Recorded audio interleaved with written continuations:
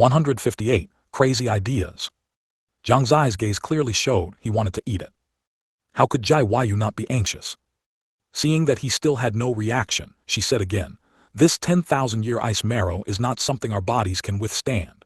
Even a strong cultivator in the domain realm would only dare to refine it, not eat it directly." "The manor lady is right, manor lord, this cannot be eaten," Gu Shengxing stepped forward and said. He, of course, knew that if it were eaten directly and then refined, the effect would be much greater, because much less power would be lost. But directly eating 10,000-year ice marrow was not something an ordinary person could endure. Manor lord, absolutely not. Exactly, although the effect would indeed be much better, it's really not worth the risk of falling. Manor lord, please think twice. Manor lord, don't do anything foolish. Yan Wufeng, Zhou Tao, Song Su and Song Wu, the four of them, also anxiously tried to persuade him. They could only persuade him, after all, when it came to strength. Jiang Xie had the Fanchen sword, making him much stronger than them. Once the Fanchen sword appeared, they wouldn't be able to stop him even if they wanted to. Qin Feng and Yi Ling also saw that Jiang Xie wanted to do something dangerous, and both spoke up. "Manor lord, no. Manor lord, we can't be without you." Jiang Xie looked around, and could clearly see the worry in everyone's eyes. Especially Jiang, who looked like she was about to cry. The entire 8th floor suddenly became quiet. The atmosphere gradually became oppressive. Jiang Xie, of course, understood their worries. If it were anyone else with such an idea, it would absolutely be courting death. But he was different. He possessed an abnormal recovery ability that was almost immortal. He was confident he could get through it. This should also be the best way for him to quickly improve his cultivation at this stage.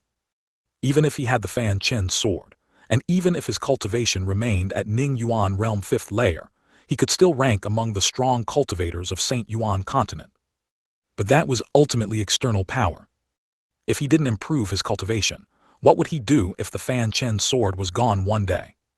Moreover, if his cultivation didn't break through, his lifespan wouldn't increase. 100 years would pass in a flash. By then, his parents and younger brother would still be young, while he would have grown old. To avoid such a situation, he had to try. Thus, everyone saw Jiang Xie's gaze become increasingly firm. Jiang couldn't stand still and quickly walked over to pull Jiang Xie's sleeve, her eyes carrying a hint of pleading as she said, "Don't do this, Miss hasn't even bullied you yet." "Manor lord, no." The rest of the people also spoke up. Jiang Xie smiled slightly, turned to Jiang and said, "Zio Yuer, do you believe me?" I believe you, but..." Jiang didn't know what to say. Believe him. Of course she believed him, but believing didn't mean she wasn't worried. Compared to believing, she was more afraid of losing him. "Believing is enough," Jiang Xie patted her head. Then he looked at the others and said, "Do you believe me?" "Of course we believe you, but..." everyone replied. The worries in their hearts were also considerable.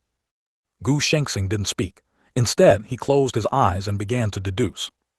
He wanted to see if Jiang Xie could truly succeed. But unfortunately he failed. Ever since he first met Jiang Xie and calculated some vague things, he had been unable to calculate anything about Jiang Xie himself. It was as if something had blocked it. Sometimes he couldn't help but wonder if he was unskilled in his art. Without a result, Gu Shengxing's brows furrowed tightly. Looking at Jiang Xie's determined eyes, he steeled his heart. So be it. At worst, he would die with Jiang Xie. There was nothing to be afraid of. He would no longer try to dissuade Jiang Xie. Gu Shengxing believed that Jiang Xie was not a boastful person. Since he was confident, then he must truly be confident. All right, you don't have to worry too much. Just wait for me to break through. Even the backlash from the Fanchen sword couldn't kill me. Could a mere 10,000-year ice marrow be stronger than the Fanchen sword?" Jiang Xie suddenly laughed, saying this in a relaxed tone. This instantly improved the somewhat gloomy atmosphere. Everyone thought about it, and realized that what Jiang Xie said made sense. Even the backlash from the Fanchen sword couldn't kill him, so could this 10,000-year ice marrow really kill him? Suddenly, their confidence in Jiang Xie increased significantly. "That's right," Yan Wufeng laughed loudly, saying with a confident expression, "This 10,000-year ice marrow is definitely no match for the manor lord." "Indeed." Zhou Tao nodded and said, "The manor lord is no ordinary person, so he naturally cannot be viewed with common sense." The Song Su and Song Wu brothers nodded in unison. How about we make a bet, what do you say? A bet? Who's betting? Jiang Xie keenly caught the phrase and looked closely. It was indeed Yan Wufeng who said it. How do we bet? Zhou Tao also became interested. We'll bet on how long it takes for the man or lord to succeed. Yan Wufeng looked around and continued. As for the stakes, whoever's guess is furthest from the truth has to sweep the floor for 3 months and wash the dishes for 3 months. How about that? All right, Song Su said. No problem, Song Wu also said. Zhou Tao nodded slightly. Gu Shengxing also became interested and smiled. Count me in. Seeing Gu Shengxing join, everyone became uneasy. Wasn't this just bullying the younger ones?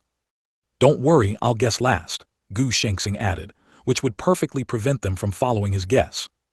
As for Jai Yu and the 2 young men, they had no interest at all. The stakes were too high. All right then, I bet the manor lord will come out in 1 day. Yan Wufeng was the first to speak. Half a day, Zhou Tao said. 4 hours. 3 hours, the Song family brothers said in unison. Finally Gu Shengxing smiled mysteriously and said, I bet, 1/4 of an hour. As soon as these words came out, Yan Wufeng's face instantly turned pale. He had guessed the longest. Why were these guys guessing shorter and shorter? 1 day was already short enough. Jiang Xie wasn't interested in their bet. What he was interested in was Yan Wufeng. Yan Xiongying, it really is you. Oh. After comforting Jai Yu for a while longer, Jiang Xie directly asked her to help him take a piece of 10,000-year ice marrow to the secret room. This breakthrough, he couldn't do it under everyone's watchful eyes. Otherwise, if they discovered him suddenly dying and then coming back to life, the situation would become uncontrollable.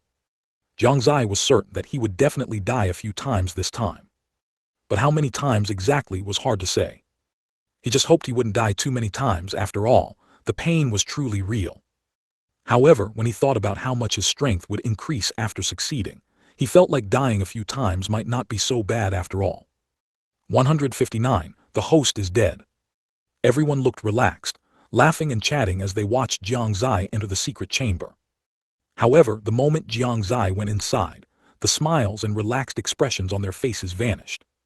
Jai Yu's feigned composure also disappeared at this moment. All that remained was endless worry. No matter how lightly Jiang Xie spoke, they still knew the danger involved. Could Jiang Xie truly endure it? They didn't know. They only knew that at this moment they could only trust him. So the group anxiously waited outside. Inside the secret chamber, as soon as Jiang Xie opened the glass container holding the 10,000-year ice marrow, an extreme cold force surged out from the 10,000-year ice marrow. Fortunately, the Fanchen sword appeared before Jiang Xie at the crucial moment, blocking this extreme cold force for him. Otherwise, Jiang Xie would have probably died for the first time just now. The entire secret chamber was instantly covered in ice. The intense cold caused a thick layer of ice to form outside the secret chamber door as well. Seeing this, everyone became even more worried. This, can the Chinese letter really do it? It feels a bit precarious. Should we stop him? There's still time if we act now. I'm already starting to worry about the Chinese letter. The worried expressions on everyone's faces deepened. Jai Yu was already pacing back and forth. Her heart was also extremely anxious. Inside the secret chamber, Jiang Xie held the Fanchen sword in one hand, swishing it several times, and a huge chunk of 10,000-year ice marrow was split into many fragments by him. Then he put away his sword. He directly picked up a piece from the ground and put it into his mouth. As soon as it touched, his right hand lost all sensation. No wonder they said it couldn't be eaten. This power. Jiang Xie clicked his tongue in wonder. Helpless, he could only use the Fanchen sword as a medium to deliver the shattered 10,000-year ice marrow to his mouth. The moment it entered his mouth, his expression instantly changed drastically. The 10,000-year ice marrow melted in his mouth the instant it entered, and then, an extreme cold force erupted again. Even with spiritual power protection, Jiang Xie could still feel a layer of ice forming in his throat. Of course, the effect was also very obvious. An extremely pure power instantly spread throughout his body, and he did not dare to be negligent, quickly refining it. While refining, he continuously put more into his mouth. After only a short while, Jiang Xie felt his vision starting to blur. The surrounding scenery, also gradually became indistinct. When he had consumed half of the 10,000-year ice marrow, his body completely lost its vitality. He fell straight down. A thick layer of ice also formed on the surface of his body. And within his body, destruction and recovery coexisted. The power of the 10,000-year ice marrow was also gradually absorbed by Jiang Xie amidst their continuous collisions. About a quarter of an hour later, the ice covering Jiang Xie gradually melted. Jiang Xie also opened his eyes again, his expression showing a hint of lingering fear. I didn't expect this thing to be so terrifying. Just now, he experienced the pain of being tormented by extreme cold. He felt as if his internal organs were frozen and would shatter with a light touch. The physical pain was secondary, because his body was completely frozen and already completely numb. The main thing was the mental pain. During his recovery process, he had to constantly endure the torment brought by this cold. But fortunately, this pain had its rewards. Jiang Xie carefully checked his cultivation, and found that he had already reached Ningyuan Realm 9th level. He had advanced 4 levels. And this was only using half. The effect is good, continue. He began to get excited. He continued to consume all the remaining portions. Pain struck again. The feeling of his internal organs being frozen reappeared. His eyes also gradually blurred, and Jiang Xie began to lose his balance, swaying and falling to one side. He happened to crash heavily against the door. Those outside the secret chamber only heard a thud, and the extreme cold emanating from inside the secret chamber instantly dissipated by more than half. Their expressions all changed. Jai Yu was even more anxious, rushing directly to the door and pushing it open with all her might. What met her eyes was Jiang Xie lying on the ground, his entire body covered in a layer of ice. She froze, her legs gradually bending. With another thud, Jai Yu's body directly knelt on the ground. Her expression also began to turn sorrowful. Tears gradually gathered at the corners of her eyes, about to burst forth. My lord! My lord! Qin Feng and Yi Ling also rushed over, tears already streaming from their eyes. The other domain realm experts also froze in place. The lord, did he ultimately not make it? Yan Wufeng stared blankly ahead. This, alas, Zhou Tao sighed heavily. The Song Su and Song Wu brothers also shook their heads at each other. Only Gu Shengxing stared at Jiang Xie without blinking. Slowly, he seemed to discover something. Jai Yu's tears were almost uncontrollably gushing out. Gu Shengxing's face grew increasingly strange. He glanced at the sorrowful expressions of everyone present, and his own expression became even more peculiar. Wu Wu Wu, how could you die? Didn't you tell me to trust you? Didn't you say you were confident? Jai Yu finally burst into tears, kneeling on the ground, looking somewhat helpless. My lord, don't die, Wu Wu Wu. My lord, please don't die. The two youths, Qin Feng and Yi Ling, were also crying profusely. Yan Wufeng and the others also didn't know what to do. The core of East Tower was Jiang Xie. Gu Shengxing was also so diligent because Jiang Xie was there. Once Jiang Xie died, where would they go? Thinking of this, their hearts felt heavy. They had thought they found an excellent place to settle down, but never expected fate plays tricks on people. What they didn't know was that Jiang Xie had already regained consciousness at this moment. He could also hear the crying sounds from outside. He felt a bit helpless. He wasn't completely dead yet. Was it really necessary?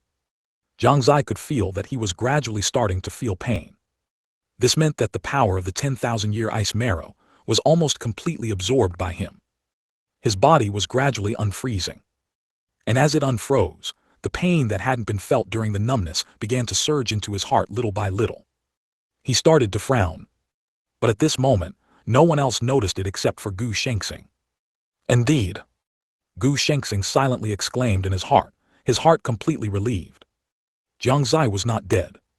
Another quarter of an hour passed, and the ice on Jiang Xie's body had completely disappeared. Wu Wu Wu, you bad guy, how could you? How could I what? Jai Yu hadn't finished speaking when she heard a familiar voice sound by her ear. She raised her head in disbelief. When she saw Jiang Xie looking at her with a mischievous smile, all she had was a look of utter astonishment. 160, give you a reward. Soon, she reacted, quickly wiping away the tears from the corners of her eyes. She tilted her head and pouted. I didn't say anything just now. Although it was a pouting remark, Jiang Xie still heard a hint of relief in it. This girl, her temper is really stubborn. Lord of the East Tower Yu came back from the dead. Qin Feng and Yi Ling also looked at him in shock. How did the person who was just frozen suddenly become so lively? The remaining few also hadn't reacted. This. Yan Wufeng said several this in a row but couldn't articulate anything coherent. The Lord of the East Tower actually succeeded, Zhou Tao exclaimed in surprise after he reacted. Song Su and Song Wu, the two brothers, both gave Jiang Xie a thumbs up. Only Gu Shengxing looked at Yan Wufeng with a mischievous smile and said, "Fellow Taoist Yan, don't forget the bet we just made." "Ah," Yan Wufeng only then reacted, slapped his head and laughed. "Alas, there's nothing I can do. Who made the Lord of the East Tower so powerful? I Yan Xuangying admit defeat." Although he would have to wash dishes and sweep floors for several months, his mood was excited at the moment. At the same time, everyone realized that from the moment Jiang Xie began refining the 10,000-year ice marrow until now, he hadn't even used half an hour. This was simply heaven-defying. One must know that even for them, refining this 10,000-year ice marrow would probably take a full day, and that's under the condition of two people refining it together. This was enough to explain Jiang Xie's abnormal nature. Upon closer inspection, Jiang Xie's cultivation had actually reached the controlling origin realm 3rd level. From Ning Yuan realm 3rd level to controlling origin realm 3rd level, an entire major realm. It only took less than half an hour. Lord of the East Tower, your cultivation. Jiang Xie sensed his own cultivation. Controlling origin realm 3rd level, well, it was already beyond his expectations. For someone like him, who took 7 or 8 years to break through from body tempering realm to Ning Yuan realm, being able to break through to controlling Yuan realm in such a short period of time was something he hadn't dared to imagine before. A smile had already crept onto his face. After his cultivation improved, he realized something. It turned out that the strongest power unleashed by a mortal using the Fanchen sword was not the true strongest power of the Fanchen sword at all. He could clearly feel now that if he were to use the Fanchen sword, the power unleashed would be even stronger. At the same time, Jiang Xie also discovered the biggest secret of the Fanchen sword. That is, the side effect of the Fanchen sword is not devouring life force at all, but as the user's strength increases, the life force required to unleash its power will also increase exponentially. Similarly, the power will also increase, but this increase in power is far less than the increase in consumed life force. This leads to the situation where the higher a person's cultivation, the stronger the power of the Fanchen sword they can unleash. But relatively, the life force required will also be stronger, several times stronger than the initial amount. Even before a single move can be unleashed, the life force is already exhausted. Only people with low cultivation can unleash its power once. This is why the Fanchen sword's recognition of a master doesn't seek out those with strong cultivation, but rather ordinary people. Because it also doesn't want to be buried, even if it can only shine once. After understanding this, Jiang Xie couldn't help but wonder how the Fanchen sword was born, and why even a great emperor couldn't unleash its true power before all their life force was absorbed. In terms of power, Jiang Xie believed that the Fanchen sword was definitely the strongest among the 6 famous weapons. But in other aspects, it's not necessarily true. Or rather, each famous weapon has its own characteristics, with extremely prominent power in a certain aspect. Thinking of this, Jiang Xie came back to his senses. He smiled at everyone and said, "I'm fine." "Hee, I knew it, the Lord of the East Tower must be fine," Yan Wufeng laughed heartily. "You still have the nerve to say that. You were the one who shouted the loudest just now," Zhou Tao mercilessly retorted. This caused everyone to burst into laughter. "All right, it's time for you all to cultivate." "Yes, Lord of the East Tower." They were actually already somewhat restless. Upon hearing Jiang Xie's words, they immediately left in pairs to refine the 10,000-year ice marrow. There were still 4 pieces of 10,000-year ice marrow in the hall on the 8th floor. To be honest, if it weren't for the fact that the second piece of this item was significantly less effective, Jiang Xie would really want to refine another one. Under these circumstances, leaving it for future occupants of the East Tower would maximize its value. He walked forward and put one of the 10,000-year ice marrow into his storage ring. He wanted to take this one back and let Jai Yu, Old Wu, and Lin Maoyan refine it together. Given their current cultivation, one piece would be enough. At this moment, Jiang Xie noticed Gu Shengxing still standing to the side and couldn't help but ask in confusion, "Don't you need to cultivate?" He, Gu Shengxing smiled slyly and said, "Thanks to the Lord of the East Tower I just broke through." His demeanor, indeed, had the feel of a swindling charlatan. Jiang Xie looked, and indeed saw that his aura was much stronger than before. Only then did he remember hearing from his grandfather that the stronger he was, the stronger Gu Shengxing would be. "All right, we're going back to the palace. I'll leave the matters of the tower to you." Jiang Xie perfectly played the role of a hands-off boss. Gu Shengxing didn't have any complaints about this. After retrieving the 3 pieces of 10,000-year ice marrow from the ground, he cupped his hands towards Jiang Xie and said, "Then I'll go find someone to forge weapons first." After speaking, he disappeared before Jiang Xie could even say anything. Jiang Xie shook his head, just about to turn around, when he heard Gu Shengxing's voice again. "Lord of the East Tower, I almost forgot. I'll have to trouble you to hatch this snow Kirin egg." Then Jiang Xie felt an extra item in his hand. He looked closely, and saw that it was indeed the snow Kirin egg. It didn't feel cold to the touch. Instead, it was very warm and smooth. Jiang Xie also put it back into his storage ring. Only then did he look at Jai Yu, who was tilting her head and looking at the ceiling. Sensing his gaze, Jai Yu turned her body again. Perhaps it was because her previous behavior made her feel a bit awkward. "What, are you embarrassed?" Jiang Xie took a step forward, gradually closing in on her. Jai Yu kept backing away, and was soon cornered against the wall. What do you want to do?" Her face was a bit red. Their current posture was extremely inappropriate. They were so close that their faces were almost touching. Jai Yu's heartbeat also quickened considerably at this moment. Jiang Xie picked up a strand of her beautiful hair and gently placed it at the tip of his nose. A fresh scent entered his mind. Jai Yu's face turned even redder. Immediately after, Jiang Xie's lips moved closer to Jai Yu's ear, and he gently blew a breath. Jai Yu shivered instantly. "Given how worried you were about me just now, I'll give you a reward." After saying that, Jiang Xie gently bit her earlobe, just a very light bite. By the time Jai Yu reacted, Jiang Xie's figure was already at the stairwell. He turned his head, smiled at her and said, "Why are you still standing there? Let's go home." 161. I like it this way.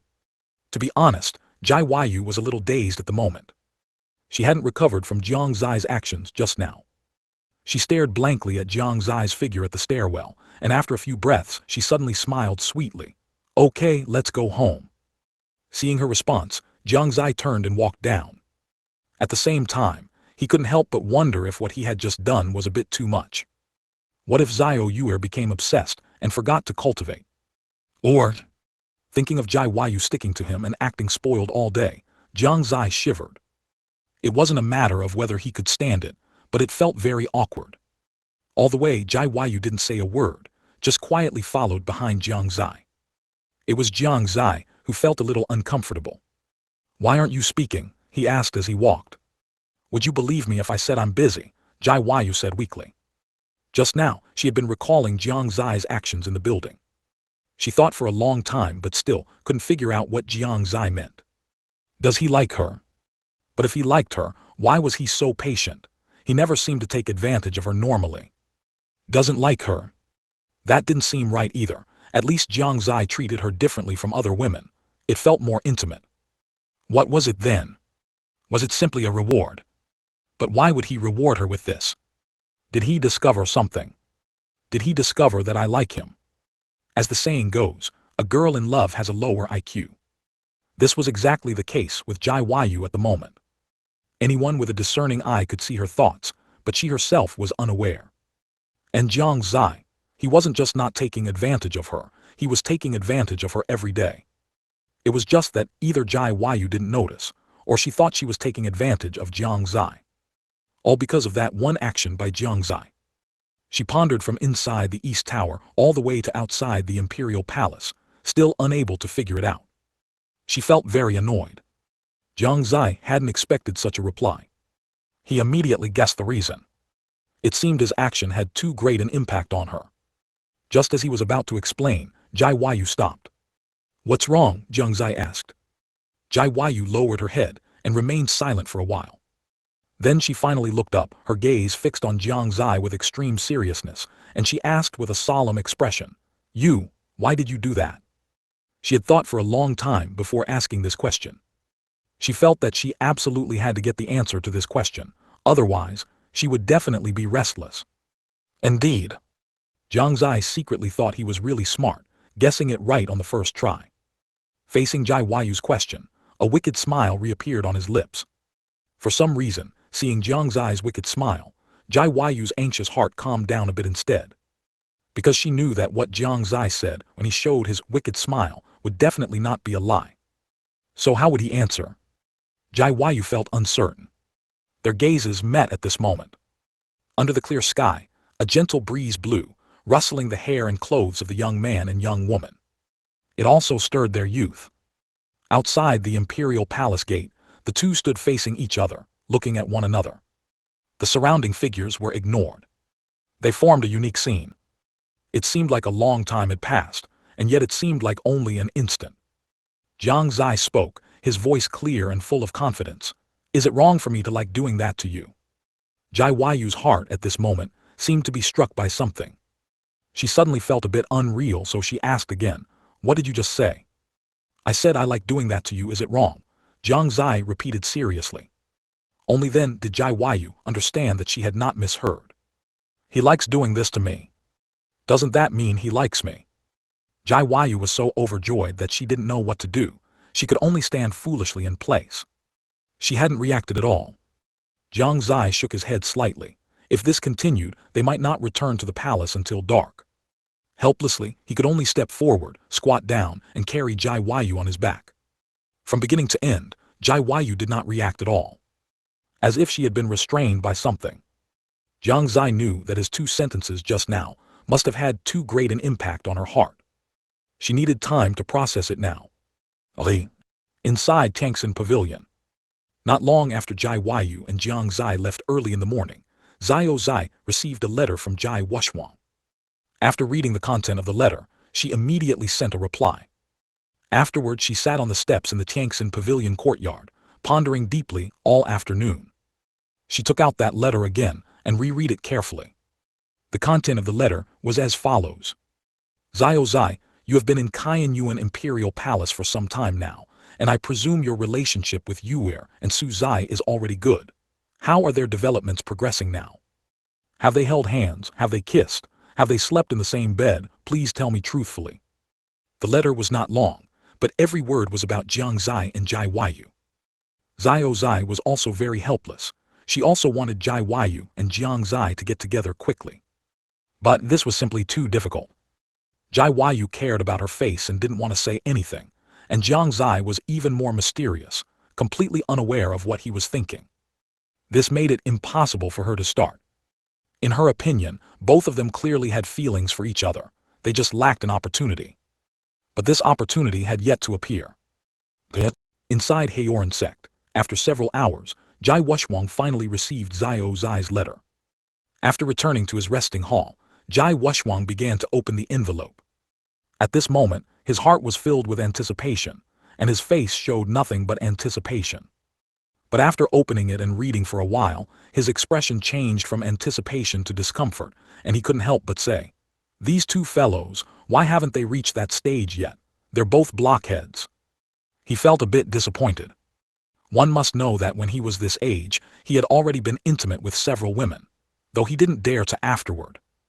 And Xiao Zai's letter was also very simple. It said, occasionally holding hands, no deep kisses seen, sleeping in the same bed but no sexual acts. No, I need to tell Xiao Zai to step up her efforts. Jai Wuxuang silently made a decision. In his opinion, if someone like Jiang Xie wasn't caught early, he could easily be snatched away by others.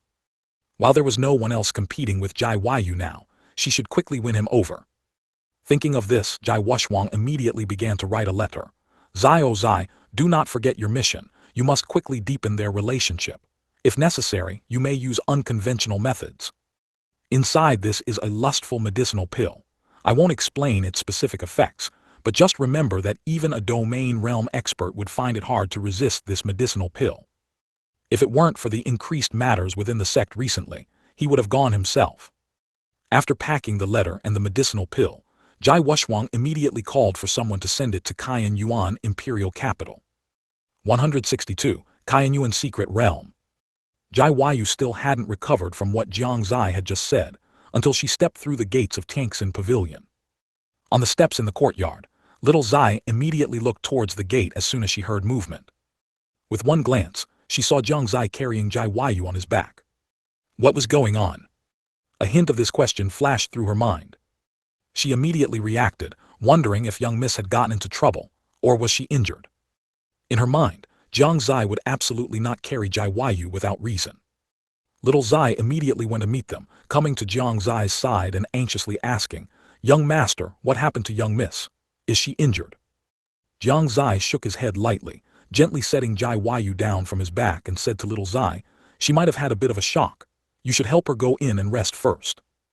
As soon as little Xie heard that Jai Yu had been shocked, she immediately panicked, hastily agreed, and then helped Jai Yu back to her bedchamber.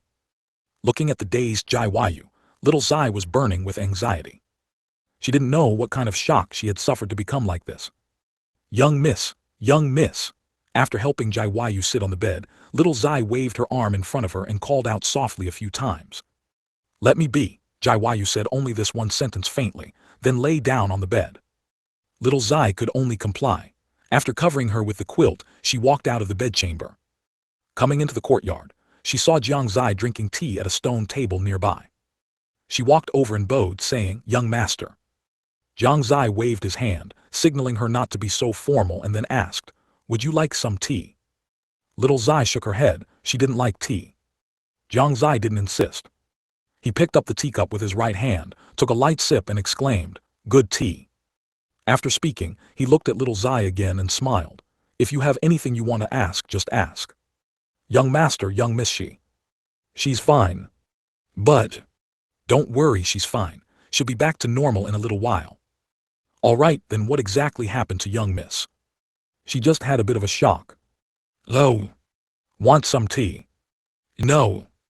Unbeknownst to them, while the two were talking, Jai Yu in the bedchamber had already returned to normal. Her face instantly turned crimson. She hugged the quilt tightly and rolled around on the bed a few times. He really likes me. He actually said he likes to do that asterisk to me. I knew it. Miss is naturally beautiful, how could he not fall for me? Hesedi. Tilde so shy. The more Jai Yu thought, the shyer she felt, so she simply buried her entire face in the quilt. And little Xie just happened to walk in. Looking at Jai Yu, who was burying her face in the quilt and rolling around on the bed. She was petrified on the spot. Young miss, what happened to you?" Jai Yu, who was rolling on the bed, immediately stopped. The next moment, Jai Yu, with a perfectly normal expression, lifted her head from the quilt, sat on the edge of the bed and softly said, "Nothing." Her tone and demeanor had become perfectly normal. Little Xie almost doubted if she had seen wrongly just now. "But, young miss, you just... What about me just now?" "Nothing, I just wanted to ask if young miss feels unwell anywhere." "I'm fine." "That's good, young master said you were shocked, I wonder." "He lied to you, I wasn't shocked, I was just thinking about something earlier." "Where is he?" Young master said he had to go to Cayenne Yuan Hall for a bit and just left." After leaving Tianxin Pavilion, Jiang Xie walked towards Cayenne Yuan Hall. As dusk approached, Jiang Xie's desire to improve his cultivation grew stronger. He had a premonition that in the near future, the world would undergo great changes. At that time, without sufficient cultivation, relying solely on the Fanchen sword might still be slightly insufficient. When facing a crisis, he might be able to retreat unscathed, but it would be hard to say for those around him. Therefore, he had to quickly find the item to activate the third statue. After arriving in the imperial capital, he had not only visited, but also explored many places inside and outside the Cayenne Yuan Imperial Palace. Each time he went to Cayenne Yuan Hall, he would take a different route. But his forehead showed no reaction at all. This made him very certain that the item to activate the third statue was not within the Imperial Palace.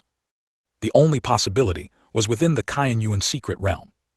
So his purpose in going to Cayenne Yuan Hall this time was to ask Su Wu for a clear explanation. As he thought, Cayenne Yuan Hall was already close at hand. Jiang Xie walked straight over. The guards outside the hall also recognized him, knowing that he was not only the imperial heir but also Su Wu's highly valued grandson, so they dared not stop him. Thus Jiang Xie easily entered the main hall. He continued walking towards the back along the vast hall. Upon reaching the end, a small golden door stood quietly. Jiang Xie skillfully pushed it open and walked inside. This was a narrow, long corridor. After walking for a while longer, he finally arrived outside the main gate of the rear hall of Qianyuan Hall. "Grandfather, Xie requests an audience," he said respectfully from outside. Su Wu's voice immediately came from within. "Come in, it's fine." Jiang Xie nodded lightly and walked in through the main door. Upon entering the main hall, he saw Su Wu, who was processing memorials. His gaze flickered. It seemed that even here, the emperor could not escape the duty of reviewing memorials.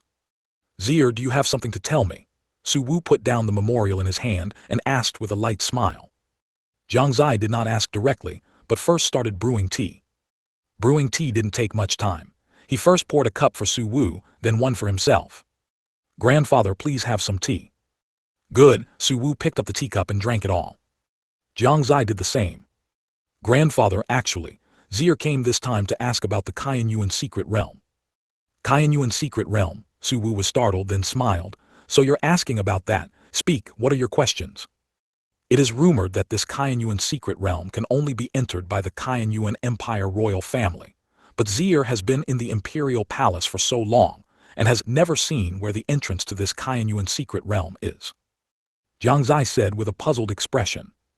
Hearing this, Su Wu laughed heartily and said, "If it were that easy to find, the Qianyuan Empire would have been annihilated thousands of years ago. Actually, this Qianyuan secret realm is right above your head." "Above my head?" Jiang Xie was stunned. He began to look up. Above his head, there was only a huge luminous pearl, and it seemed to have nothing special about it. 163. Bring a few people. "Does it not look like it?" Su Wu seemed to have seen through the doubt in Jiang Xie's heart and explained calmly, "The luminous pearls outside are just for show. In reality, there's an ancient formation above that blocks the aura of the secret realm entrance, which is why the Qianyuan secret realm hasn't been discovered by outsiders." "So that's how it is." Jiang Xie seemed to understand, but soon he thought of another problem. Even if others couldn't find it, what if someone from the Su family leaked it? Or rather, is this Qianyuan secret realm only known to the direct descendants of the imperial family? Thinking of this, he looked at Su Wu and asked curiously, "Grandfather, is this Qianyuan secret realm only known to the direct descendants of the imperial family?" "No," Su Wu shook his head calmly. "Everyone in the Su family within the Qianyuan Empire's imperial capital knew." "Then what if?" "There is no what if." Su Wu knew what he was going to ask. He explained, "Every member of the Su family within the Qianyuan Empire's imperial family has sworn a heavenly Tao oath since childhood to never reveal the location of the Qianyuan secret realm to outsiders. Once there's any sign of them wanting to reveal it, they will be punished by the heavenly Tao. Of course, even if the other party uses soul-searching methods, it's useless. Because of this, when people from the Saint Continent tried to snatch the Qianyuan secret realm several millennia ago, they didn't succeed." Now Jiang Xie completely understood. At the same time, he breathed a sigh of relief. Thankfully, there were no disgusting plotlines. He was really afraid that someone would betray them, leading to the leakage of the Qianyuan secret realm's location. So the next step would be how to enter this Qianyuan secret realm. Jiang Xie pondered how to bring it up. Unexpectedly, Su Wu seemed to know what he was going to say and asked in advance, "You want to enter the Qianyuan secret realm, don't you?" Jiang Xie was stunned. He hadn't said anything yet. It felt like Su Wu had guessed all his intentions for coming here this time. He nodded silently. Su Wu smiled, confirming his guess. He poured another cup of tea and savored it slowly. Then he calmly uttered, "Actually, even if you didn't say it, I was planning to let you enter the Qianyuan secret realm." Jiang Xie was truly a bit confused. There were too many surprises today, weren't there? Before Jiang Xie could say anything, Su Wu suddenly widened his eyes, his face filled with shock. He seemed to have discovered something incredible, and couldn't help but exclaim directly, "Xie, when did your cultivation reach controlling origin realm 3rd level?" Only then did he notice the abnormality in Jiang Xie's cultivation. He remembered that before today, Jiang Xie was still only at Ning Yuan realm 3rd level, right?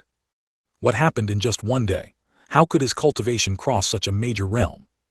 Or had Jiang Xie been hiding his cultivation all along? No, no, no. If he had hidden his cultivation, it would have been impossible for him to gain the Fanchen sword's recognition.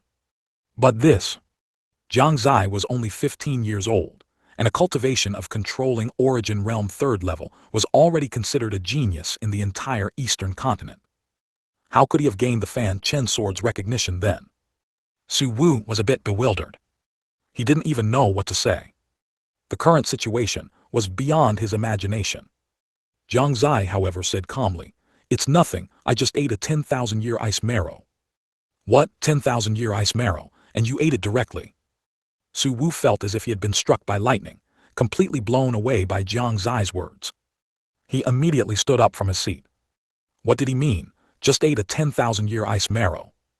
That thing was indeed a rare treasure, but could it be eaten? Let alone a domain realm expert, even he, a law realm expert, couldn't withstand it. Jiang Xie, a Ning Yuan realm cultivator, actually dared to eat a 10,000-year ice marrow. No wonder his cultivation soared. It's just that. This method was indeed too dangerous. What if something went wrong? Thinking of this, Su Wu suppressed the shock in his heart and said with a serious expression, "Zier, I know you want to improve your strength, but this 10,000-year ice marrow is no joke. A slight mistake could lead to death and the dissipation of one's Tao. I don't know if you were just lucky this time, but never have such thoughts again in the future." Jiang Xie felt the warmth in his heart and nodded seriously, "Understood." Seeing his serious attitude, Su Wu then exclaimed in admiration again, "I really didn't expect you to have such a fortuitous encounter. You're probably the first Fanchen sword master in history whose cultivation has broken through to controlling origin realm 3rd level. Fortuitous encounter. This was all thanks to having a good subordinate." Whenever such moments arose, Jiang Xie would silently thank Gu Shengxing in his heart. Maybe I'll even become the first Fanchen sword master to break through to the domain realm and even higher realms, Jiang Xie said confidently. Ha ha ha ha. Su Wu burst out laughing, shaking his head and chuckling, you're thinking too far ahead. He too wished that Jiang Xie's cultivation could be higher. But being chosen by the Fanchen sword meant that his cultivation wouldn't be too high. Therefore, Jiang Xie's expectation might very well not be realized. This was indeed a great regret. Jiang Xie, of course, wouldn't know what Su Wu was thinking at this moment. He only knew that what he had said was not a joke. But rather, he had a premonition. His cultivation would definitely rise. Although the process might be a bit winding. But it's fine at most, he'll die a few more times. If you don't endure some hardship, how can you become a cut above the rest? Jiang Xie had long since prepared himself mentally. He would rather suffer more pain than have his parents and loved ones still young centuries later, while he himself had run out of lifespan. This was something he could not accept. The atmosphere fell silent for a while. For several breaths, neither of them spoke. After a few more breaths, Jiang Xie finally asked, "Grandfather, about you letting me into the Kainyuan secret realm. I do want you to enter the Kainyuan secret realm, but this time, you won't be the only one going in." "Oh, do you mean? Didn't I incorporate the younger generation in the Imperial Palace, aged 14 to 18, into the Heaven Troop a while ago?" "You mean the Heaven Troop that you put under my command?" Jiang Xie seemed to understand something. "Exactly. This time the main task is for you to lead them to train in the Kainyuan secret realm. Can you do it?" Su Wu looked at him with a smile. Jiang Xie had no objection to bringing a group of kids along, as long as he could get in. "Yes, I can, but, grandfather, can I bring a few people with me?" "You're talking about those who are by your side, aren't you?" Su Wu had long anticipated this and was not surprised. Jiang Xie nodded calmly. He indeed wanted to bring Jai Weiyu, Old Wu, Lin Maoyan and Little Zai. "Yes, you can, but likewise they must also swear a heavenly Tao oath." Su Wu did not refuse. Upon hearing this, Jiang Xie immediately nodded and said, "No problem, then thank you, grandfather. Hahata, come here tomorrow at noon." Zier obeys. Jiang Xie respectfully bowed, then slowly exited the main hall. After leaving Kainyuan Hall, the sky had already darkened. Jiang Xie stood on the high steps, enjoying the gentle evening breeze, his mood greatly uplifted. He had originally thought this trip would be a bit difficult. But he didn't expect the problem to be resolved so easily. It seemed that the time to activate the third statue was much closer. He couldn't help but feel a bit excited. What kind of ability would this third statue bring him? He wanted even more to stir up the winds and clouds of the Shengyuan Continent, without relying on the Fanchen sword. 164. Old Wu's status. After blowing in the wind at the entrance for a while, Jiang Xie started to walk back. As he walked, a series of shouts from his left attracted his attention. Jiang Xie's heart stirred, recognizing the sounds as those made during training. Old Wu doesn't seem to have returned yet. Could he still be training soldiers at this hour? He looked in the direction of the sounds and muttered. He just happened to think that he hadn't seen the training grounds within the Kainyuan Empire's imperial palace yet, so it wouldn't hurt to go check it out. He could also see how Old Wu taught others. Of course, his main concern was that Old Wu might reveal some of his terrible quotes. So he changed direction and walked to the left. It was a small path, about several tens of meters long, with houses on both sides, making it somewhat dim. After walking for a short while, Jiang Xie's eyes suddenly lit up. What greeted his eyes was a huge square. Despite it being evening, there were still many people gathered there. They wore thick armor, and each person held a saber. They swung it forward again and again. Their eyes held fanaticism and excitement. Jiang Xie noticed that they seemed to have a different aura about them. It looked like Old Wu seemed to teach quite well. But where was Old Wu? Jiang Xie was puzzled and began to search his surroundings. Suddenly his gaze fixed, and he found Old Wu's figure. However, the sight before him made him feel somewhat incredulous. He saw that not far from the square, in an open area, a middle-aged man was leisurely lying on a specially shaped lounge chair. Behind him, two beautiful young women were massaging his shoulders. Beside his legs, two other young women were massaging his legs. On a small table to his right, there was also a pot of wine and some food. Delicious food, fine wine and young women for companionship. This life was truly enjoyable. If he hadn't seen it with his own eyes, Jiang Xie wouldn't have dared to believe this was Old Wu. No wonder he left every morning at dawn and returned in the middle of the night. More importantly, the shape of that lounge chair was exactly the same as the one he used to make in his small courtyard outside Jiangcheng. Even this was copied. This was not what made Jiang Xie feel outrageous.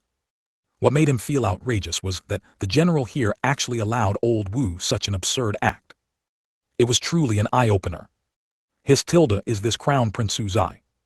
Jiang Xie was about to go over to Old Wu when a voice reached his ears. He raised an eyebrow and turned to look. He saw that the speaker was an elderly man, walking towards him. His hair was white, but he exuded a heroic spirit. Jiang Xie could even feel a faint killing intent on him. Without looking, he knew that this old senior must have been on the battlefield before and killed many people. "I am Suzai. May I ask who you are, old senior?"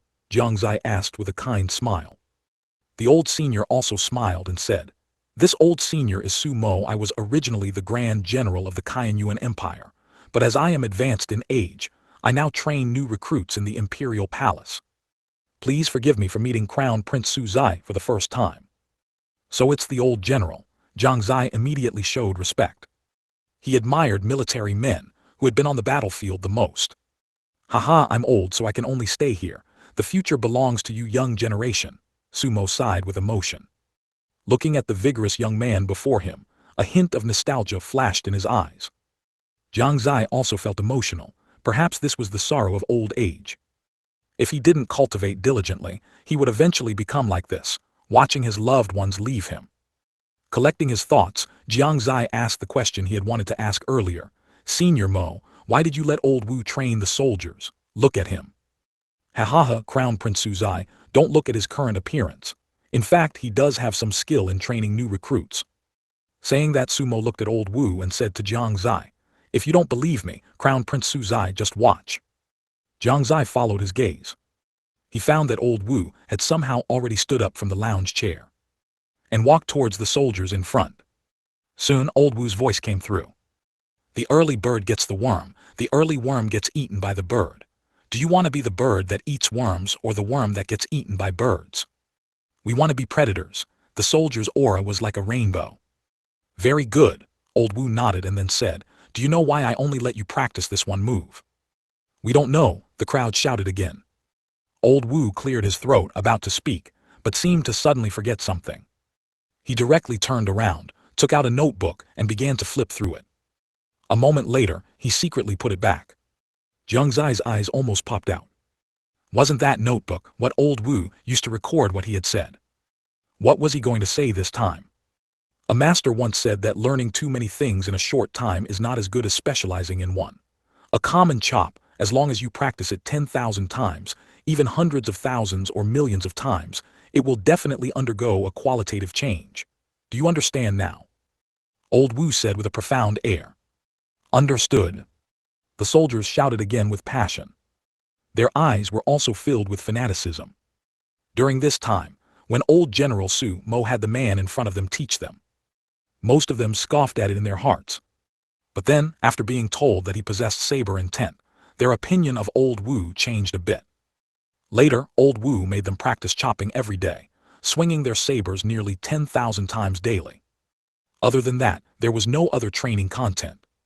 They began to doubt again, doubting whether he had truly comprehended saber intent. Later, as they practiced, they found that something about them seemed different. It was just a simple chop, but it seemed to have undergone a huge change. They chopped again. Gradually, Jiang Xie could even see traces of saber intent gathering above their heads. This discovery made his eyes widen instantly. He cursed inwardly. This could actually work. Wasn't this too absurd? Jiang Xie admitted that those words old Wu had just spoken were indeed his own. But at that time, he had learned that he had no cultivation talent. When he was disheartened, old Wu asked him why he didn't cultivate cultivation techniques and martial skills. To save face, he said, learning too much in a short time will make you not proficient. As long as you practice a move hundreds of thousands or even millions of times, even if it's ordinary, it will become extraordinary. Jiang Xie increasingly felt that old Wu was a talent. Turning his head again, the old general beside him was already excited. Now he finally somewhat understood why old Wu received such treatment. He really didn't know whether to say he was lucky or truly had that level of skill. 165. My uncle likes you. 3100. Old senior, I now somewhat understand why you kept him, Jiang Xie said indifferently, his gaze fixed on old Wu. Ha, isn't that right? Sumo stroked his beard, a look of delight on his face. After discussing for a while longer, Sumo departed. Jiang Xie, meanwhile, strode towards where old Wu was lying. Hey ha! Along the way, the loud shouts of the soldiers could be heard. As he drew closer, he could even more strongly sense the faint saber intent gathered on these soldiers. Perhaps it was still too early for them to comprehend saber intent on their own, but when a group of them wielded their sabers together, their will and their aura could converge into that saber intent. On the battlefield, that was an absolute sharp weapon. It was a huge blow to the Empire soldiers. While Jiang Xie observed them, they also saw Jiang Xie. The moment they saw Jiang Xie's face, they knew he must be someone related to the emperor. This made them even more daring not to slack off. They swung their weapons with all their might. In a corner of the square, old Wu lay leisurely on a reclining chair. He held a pot of wine in his right hand, guzzled 2 mouthfuls, and couldn't help but exclaim, "Good wine." Behind and in front of him, 4 young women were still diligently massaging his shoulders. He didn't even realize Su Zai's arrival. It was the young women who saw Jiang Xie approaching them. This caused their movements to involuntarily pause. Feeling the hands on his shoulders and legs stop, old Wu frowned and couldn't help but ask, "Why did you stop?" "Sir, someone is coming," one of the young women said. Old Wu was startled but didn't stand up, merely asking, "Who's here?" "I don't know, but it seems to be a young master." "A young master?" Old Wu was shocked. "Could it be the young lord?" No, how could the young lord come here?" Soon he dismissed this idea. Perhaps it's the son of some minister, idle and coming to take a look, he thought. A moment later, the massaging sensation returned to his shoulders. However, the force seemed much stronger than before. "Old Wu is my strength all right." Jiang Xie laughed as he massaged his shoulders. Boom! Old Wu only felt a thunderclap resound in his mind. His entire body directly rolled off the reclining chair. Then he awkwardly scrambled up from the ground, came before Jiang Xie and stammered, Young lord, Listen to my sophistry. No, listen to my explanation. You seem quite comfortable here, Jiang Xie said, feigning seriousness as he looked at him. Old Wu immediately panicked and hurriedly explained, Young lord, you've misunderstood me. This is all something I learned from you. Oh, Jiang Xie raised an eyebrow. When had he ever taught this? Young lord, don't you remember? Old Wu explained. You said that one must balance work and rest, as this benefits physical and mental health and improves efficiency. Did I say that? Yes, look, I even wrote it down, let me find it. Cough cough, no need, I've already remembered. He, I knew the young lord remembered. All right, quickly finish the training and go back. I have something good for you all. Something good? Old Wu's eyes lit up. Without even asking what the good thing was, he immediately turned and shouted loudly at the soldiers behind him. Today's training ends here, everyone can go back. After speaking, he rubbed his hands together and said to Jiang Xie, Young lord, shall we go now? Oh you! Jiang Xie shook his head with a light laugh, then turned and walked towards Tianxin Pavilion. Looking at old Wu, who was respectfully following behind Jiang Xie. The soldiers knew their guess was correct. Jiang Xie was indeed related to the emperor. Otherwise, how could the usually strict boss Wu behave like this? Inside Tianxin Pavilion. Although Jai Yu outwardly seemed no different than usual, Xiao Zai still noticed some clues. For example, she would suddenly giggle foolishly. Or her legs would constantly shake, and so on. These were all behaviors not typically seen, and despite the subtle movements, they did not escape Xiao Zai's keen eyes. She was already guessing whether Jiang Xie had done something that led to Jai Yu's current state. If so, it meant that what he did was not a bad thing. Combining this with Jiang Xie's earlier statement that Jai Yu was stimulated. Then what kind of stimulation could lead to this? The answer seemed obvious. But Xiao Zai still couldn't be certain. Therefore, she decided to probe indirectly. To that end, she quietly walked up to Jai Yu and whispered, Young miss, the young master just told me that what he said earlier was a joke, and he wants you not to take it to heart. A joke? Jai Yu's joyful mood instantly solidified. She widened her eyes and looked at Xiao Zai in disbelief, asking, Did he really say that? Oh no. Xiao Zai's heart sank. She had intended to casually make up a sentence to test Jai Yu's reaction. But it seemed, the young master really had said something to the young miss. What should she do now? She was momentarily stumped, her brain working at high speed. Suddenly, an idea struck her and she said, The young master also said that what he said just now was a lie, and he actually likes young miss. Likes me, Jai Yu's previously frozen good mood instantly thawed. An unspeakable surge of immense joy filled her mind. He really said that. It was the same question as before, but the tone was completely different. The former was a feeling of heartbreak and disbelief, while the latter was a feeling of ecstatic joy, also disbelief. Really, Xiao Zai affirmed. At this point she could only say this. Otherwise, she really didn't know what Jai Yu would do. She could only silently pray in her heart, Young master, please don't let down Xiao Zai's good intentions. At this moment, Jiang Xie was still unaware of the seriousness of the problem. It took less than half an incense stick's time for the two to return from the training ground to Tianxin Pavilion. Upon entering, old Wu already asked impatiently, Young lord, what exactly is this good thing? I'll tell you later. Jiang Xie didn't answer him but instead said, go call them all out. Got it. Old Wu immediately walked into the main hall and said outside the bedchamber, Xiao Zai, the young lord wants you to come out. After speaking, he walked out of the main hall into a room next door, knocking on the door. My Oyen, the young lord has something to instruct.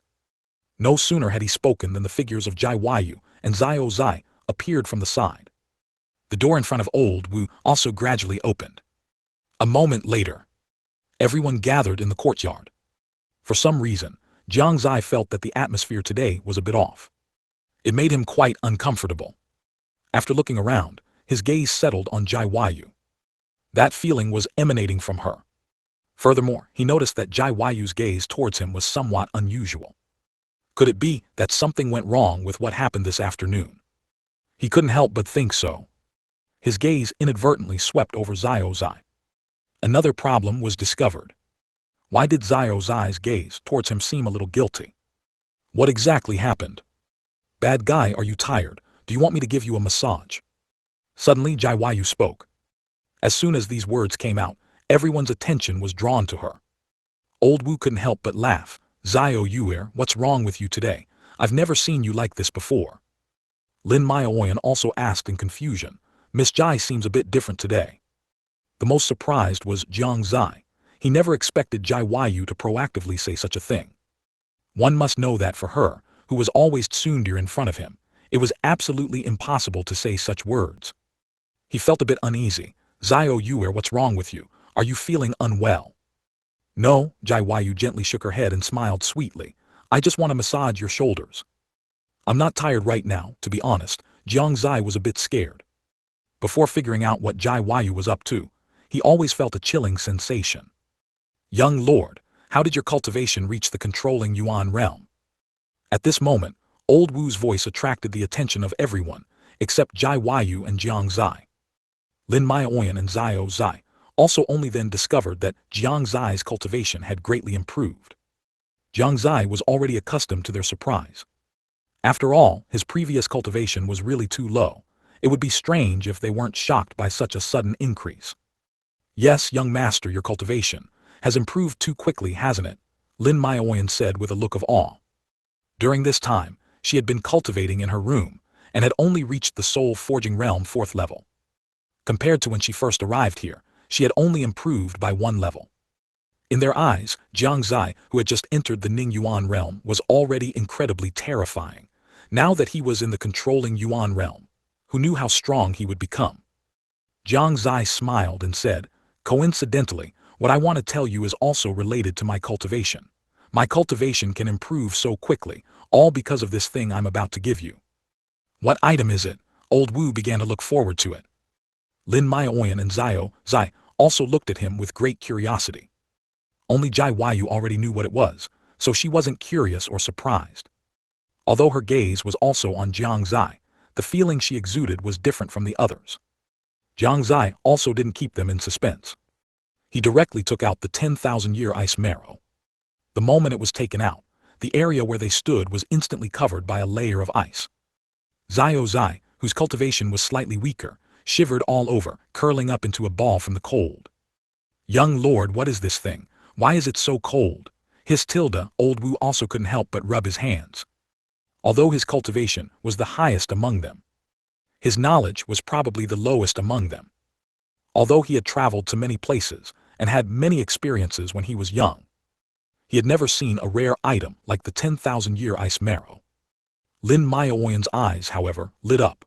She recognized it at a glance and couldn't help but exclaim, could this be the 10,000-year ice marrow? 166, dance with me.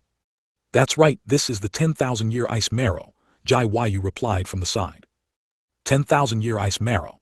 Is this the rare natural wonder that is said to only be born in places of extreme ice? Old Wu also exclaimed. Although he had never seen 10,000-year ice marrow, he had heard the name before. Seeing such a wonder right before his eyes, Old Wu's eyes began to glow. Little Zai also widened her eyes and couldn't help but ask timidly, young master, this wouldn't be for us, would it? Precisely, Jiang Xie said with a smile, nodding and pointing at the enormous 10,000-year ice marrow before them. This 10,000-year ice marrow is huge, enough for the 4 of you to cultivate. If possible, I hope you can refine it tonight. Why? Jiang frowned. Even if the 4 of them refined this 10,000-year ice marrow non-stop, it would still take a considerable amount of time. One night was a bit too rushed. Everyone's gaze turned back to Jiang Xie. They wanted to know the reason for such urgency. Jiang Xie shook his head and said, it's not that you absolutely must finish tonight, but try your best. It's fine if you can't, but then you'll have to refine it another time. Because tomorrow, we have to go to a certain place. Young lord, where are we going again? Old Wu's gossipy nature ignited once more. To be honest, while life in the imperial palace was quite good, he always felt something was missing. It was more exciting when he and Jiang Xie used to roam outside, killing assassins. Qianyuan's secret realm. What? Qianyuan's secret realm? Jiang trembled, completely not expecting that to be the destination. Lin Maoyan also trembled. Even little Zai and Old Wu showed shocked expressions. Qianyuan's secret realm. These 4 words were not unfamiliar throughout the Eastern continent. They were even famous throughout the Saint Continent. Otherwise, it wouldn't have attracted forces from the Saint Continent to contend for it. If it weren't for the fact that only the Su family bloodline, combined with a special secret method, could enter, it would probably have been plundered long ago. Although they knew of the Shengyuan secret realm's fame, they also knew that the Shengyuan secret realm rarely allowed outsiders to enter. It generally wouldn't permit outsiders. But Jiang Xie actually said they would go together. This also made them incredibly shocked. "Bad guy, can we really enter the Shengyuan secret realm?" Jiang Xie asked with some hesitation. This question wasn't just something she wanted to know. The other three also wanted to know. Jiang Xie stood up, his back to the others, gazing up at the night sky, and his confident voice followed. If it were other people, they naturally wouldn't have this qualification. However, you are following me, and allowing you to enter the Shengyuan secret realm is not impossible, but what? Old Wu's tone was a bit anxious. "Yes, young master, but what?" Little Zai's big eyes twinkled. "Bad guy, stop keeping us in suspense," Jiang rarely pouted. "Young master, please tell us quickly." Lin Maioyan was a bit impatient. Jiang Xie didn't know their expressions, but he felt their eagerness to hear the next sentence. "But you must make a heavenly Dao oath not to reveal the location of the Shengyuan secret realm." "What, so that's all it is?" Old Wu said boisterously, immediately making the heavenly Dao oath. The others also breathed a sigh of relief, having thought it was some particularly difficult condition. They didn't expect it to be so simple. So one by one, they all began to make their heavenly Dao oaths. After seeing them all make their heavenly Dao oaths, Jiang Xie instructed them to refine the 10,000-year ice marrow as quickly as possible. The few of them didn't delay, and entered the main hall together to cultivate. Under the night sky, in the vast courtyard, only Jiang Xie was left in an instant. Looking at the distant sky, Jiang Xie suddenly felt a little homesick. But he wasn't thinking of his home on Blue Star. Instead, it was his home in Jiang City. When he first arrived here, he did often think of his home on that blue planet. But as time passed, that feeling had become increasingly faint. Both were homes, but now, Blue Star had become a thing of the past. What he could cherish was only the present. After a moment, a faint ripple emanated from the Void Realm. An extremely ordinary, long sword emerged from the Void Realm. Jiang Xie reached out, and the hilt of the sword landed in his hand. This divine sword, which countless ordinary people dreamed of, obediently allowed Jiang Xie to manipulate it. "Little one, let's dance together tonight." 167, Sword Soul Realm 4200. Holding the sword in his hand, Jiang Xie gradually began to dance in the courtyard. He rarely practiced swordsmanship, but tonight, for some reason, he suddenly wanted to practice. Raising his hand, extending his leg and dancing the sword, all in one fluid motion. His figure began to move within the courtyard. Sometimes sprinting, sometimes leaping, sometimes chopping, sometimes slashing, and sometimes thrusting. Sounds of swords clashing echoed in the courtyard, accompanied by bursts of ear-piercing sounds. What Jiang Xie was dancing this time was a basic swordsmanship learned in the Jiang family. It was called fallen leaf swordsmanship.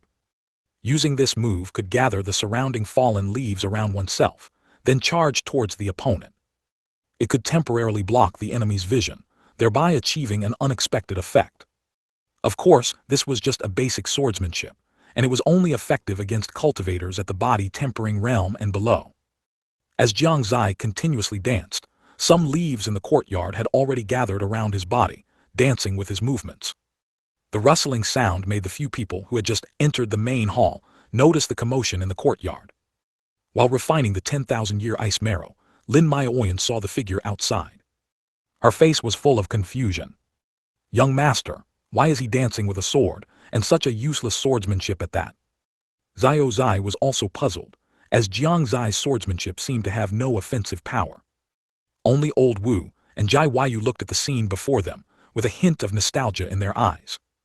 That was the night before they fully comprehended saber intent and sword intent.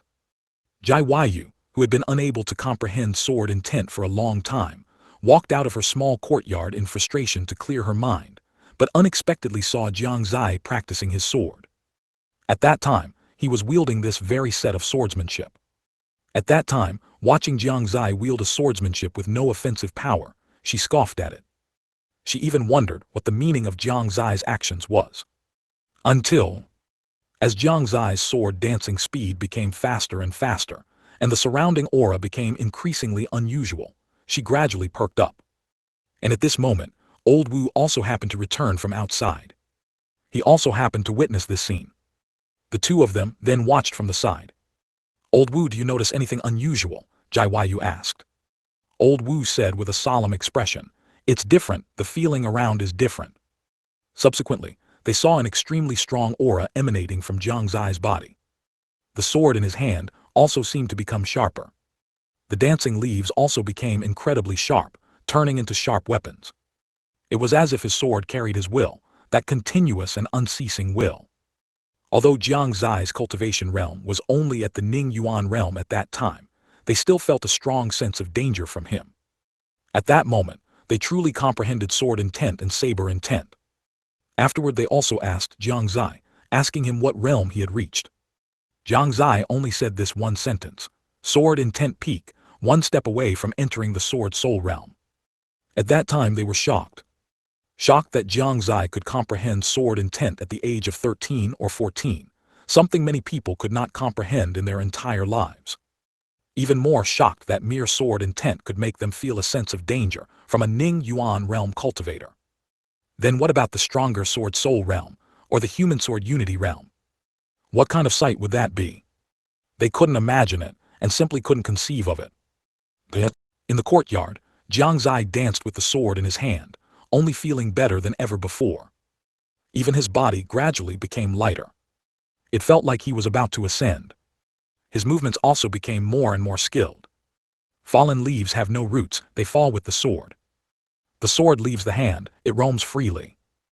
Jiang Xie couldn't help but utter a few words, and then, the sword in his hand actually voluntarily left his grasp. It actually danced by itself in the air. It was as if the sword had a soul, although Fanchen's sword certainly had a tool spirit. But Jiang Xie had never successfully established communication with it. Normally, Fanchen's sword would guard him in the surrounding void realm. It also had a certain degree of autonomy. But what Jiang Xie felt now was completely different. It was as if even if the tool spirit stopped, he could still exert a part of Fanchen's sword's power. Fanchen's sword danced faster and faster in the air. In a short while, all the leaves that had fallen throughout the imperial palace actually flew into the air. Countless fallen leaves surged towards the sky. Although it was night, the great commotion still attracted the attention of many people. Someone looked up into the sky with confusion. Suddenly, their scalp tingled with shock. They saw a sword dancing in the air, and those leaves gradually gathered into a giant sword. A dangerous aura filled it. What is that? Who caused such a great commotion? I actually feel a threat from that giant sword made of leaves. This is definitely a strong cultivator who has comprehended sword intent. There is such a strong cultivator in the imperial palace. Sounds of confusion and shock emanated from all over the imperial palace. Inside Tianyuan Hall, Su Wu also felt it immediately. Unlike the others, the moment he felt this aura, he exclaimed, "This is the sword soul realm. Who is it? Who can comprehend sword soul?" The shock in his heart was imaginable. One must know that even comprehending a mere intent was rare, let alone soul. There was such a person in the imperial palace. Why hadn't he discovered them before? Su suppressed the shock in his heart. If this person was one of their own, it would be fine, but if they were an enemy, it would be difficult to handle. For safety's sake, he still decided to personally go and investigate. Thinking of this, he put down the memorial in his hand and walked out of Tianyuan Hall. When he felt the direction from which the aura came from outside, his expression became strange again. This direction seems to be the direction where Zier is. Could it be? No, no, no, Su Wu quickly shook his head. Even if Jiang Xie was heaven-defying, he wouldn't be heaven-defying to this extent, would he? Although he hoped that the one who caused this commotion was Jiang Xie. But the sword soul realm was too difficult. How could Jiang Xie, a 15-year-old boy, comprehend it? However, he still rushed in that direction with a hint of excitement. The sword soul realm. In the Changxin Pavilion courtyard, Jiang Xie looked at his hand, and then at the Fanchen's sword in the air. Yes, he had completely entered the sword soul realm. Even he himself hadn't expected that he would break through to the sword soul realm, just by having a whim to dance his sword tonight. Jiang Xie didn't know if anyone in the Shengyuan Empire had reached this realm. He only knew that throughout the entire Eastern continent, there were definitely no more than 10 people who could comprehend this realm. He also understood at this moment where the true terror of the Sword Soul realm lay. That was autonomous use of martial skills. Yes, upon reaching the Sword Soul realm, the martial skills one knew could even be used by one's sword autonomously, without needing to be cast by oneself. Just like the Fanchen sword in the air actually used the fallen leaf swordsmanship by itself, and even strengthened it a bit. Jiang Xie was startled when these pieces of information flashed through his mind. This was too abnormal, wasn't it? No wonder there was a world of difference between someone who comprehended sword soul and someone who comprehended sword intent. The difference was not just a little bit. Didn't this mean that in the future, he wouldn't even need to make a move, and Fan Chen's sword or other swords he used could autonomously unleash sword moves to attack? Awesome, absolutely awesome, Jiang Xie couldn't help but exclaim. He seemed to have already seen the scene of himself fighting against others. He would be sitting aside drinking tea, while the enemy fought with his sword. How wonderful! Inside Tangxin Pavilion's main hall, Jai Waiyu and the other three were already stunned. They stared blankly at the distant sky, not even noticing that their actions of refining the 10,000-year ice marrow had stopped. Zio Yue, this couldn't be, the Sword Soul realm, could it? Old Wu stammered, asking. His gaze was fixed on Fan Chen's sword from beginning to end. I'm afraid so. Jai Waiyu's face was full of shock, but her heart was extremely proud. This was the man she had taken a liking to. And her gaze was fixed on Jiang Xie. Seeing Jiang Xie's handsome figure, her gaze couldn't help but ripple. Is this really the Sword Soul realm? Lin Maoyan's face also showed a shocked expression when she heard Jai Waiyu's affirmative answer. In Haoran Sect, her father had only comprehended sword momentum, not even sword intent. Let alone sword soul. But now, a living example was right in front of her. And he was only a 15-year-old boy. She no longer knew how to describe her feelings at this moment. Zio Zai was even more speechless. Su Wu became more and more alarmed as he walked. Because he found that his position was getting closer and closer to where Jiang Xie lived. Slowly, he discovered that below that sword was Tangxin Pavilion. Not only that, he also saw Jiang Xie standing in the courtyard. A special fluctuation was emanating from his body. At this moment, no matter how much he didn't believe it in his heart, he had to accept the fact. That was, this huge commotion was indeed caused by Jiang Xie. And Jiang Xie had indeed stepped into the Sword Soul realm. This discovery made him freeze in midair. He didn't recover for a long time. 15 years old. Fanchen Sword Master. Controlling Origin Realm 3rd level. Has his own force, East Tower. 4 domain realm powerhouses within his force. Also abducted the Saintess of Haoran Sect. He is a person of the Shengyuan Empire, and also a person of the Jiang family. Now he also has the Sword Soul realm. Only after Su Wu tallied up all the tags on Jiang Xie, did he realize that this was already heaven-defying. Weren't all Fan Chen sword masters supposed to be ordinary people? Why did it change when it came to Jiang Xie? No matter which point, he was not ordinary. After Fan Chen's sword flew autonomously in the air for a while, Jiang Xie put it away. He was excited now. Just a simple sword dance, and his strength had doubled again. As he rejoiced, he inadvertently glanced and saw Su Wu in midair. He asked in surprise, "Grandfather, why are you here?" Su Wu then came back to his senses and smiled slightly. "Just strolling around, happened to be nearby, so I came to take a look. What was that just now?" He asked this on purpose, because he really couldn't believe the scene he had witnessed. Jiang Xie, however, had no intention of hiding it and said directly, "Grandfather, you flatter me. Just now, Zier was lucky enough to break through to the Sword Soul realm." Lucky? Su Wu's mouth twitched. There's no need to be so humble, is there? If breaking through to Sword Soul could be called luck, then how would those who barely broke through to Sword Intent, Saber Intent, or other intents feel? However, after hearing Jiang Xie admit to breaking through to the Sword Soul realm with his own ears, his heart instead calmed down. This was the best outcome, wasn't it? The more powerful Jiang Xie was, the happier he would be. The journey to the Shengyuan secret realm would also be smoother. Ha ha ha, he couldn't help but laugh loudly, praising, "Zier, your talent is completely extraordinary." Grandfather, you overpraise. I am indeed just an ordinary young man. Jiang Xie shook his head slightly. He didn't know what others thought, but he always felt that he was quite ordinary. His cultivation talent was completely incomparable to others. His physique was also the most ordinary. Which heir of those major forces didn't have some amazing physique?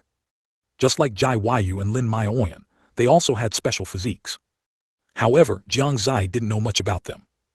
Because neither of them had ever fully exerted themselves, naturally, they hadn't used the power of their physiques. Su Wu liked Jiang Xie more and more the more he looked at him. Not only was he talented and strong, but he also had a humble heart. This was extremely rare. Su Wu shook his head again, refuting Jiang Xie's statement, and said with a serious expression, "If you are ordinary, then there are no geniuses in this world." Jiang Xie didn't know how to answer. He could only remain silent. After understanding the reason for the previous phenomenon, Su Wu exchanged a few more pleasantries with Jiang Xie, and then left. He needed to go back and calm his excited heart. At the same time, in various areas of the imperial palace, bursts of discussions rang out. "Did you see the scene just now? What was that?" "I don't know, I've never seen such a phenomenon. I seem to have seen it in an ancient book. It seems only the Sword Soul Realm can do that." "Sword Soul, really? If it's really the Sword Soul Realm, then who is this person?" In a short while, the news that someone in the imperial palace had seemingly broken through to the Sword Soul Realm spread to all the ministers in the imperial palace. The three princes couldn't sit still the moment they received the news. They went together to Qianyuan Hall, intending to ask Su Wu for a clear explanation. But how could Su Wu leak this news? Even if it was his own son, he wouldn't tell. The most important thing was that he wanted Jiang Xie to make a splash on the day of his coming-of-age ceremony. So for now, he would not tell anyone. The three princes didn't get any information, and could only return to their own palaces. At the same time, in the residences of the ministers throughout the imperial palace, from time to time, various sounds of crying could be heard. At this moment, in the residence of Su Liu, the prime minister of the Qianyuan Empire, two 15 or 16-year-old boys were kneeling on the ground, crying with teary eyes. "Ah, Dad, I don't want to go to the Qianyuan secret realm. It's too dangerous." "That's right, very few people who enter the Qianyuan secret realm can come out. I don't want to go in and take risks." "I know you don't want to go, and I don't want you to go either, but although the Qianyuan secret realm is dangerous, it also contains great opportunities. If you can gain something from it, it will benefit you for life." Su Liu had a headache, realizing that there were indeed many problems in the education of this generation's disciples. One must know that if it were the disciples of the past, they would be overjoyed to hear that they could enter the Qianyuan secret realm. How could they be so timid as they are now? 168. Purple Scale Arm Guards. If those old ancestors who had already fallen were to see this, it would be a miracle if they didn't spit blood in anger. Therefore, he showed no mercy this time. Only by enduring hardships can one truly grow. At this moment, he couldn't help but think of Jiang Xie. If his own grandson could be like Jiang Xie, he would probably have already touched the threshold of the soul-forging realm. He wouldn't be stuck in the third or fourth level of the controlling Yuan realm like he is now. Despite knowing that what their grandfather said was absolutely right, the two teenagers were still afraid. Although they didn't continue to argue, their trembling bodies undoubtedly betrayed their current feelings. Alas, seeing this, Su Liu sighed slightly and said, "Do you know who is leading the team this time?" "Who is it?" Both teenagers became interested. They wanted to know who the leader of the team was. "It's Crown Prince Su Zai." Crown Prince Su Zai, the two teenagers trembled. "That's right, it's him, Fanchen Sword Master Crown Prince Su Zai, so you don't have to worry about danger at all. With him there, I believe he will keep you safe." "Is it really Crown Prince Su Zai? Then I'll go." "I'll go too." The two teenagers immediately changed their tune, and their initial fear disappeared. All that remained was excitement. Su Liu was speechless, not knowing what to say.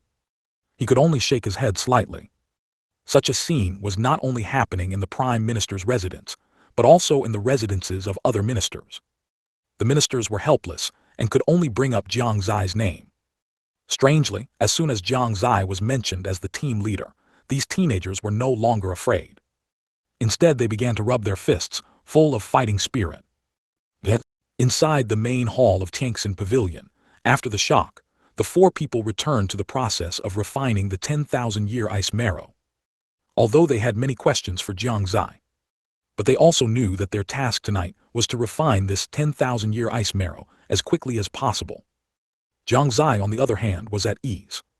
After finishing a sword dance, he started drinking tea in the courtyard again. He was truly incomparably leisurely. Suddenly, he raised an eyebrow. He slowly put down the teacup in his hand, picked up the teapot next to him, and poured tea into the teacup opposite him. While pouring the tea, he did not forget to say, "Since you're here, have a cup of tea first." As soon as he finished speaking, a man sat opposite him. "Is the weapon finished?" Jiang Xie asked with a smile. Gu Shengxing reached out, picked up the teacup, and took a light sip before saying, "No, building a weapon is not something that can be completed in a day or two." "Then why are you here?" Jiang Xie was a little curious. Since Gu Shengxing was here, it meant he definitely had something to say. "Of course, I came specifically to remind the pavilion master of something after learning that he is going to the Qianyuan secret realm." "What is it?" "Only by putting yourself in a desperate situation can you truly transform." Jiang Xie raised an eyebrow. He already knew this without Gu Shengxing reminding him. He was already prepared to die a few times inside. Jiang Xie nodded faintly. Just then Gu Shengxing spoke again. "Actually, Pavilion Master, your weapon has been forged." "Oh." Jiang Xie's tone was surprised, and he was a little curious about what kind of weapon he had forged for him. Gu Shengxing also very neatly took out the weapon. The weapon was not large. It was a pair of arm guards. To be honest, Jiang Xie had thought of many weapons, swords, sabers, long spears, and even staffs, but he never expected it to be a pair of arm guards. He didn't speak, but waited quietly for Gu Shengxing's explanation. Gu Shengxing took another sip of tea before explaining, "After my calculations, the most suitable item for the pavilion master is arm guards. This item is called the purple scale arm guards. Don't underestimate this pair of arm guards. They have reached the king tier weapon level. Once spiritual power is injected into them, this pair of arm guards will materialize a special energy layer around the hands, wrapping the palms. It's not impossible to use them as gauntlets, and their power is not small."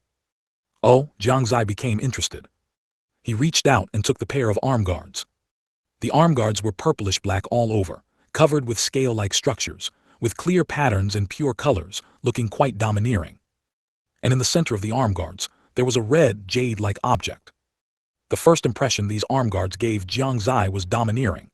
Secondly, they looked elusive. After observing them carefully for a while, he squeezed a few drops of blood from his finger. They dripped onto the arm guards. "Hiss tilde." A faint sound was heard, and the drops of blood instantly disappeared into the arm guards. The scale-like structures on this pair of arm guards instantly unfolded, becoming extremely sharp. Then they retracted again, but continued to slowly open and close. It looked as if they were breathing. This made Jiang Xie exclaim in his heart how magical it was. Afterward he put them on his arms. The moment the arm guards touched his arms, they immediately contracted, firmly adhering to his hands. They were both beautiful and domineering, and they didn't look bulky. His arms looked as if they were covered by a layer of scales. Like a great general on the battlefield. His entire demeanor had improved significantly. Originally, Jiang Xie had a weak complexion and looked like a delicate scholar. But after putting on this pair of arm guards, that weak aura immediately diminished significantly, making him look much more comfortable. Following that, he tried to inject spiritual power into them, and indeed, a deep purple energy directly enveloped his fingers and palms. It was like putting on a pair of black gloves. He felt that his punching power had increased several times at this moment. He felt that he could kill a Yao beast at the peak of the controlling Yuan realm with a single punch. "How does the pavilion master feel?" Gu Shengxing asked with a smile from the side. "Not bad." Jiang Xie nodded faintly and smiled. "This is a good item." "Gu Shengxing, you are truly my angel." After feeling the arm guards on his arms for a while again, he suddenly exclaimed. Having such a subordinate was simply too blissful. Even for Gu Shengxing, he had to work hard to cultivate to a higher realm. "Pavilion Master, what is an angel?" Gu Shengxing, however, noticed this.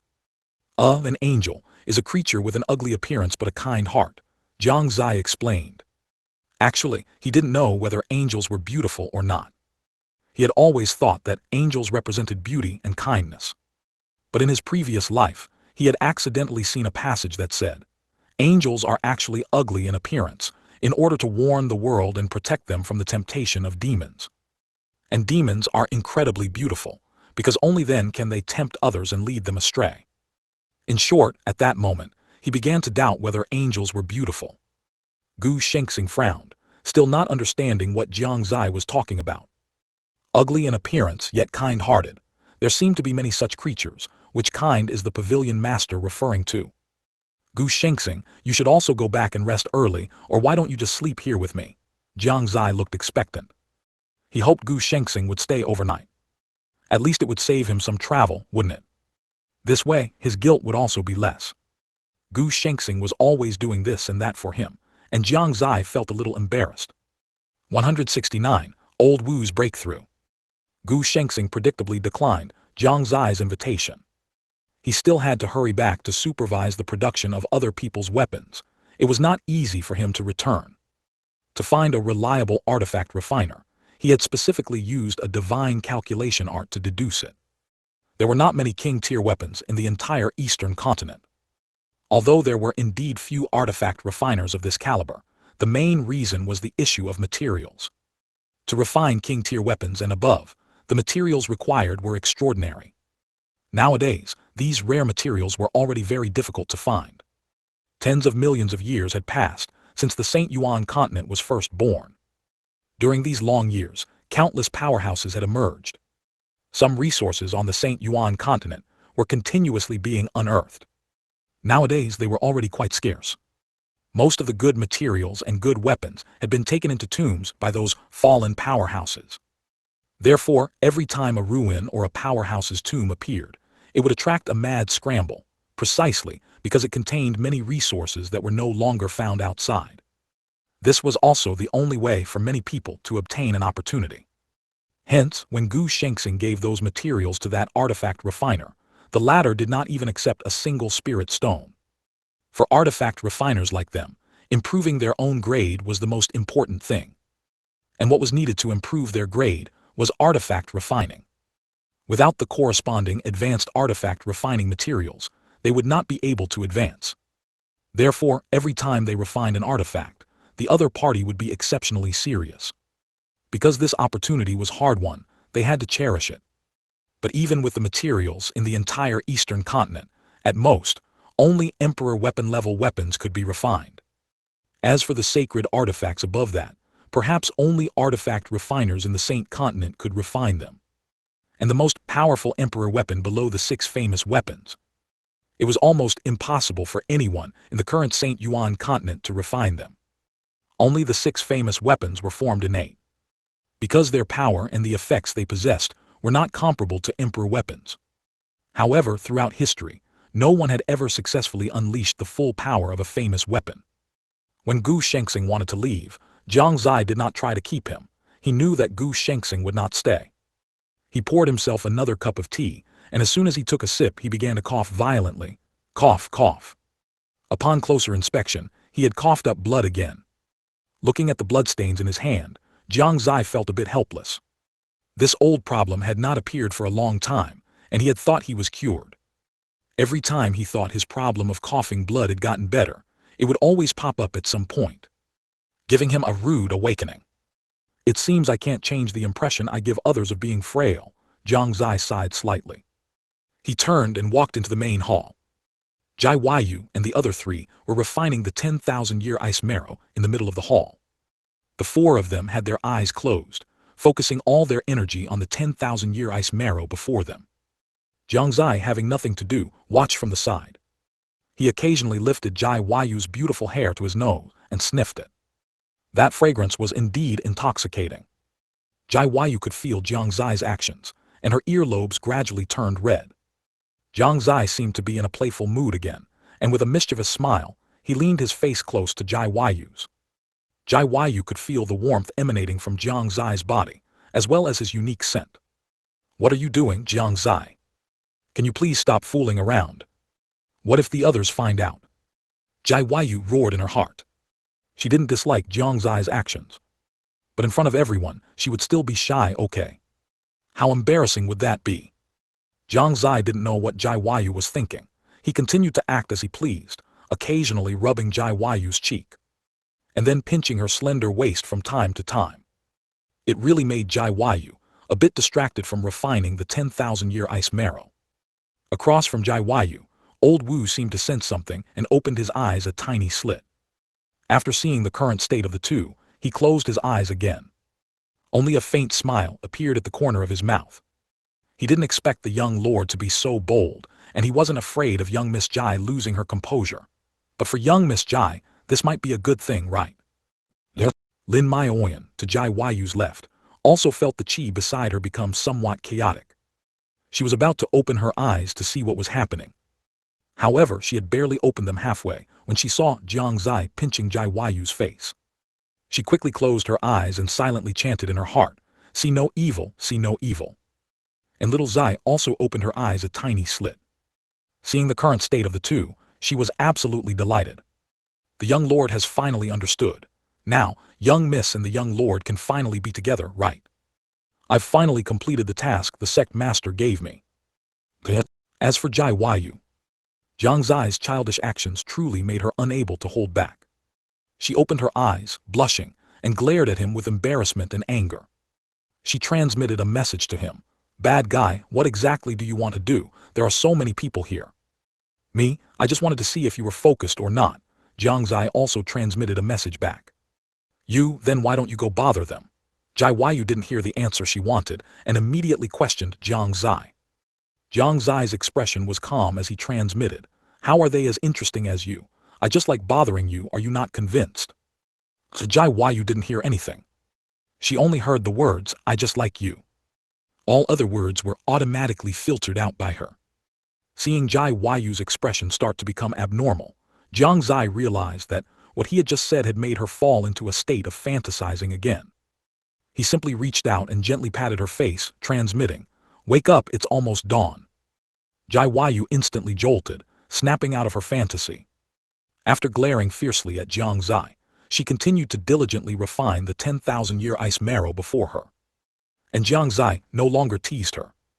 Instead, he returned to his sleeping quarters to sleep. Time slowly passed. The qi on the four of them grew stronger and stronger. Old Wu, who had just broken through to the divine power realm, was the first to achieve a breakthrough. A violent qi fluctuation suddenly erupted from his body, and then he directly entered the third level of the divine power realm. 170. Enter Qianyuan's secret realm, 4100. Even he himself hadn't expected to break through the divine power realm again, so soon after his initial breakthrough. And it was a continuous breakthrough all at once. His cultivation realm had now reached the third level of the divine power realm. This was something he wouldn't have dared to imagine before. One must know that before entering the Jiang family, his cultivation realm was only in the soul forging realm. Only after entering the Jiang family, with more cultivation resources, was he able to enter the Yukong realm. Later, with the help of the Jiang family's resources, he gradually broke through to the peak of the Yukong realm. Then, at the Haoran Sect, he successfully broke through to the divine power realm. After that, he felt a bottleneck and couldn't break through no matter what. Now, he had finally broken through to the third level of the divine power realm. Recalling the past, if he hadn't been saved by Jiang Fingliu back then, he would probably be a pile of dry bones by now. There would be no current him. If Jiang Fingliu was his savior, then Jiang Xie was his benefactor. When he first entered the Jiang family, he was just an ordinary servant. It was only one day when he accidentally saw Jiang Xie alone, staring blankly in the courtyard. He went up and asked a few questions. But who would have thought that a few days later, in a selection for the young lord's servants, he would be personally chosen by Jiang Xie. From then on, his destiny was changed. Jiang Xie often gave him cultivation resources, which allowed his cultivation realm to advance by leaps and bounds. Therefore, in his heart, Jiang Fingliu and Jiang Xie were the most important existences. Feeling the doubled power within his body, old Wu was overjoyed and continued to refine the 10,000-year ice marrow to consolidate his newly broken through cultivation realm. The others also sensed old Wu's breakthrough. Their hearts were filled with envy. It made them work even harder to refine it. Soon after, Jai Yu's cultivation realm also quietly broke through. Immediately after, Lin Maoyan also successfully broke through. Xiao Zai was the weakest in cultivation realm among them, only at the 7th level of the Ning Yuan realm, but very quickly, she also successfully broke through. After breaking through their cultivation realm, they became even more diligent. The next morning, when Jiang Xie woke up, only half of the 10,000-year ice marrow in the main hall remained. Upon arriving in the main hall, he saw the 4 people still diligently refining. Jiang Xie didn't know how much their cultivation realm had improved. He could only tell that Xiao Zai had improved from the 7th level of the Ning Yuan realm to the peak of the Ning Yuan realm. Time's up, Jiang Xie said softly. In a little while, it would be time to enter the Kaiyuan secret realm. As soon as he finished speaking, the 4 stopped refining. Jiang Xie also collected the remaining half of the 10,000-year ice marrow. Then he asked, "How was your harvest last night?" Old Wu was the first to laugh, exclaiming excitedly, "Young lord, I have successfully broken through to the 3rd level of the divine power realm." Really? Jiang Xie was surprised, then burst into laughter, praising, "Excellent, excellent." After speaking, he turned to look at the others. "What about you?" Xiao Zai glanced at Jai Yu and Lin Maoyan, and seeing that they didn't seem to have any intention of speaking yet, she stepped forward and said, "Brother-in-law, I've also broken through to the peak of the Ning Yuan realm." She was also very excited as she spoke. Jiang Xie smiled and nodded, "Very good." Immediately after, Lin Maoyan stepped forward and said with a smile, "I've broken through to the 4th level of the soul-forging realm." "Very good," Jiang Xie gave her a thumbs up. Finally, it was Jai Yu's turn. Everyone's gaze focused on her. Jai Yu took a step forward and smiled slightly. "I have also broken through to the 4th level of the soul-forging realm." In fact, she had already broken through to the 6th level, but she didn't fully reveal it. The 4th level of the soul-forging realm was already terrifying enough, because she was only 15 years old. If she said the 6th level, it might cause some unnecessary trouble. This was something she didn't want to see. Of course, more importantly, she wanted to give Jiang Xie a surprise one day. Even the 4th level of the soul-forging realm shocked Old Wu and Lin Maoyan.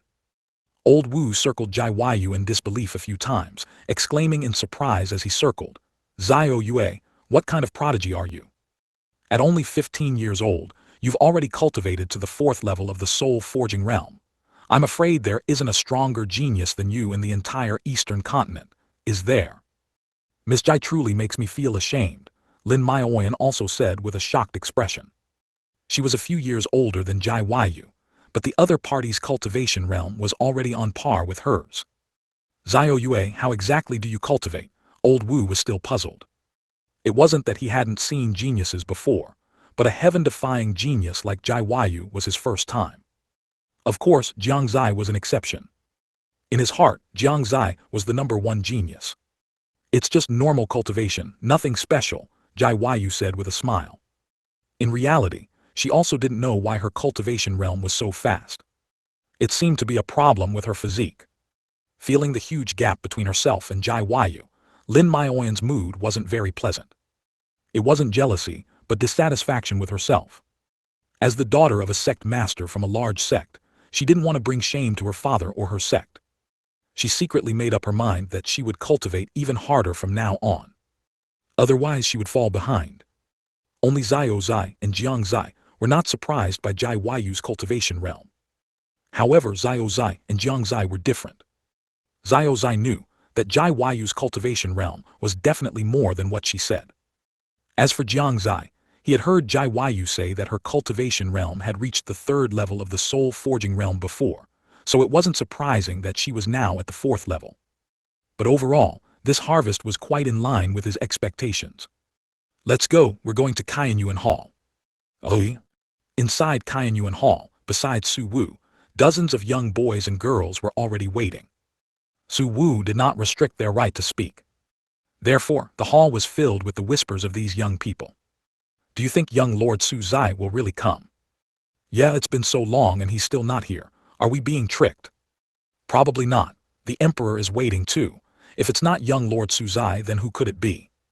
If young Lord Su Zai doesn't come, we're in trouble." "Yeah." and the eldest sons of the three princes were also present. Su Han, Su Yu, and Su Peng stood at the front of the line. Hearing the others' words, Su Han subtly coughed and said, "Everyone, don't worry, Zier will come." When he said this, he always felt a bit awkward. Firstly, Jiang Xie's strength was greater than his, which made it a bit embarrassing to say. Secondly, this Zier sounded a bit off. Su Yu and Su Peng chuckled secretly beside him. They waited for about another half an incense stick of time. Then they heard a series of footsteps approaching.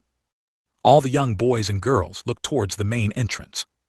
What came into view, however, were 5 figures. This immediately caused a stir among them. What's going on? Why are 5 people coming? The other 4 aren't from our Kaiyuan Empire, are they? Hiss, those 2 girls are so beautiful, especially the one next to young Lord Su Zai. SHH, keep your voice down, don't you know who she is? That's the saintess of Haoran Sect, young Lord Su Zai's Dao companion. No way, really. What about the girl behind young Lord Su Zai? That's the saintess of Shengyuan Sect. There's news that she sent the 3 young masters flying with a single sword strike. Su Han, Su Yu, and Su Peng, who were at the forefront, couldn't help but twitch their faces when they heard this. What was that? What kind of talk was that? It was clearly Su Yu alone who was sent flying, all right. How did it become 3 people? Rumors were truly terrifying. After a moment of shock, everyone returned to the most obvious question.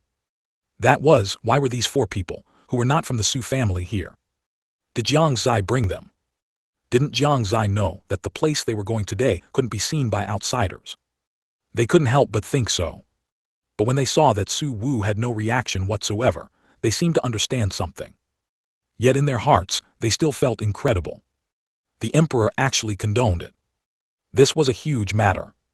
One must know that the Kaiyuan Empire hadn't allowed outsiders into the Kaiyuan secret realm for an unknown amount of time. But this phenomenon was broken by Jiang Xie. This showed Jiang Xie's position in Su Wu's heart. This made them even more confident about this trip. With Jiang Xie present, their safety would also greatly increase, right? Seeing Jiang Xie arrive, Su Wu immediately smiled. When he saw Jai Huayu again, he was even more overjoyed. Jai Huayu's hidden cultivation realm naturally couldn't escape his eyes. The 7th level of the soul forging realm. He never expected that Jai Huayu, at only 15 years old, had already reached this realm. With such talent, she was the best choice to be his grandson-in-law. Jai Wushwang, that guy, still had some foresight. He knew the potential of my Zier. Su Wu couldn't help but praise Jai Wushwang's discernment. Looking to the side, the saintess of Shengyuan Sect's cultivation realm had also reached the 4th level of the soul forging realm. She was also a genius. It's just that Zier doesn't seem to be very interested in her. Zier's guard has actually broken through to the 3rd level of the divine power realm. When I saw him a few days ago, he was still at the 1st level of the divine power realm, wasn't he? The 3rd level of the divine power realm, plus having comprehended saber intent. I'm afraid even powerhouses who have just entered the domain realm are no match for him. The one at the very back should be Jai Huayu's maid. Within a few breaths, Su Wu had observed all of them. Then he smiled and said, "Zier is here, so let's get ready to start." "Grandfather, what should we do?" Jiang Xie stepped forward and asked. Su Wu pointed to the gathered young people and said, "Just stand over there." Jiang Xie nodded faintly and led the others towards where the group of young people were standing. Along the way, he could clearly see the excitement in the eyes of those young people. This made him somewhat puzzled. When did his reputation become so great? Jiang Xie stood at the very front, Jai Huayu was slightly behind him, and Lin Maioyan, Old Wu and Zio Zai were behind them. Su Han and the other 2, who were originally standing in front, immediately shuddered when they saw Lin Maioyan's figure right in front of them. Especially Su Yu, his face turned much paler. The scene from that day was still vivid in his mind. He actually dared to challenge her. It was good that he didn't suffer serious injuries at the time. The 3 of them unconsciously took a few steps back. Lin Maioyan also noticed and glanced at them slightly, making the 3 of them even more tense, not daring to move. As for Jiang Xie, he kept watching Su Wu. Watching how he would open the Kaiyuan secret realm. Su Wu stood beneath the luminous pearl, slowly forcing out a drop of essence blood from his fingertip. That drop of essence blood floated in the air. With a wave of his right hand, the drop of essence blood flew upwards. It instantly submerged into the luminous pearl. That huge luminous pearl immediately underwent a visible change. The originally pure white light instantly turned yellow. Immediately after, Su Wu's lips began to move again.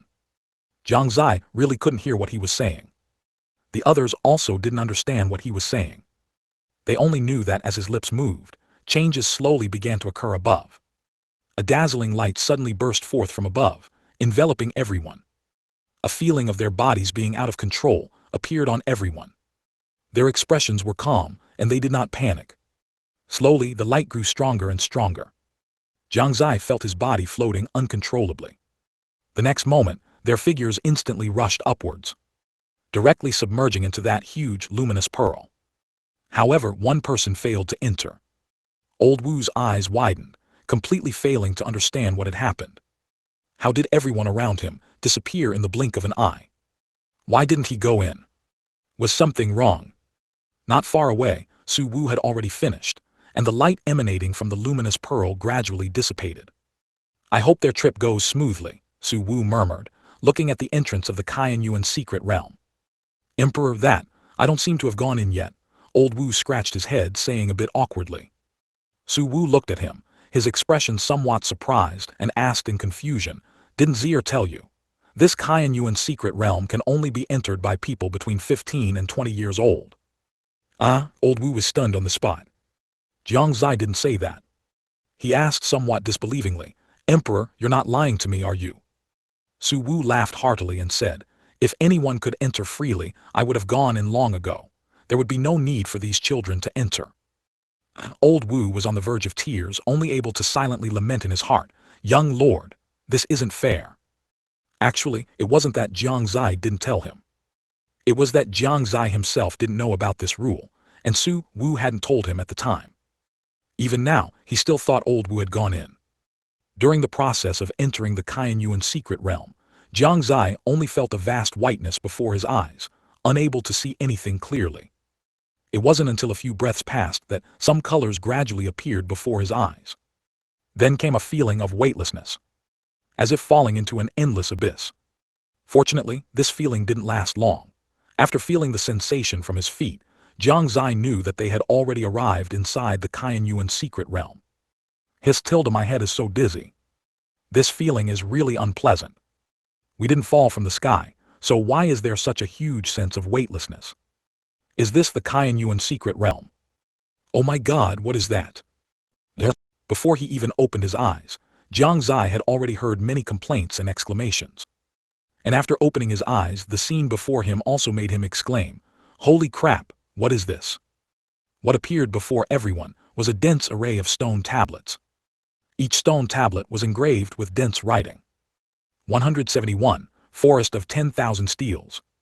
Besides the stone tablet in front of them, the ground was also paved with blue stone, looking like a plaza. However, a plaza filled with densely packed stone tablets looked somewhat peculiar no matter how one viewed it. And the place where they were, if no accident, was the central position of this Wanbei forest. All around them, circle after circle, were stone tablets. What is this? Jiang Xie couldn't help but murmur. Jai Yu, standing beside him, also widened her eyes, her small mouth slightly agape, her face filled with shock. Lin Maioyan and little Zai were the same. Even the other youths from the Su family were shocked by the scene before them. I heard my father say that there is a Wanbei forest within the Shengyuan secret realm, Su Han said slowly, looking at the scene before him.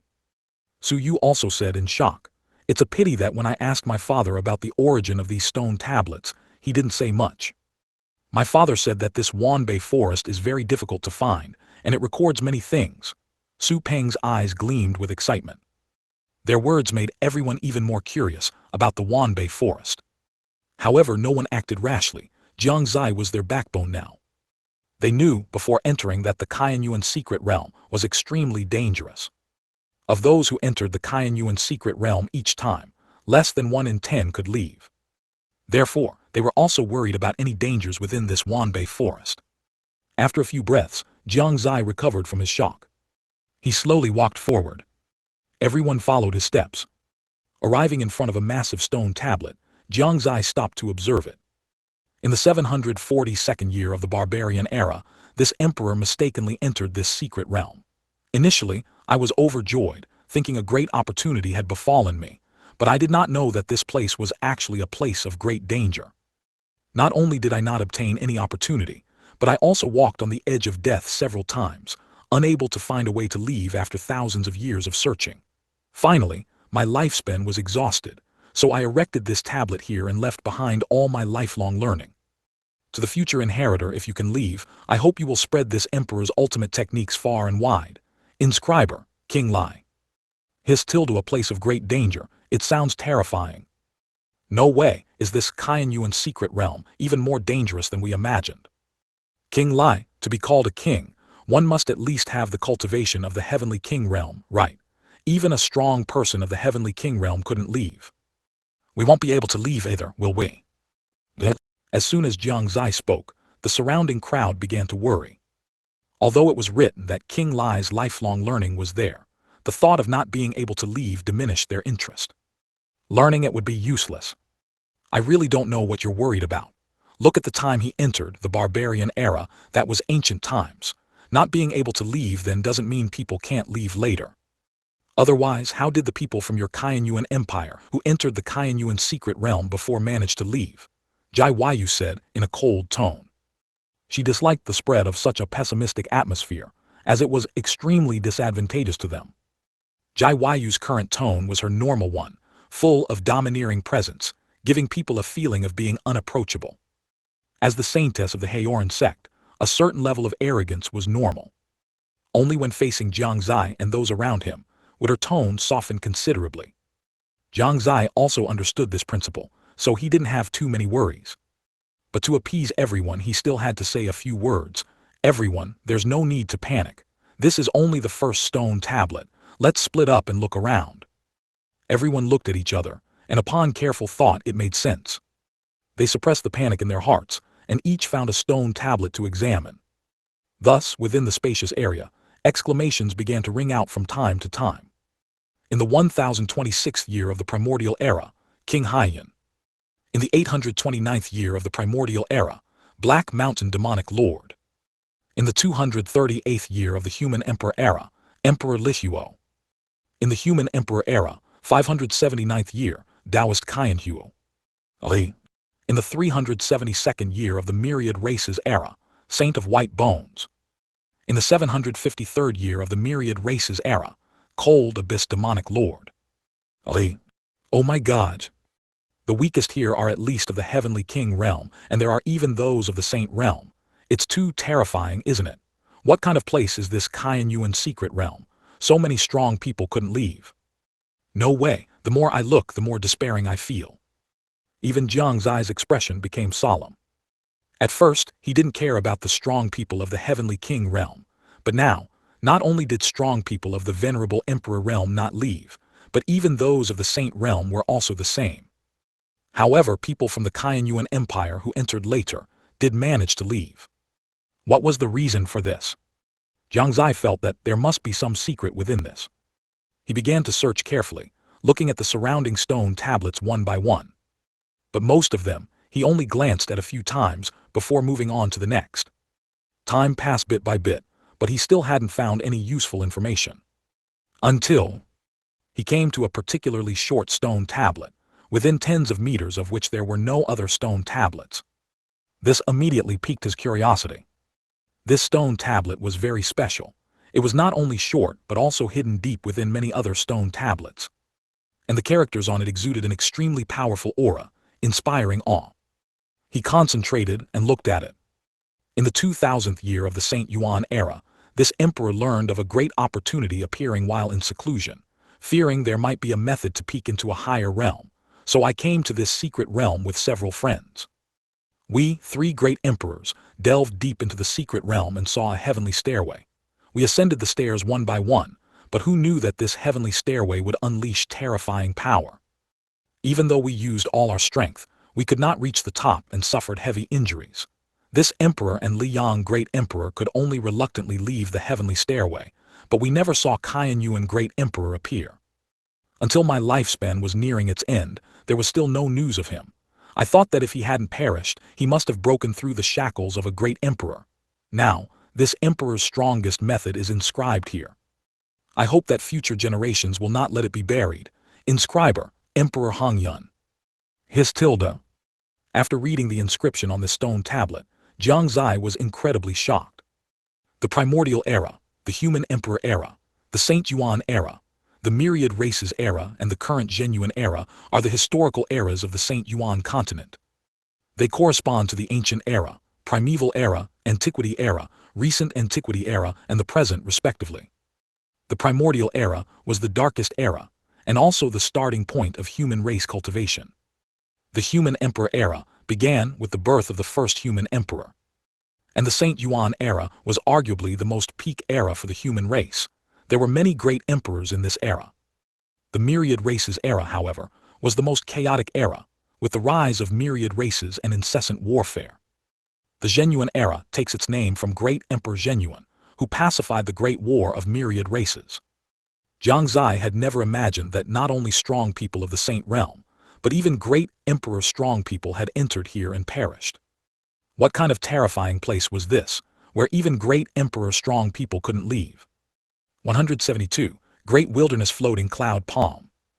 Of course, what shocked him the most was not the three great emperors, but that these three great emperors were actually the founders of the Qianyuan Empire, the Great Yan Empire, and the Red Cloud Empire in the Eastern Continent. This fact was the most astonishing. When Jiang Xie came to the Qianyuan Empire, he had crammed a lot of knowledge about the three great empires of the Eastern Continent. He also knew some of the titles of the founders of the three great empires.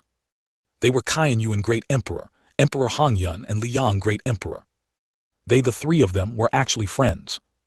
Jiang Xie gasped. Currently, there were frequent wars between the three great empires, and they were constantly wary of each other. There was no friendship to speak of. But during the Saint Yuan era, the three great empires were not in a state of hostility. He discovered that not only the history of the Saint Yuan continent, but even the history of the Eastern Continent, as described in the existing ancient texts, was not true.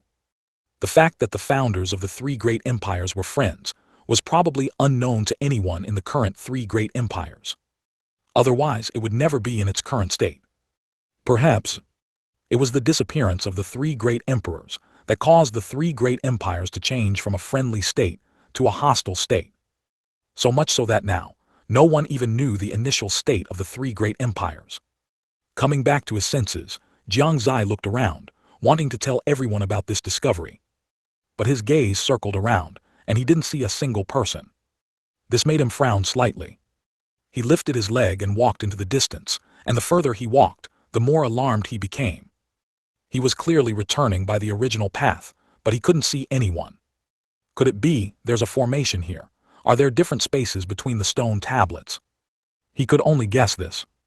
If that were the case, when everyone was together in the open space in the middle, they were not yet within the range of the formation, so they were fine. But now, once they entered the stone tablet forest, they would enter different spaces. If he wasn't mistaken, seeing which stone tablet was probably not something they could decide themselves, but rather the stone tablet's choice. Forget it, Jiang Xie sighed. For now it seemed there was no danger here. On the contrary, this place contained enormous resources. If each stone tablet here corresponded to a strong practitioner and had their legacy, then for everyone, this was indeed an opportunity. I hope they can all find cultivation technique or martial skill that suits them. After a soft murmur, Jiang Xie returned to the stone tablet of Emperor Hangyun. He wanted to see what the strongest law of Emperor Hangyun, recorded in this stone tablet, truly was. Great Wilderness Floating Cloud Palm, Great Emperor Law. Just one glance made Jiang Xie's heart pound. It was actually a Great Emperor Law. One must know that in the Eastern Continent today, holy skill were almost extinct, let alone Great Emperor Law. Great Emperor Law was almost the highest grade martial skill on the Saint Yuan Continent. He didn't say absolutely because Jiang Xie couldn't be sure if there were any higher grade martial skill than Great Emperor Law in this world. Although he had already guessed it in his heart, he was still incredibly excited the moment he truly saw that it was a Great Emperor Law. However, could he really learn this kind of martial skill? Divine Power Realm strong practitioners could learn divine ability, and domain realm strong practitioners could learn domain skill. However, these rules were for ordinary people.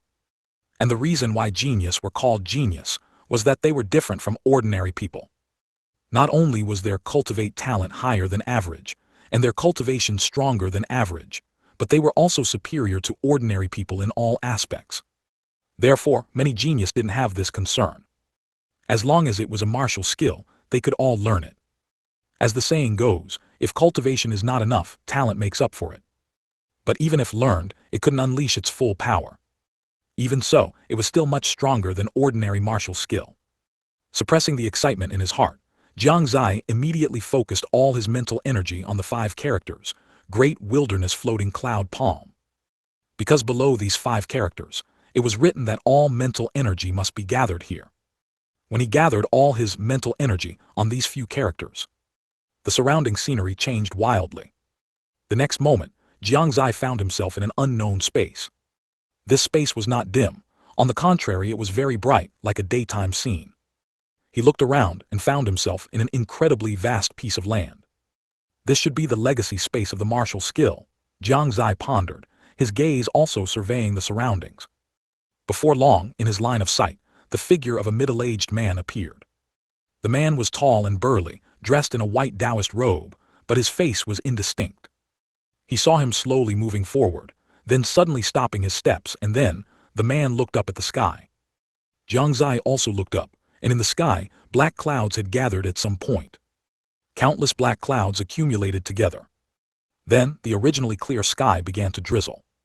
Before Jiang Xie could react, he saw the man wave his right hand. Immediately after, countless raindrops actually flowed upwards, forming a magnificent sight. And those black clouds also slowly dispersed. An extremely powerful aura suddenly came over. It pressed down on Jiang Xie, making him almost unable to breathe. When he looked up again, he saw an incredibly huge palm shadow descending from the sky towards the ground. The powerful aura caused strong winds to rage below, countless rocks to fly, and mountains to collapse. Even Jiang Xie himself couldn't help but be pressed to the ground by this aura. At this moment, he just wanted to curse. This was too abnormal, wasn't it? This wasn't even the real world, yet it made him feel like he was going to die. This great emperor law was too terrifying. This was just the residual power. He couldn't believe how absurd the direct impact would be. However, this also made Jiang Xie's heart burn even more. Such a martial skill, if he didn't obtain it, he wouldn't be able to face his conscience. Soon, the demonstration ended and entered the teaching phase. At this stage, he dared not slack off at all and watched with full concentration. At the same time, he continuously verified and cultivated. At the same time, Jiang Xie also arrived in front of a special stone tablet. This stone tablet was also very different from the other stone tablets. Compared to the other stone tablets, it was more exquisite. She wiped the dust off the stone tablet and examined it carefully. Fanchen, Great Emperor. The others had also understood that instead of scaring themselves by not knowing the situation, it was better to seize the current opportunity. They all began to cultivate the martial skill or cultivation technique on a certain stone tablet. The stone tablets they cultivated were left by different strong practitioners, and their cultivation levels varied. Encountering what level of stone tablet depended entirely on one's personal opportunity. In the Qianyuan Imperial Palace, within Qianyuan Hall, Su Wu frowned deeply as he looked at the entrance of the Qianyuan secret realm. After a long while, he sighed softly. I hope these little ones can return safely. To say he wasn't worried was false. When he was young, he had also entered the Qianyuan secret realm. That time, out of nearly 100 people, less than 10 came out, and all the rest were forever left inside. 173. I was fine when I came here, but I can't get out. Inside Qianyuan Hall, although old Wu knew it was somewhat inappropriate for him to keep staying there, he still shamelessly remained. Su Wu did not say anything. Originally, he had been feeling depressed, but upon hearing Su Wu's slightly worried voice, his mental energy immediately tensed up. He also asked with a worried expression, Emperor, young lord and the others won't be in any danger, will they? His hands were tightly clasped together, showing how nervous he was.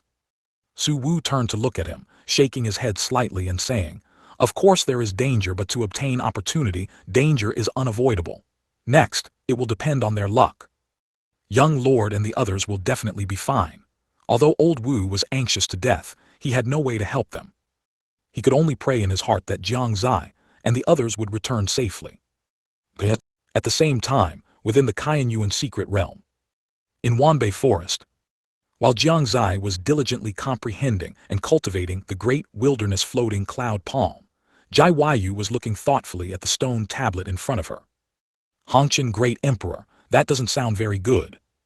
Without even looking, she bypassed this stone tablet. She felt that if she chose this stone tablet, she would lose the chance to choose other stone tablets.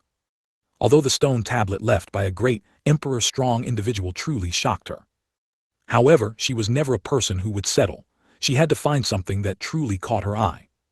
She didn't know how long she had walked, nor how many stone tablets she had bypassed. Finally, Jai Yu saw a stone tablet emitting a cold and clear aura. Her eyes immediately lit up, feeling as if she had found what she was looking for. Jai Yu quickly walked forward, stood in front of the stone tablet, and examined it carefully. Han Yue Great Emperor, Yin Yang Sword Art, Great Emperor Law. After reading the content on the stone tablet, she remained in a daze for a long time. Unlike the previous Hongqian Great Emperor, this time, she was truly certain that she was interested in this Han Yue Great Emperor's stone tablet. Coming back to her senses, she sat down cross-legged in front of the stone tablet, then focused her mental energy on those large characters. On the other side, Lin Maioyan also found an interesting stone tablet among the vast array of stone tablets. Although it was a stone tablet of a Saint Realm strong individual, she really liked the cultivation technique recorded on it. Xiao Zai, on the other hand, was completely bewildered. As he walked, he actually bumped into a stone tablet. Looking up, he saw that it was a stone tablet left by a Saint Realm strong individual. He was overjoyed for a moment and sat down in front of the stone tablet without thinking. Everyone who entered the Qianyuan secret realm, without exception, entered into cultivation. Outside the stone tablet left by Emperor Hongyun, Jiang Xie sometimes frowned, sometimes his qi was chaotic, and sometimes a smile appeared at the corner of his mouth. In that special space, Jiang Xie continuously practiced, following the figure of that man. Although it felt a bit obscure and difficult to understand. However, as time passed, he gradually became proficient. Time in such a process slowly slipped away. At a certain moment, when he looked up at the sky and light rain began to fall, Jiang Xie knew that he had succeeded. The next moment, countless dark clouds gathered in the sky. All the heavy rain flowed backward, the dark clouds suddenly dispersed, and a huge palm shadow descended from the sky. It was extremely magnificent. However, its power was still far inferior to what Emperor Hongyun had displayed. They were not on the same level at all. This was also normal, after all. The difference in cultivation between Jiang Xie and him was too great. Even so, Jiang Xie was already overjoyed. When he came back to his senses again, he had already appeared outside the stone tablet. A good harvest. Jiang Xie smiled faintly, then bowed deeply to the stone tablet. Senior Hongyun, thank you for your guidance. I will definitely carry forward this great wilderness floating cloud palm. After speaking, he stood up and walked back the way he came. The surrounding stone tablets kept changing. As he walked, Jiang Xie found that something seemed wrong. He was clearly following the path he had taken to get there, but he never saw the plaza. And at this moment, many people, after finishing their cultivation, were surprised to find that the surrounding stone tablets had disappeared. They could already see many familiar figures. And they were still in the original plaza. Time slowly passed, and more figures began to appear. They gathered together and began to discuss their recent experiences. You all came out. Did you all obtain martial skill or cultivation technique? Someone asked with bright eyes. Yes, I thought that even if I couldn't get out, I couldn't just sit there and wait, so I found a stone tablet and started cultivating the martial skill on it. Alas, it's a pity to say, I just randomly found a stone tablet, originally intending to learn this one and then others, but who knew it would just disappear? Who isn't, alas, I originally wanted to learn a few more. There's no other way, it's good to learn one. The lowest here are Heavenly King Realm strong individuals. That's right, this is already a great opportunity. However, it seems Su Zai hasn't come out yet. After chatting for a while, everyone realized that not only Jiang Xie hadn't come out. Su Han, Su Yu, Su Ping, and Jai Yu also hadn't come out. So everyone quietly waited. Half an incense stick later, Su Han's figure suddenly appeared. After learning the situation, he also waited quietly. One incense stick later, the figures of Su Yu and Su Peng also appeared in everyone's sight. 2 incense sticks later, Xiao Zai appeared. 3 incense sticks later, Lin Maoyan's figure also faintly emerged.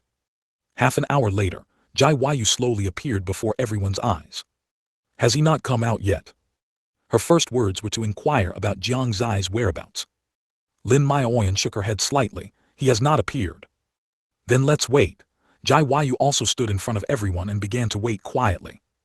In Wanbei Forest, Jiang Xie ran around frantically at high speed, but he still couldn't find the exit, so anxious that he directly spat out several mouthfuls of blood. He inwardly cursed that it was too much of a trap. He didn't know how others were doing, only that he seemed to be lost. Of course, this was not the main reason for his anxiety. In fact, it was because his forehead had already begun to feel a slight warmth. He had experienced this feeling twice, and there was no way he could be wrong. The item that activated the third statue was right here in the Shengyuan secret realm. Unable to find an exit no matter how much he walked around, he helplessly slammed his fist into an inconspicuous stone tablet next to him. However, the next moment, he immediately jumped up. Hiss tilde tilde tilde, this is too hard, what a broken stone tablet. 174. Strong and fierce breaking flow fist, the list of geniuses is released. Still cursing, he suddenly noticed the words Great Emperor on the stone tablet. This made him look closely at the stone tablet. Liang Great Emperor, what the heck? Isn't that the founder of the Great Yan Empire? I just met Emperor Hongyun and now there's another Liang Great Emperor. Jiang Xie was slightly shocked. He couldn't help but wonder if, after he left, he encountered people from the Great Yan Empire and the Red Cloud Empire. If he used these 2 Great Emperor laws, would he be captured and studied by them?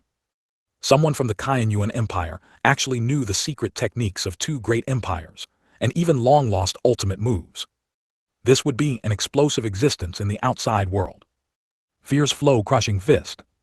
Fierce ox crushing fist, anal fissure flow crushing fist. Jiang Xie's mouth twitched. Although it was also a Great Emperor Law, the name of this Great Emperor Law was not as pleasant as Emperor Hongyun's Great Emperor Law. What was this? Fierce flow crushing fist. What was its relationship with fierce ox crushing fist? Anal fissure. This was too. Jiang Xie didn't want to get an anal fissure every time he used this martial skill. But it was a Great Emperor Law after all. It would be a waste not to learn it. Adhering to the idea of taking advantage, Jiang Xie still immersed his mental energy into it. After an incense stick's time, he was directly kicked out.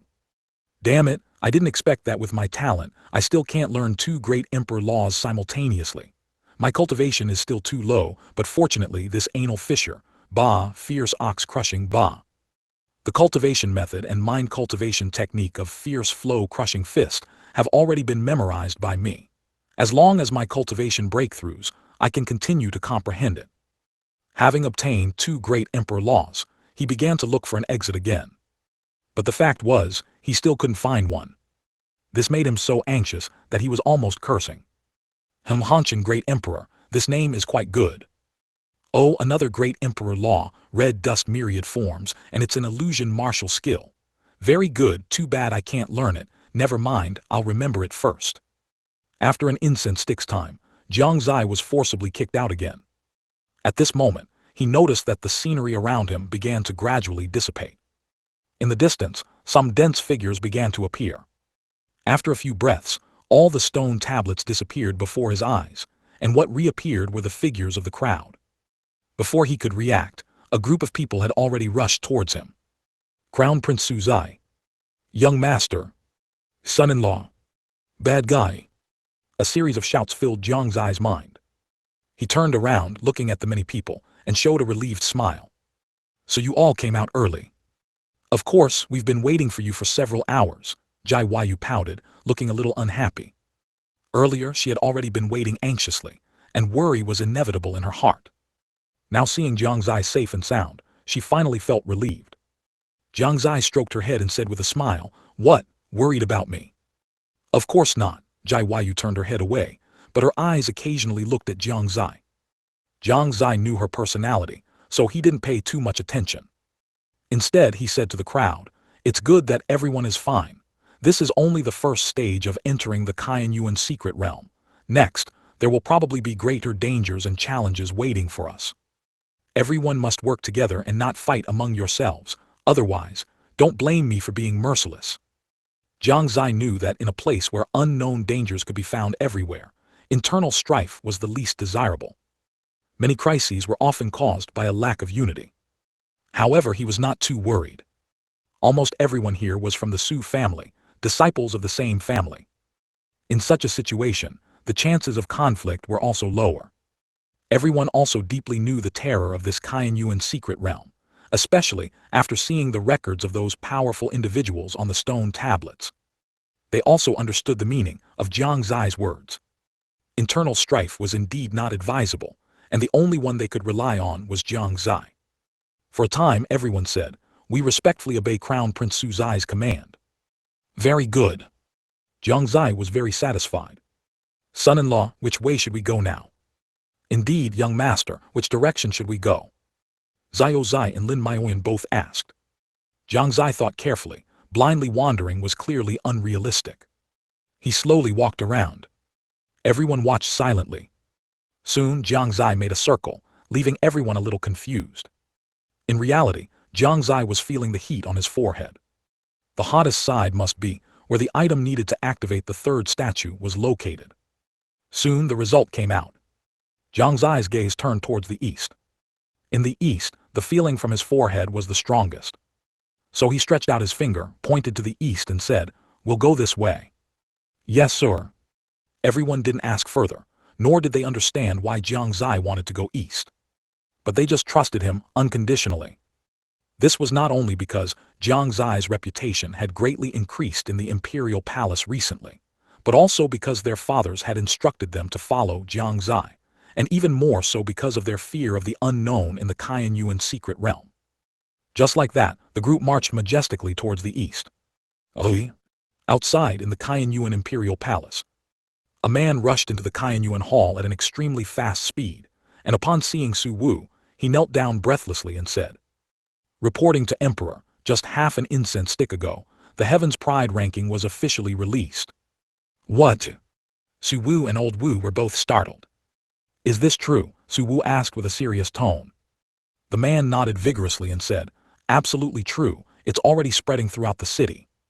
How many young prodigies from my Shengyuan empire are on the list?" "3. "Which 3? "Crown Prince Su Zai, Crown Prince Su Peng and Su Yu Crown Prince." The man didn't know Su Yu. He only said it based on feeling, and he was also a little uneasy. Su Wu, however, laughed heartily upon hearing this, saying, "It's indeed the same as what I saw last time. What are their rankings?" "Crown Prince Su Zai is ranked 3rd, Crown Prince Su Yu is ranked 5th, Crown Prince Su Peng." "What, young lord is only 3rd, a fake ranking, it must be a fake ranking." After hearing this ranking, Su Wu was still happy, but Old Wu's face turned ashen as he jumped up. In his opinion, any ranking where Jiang Xie was not first was fake. How could Jiang Xie not be first? He didn't believe it. The young lord must be the strongest. This was definitely a fake ranking. He didn't expect Tianji Tower to also fake things.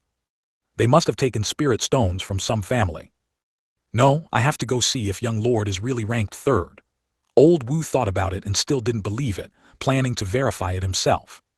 Su Wu, who was beside him, was already stunned by his reaction. Even the kneeling man on the ground had an extremely strange expression. But seeing Old Wu's incredibly serious look, he suddenly wondered if the Heaven's Pride ranking was really faked. However, in the next moment, this thought was dismissed from his mind. 175, this ranking is wrong.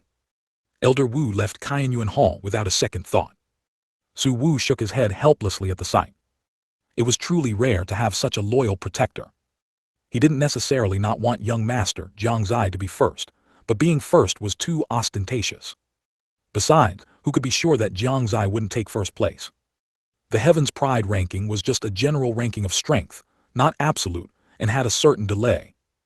At least, Jiang Xie's cultivation had advanced by a major realm, and on this point alone, the Heaven's Pride ranking should not have anticipated it. They would not completely follow the true rankings. Firstly, it would cause turmoil, and secondly, they couldn't calculate everyone. Just like Jiang Xie, Gu Shengxing couldn't probe much about him. The same was true for everyone else. Tianji Tower was not in the Eastern Continent. In fact, this Heaven's Pride ranking might have been released a few days ago, but it had only just reached the Eastern Continent now. Outside, as news of the Heaven's Pride rankings release spread, everyone in the entire Eastern Continent was buzzing. They frantically searched for resources, everyone wanting to see it quickly. However, such news was usually only seen by major powers first. And in the Eastern Continent, the Demon Sect was the first to receive the news. At this moment, within the Heavenly Fiend Sect, in the sect's main hall, Sect Master Hongzhu held a scroll with hundreds of names written on it, looking at it with a solemn expression. Below him were the elders and protectors of the Heavenly Fiend Sect, and to his right was the demonic path's young lord, Lengya. Hongzhu's expression was at times shocked, at times horrified, and at times frowning. In short, it was bizarre, making the people below itch with curiosity, wishing they could immediately know the rankings inside. Lengya was also quite curious about his own ranking, his gaze frequently drifting towards the scroll in Hongzhu's hand. He even clenched his fists, showing how eager he was.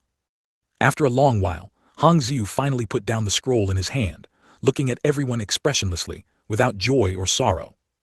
As if brewing a huge storm. Sect Master, may I ask about my ranking? Lengya asked somewhat nervously. Hongzhu glanced at him indifferently. Just that one glance, Lengya knew that his ranking probably hadn't satisfied him. Much of the fire in his heart was extinguished. 43rd place, Hongzhu said expressionlessly. He was indeed very dissatisfied with this result. What, only 43rd place? Lengya was stunned, and then his face turned ashen. His face was full of disbelief. No way, only 43rd place for young Lord Lengya. How is that possible? 43rd place, this is too low, isn't it? Is there something wrong with this Heaven's Pride ranking? Impossible. Although the Heaven's Pride ranking isn't completely accurate, it can still give a general idea. 43. Upon hearing this ranking, the elders and protectors below all exclaimed in surprise. Their tones were full of doubt. They couldn't believe that Lengya was only 43rd. One must know, they were not some small power like a nobody.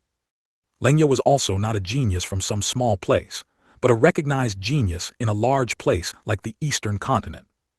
He was not a genius from a small town, small city, or small local power. In the entire Eastern Continent, the Blood Demon Sect's demonic path young lord was dead, young Master Jiang Xie of the Jiang family was dead, and the Qianyuan Empire's imperial disciple was clearly a tier behind. The imperial disciples of the other two empires were only slightly stronger than those of the Qianyuan Empire. In the entire Eastern Continent, those who could be stronger than Lengya were none other than Saintess Jai Waiyu of Haoran Sect, young Lord Zui Xiaoyao of Brewing Villa, and Lin Luochen of 10,000 Sword Sect. Under such circumstances, he could only rank 43rd. They didn't understand. At this moment, only Hongzhu knew that they were wrong, and terribly so. Sect Master, I think there must be something wrong with this Heaven's Pride ranking. How could young Lord Lengya only be 43rd?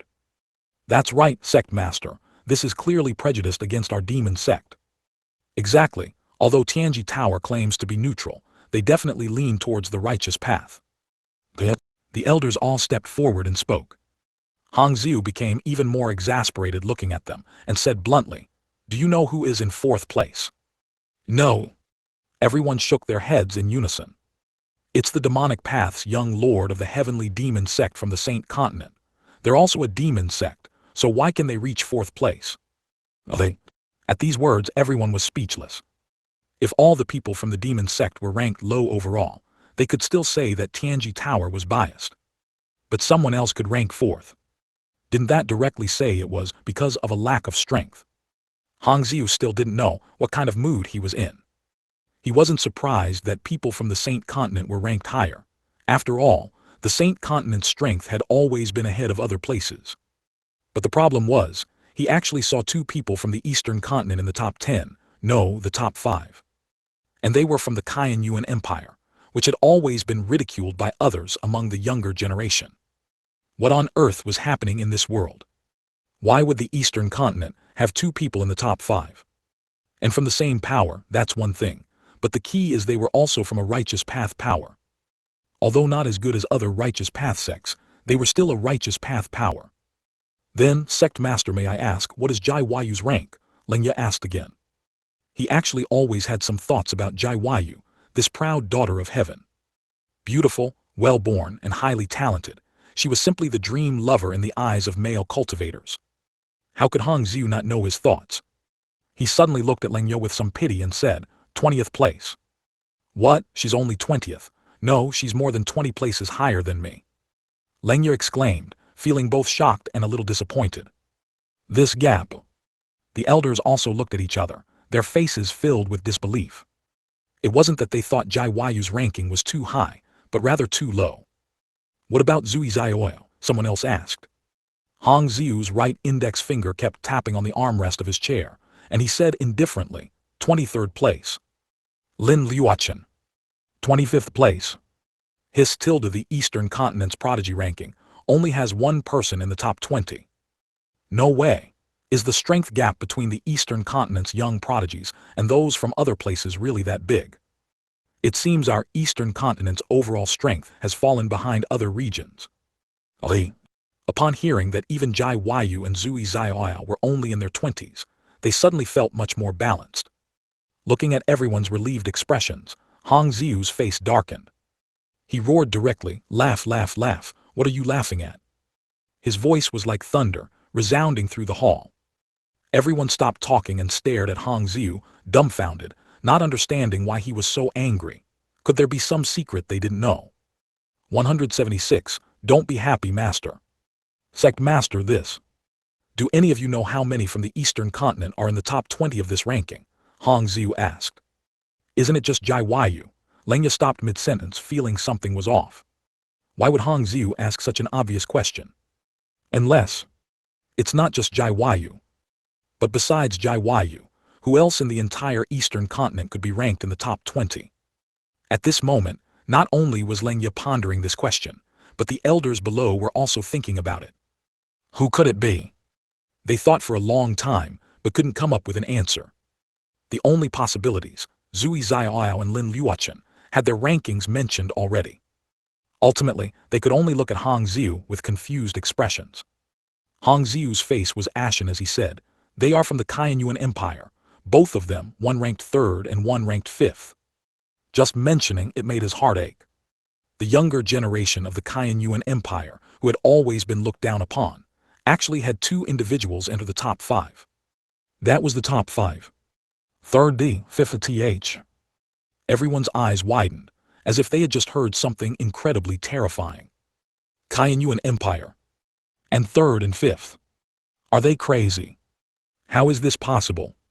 Have you forgotten about the Fanchen sword master that was rumored a while ago? Hong Xiu reminded them.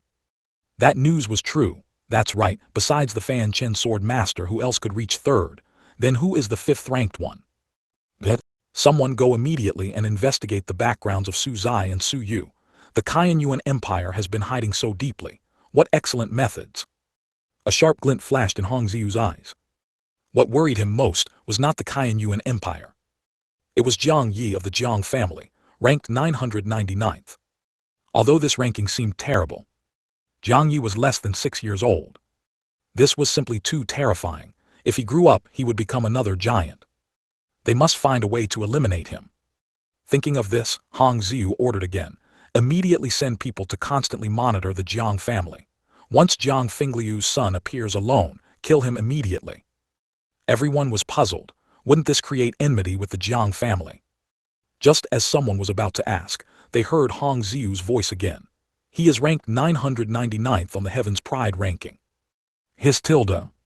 At this moment, they understood why Hong Xiu wanted to act against him. This was simply a huge threat. Although the demon sect seemed relatively united when facing the righteous path, in private, they wished for each other's destruction. Ali. Inside the blood demon sect, Zhu Tian looked at the Heaven's Pride ranking, his heart bleeding. If his son hadn't died, he would have at least been ranked in the 30s or 40s. Although the Shengyuan Empire having 2 in the top 5 truly shocked him for a moment. His greater attention was also focused on Jiang Xie of the Jiang family. After a long while, he said hatefully, "Someone, immediately pay close attention to the movements of the Jiang family's young lord. Once there's an opportunity, kill him immediately." He was confident that the Jiang family was involved in his son's death. Even if there was only a slight connection, that was enough. The Jiang family. In the front of the Jiang family's main hall, Jiang Fingliu had also received the news of the Heaven's Pride rankings release. In his hand was the Heaven's Pride ranking. Just like the Heavenly Fiend sect. At this moment, all the clan chiefs of the Jiang family were gathered in the main hall, quietly waiting for Jiang Fingliu to announce the results. Sujiru sat to Jiang Fingliu's right, also looking at the Heaven's Pride ranking in his hand. And Jiang Xie stood beside Sujiru, his eyes darting around. It was clear that he really wanted to go out and play. But with Sujiru there, he could only imagine. He didn't dare to act rashly at all. Jiang Fingliu looked at the names on it one by one. When he saw the name Su Zai in third place, an uncontrollable smile appeared on his face. Sujiru also covered her mouth, seemingly unable to believe her eyes. Afterward, Jiang Fingliu saw Jai Yu's name and nodded slightly. 20th place, her talent was already quite good. After looking at these two names, he directly skipped over many names and finally saw Jiang Xie's name at the very end. This made the smile on his face even wider. He couldn't stop smiling. In the end, he even couldn't help but laugh out loud. Sujiru also covered her mouth and chuckled softly beside him. This left the clan chiefs below bewildered, their curiosity increasing rather than decreasing. "Clan chief, what did you see that makes you so happy?" "That's right, clan chief, just tell us. My heart is already itching. Clan chief, you can't keep it all to yourself." Everyone spoke one after another, very eagerly. Jiang Fingliu no longer kept them in suspense, smiling. "Of course I'm smiling because of good news. Do you know that Xiao Yi has made it onto the Heaven's Pride ranking?" "What, Xiao Yi? Impossible, absolutely impossible." "Exactly, clan chief, are you joking? Xiao Yi is not even 6 years old and he can make it onto the Heaven's Pride ranking. How is that possible?" "The clan chief is teasing us again. Although young Lord Xiao Yi's talent is indeed heaven-defying this. It's not that we don't believe it, but that we don't dare to believe it." "That's right, clan chief, don't scare us anymore." The elders looked aggrieved, all thinking that Jiang Fingliu was teasing them and deliberately saying that. It wasn't that they didn't want Jiang Yi to make it onto the Heaven's Pride ranking, but it was simply too hard to believe. Jiang Fingliu had anticipated their reaction and directly threw the scroll over, saying, "If you don't believe it, you can see for yourselves." Actually, Jiang Fingliu wasn't that happy just because of Jiang Yi. Jiang Xie also contributed to this. Originally, when Jiang Xie went to Cayenne Yuan imperial capital, although the emperor was his father-in-law, Jiang Fingliu was still worried. But now it seemed he was doing quite well there. And on the Heaven's Pride ranking, there were not only Jiang Xie and Jiang Yi, two disciples of the Jiang family. There were two more, although their rankings weren't high. But the Jiang family's current generation produced 4 prodigies who could be ranked throughout the entire Shengyuan Continent. It truly exceeded his expectations. That's why he was so happy. In fact, other major forces also had more than just their successors on the list, to varying degrees. At least 2. It was just that their rankings were too low, and not many people cared. However, the Cayenne Yuan Empire's current generation was indeed somewhat unsatisfactory. If not for Jiang Xie, only 2 would have made the list. Although Su Han and Su Yu's cultivation wasn't too bad.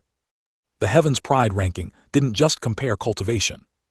Talent accounted for the largest proportion. What? Oh my goodness. What the clan chief said was actually true. Young Lord Xiao, you really made it onto the Heaven's Pride ranking. Hiss tilde tilde unbelievable, simply unbelievable. Soon after, gasps erupted throughout the Jiang family's main hall. They were shocked. Jiang Fingliu hadn't lied. 177, all parties were shocked. Their gazes kept sizing up Jiang Yi. Jiang Yi couldn't help but shiver under their stares. What do these strange grandpas and uncles want to do? They wouldn't want to eat me, right? Their eyes are so scary, boo-hoo-hoo, big brother, I want big brother. Big brother, hurry and come save me. Xiao Yi is going to be eaten by them. Jiang Yi, still young, didn't understand what the Heaven's Pride ranking was, nor its meaning. He only knew that eating and sleeping were the most important things. And the elder's gazes at him were clearly exactly like his gaze at food. It was an expression that looked like they wanted to eat someone. Jiang Xie instinctively shrunk into Sujiru's embrace. Sujiru only thought he was tired and gently stroked his head. The numerous family elders' gazes at Jiang Xie were incredibly fervent at this moment, as if they were looking at a treasure. To be on the Heaven's Pride ranking before the age of 6, the implications were self-evident. This meant that in the future, their Jiang family was highly likely to produce a venerable emperor realm, or even a great emperor realm expert or higher. They didn't dare to think of a great emperor, as no new great emperor realm expert had appeared on the entire Shengyuan Continent for countless years. However, they also realized the seriousness of the problem. Jiang Xie's appearance on the ranking this time would surely attract the attention of many Eastern Continent forces, and the danger would greatly increase. From now on, they had to be on high alert. They absolutely could not let Jiang Xie encounter any danger. Family head, I suggest that from today onwards, young Lord Jiang Xie be forbidden from leaving the Jiang family. Right, young Lord Jiang Xie must already be targeted by many people now. If he goes out, he is very likely to face danger. From today onwards, the family should increase the number of guards around young Lord Jiang Xie. The elders spoke excitedly one after another. How could Jiang Fingliu not realize this problem? He immediately ordered. From today onwards, the family will enter a state of alert. Once anyone behaving strangely is discovered, they are to be immediately apprehended. At the same time, strengthen the city's defenses to prevent spies from other forces from approaching the Jiang family. Also, Jiang Xie is forbidden from going out starting today. As soon as these words were spoken, the elders clapped their hands in approval. But Jiang Xie's face fell. He only heard the 4 words, forbidden from going out. A wave of grievance immediately welled up in his heart. Big brother, hurry and save me. They're going to lock me up. Boo-hoo-hoo. Big brother, Zioya's life without you is so bitter. There's no good food, no fun things, and now I can't even go out. Jiang Xie felt as if life had lost its joy. He wanted to follow in Jiang Zai's footsteps, but was afraid of pain. Jiang Fingliu didn't know that Jiang Xie had already attempted dozens of ways to die during this period. Things like slitting his wrist. He only managed to break a tiny bit of skin before Jiang Xie didn't dare to cut anymore. Then he thought about hitting a rock, but when he slammed his head into it, the rock shattered. He wanted to hang himself, but the rope broke. He wanted to use a knife to commit seppuku, but could never bring himself to do it. Finally, Jiang Xie could only say sorry to Jiang Zai in his heart. Big brother, it's not that Zioya doesn't want to follow you, but it's too painful. Let's talk about it when it doesn't hurt anymore. Big brother, please don't blame me. If Jiang Fingliu knew that Jiang Xie had made these suicidal attempts, he would definitely be both angry and want to laugh. Jiang Zai isn't even dead yet. If something were to happen to Jiang Xie instead, he would probably be beaten to the ground by Sujiru. At this moment, within the Fanchen sect, Sect Master Lin Yuanqui was also carefully examining a scroll. His first glance fell upon Su Zai's name in 3rd place. His expression immediately brightened, and he couldn't help but say, Su Zaiyu is truly amazing. Not only is he still lively after using the Fanchen sword, but he also ranked 3rd on the Heaven's Pride ranking. Yanner will surely gain many benefits by his side.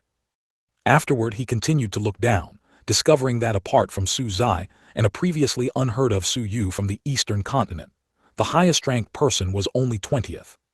The Kaiyuan Empire is truly formidable. We cannot hope to catch up. Lin Yuanqui also had to admit that the prodigies of the Kaiyuan Empire were too strong. Although they were not from his own sect, at least they brought glory to the Eastern Continent, preventing it from being too embarrassed. He clearly remembered that when the Heaven's Pride ranking was last released, there wasn't a single Eastern Continent prodigy in the top 30. They were subjected to extreme ridicule by people from other places, and they couldn't even refute it. This time, the situation had finally improved. He couldn't help but feel a little fortunate. If Jiang Zai could grow, then the Xuanchen sect's status would also rise. After all, the current Xuanchen sect already belonged to Jiang Zai.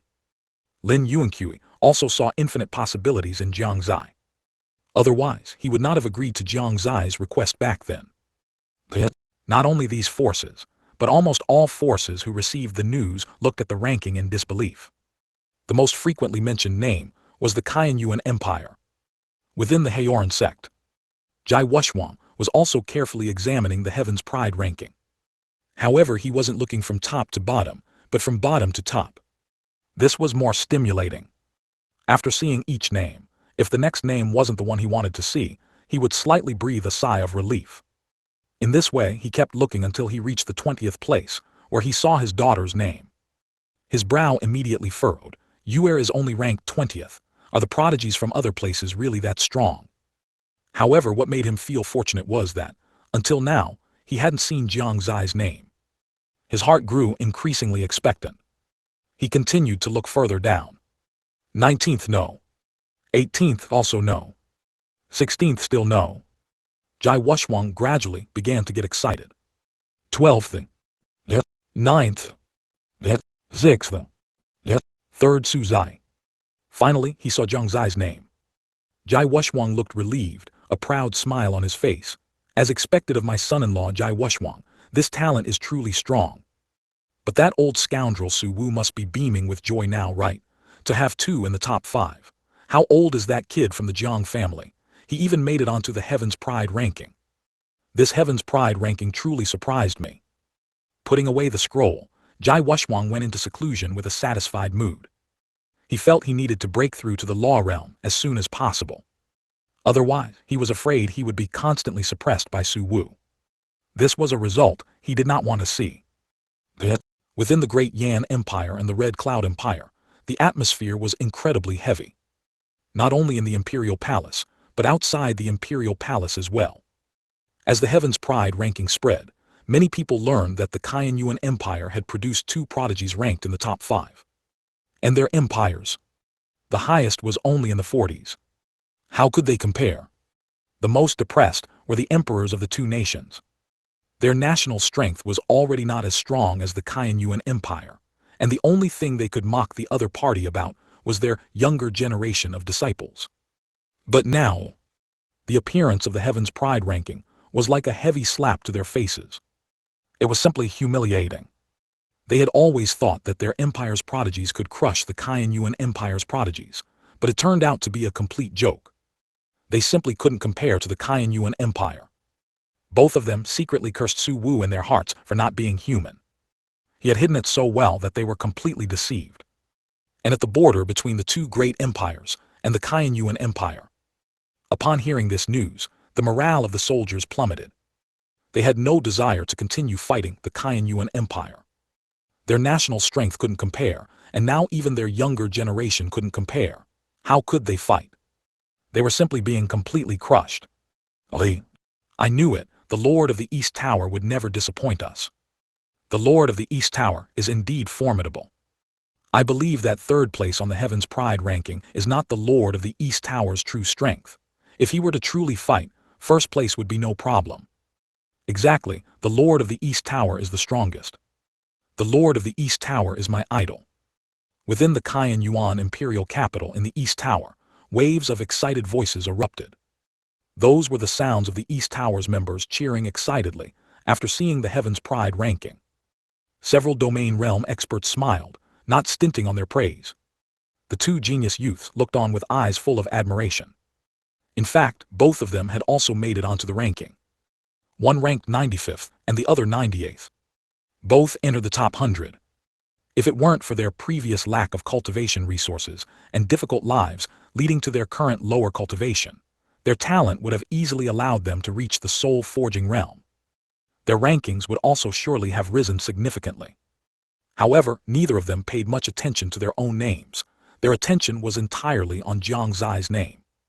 For them, seeing Jiang Xie's ranking was far more exciting than seeing their own. P.S. My old back pain has flared up again. The rest will be updated tomorrow during the day.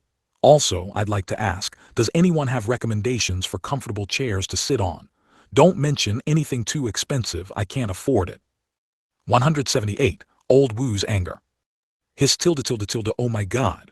Oh my god, oh my god, oh my god. What's wrong? Why are you making such a fuss? Don't you know yet? 2 young lords from our Yuan Empire have entered the top 5 of the Heaven's Pride ranking. Is that true? Of course it's true. Who are these 2 young lords? It couldn't be young Lord Su Yu and young Lord Su Peng, could it? No, it's actually Crown Prince Su Zai and young Lord Su Yu. Crown Prince Su Zai, is that the one who gained the recognition of the Fanchen sword? And who is this young Lord Su Yu? You don't know? Yet, outside the Qianyuan Imperial Palace, old Wu had just stepped out of the main gate when he heard the discussions around him.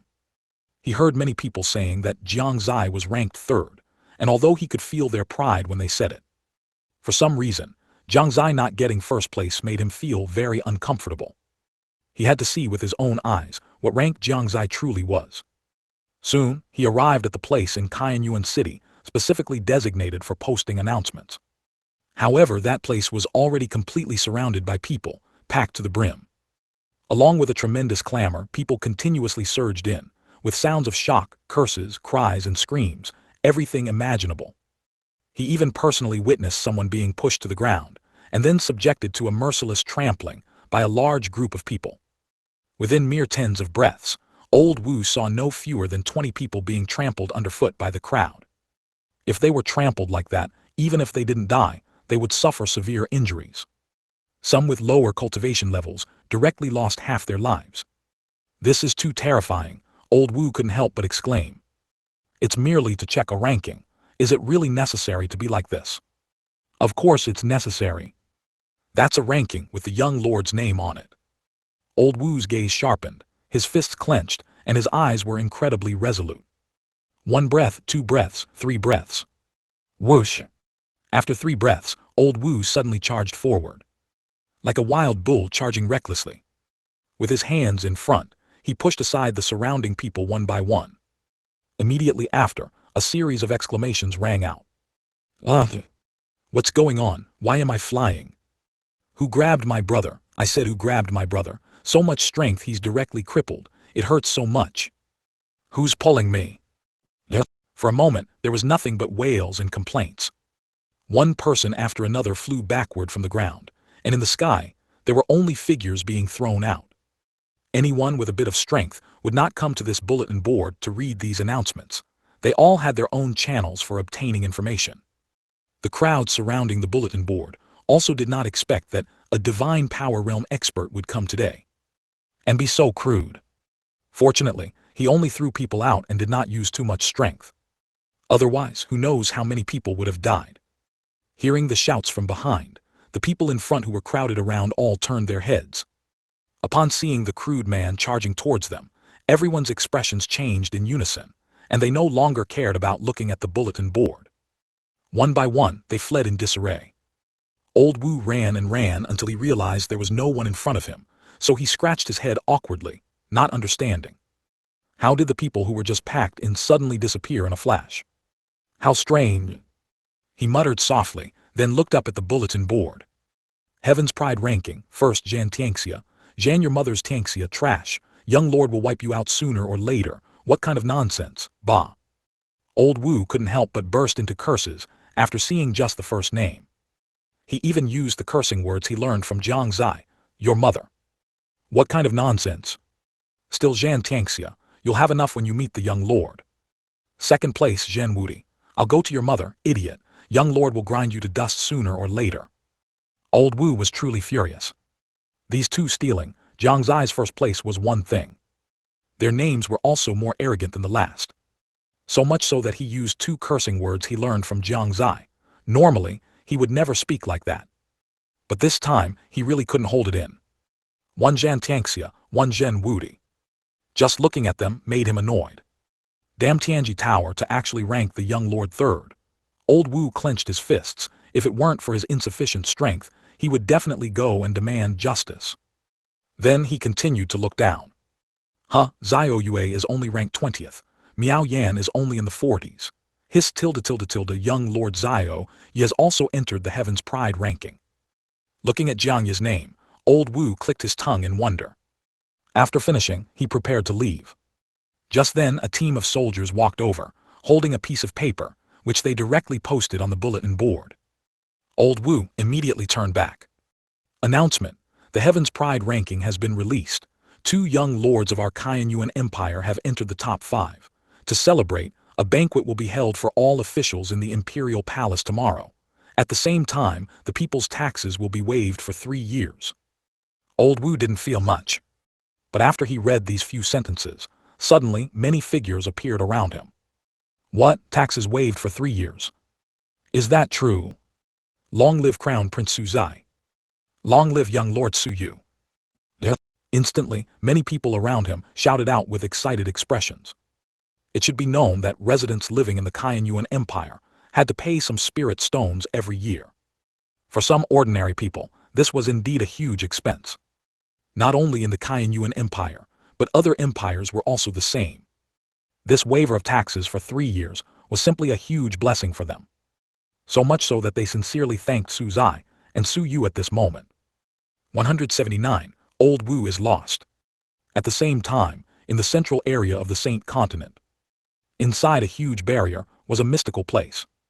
The spiritual chi here was dense, with various mountains and fierce beasts inhabiting the major forests, and it was not uncommon to see domain realm experts soaring through the sky. In the very center of this area were continuous, luxurious and massive buildings. Here, domain realm experts were as common as dogs, law realm experts were everywhere, and there were quite a few heavenly king realm experts. Venerable emperor realm experts were also present. As the most prosperous and spiritual chi-rich place on the Saint Continent, their cultivation speed was incomparable to other places. Because of this, the people of Saint Continent had a strong sense of superiority. They displayed an arrogant attitude in other places, constantly plundering treasures from various regions. This was to make themselves stronger. At this moment, inside a huge building, a 16 or 17-year-old youth was looking with interest at the news he had just received. The youth was relatively thin, his hair was unusually messy, and he had a scruffy beard, indicating that he was not someone who paid much attention to his appearance. However, even though he was thin, there was a faint pressure emanating from him. That was a sense of oppression far exceeding his peers. Jiang Xie was not the powerful, handsome man that people from other regions imagined him to be. But if anyone underestimated him, they would undoubtedly be unlucky. The reason for his appearance was cultivation. He often went into seclusion for months or even years at a time. At only 16 or 17 years old, he had spent more than half of his time in seclusion. Su Zai and Su Yu, interesting. I didn't expect that the small force of my Zhan family, which was not annihilated before, could produce 2 prodigies. So be it. I will complete what my ancestor did not. The seal of Saint Continent is already unstable. Once the seal is completely broken, I will go meet this Su Zai. I hope he doesn't disappoint me. At the same time, in a certain ruin, a handsome youth with a face full of killing intent slowly pulled out the long spear embedded in a corpse. More importantly, the corpse beneath the long spear was that of a peak Yukong realm expert. A 15 or 16-year-old youth killing a peak Yukong realm expert. If he didn't reveal this killing intent, no one would have thought that a delicate-looking youth, who appeared to be powerless, could possess such powerful strength. After pulling out the spear, the youth slowly wiped off the blood from it. The killing intent in his eyes gradually dissipated. And the long spear, which was originally covered in blood-red patterns, also began to change. The blood-red patterns gradually retracted, the spearhead gradually turned silver, but the spear shaft was half red and half silver. Only 5th, Su Zai, it seems I have a formidable cousin. With him, the path to revitalizing the Su family won't be lonely. It's also time to set off for the Eastern Continent. Kaiyuan Empire, prepare to welcome your strongest prodigy. No, since cousin Su Zai is 3rd, I'll let him be the strongest prodigy of the Kaiyuan Empire. Kaiyuan Empire, prepare to welcome your 2nd strongest prodigy. Ha ha ha ha. One person and one spear gradually disappeared into the mysterious ruins, leaving behind only the echoing laughter. The release of the Heaven's Pride ranking this time was no less than dropping a bomb on the entire Saint Continent. The main reason was that this ranking differed too much from previous ones. In the past, the top 20 were absolutely prodigies from Saint Continent. Sometimes even the top 30 were. But this time was different. Among the top 20, Eastern Continent had 3, Southern Borders 2, Northern Desert 2, and Western Forest also had 3. The 4 major regions accounted for a total of 10 spots. This was unimaginable in the past. It seemed that the seal of Saint Continent did have some good effects on other places. However, the overall strength of Saint Continent still surpassed that of other regions. But having such an effect already made many people ecstatic. Among them, Jiang Xie and Su Yu were discussed the most. Because among the top 5, only they were from outside Saint Continent. Eastern Continent was also extremely eye-catching this time. It could be said that the two of them brought much glory to the Eastern Continent. Inside the Shengyuan secret realm. Under Jiang Xie's leadership, the group walked towards the east. Along the way, it was surprisingly quiet, and there was nothing unusual around them. This made them feel a little strange. According to the stone tablet, this place should be extremely dangerous. But they had been in for so long, and had not yet found any dangerous places. Bad guy is what the stone tablet said true. Jiang couldn't help but ask. Suddenly, everyone's attention was focused on Jiang Xie. Jiang Xie was silent for a while before saying, "It should be true, but the danger level inside the Shengyuan secret realm should have decreased significantly compared to before. Otherwise, how could anyone have left a place that even great Emperor realm experts couldn't leave? From this, it's clear that some huge change must have occurred, which led to the Shengyuan secret realm becoming what it is now. However, even so, this place still poses a great danger to us. Everyone, you must not let down your guard." At these words, everyone became thoughtful. Indeed, this place was too unusual. It was clearly different from what was stated on the stone tablet. If Jiang Xie hadn't reminded them, they really would have started to relax their vigilance. Along the way, Jiang Xie's brows remained furrowed. He was pondering a question. That was, he felt as if something had been missing all along the way. What could it be? His gaze swept over everyone, and when it swept over Jiang and the others, a sudden realization flashed in his mind. Old Wu was gone. Oh no, oh no. Jiang Xie immediately became anxious and quickly asked, "Who among you has seen Old Wu? Why is he gone?" The group looked at each other, their expressions strange. But they dared not laugh out loud, only holding it in. Jiang and Lin Maoyan exchanged glances, both seeing a hint of amusement in each other's eyes. They had always thought that Old Wu had only come to see them off. But now, looking at Jiang Xie's reaction, could it be his original plan was to have Old Wu come in with them? "What's wrong with you all? I feel like you want to laugh." Jiang Xie looked puzzled. What did he say wrong? Old Wu was gone. Zio Yuer, why do you also look like you want to laugh? And Maoyan, what is this? Jiang Xie frowned, looking bewildered. Little Xie chuckled softly and said, "Son-in-law, you wouldn't happen to not know that the Shengyuan secret realm only allows people between 15 and 20 years old to enter, would you?" Jiang Xie was stunned. He really didn't know. Su Wu hadn't told him. So that's how it is. Doesn't that mean Old Wu never came in at all? A miscalculation, a miscalculation. Jiang Xie could almost imagine Old Wu throwing a tantrum. 180 spirit beast, fuck him.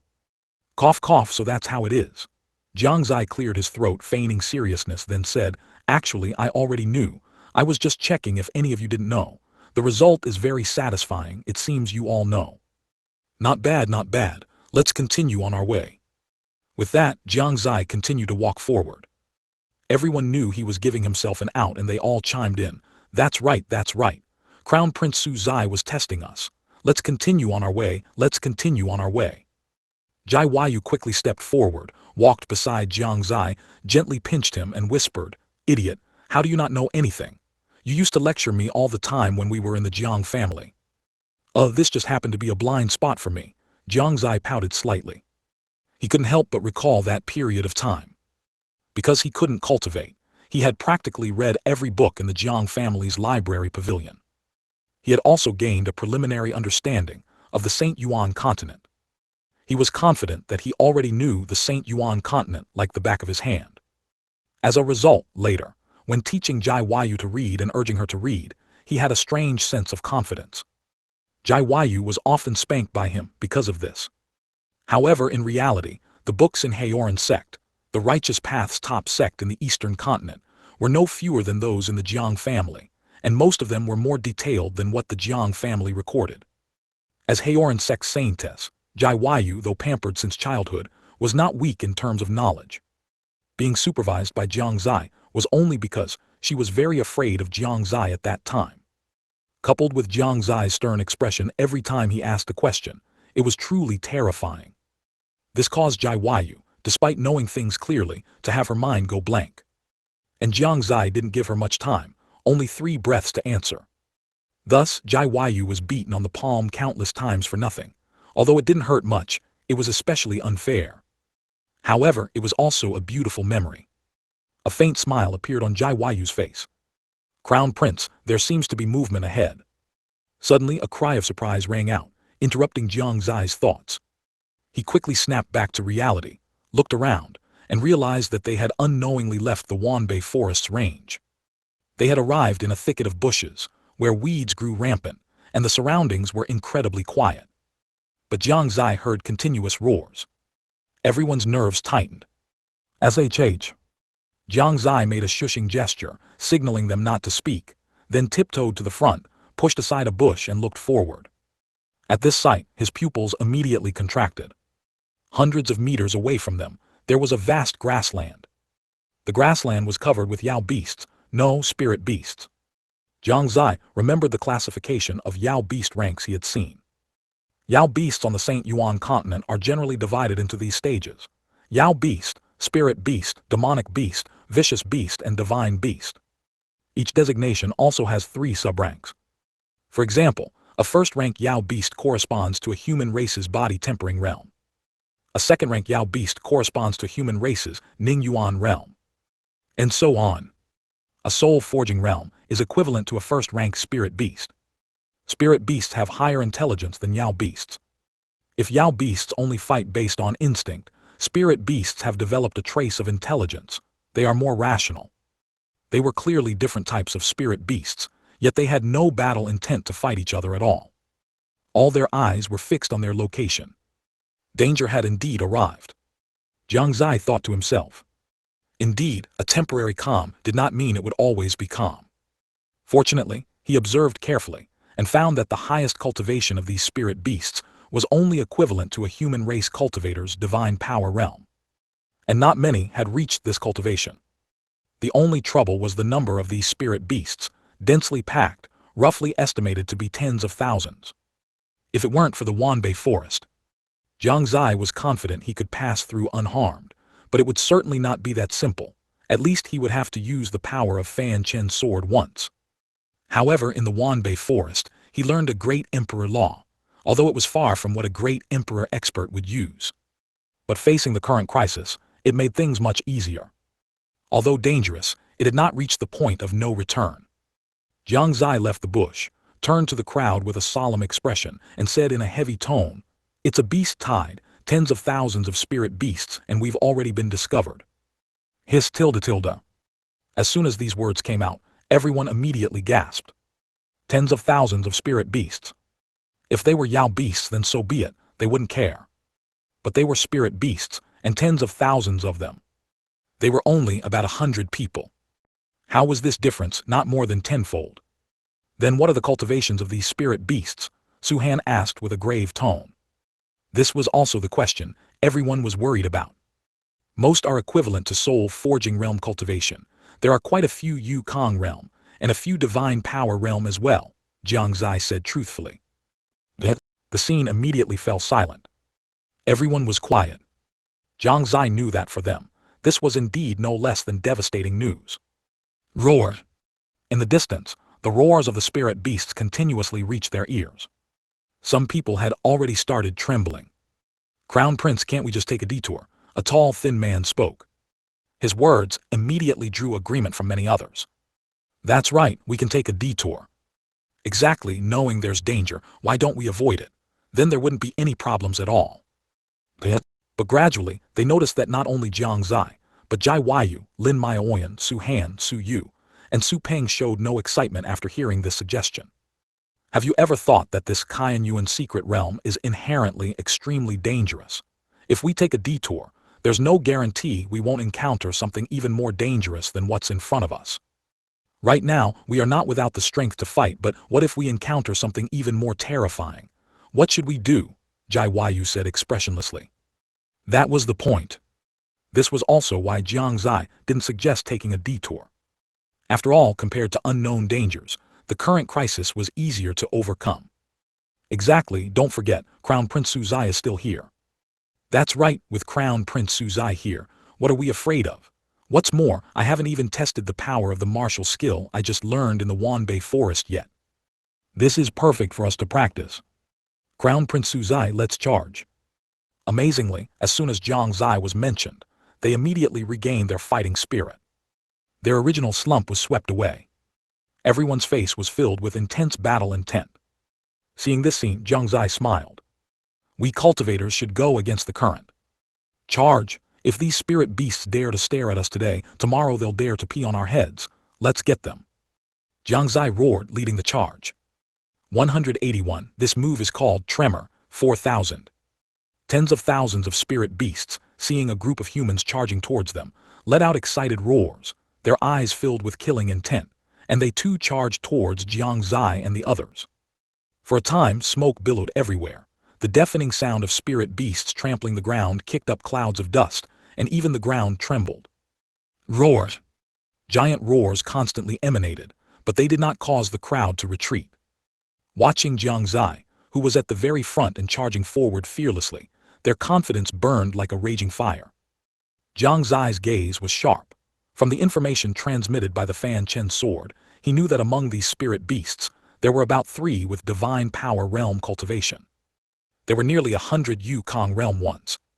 The most numerous were those with soul forging realm cultivation, accounting for more than half of the entire spirit beast group. Those below soul forging realm cultivation were only about 30%. His gaze suddenly became solemn. From a distance earlier, although he had judged that there were many spirit beasts above soul forging realm strength, he hadn't expected there to be so many. In that case, their charge out like this was indeed reckless. One must know that behind him, apart from Jai Waiyu and Lin Maioyan, no one else had breakthrough to soul forging realm. Su Han, Su Yu, and Su Peng, although they had improved, were still between controlling Yuan realm 8th and 9th levels. Facing so many spirit beasts whose cultivation was higher than theirs, there was absolutely no chance of winning. After this battle, very few of the more than 100 people would survive. Originally, Jiang Xie had thought of solving the problem without using the Fanchen sword. But now it seemed, not using it was not an option.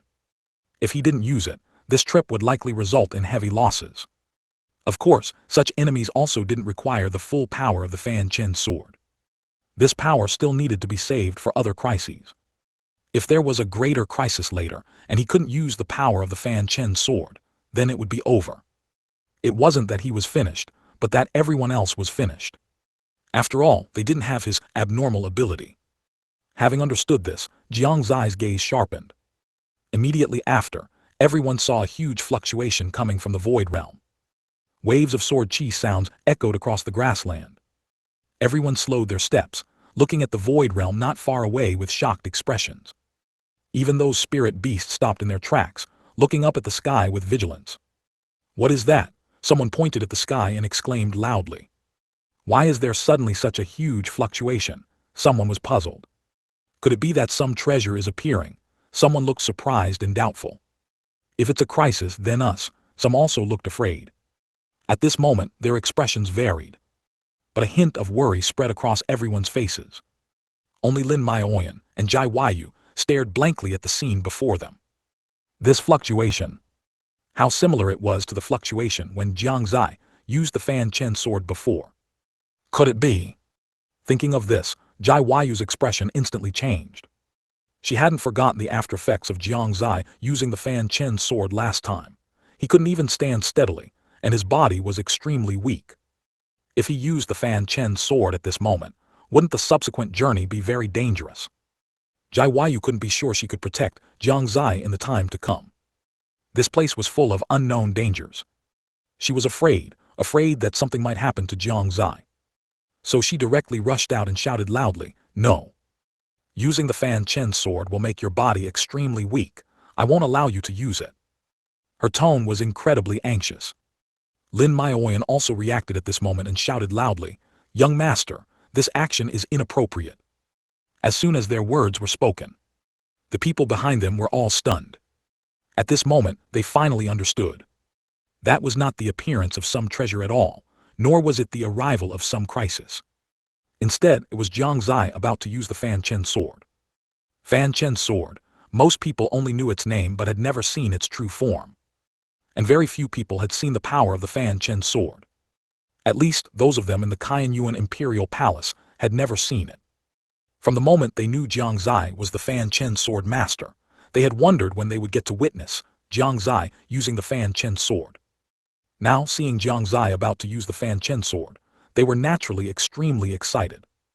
However, they also did not ignore Jai Yu's words. After using the Fanchen sword, the body would become extremely weak. That's right, it had long been heard that Crown Prince Su Zai would not die from the backlash of the Fanchen sword, but physical weakness would definitely be unavoidable. Could Crown Prince Su Zai go to such lengths for them? They understood very well. The moment they rushed out, they realized that these spirit beasts in front of them were not something they could defeat. However, because Jiang Xie was there, they did not retreat. If Jiang Xie ignored them, he could definitely leave safely. They had also prepared to die in battle. But, thinking of this, they couldn't help themselves. Crown Prince Su Zai, you don't have to. Since we chose to come in, we have already prepared to die here. If it weren't for us burdens, you would definitely be able to leave this Qianyuan secret realm safely. Exactly, Crown Prince Su Zai, we are already prepared for a fight to the death. From childhood, I have always lived in the Imperial Palace, thinking that the Qianyuan Empire was incredibly powerful, so I relaxed my cultivation. I don't know how long it has been since I had a truly exhilarating battle. This time, to be able to have a hearty battle, what does it matter if I die in battle? Rather than being a weakling, it's better to be a brave warrior. In a short moment, passionate remarks came from the crowd. Su Han also stepped forward, looked at Jiang Xie and said, Cousin Su Zai, the three of us have also realized our own problems. If we had worked harder and been prepared for danger, our cultivation wouldn't still be in the controlling Yuan realm. In that case, this battle with these spirit beasts would be much easier. Even if it might be difficult to win, we still want to try. You don't need to use the Fanchen sword. It's better to save it for later crises. Su Yu and Su Han both nodded repeatedly. It was indeed like this. They were now completely fearless. If there was anyone to blame, it could only be themselves for not working hard enough. In the distance, countless spirit beasts still dared not advance rashly, because they could feel that the object in the sky posed a fatal threat to them. But they also did not retreat. It seemed that the idea of retreating was completely absent from their minds. As time passed, even with the deterrence of the Fanchen sword, they would inevitably continue to attack. Jiang Xie had his back to the crowd, and no one knew what he was thinking. Jai Yu looked at him nervously, anticipating his answer. Lin Maioyan was also on edge. Xiao Zai even clenched her fists tightly. There were many things about Jiang Xie that she didn't understand. But she had heard Jai Yu's words just now. At this moment, she could only pray in her heart that Jiang Xie wouldn't do anything foolish. Haha, Jiang Xie laughed. If before, he was merely trying to prevent the Qianyuan Empire from losing so many young bloodline, then at this moment, what he was thinking was that he absolutely could not let a single one of them die. Who said they couldn't do it? As long as they could repent in time, there was still hope. What's more, they would rather die in battle than have him use the Fanchen sword. Under such circumstances, how could he remain indifferent? However, Jiang Xie's sudden laughter truly puzzled everyone. Just as everyone was about to ask, Jiang Xie spoke. You want a hearty battle. You want to see your limits. Don't worry, you will, but too many spirit beasts won't do.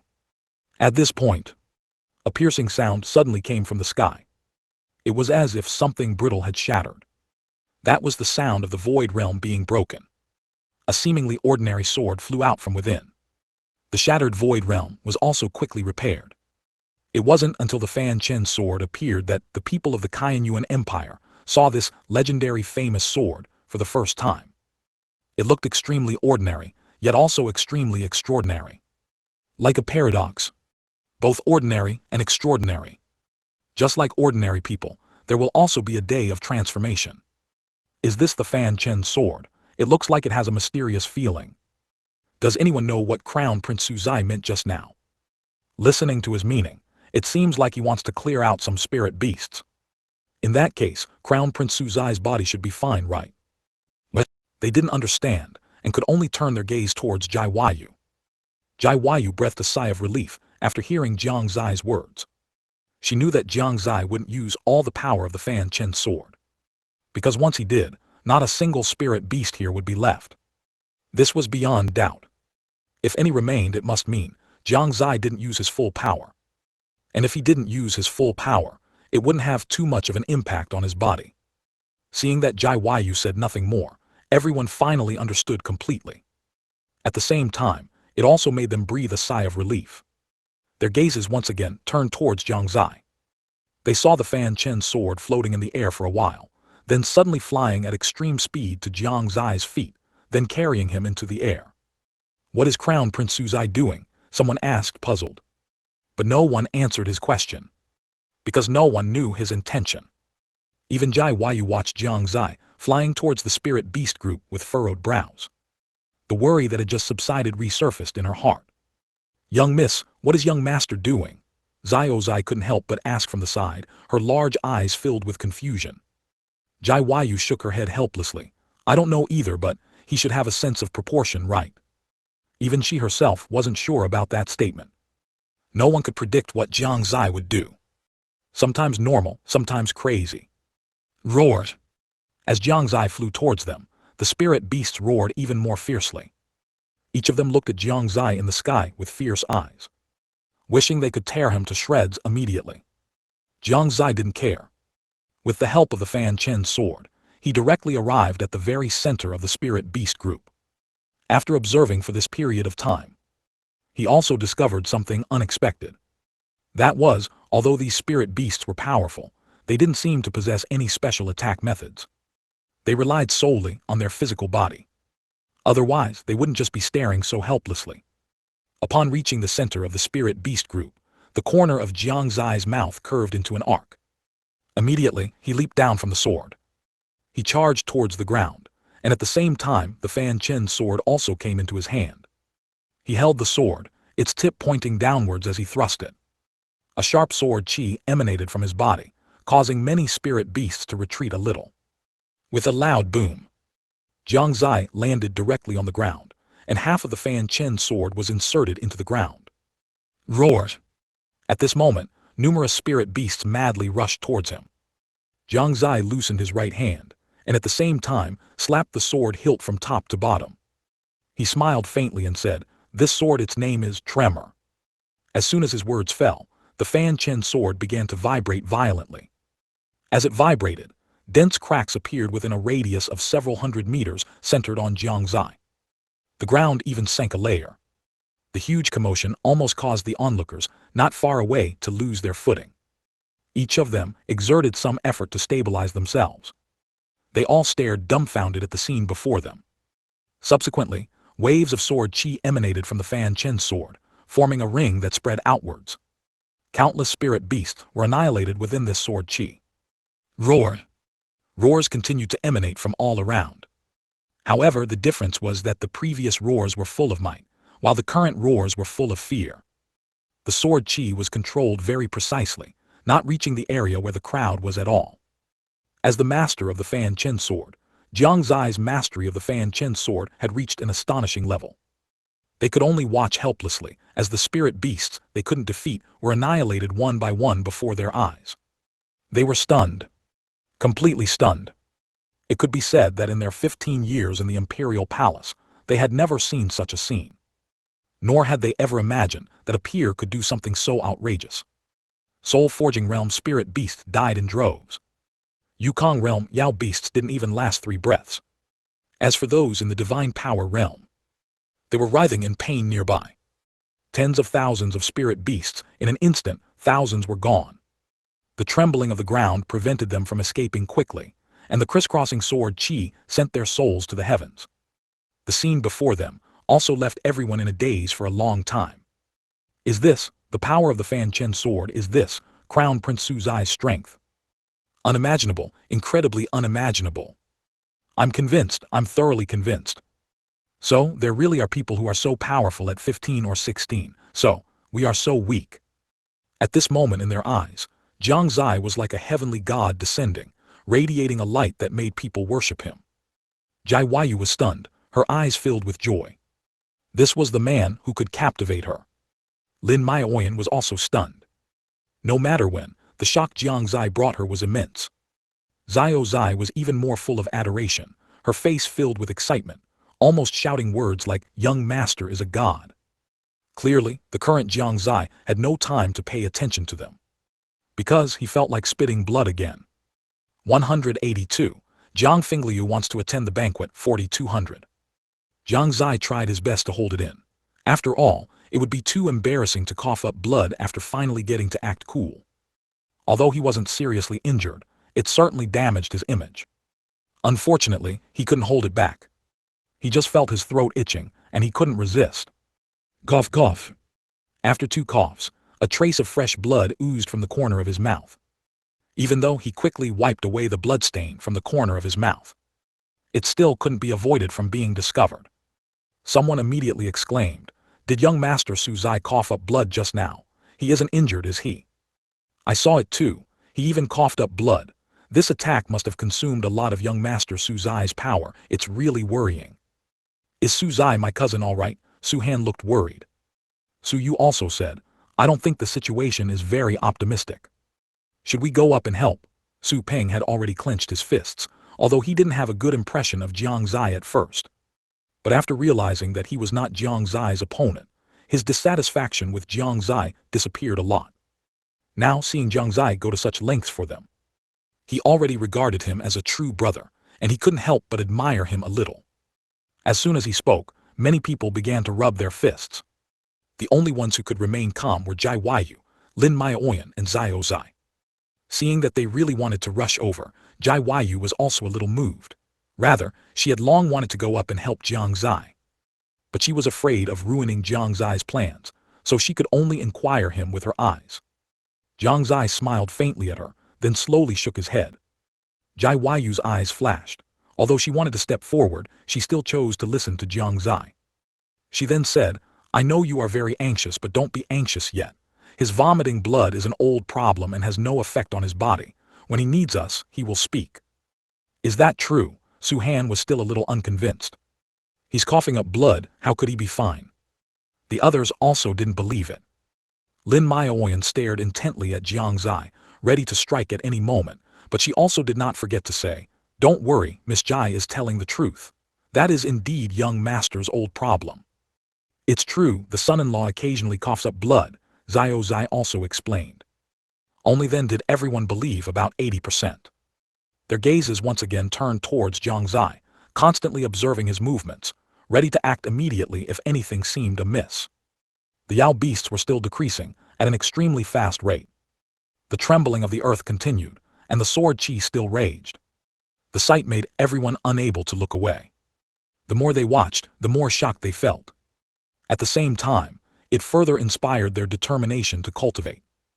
After the time it takes for 1 stick of incense to burn, only over 100 Yao beasts remained out of tens of thousands. Jiang Xie had almost precisely left 1 for each person. "Didn't you want to practice? Didn't you want to fight to your heart's content?" "No problem, I've left 1 for each of you." None of the Yukong realm were left. The 3 Law realm Yao beasts were also left after being injured by him. The rest were all Yao beasts with soul forging realm cultivation or below. They should be more than enough to deal with these Yao beasts that have no special abilities and only rely on their physical body. Drawing the Fanchen sword, the more than 100 Yao beasts around looked at Jiang Xie with fear in their eyes, but they still did not retreat. This made Jiang Xie feel very strange, but he didn't care and instead said to everyone, "Now you can practice. Go." Over 100 brothers charge. Just in time to exercise the physical body. I haven't felt the sensation of fighting with all my might for a long time. Now there are no worries, let's go everyone. When else to go but now? They roared, shouting excitedly, one by one rushing towards the Yao beasts not far away at a rapid speed. It was then that they understood Jiang Xie's true intention, and also understood what Jiang Xie had just said. It turned out that he wanted to reduce the number of Yao beasts to lessen their danger, so that they could better practice and fight. Their hearts were filled with immense gratitude. Jiang Xie had considered everything so thoroughly for their training. How could they disappoint his expectations? The Yao beasts also knew that Jiang Xie was not to be trifled with. Seeing the others charging, they immediately turned red-eyed and shifted their targets, rushing towards the approaching crowd. Seeing the figures of Jai Yu and Zai O Zai approaching him, Jiang Xie waved the sword in his hand and asked with a smile. Zai O Yuer, my Oyan, if the two of you work together, can you defeat that law realm Yinsha tiger? Jai Yu and Lin Maoyan both paused their steps at the same time. Their gazes also shifted. They landed on a tiger-like Yao beast behind Jiang Xie, whose entire body was blood-red, and whose tiger head was covered in ghost-like markings. Although it was a Yao beast with law realm cultivation, they could clearly see that the Yinsha tiger was injured by Jiang Xie's previous attack. If they couldn't even defeat it like this, then they wouldn't be worthy of being saintesses of the great powers in the Eastern Continent. The two immediately came to his side and nodded, no problem. After saying that, Jai Yu asked again, what about the remaining two? What do you plan to do? Jiang Xie smiled confidently and said, of course, I'll take them on alone. But, Jai Yu was afraid that Jiang Xie would use the power of the Fanchen sword again. Jiang Xie also knew what she was worried about. He stroked her head, and Jai Yu comfortably closed her eyes. Then she heard Jiang Xie say, don't worry, I won't use the power of the Fanchen sword again. Have you forgotten something? I have comprehended the sword's soul realm. Jai Yu said leisurely, it seems so. It was obvious that she enjoyed being stroked by Jiang Xie. Lin Maoyan, who was beside them, tactfully turned her head away, feeling a sense of awkwardness. After stroking for a while, Jiang Xie directly threw the Fanchen sword in his hand into the air, and the Fanchen sword flew towards another divine power realm Yao beast. Instantly, it engaged in battle with it, forming a unique scenic line on this plane. Such a scene made it difficult not to attract attention. Soon, others who were already fighting Yao beasts discovered that the Fanchen sword was battling a Yao beast with divine power realm cultivation. What is that? How is the Fanchen sword fighting by itself? Is this some martial skill? But there doesn't seem to be any spiritual chi fluctuations on it. If it's not a martial skill, then it can only be sword soul realm. Hiss, how many more tricks does young Master Su Zai have that we don't know about? Sword soul. You can't even find 5 people who have comprehended sword soul in the entire Eastern Continent, can you? I suddenly remembered. A few days ago, I saw a special phenomenon in the Imperial Palace. Now that I think about it, could that have been when young Master Su Zai comprehended the sword soul realm? I got distracted and was hit by a Yao beast. Never mind, I need to finish this battle quickly, and then watch young Master Su Zai's battle. The people who were originally fighting quite easily, because their attention was all focused on the Fanchen sword fighting the Yao beasts. As a result, many people were injured by the Yao beasts when they weren't paying attention. But this did not cause them to collapse. Instead, it stimulated their potential. The goal was to end the battle as quickly as possible and witness Jiang Xie's magnificent demeanor. Qianyuan Empire, Qianyuan City. Within the Imperial Palace, today's Imperial Palace was vastly different from usual. Inside the Imperial Palace, busy figures could be seen everywhere. Although there were no lanterns and decorations, it was still exceptionally lively. Today was the day the Qianyuan Empire hosted a banquet to reward its officials. Although it was entirely thanks to Jiang Xie and Su Yu, every minister of the Qianyuan Empire was beaming with joy. The Qianyuan Empire had truly gained face throughout the entire Saint Continent this time. 1 power, 2 prodigies in the top 5 of the Heaven's Pride ranking. Even the Saint Continent didn't have any power as formidable as this. Su Wu hadn't stopped smiling for the past 2 days. Although this time it was to reward the officials, in reality, many powerhouses from other powers would also arrive. The emergence of 2 top 5 prodigies in the Qianyuan Empire was not only a fortunate event for the Qianyuan Empire, but also for the entire Eastern Continent. Having been suppressed by people from other regions for so many years, they could finally hold their heads high. How could they not be happy? But while there was happiness, jealousy and envy were also inevitable. However, it was the disciples of those various powers who suffered. These past 2 days, almost all powers in the Eastern Continent had intensified their training for their disciples, and also increased the intensity of the disciples' cultivation. The time originally allowed for leaving the sect had also been greatly reduced. Not breaking through 1 level of cultivation meant not being allowed out of the sect, and only after 1 breakthrough could one go out for a day or 2, which had become the norm. This also led to a surge in the number of people in the small forests and other hidden places within various powers. As for why there was a surge, everyone knew it well. It also brought hardship to the women in the brothels outside. One of their major sources of income came from sect disciples. The drastic reduction in the number of sect disciples going out was also a considerable blow to them. Countless younger generations both admired Jiang Xie and Su Yu, yet also hated them to the core. Without them, the people of the Eastern Continent would probably be the target of ridicule from people in other regions again. Without them, the various powers in the Eastern Continent would not have become so strict. As the disciples of the various powers would say, the prestige and fame were taken by Jiang Xie and Su Yu, while the suffering was left to them. In Qianzhang Hall, the main venue for today, numerous servants and guards were busy. They were either arranging seats, hanging festive decorations, or checking for any improprieties. Qianzhang Hall is the largest hall within the Qianyuan Imperial Palace. It is magnificent and extremely luxurious. The hall is built entirely of special materials and can withstand a full-force attack from a law realm powerhouse. At the top of the hall, there are also dragon and phoenix sculptures for decoration, exuding unparalleled dominance. Its location is several hundred meters to the right of Qianyuan Hall.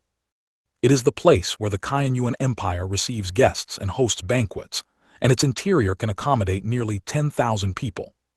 This banquet was truly unprecedentedly grand. Not only was it the first time in countless years that a genius from the Qianyuan Empire had entered the top 5 of the Heaven's Pride ranking, but it was also the first time in many years that someone from the Eastern Continent had entered the top 5 of the Heaven's Pride ranking. All the well-known ministers and officials of the Qianyuan Empire were required to attend, and generals who were not in the imperial capital were already on their way. At this critical juncture, even the Great Yan Empire and the Red Cloud Empire dared not send troops to the borders of the Qianyuan Empire. Once they sent troops, the ones who would ultimately suffer the blow might be themselves. This was also why Su Wu dared to summon all the generals from the border back to the imperial palace. Today, it was not only officials from the Qianyuan Empire, but also all major powers from the entire Eastern Continent who would arrive. Of course, the demon sect was not included. Although they belonged to the same Eastern Continent powers, this was a matter of the righteous path. Firstly, they had no reason to come. Secondly, wouldn't going be walking into a trap? That would be equivalent to deeply penetrating the heartland of the righteous path powers, and it would be right under the noses of many righteous path power bigwigs. No demon sect dared to do that. Except for the Jiang family.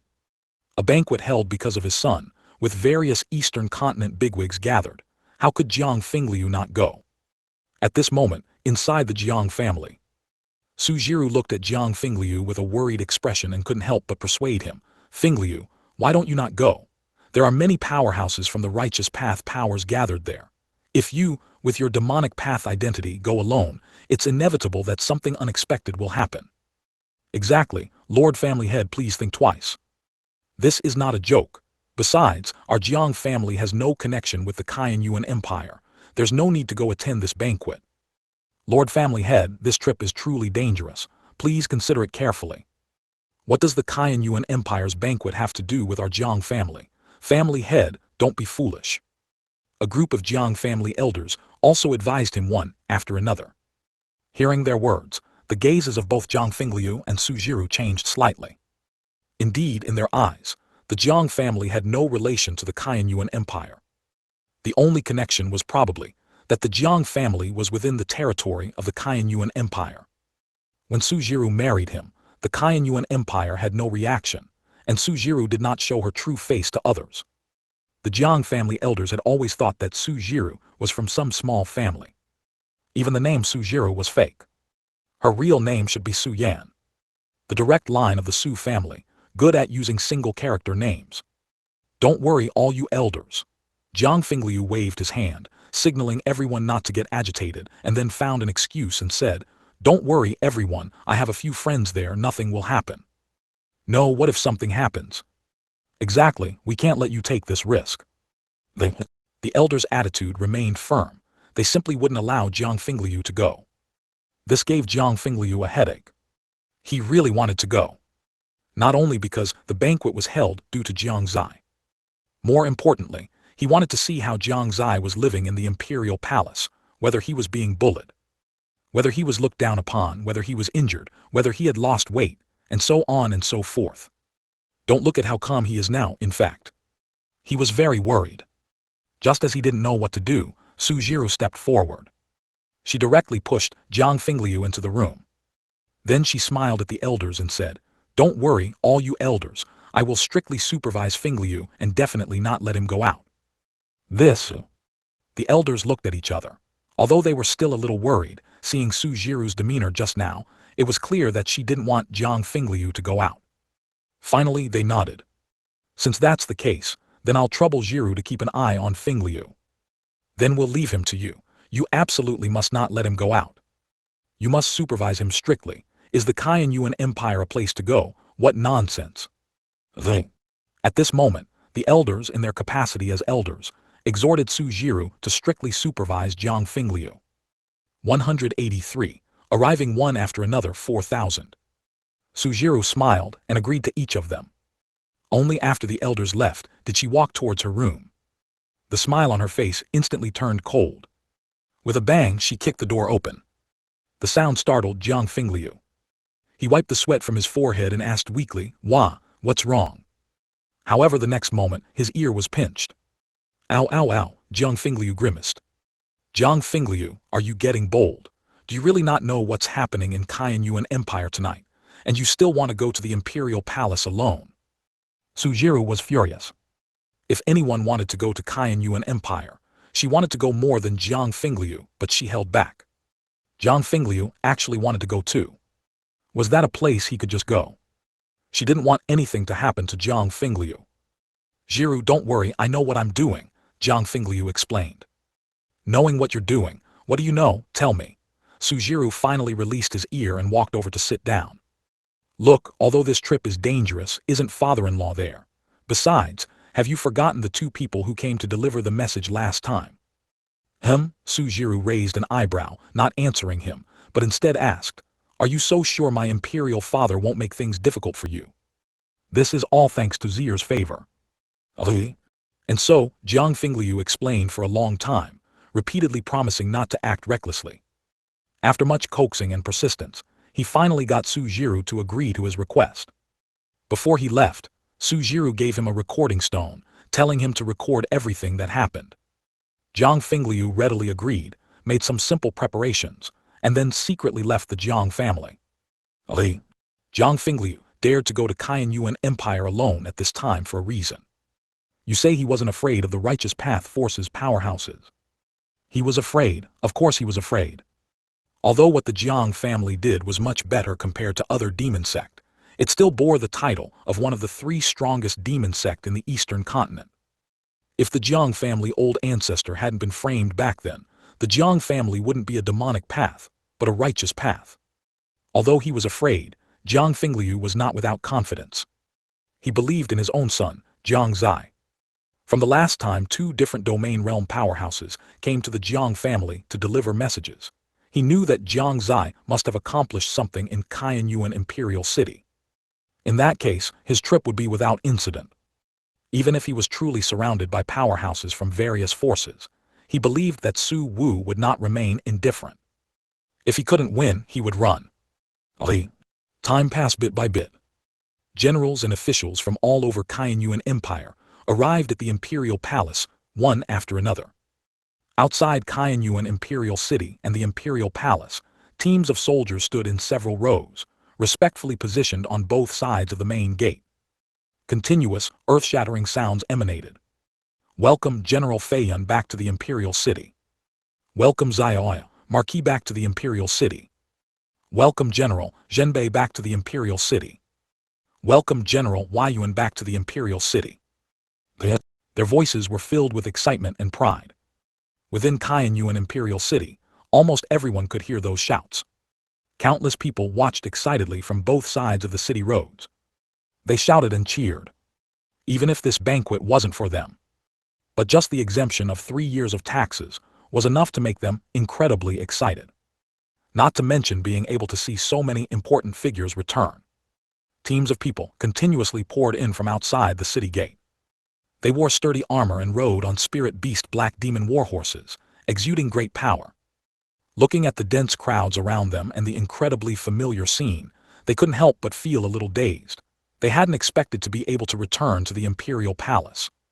One must know that each of them held important positions, and without important matters, they could not easily leave. What they hadn't expected even more was that Shengyuan Empire actually had 2 young prodigies enter the top 5 of the Heaven's Pride ranking. This was an incredibly exciting piece of news for everyone in Shengyuan Empire. As a result, although they were travel-worn, their faces were all wreathed in smiles. Welcome Pio Mill, Marquis, back to the imperial city. The sounds outside the city gate continued. Another team of people appeared in everyone's sight. Su Yuntang stopped outside the city gate, looking at the imperial city he had been separated from for many years, a mix of emotions swirling within him. He had always thought he might never have the chance to return in this lifetime. Yet he hadn't expected that there would still be a day when he could return. Father, father. Vaguely, he seemed to hear a familiar voice.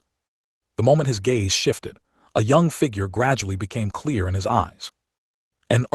Su Yuntang simply couldn't believe his eyes. The Su-en before him now was completely different from the Su-en in his memory. The Su-en in his memory had no ambition, lived a decadent lifestyle, dressed casually, and exuded a negative aura. The kind that made people frown upon seeing him.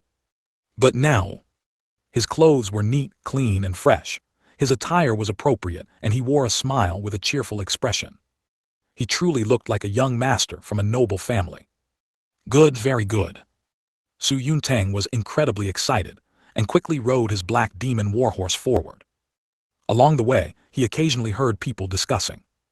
Although Pio Mill Marquis made a mistake before, his son really doesn't know what kind of luck he had to be able to get acquainted with an important figure in the East Tower. That's right, Pio Mill Marquis is going to have good luck. Look at Su-en, he's completely like a different person compared to before. Alas, if I could also get acquainted with an important figure, I would be like this too. Ever since getting acquainted with the important figure from the East Tower, Lord Su-en has truly undergone a complete transformation. It's said that he even abandoned all his old friends. Those were just some bad friends anyway. If it were me, I'd abandon them too. Yes, yes, yes. What kind of status do they have to be on equal footing with Lord Su-en? These words made Su Yuntang understand that Su-en's transformation was entirely due to that important figure from the East Tower. And that important figure from the East Tower, Su-en had also told him, was Crown Prince Su-zai. I never thought that it would be Crown Prince Su-zai who allowed me to return, and it would also be Crown Prince Su-zai who caused such a great change in my son, and the one ranked 3rd on the Heaven's Pride ranking is still Crown Prince Su-zai. Suddenly, he developed a great interest in Jiang Xie. He truly wanted to meet this legendary figure in person and express his gratitude. Su-en's current state was something he had always dreamed of. Not bad, you've finally grown up a bit. Coming before Su-en, Su Yuntang said with a look of relief. Su-en scratched his head sheepishly and said, "This is all thanks to that lord. Otherwise, I'm afraid I would still be living like a good-for-nothing. Let's go, I should also go home and see." Welcome 4th Prince Su Yuan back to the imperial city. Welcome 6th Prince Su Mo back to the imperial city. 2 more voices came. Everyone in the city was shaken. They're here, the 2 imperial princes who were away have returned. Inside Shengyuan Hall, Su Wu's lips also curved into a smile, but then he sighed softly and murmured, "Too bad, Jai. Yanner and Yuner haven't returned." In the imperial city, when 1st Prince Su Mu, Crown Prince Su He, and 5th Prince Su Tian heard this news, they immediately led people to the city gate to welcome them. Outside the city gate, 2 men exchanged smiles. Among them, the bearded middle-aged man smiled at the other man and said, "6th brother, I didn't expect us to arrive at the same time. What a coincidence." Ha ha ha ha.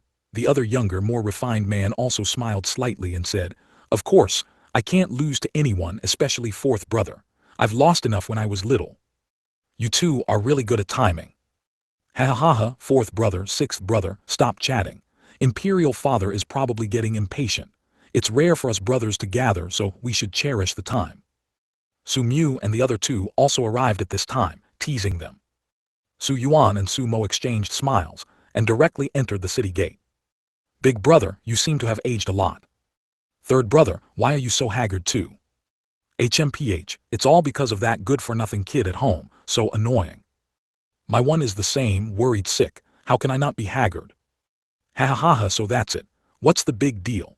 The little brats in my and fourth brother's families are the same. We've all thrown them onto the battlefield for experience. That's a good idea. I'll also let that kid go to the battlefield someday. He's really too used to staying in the imperial palace and has no sense of crisis. Ali. Perhaps it was due to the near-extinction event several thousand years ago, but the later Su family not only used their own family members in important imperial positions. In the education of family disciples, they also abandoned some internal conflict thinking and focused on cultivating a sense of family. They repeatedly emphasized that the family was a family of a group of people, not just one person's family. And they used that event from several thousand years ago as a warning. This allowed the imperial family disciples to live in harmony, without excessive infighting. If it were in other empires, the imperial princes would probably already be engaged in covert struggles. This was also what Jiang Xie felt most deeply after arriving at the imperial palace. In terms of the concept of family honor and disgrace, the Su family was clearly at the forefront.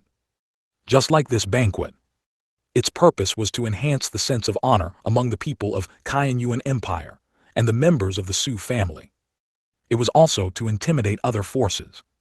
Su Wu had long discovered that the problem within the empire was the lack of new talent in the younger generation. He had long wanted to change this situation, but he was at a loss as to how to start. Jiang Xie and Su Yu's rankings on the Heaven's Pride ranking this time gave him this opportunity. Seeing such a grand display, he believed that no young generation would remain unmoved. This was also the reason for having Jiang Xie lead a group of Su family disciples into the Shengyuan secret realm. He believed that as long as they could successfully emerge from the Shengyuan secret realm, they would definitely undergo tremendous changes. Ali. Soon all the officials, generals, and even the imperial princes of Shengyuan Empire had arrived. What remained were the representatives of the various major forces. As dusk approached, a piercing cry disrupted the chatter of the crowd. Within Shengyuan Imperial City, countless people looked up at the sky. A brilliant flame bloomed in the air, looking quite spectacular. "What is that?" someone exclaimed, pointing to a certain spot in the sky. Only after the flame dissipated did a giant bird spirit beast appear in their line of sight. This spirit beast had crimson feathers, a blood-red fleshy crest on its head, similar to an eagle, yet also different. Flames also burned on its tail feathers. Its pair of huge silver claws seemed capable of crushing even a treasure artifact. Emperor Yan still well, I see. Su Wu's figure appeared above Shengyuan Imperial City at some unknown time, smiling faintly at the spirit beast. It was then that everyone realized this was the blazing feathered demonic eagle of Great Yan Empire. I didn't expect the Emperor of Great Yan Empire to come as well. I bet they're feeling terrible right now. Exactly, our young generation has been mocked by them for so long, now it's time for them to taste being mocked too. I was wondering why those few people from Great Yan Empire haven't been so arrogant lately. Turns out they've wilted. Yet, seeing that they were from Great Yan Empire, the common people all showed expressions of disdain. If it weren't for fear of affecting the image of Shengyuan Empire, they would have started cursing long ago. Not long after Su Wu spoke, a man wearing an imperial crown and a red dragon robe walked out from behind the blazing feathered demonic eagle, appearing before everyone without any concealment. Emperor Su really hid it from us so well, to have such a genius and not reveal any news for so long. Yan Lai also had a smile on his face. But his thoughts at this moment were probably only known to himself. Su Wu's expression remained unchanged, and he continued to smile. Ha ha ha ha, they are just some insignificant juniors. They are not worth Emperor Yan's attention. Yan Lai's mouth twitched. Insignificant. 1/3 on the Heaven's Pride ranking, 1/5 on the Heaven's Pride ranking. Is that insignificant?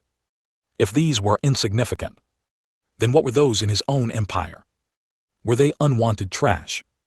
Emperor Su, that's not right. Look, we are all so frank, but you on the other hand are being so secretive, it's truly breaking our hearts. Another unfamiliar voice came, accompanied by a rumbling sound. A huge flying spirit boat also appeared before everyone. Red Cloud Warship, it's the people from Red Cloud Empire. The emperors of both great empires have actually come. Good, it's best to infuriate them. They.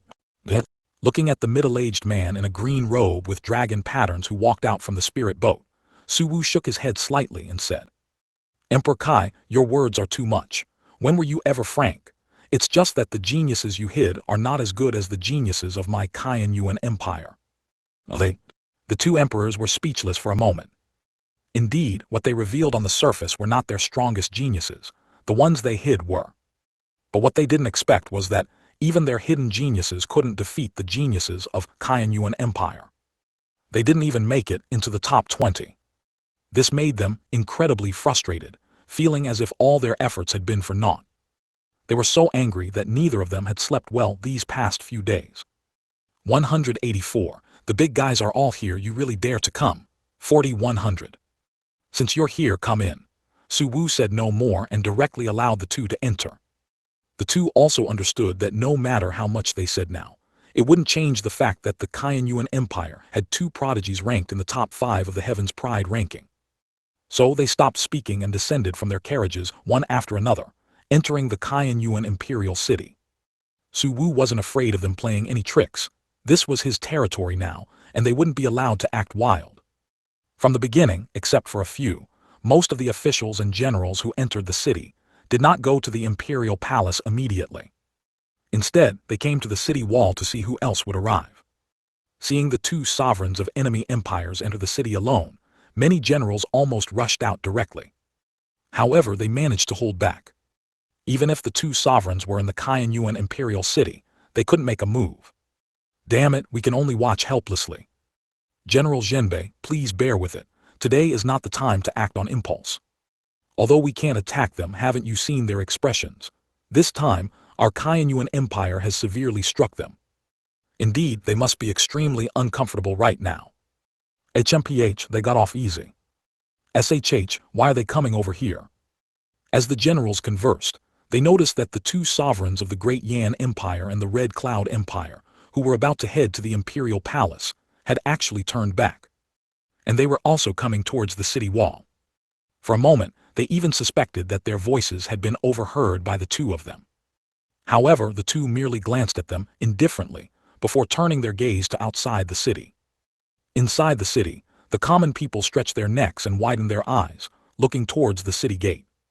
Their faces were filled with various expressions. There was anticipation, excitement, calmness, and also discomfort. The discomfort came from being squeezed. Not long after, a huge flying sword appeared before everyone, bringing with it a powerful gust of wind. At the tip of the sword, a man in white stood, incomparably dashing. Sect Master Zio Li of the 10,000 Swords Sect. I didn't expect him to come too. The sovereign of the Great Yan Empire and the sovereign of the Red Cloud Empire exclaimed first. The 10,000 Swords Sect in the Eastern Continent was second only to the Haoran Sect in strength. Sect Master Zio Li rarely appeared in public and rarely interacted with other sects. The ministers of the Yuan Empire also did not expect him to come. Suwu's face also showed a hint of surprise, but soon he spoke. Sect Master Zio is busy with a myriad of affairs. I didn't expect him to be able to attend this banquet. Zio Li smiled faintly and said, Sovereign Su, this time you've gained a lot of face for our Eastern Continent. Both in terms of reason and sentiment I should come, shouldn't I? Ha ha ha, please.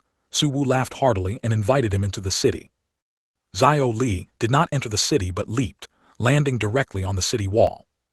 Seeing the sovereign of Great Yan and the sovereign of Red Cloud, his expression was also somewhat surprised. I didn't expect the two sovereigns to come as well.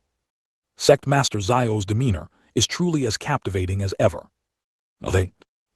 Subsequently, a huge wine gourd appeared in the sky. A benevolent-looking old man directly took out a pot of wine and scattered it in the air. The rich aroma of wine immediately filled the entire city. Oh my God, that's the villa master of the brewing villa. This is actually a rare spirit wine. It has the effect of increasing cultivation speed. To scatter such a large quantity just like that, they're truly wealthy. As drops of wine fell, countless people either tilted their heads to catch them with their mouths, or gathered them in the air with their spiritual power, or opened their mouths and ran around frantically. All just to drink a little more. After all, this wine was extremely valuable. At least tens of thousands of high-grade spirit stones were needed to buy it. Many people didn't even have ordinary low-grade spirit stones, let alone high-grade spirit stones. One medium-grade spirit stone could be exchanged for 100 low-grade spirit stones, and one high-grade spirit stone could be exchanged for 100 medium-grade spirit stones.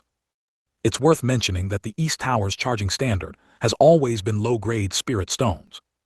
Otherwise, not many people in the entire Shengyuan imperial city would be able to afford to eat there. Even with low-grade spirit stones, it was enough to make some people groan and complain. Only the brewing villa with its immense wealth could do such a thing. The scene was chaotic for quite a while, before returning to normal.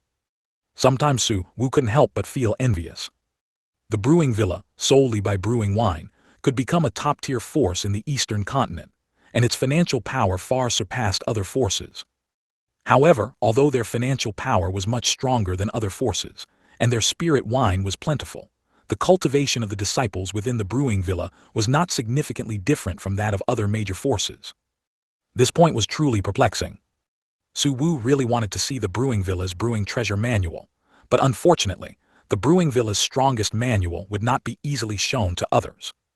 Sovereign Su, your Shengyuan Empire has truly brought great face to our Eastern Continent this time. I won't speak in vain. In this Shengyuan ring, there are 10,000 barrels of high-grade spirit wine, which will serve as a congratulatory gift. The old man on the wine gourd was not ambiguous, and directly threw a Shengyuan ring towards Su Wu. Su Wu, looking bewildered, took it into his hand. His divine sense swept through it, and his pupils immediately contracted. Inside, there were indeed 10,000 barrels of high-grade spirit wine. One must know that one barrel alone required tens of thousands of high-grade spirit stones. These 10,000 barrels would require hundreds of millions of high-grade spirit stones. Hundreds of millions. And they were high-grade spirit stones. Wealthy, truly wealthy. Moreover, this high-grade spirit wine could greatly accelerate the speed of cultivation, although for people of their cultivation, the effect was much smaller. It wasn't completely without effect, but for the younger generation of disciples, it was a huge opportunity. It could greatly enhance their cultivation. Although how much it could improve also depended on their talent. But having it is better than not having it, isn't it? Su Wu's breathing became rapid at this moment. He quickly put the Shengyuan ring into his embrace. Only now did he truly realize the financial power of the brewing villa. Spirit wine worth hundreds of millions of high-grade spirit stones was given away just like that. In fact, for the brewing villa, wine itself was not valuable. What was valuable was the production method and the favor. The cultivation technique of the brewing villa actually had a drawback. That was, the wine they brewed for them, aside from making people drunk, had a negligible effect on improving cultivation speed. For other forces, it had a considerable effect, but this effect would gradually diminish the more they drank. If it weren't for this, the people of the brewing villa would have been invincible long ago. Therefore, gifting these 10,000 barrels of high-grade spirit wine was no big deal for them, and it also allowed them to gain a favor from the Shengyuan Empire. Why not do it? At this moment, Su Wu was not the only one whose breathing was rapid. Inside the city, many common people's eyes were wide, and they kept swallowing their saliva. On the city wall, the ministers and generals of the Shengyuan Empire were also dumbfounded, completely speechless. Even the sovereigns of the Great Yan Empire and the Red Cloud Empire stared intently at the Shengyuan ring on Su Wu's body. They also swallowed their saliva. In their hearts they kept shouting, why on earth is this happening? That was 10,000 barrels of high-grade spirit wine, 10,000 barrels, high-grade spirit wine. Their hearts were bleeding, roaring. They were envious, they were jealous. Even the usually calm Xiao Li couldn't help but take a couple more glances. This was indeed a huge temptation. More and more gazes gathered on the old man. Those were incomparably fervent gazes, but unfortunately, the old man did not pay them any mind and instead also came to the city wall. Subsequently, Sect Master Jai Wushwang of the Haoran Sect also appeared. As soon as he arrived, he began to bicker with Su Wu, attracting everyone's attention. However, the people from the other few forces clearly noticed that even though the two cursed at each other, they weren't truly angry. Thinking of the news that Jai Wushuang's daughter seemed to be with Su Wu's grandson, the two sovereigns began to complain again. Why did Su Wu get all the benefits? The appearance of the sect leader of beast-taming sect was the most ostentatious, with several peak divine power realm spirit beasts accompanying him, making a grand display. Sect master Lin Yuanqui of the Xuanchen sect greeted Su Wu warmly upon seeing him, constantly asking about his well-being. This left Su Wu momentarily puzzled. He knew that Lin Yuanqui's daughter was also with Jiang Xie, but this attitude was a bit too good, wasn't it? At this point, the leaders of the most powerful righteous path forces in the Eastern Continent had all arrived. This reception was almost drawing to a close. As for the demon sect forces, they hadn't even considered it. Under the current circumstances, which demon sect force would dare to come? Wouldn't that be purely seeking death? But things often turn out to be so unexpected. Zhang Fingliu appeared outside the city gate at this very moment. Inside the city, the common people were gradually dispersing, and the various powerful cultivators were heading towards the imperial palace. Outside the city, however, the guards at the city gate stared dumbfounded at the man before them. Jiang Fingliu, the Jiang family head, one of the three strongest demonic path forces in the Eastern Continent. He actually dared to come. The guards' minds were in disarray at this moment. They couldn't help but wonder if Jiang Fingliu didn't understand the current situation, or if he knew what day it was and deliberately came. What benefit would doing this bring him? Was he not afraid of dying here? What's wrong? Could it be that my arrival means you won't even announce it? Jiang Fingliu said with a smile to the stunned guards. The guards trembled slightly, and after regaining their senses, they all took a deep breath. Then they shouted loudly, "Welcome Jiang family head Jiang Fingliu into the imperial city." The enormous sound once again spread throughout the entire Qianyuan imperial city. At this moment, the common people, who were about to disperse, stopped in their tracks and turned around in disbelief to look towards the city gate. The bigwigs of various forces, who were rushing towards the imperial palace, also stopped in their tracks, their expressions strange as they turned to look towards the city gate. Inside the Qianyuan imperial city, within the East Tower, Yan Wufeng, Zhou Tao, and the Song family brothers all put down their work and then left the East Tower. Su Wu frowned. He completely didn't expect Jiang Fingliu to come. Although he outwardly disliked Jiang Fingliu after so many years, he no longer cared about what happened back then. Now his heart was incredibly anxious. Does this kid not know what the situation is right now? Isn't this just causing trouble for him? Why did even Jiang family head of the demonic path forces come? This Jiang family head is too bold, isn't he? The Qianyuan imperial city is currently filled with sect masters from various righteous path forces in the Eastern Continent. This courage, truly strong. Courage? I think this is foolish, right? Any normal person wouldn't come, okay? Exactly, the other two strongest demonic path forces don't dare to come, yet he came alone. In my opinion, this Jiang family head is probably going to fall here today. Good riddance, there are no good people in the demonic path. It's better if he dies to prevent him from doing evil. But the Jiang family doesn't seem to have done anything heinous these past few years. The common people had those who admired Jiang Fingliu's courage, those who shook their heads in disdain, those who spoke sarcastically, and those who were righteously indignant. Each and every one of them waited to watch the show. Within the Heavenly Fiend sect, Sect Master Hong Xiu received a piece of news an hour ago. That was, Jiang Fingliu had left the Jiang family. Almost as soon as he left, the news was already delivered. Subsequently, he sent people to inquire about Jiang Fingliu's whereabouts. After waiting for nearly an hour, a man rushed into the main hall in a panic, then quickly knelt in the hall, respectfully saying, "Sect Master, the news has been found. Jiang Fingliu seems to have gone to the Qianyuan imperial city." "What? The Qianyuan imperial city? Are you sure you're not mistaken?" Hong Xiu jumped up from his seat in shock, asking with a stunned expression. The man nodded and replied, "We investigated all places within 1,000 li radius, and indeed, some people saw Jiang Fingliu heading towards the Qianyuan imperial city." "That doesn't necessarily confirm he went to the Qianyuan imperial city. According to the news from our spy in the Jiang family, early this morning, Jiang Fingliu seemed to have had a conflict with the Jiang family elder over the matter of going to the Qianyuan imperial city." "Then that should be it. Hongzhu slowly sat back down in his chair, his brows tightly furrowed. Then they relaxed. This Jiang Fingliu is usually very clever. This time, I don't know what he's thinking, going to the Qianyuan Imperial City alone.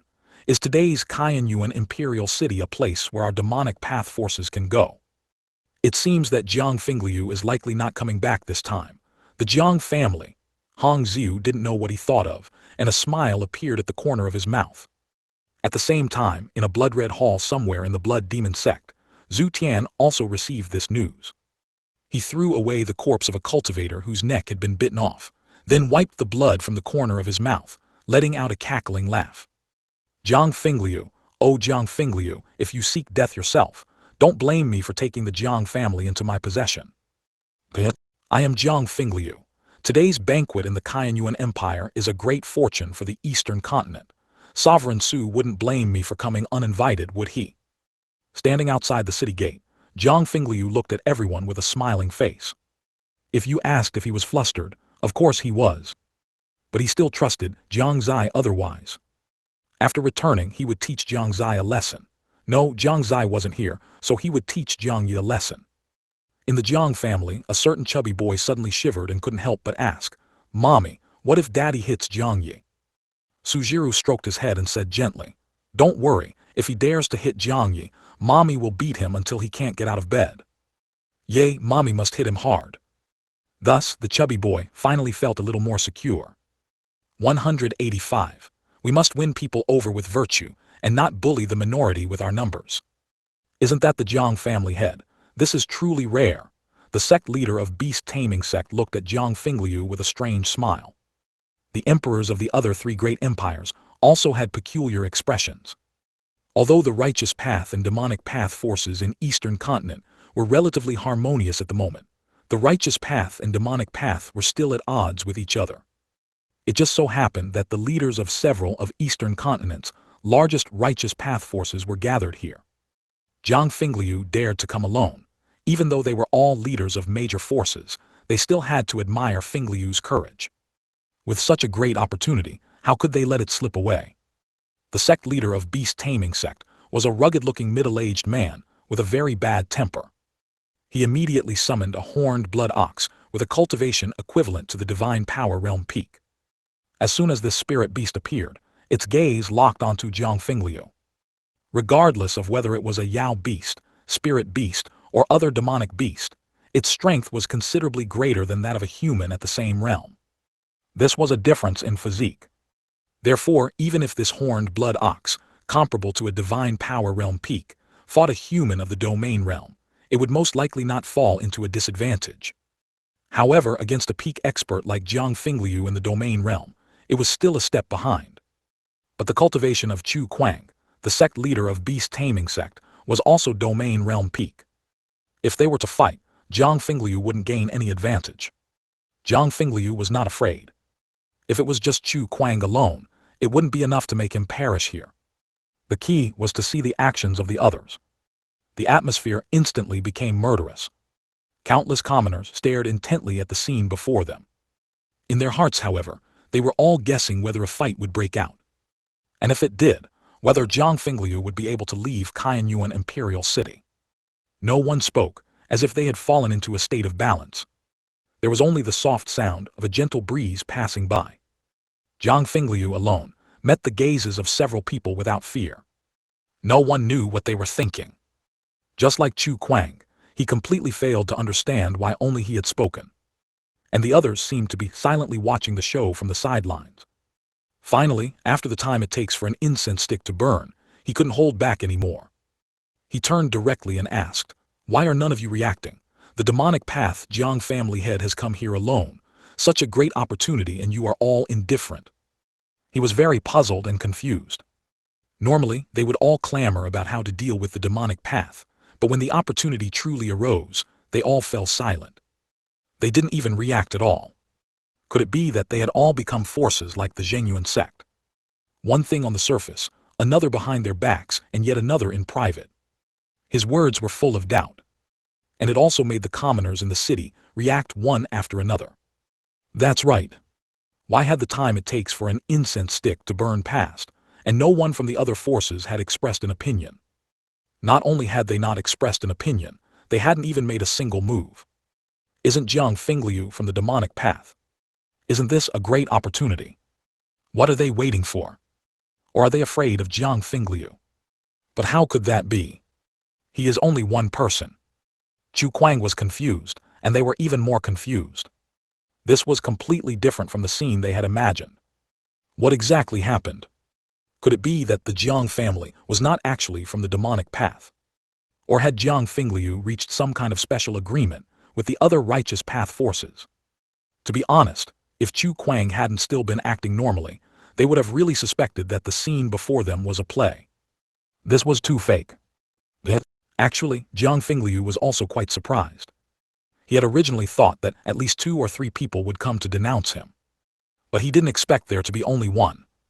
Now, not only were the commoners in the city and Chu Kuang confused, Jiang Xie also wanted to know why the situation had turned out this way.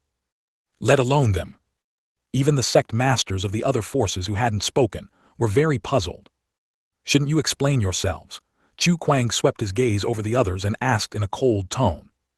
The Great Yan Emperor and the Red Cloud Emperor both shook their heads and said, "Our empire has always refrained from participating in the disputes between the righteous path and demonic path." For them, neither side was easy to offend. If they helped the righteous path forces, they would suffer fierce retaliation from the demonic path forces. If they helped the demonic path forces, it would be almost impossible for their disciples to cultivate in those sects. They were not like those sects that only needed to guard their own sects.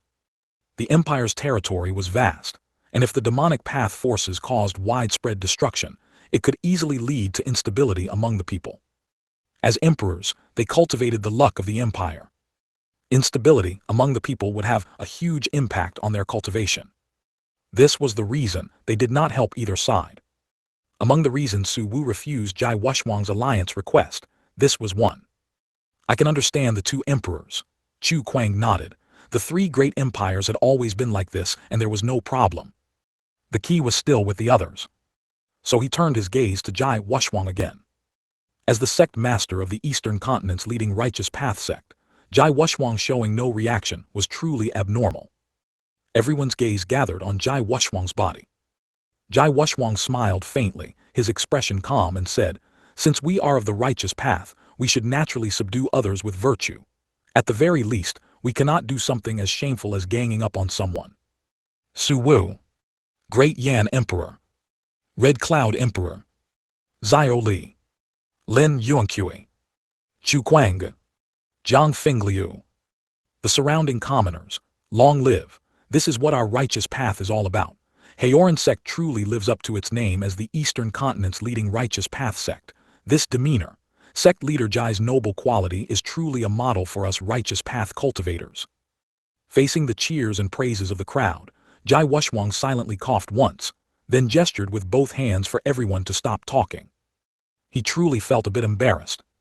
But his action not only did not stop the cheers of the crowd, it made them think it was a gesture of his humility. And so the cheers grew even louder. Sect leader Jai is indeed the leader of the Eastern Continent's righteous path, a model for our generation. Haoran Sect is simply the place we all dream of. Compared to other sects, sect leader Jai's vision is simply too grand, others can't compare at all. The surrounding cheers made the faces of the few people who had been stunned by Jai Wuxuang's words just now show even more incredible expressions. What the hell? What are you screaming about? Don't you know that, when the major forces were discussing how to deal with the demonic path forces, Jai Wuxuang was actually the loudest one screaming? Don't you know that it was actually Jai Wuxuang who proposed the strategy of ganging up on someone? Don't you know that every time they dealt with demonic path forces, the loudest one screaming was actually Jai Wuxuang? What are you screaming about? What are you worshipping? 186. Outrageous pictures. The sect masters of the major powers were all dumbfounded. It was the first time they felt Jai Wuxuang was so shameless. Could such words be uttered by him, the leader of the anti-demonic path forces? Jai Wuxuang, oh Jai Wuxuang, what exactly happened to him? What blinded his eyes, making him utter such shameless remarks? It was the first time they had been so shocked by someone's words. Su Wu also seemed to be seeing Jai Wushwang say such things for the first time, and suddenly felt him a bit unfamiliar. He could vaguely guess the reason Jai Wushwang didn't act, but could he find a more reliable reason? Jai Wushwang blushed a little. The reason he chose not to attack Jiang Fingliu was simple. Because Jiang Xie from back then lived in Jiang City. He felt that the mysterious strong individual his daughter mentioned earlier might very well be living in seclusion in Jiang City. Otherwise, how would Jiang Fingliu dare to come here alone? He also knew that his words just now were a bit inappropriate, but since they were out, he couldn't take them back. He could only steel himself and bear it. Sect leader Jai, are you serious? Chu Kuang asked with an incredulous look. Jai Wushwang nodded firmly. Everyone's mouths twitched. They wanted to say something but found themselves at a loss for words. Next, it was Lin Yuanqi's turn.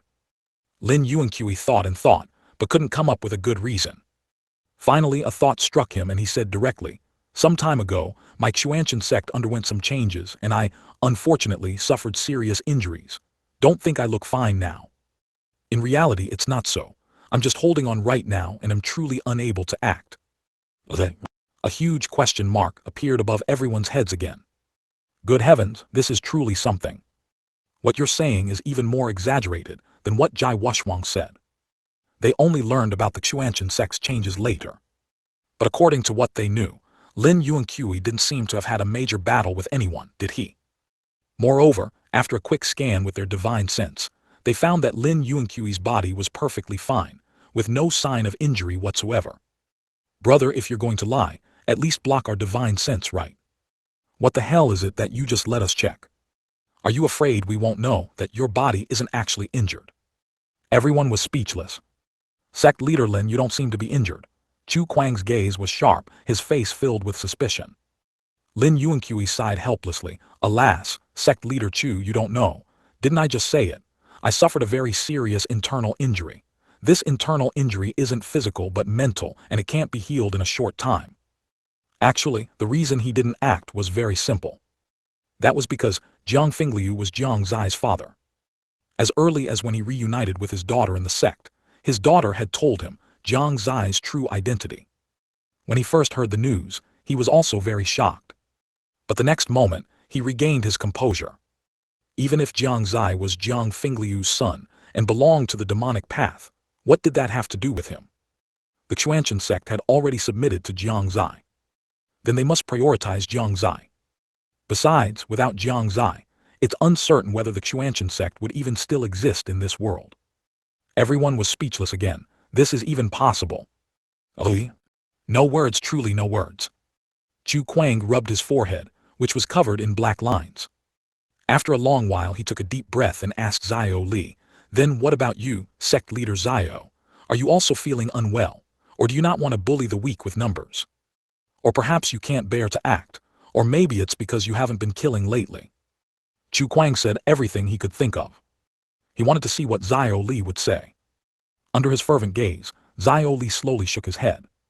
He said none of the above. At this moment, hope rose in Chu Kuang's eyes. Finally, not a bizarre answer. I was just waiting for them to act. Since they won't act, then I won't either. Chu Kuang almost spat out a mouthful of blood. Good. You guys are good. You guys are willful. Are you treating me as cannon fodder? When have I, Chu Kuang, ever suffered such grievances? I'm not fighting anymore. Do whatever you want. Thinking of this, he silently recalled his spirit beast. Jiang Fingliu couldn't believe it. His crisis was resolved so simply. He hadn't even said anything yet. This was simply too absurd. If he hadn't come in person, he wouldn't have known there were so many strange things. Since you all aren't fighting, then I'll come in, all right. Jiang Fingliu wasn't ambiguous and directly entered the city. He wasn't afraid of ambushes. That was the good thing about those on the righteous path. Words spoken in such a public setting generally wouldn't be taken back. No one would damage their reputation. Chu Kuang glanced at him indifferently, snorted, and then turned his head away, adopting an out-of-sight, out-of-mind attitude. Lin Yuanqi, on the other hand, was incredibly enthusiastic. He immediately went to greet him, laughing heartily. Jiang family head, your demeanor is still as splendid as ever. Sect leader Lin, your demeanor hasn't diminished from back then either. Back then, you and I fought for 3 days and 3 nights without a clear victor. Shall we have another match someday? Certainly, I am at your disposal any time. If they didn't know the identities of the two, many people would probably genuinely think it was just two good friends exchanging pleasantries. Just like that, several righteous path big shots and one demonic path big shot entered the imperial palace, chatting and laughing together, leaving a ground full of bewildered people. Their minds hadn't yet caught up. They couldn't figure out at what point things started to go wrong. The scene looked strange, no matter how they viewed it. Yet, hundreds of miles outside Jiang City, a group of figures in blood-red robes continuously moved. The leading man had a bloodthirsty glint in his eyes. They were heading towards Jiang City at an extremely fast pace, their target directly the Jiang family. Zhu Tian licked his blood-red lips. Ever since his most talented son died, his state began to become abnormal.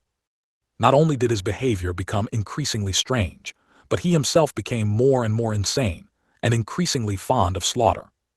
Jiang Fingliu went to the Qianyuan imperial palace alone. He's sure to die. This Jiang family will be mine. My son died, so none of your sons will live either. Their speed grew faster and faster, and they were about to reach the Jiang family. But just then an incredibly urgent voice suddenly came from afar. Sect Master, there's an important matter to report, an important matter. The man's voice was quite weak. Zhu Tian only heard it after he called out several times. Of course, it wasn't his fault. He had truly used all his strength to rush over, so being a bit weak was normal.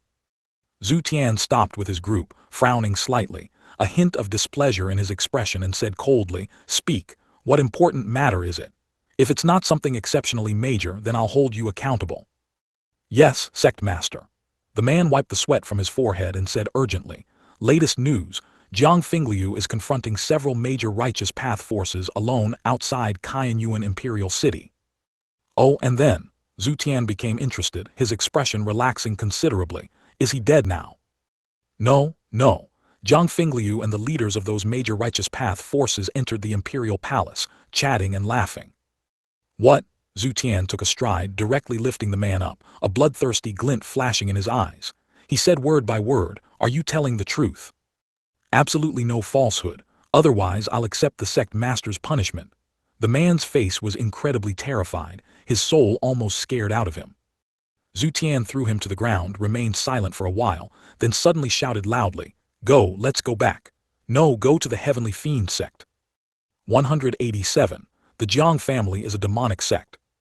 Even Jiang Xie probably hadn't expected that his own father would enter the Qianyuan Imperial Palace so harmoniously, with the various bigwigs of the Eastern Continent's righteous path. Along the way, Su Wu gave Jiang Fingliu meaningful glances more than once, clearly signaling him to leave quickly. Although things seemed peaceful now, he couldn't guarantee they would remain so. Telling Jiang Fingliu to leave quickly was also for his protection.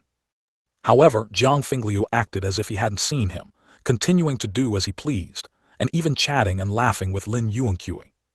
Su Wu didn't know that Chuanshan sect had already submitted to Jiang Xie. He only knew that Jiang Fingliu was clearly seeking his own demise. Jiang Fingliu's deliberate ignorance also made him angry, wishing he could scold him on the spot. In the current situation, he didn't dare to transmit his voice, as there was a risk of being discovered. Forget it, it was his bad luck to have such a son-in-law. At worst, he'd help him out later. Su Wu sighed helplessly in his heart, and stopped giving Jiang Fingliu meaningful glances. And what about Jiang Fingliu? He wasn't unaware of Su Wu's signals, but he didn't want to leave yet. He wanted to see what these people's limits truly were. In the past, he couldn't have imagined being able to negotiate with so many powerful righteous path forces. This time, he clearly felt something different. But he hadn't done anything in recent years that would make them change their minds about him. The only explanation was his son, Jiang Xie. What exactly had he done without his knowledge? Jai Wushwang and Lin Yuanqui still had traceable reasons. But why had his stubborn father-in-law's attitude towards him improved so much? If it were before, let alone entering the imperial palace, if he had just stepped into Qianyuan Imperial City, Su Wu would have immediately driven him out. He didn't understand, but there was still plenty of time. He would eventually figure it out. However, speaking of which, why hadn't he seen that kid Jiang Xie? After Jiang Fingliu entered the imperial palace, He looked around, but he didn't see Jiang Xie's figure anywhere along the way. Nor did he sense Jiang Xie's qi. This made him feel a bit strange, but it wasn't a good time to ask, so he could only continue chatting with Lin Yuanqui. Lin Yuanqui was very shocked. He found that Jiang Fingliu was completely different from his impression. It was widely rumored in the Eastern Continent that there were no good people within the demon sect. This was especially true for the three strongest demon sect in the Eastern Continent, and even more so for the sect masters of the three demon sect, who were undoubtedly full of evil. This was a deeply ingrained belief among the people of the Eastern Continent, and even the powerful cultivators within the major forces thought so. But he found that Jiang Fingliu was completely different from the demon sect master he had imagined. Not only did he not appear to be from the demonic path, but he also spoke with grace and had insightful opinions. This greatly changed his impression of Jiang Fingliu. If his initial good attitude towards Jiang Fingliu was because he was Jiang Xie's father, then at this moment, he truly felt from the bottom of his heart that Jiang Fingliu was a person worth befriending. While the two conversed, the others also listened, and even if they had any prejudice against Jiang Fingliu, they had to admit at this moment. Jiang Fingliu truly didn't seem like someone from the demonic path. This made them ponder why they had such prejudices against the Jiang family. Was it really just because of outside rumors? Or was it because the Jiang family bore the title of a demon sect? At this moment, they thought of the definition of demon sect on the Shengyuan Continent. 1. Cultivation techniques are demonic techniques. So what is the definition of demonic technique? Bloodthirsty, insane, dominated by killing intent, loss of reason, inhumane, cruel and violent, massive slaughter. These are all side effects of demonic techniques. And if a person who cultivates this kind of cultivation technique has a higher cultivation, they will certainly pose a threat to the entire continent. And people who cultivate this type of cultivation technique happen to improve their cultivation very quickly, and the cultivation process is also relatively cruel, just like the blood demon sect, which cultivates by devouring the blood of cultivators. Although there will be conflicts and killings even between righteous path sect, and even various conspiracies. However, such methods are accepted by the world. But the demonic path, with its indiscriminate killing of innocents and even inhumane acts, which could potentially harm the entire continent in the future, is definitely an object of public condemnation. Human thoughts are sometimes so contradictory. On one hand, fighting and killing are normal, but on the other hand, they are full of malice towards certain people. Perhaps they couldn't stand the bizarre cultivation methods of the demon sect, and how quickly they could cultivate. Or perhaps they were simply unbalanced in their minds. But no matter what, the demonic path was in existence despised by others.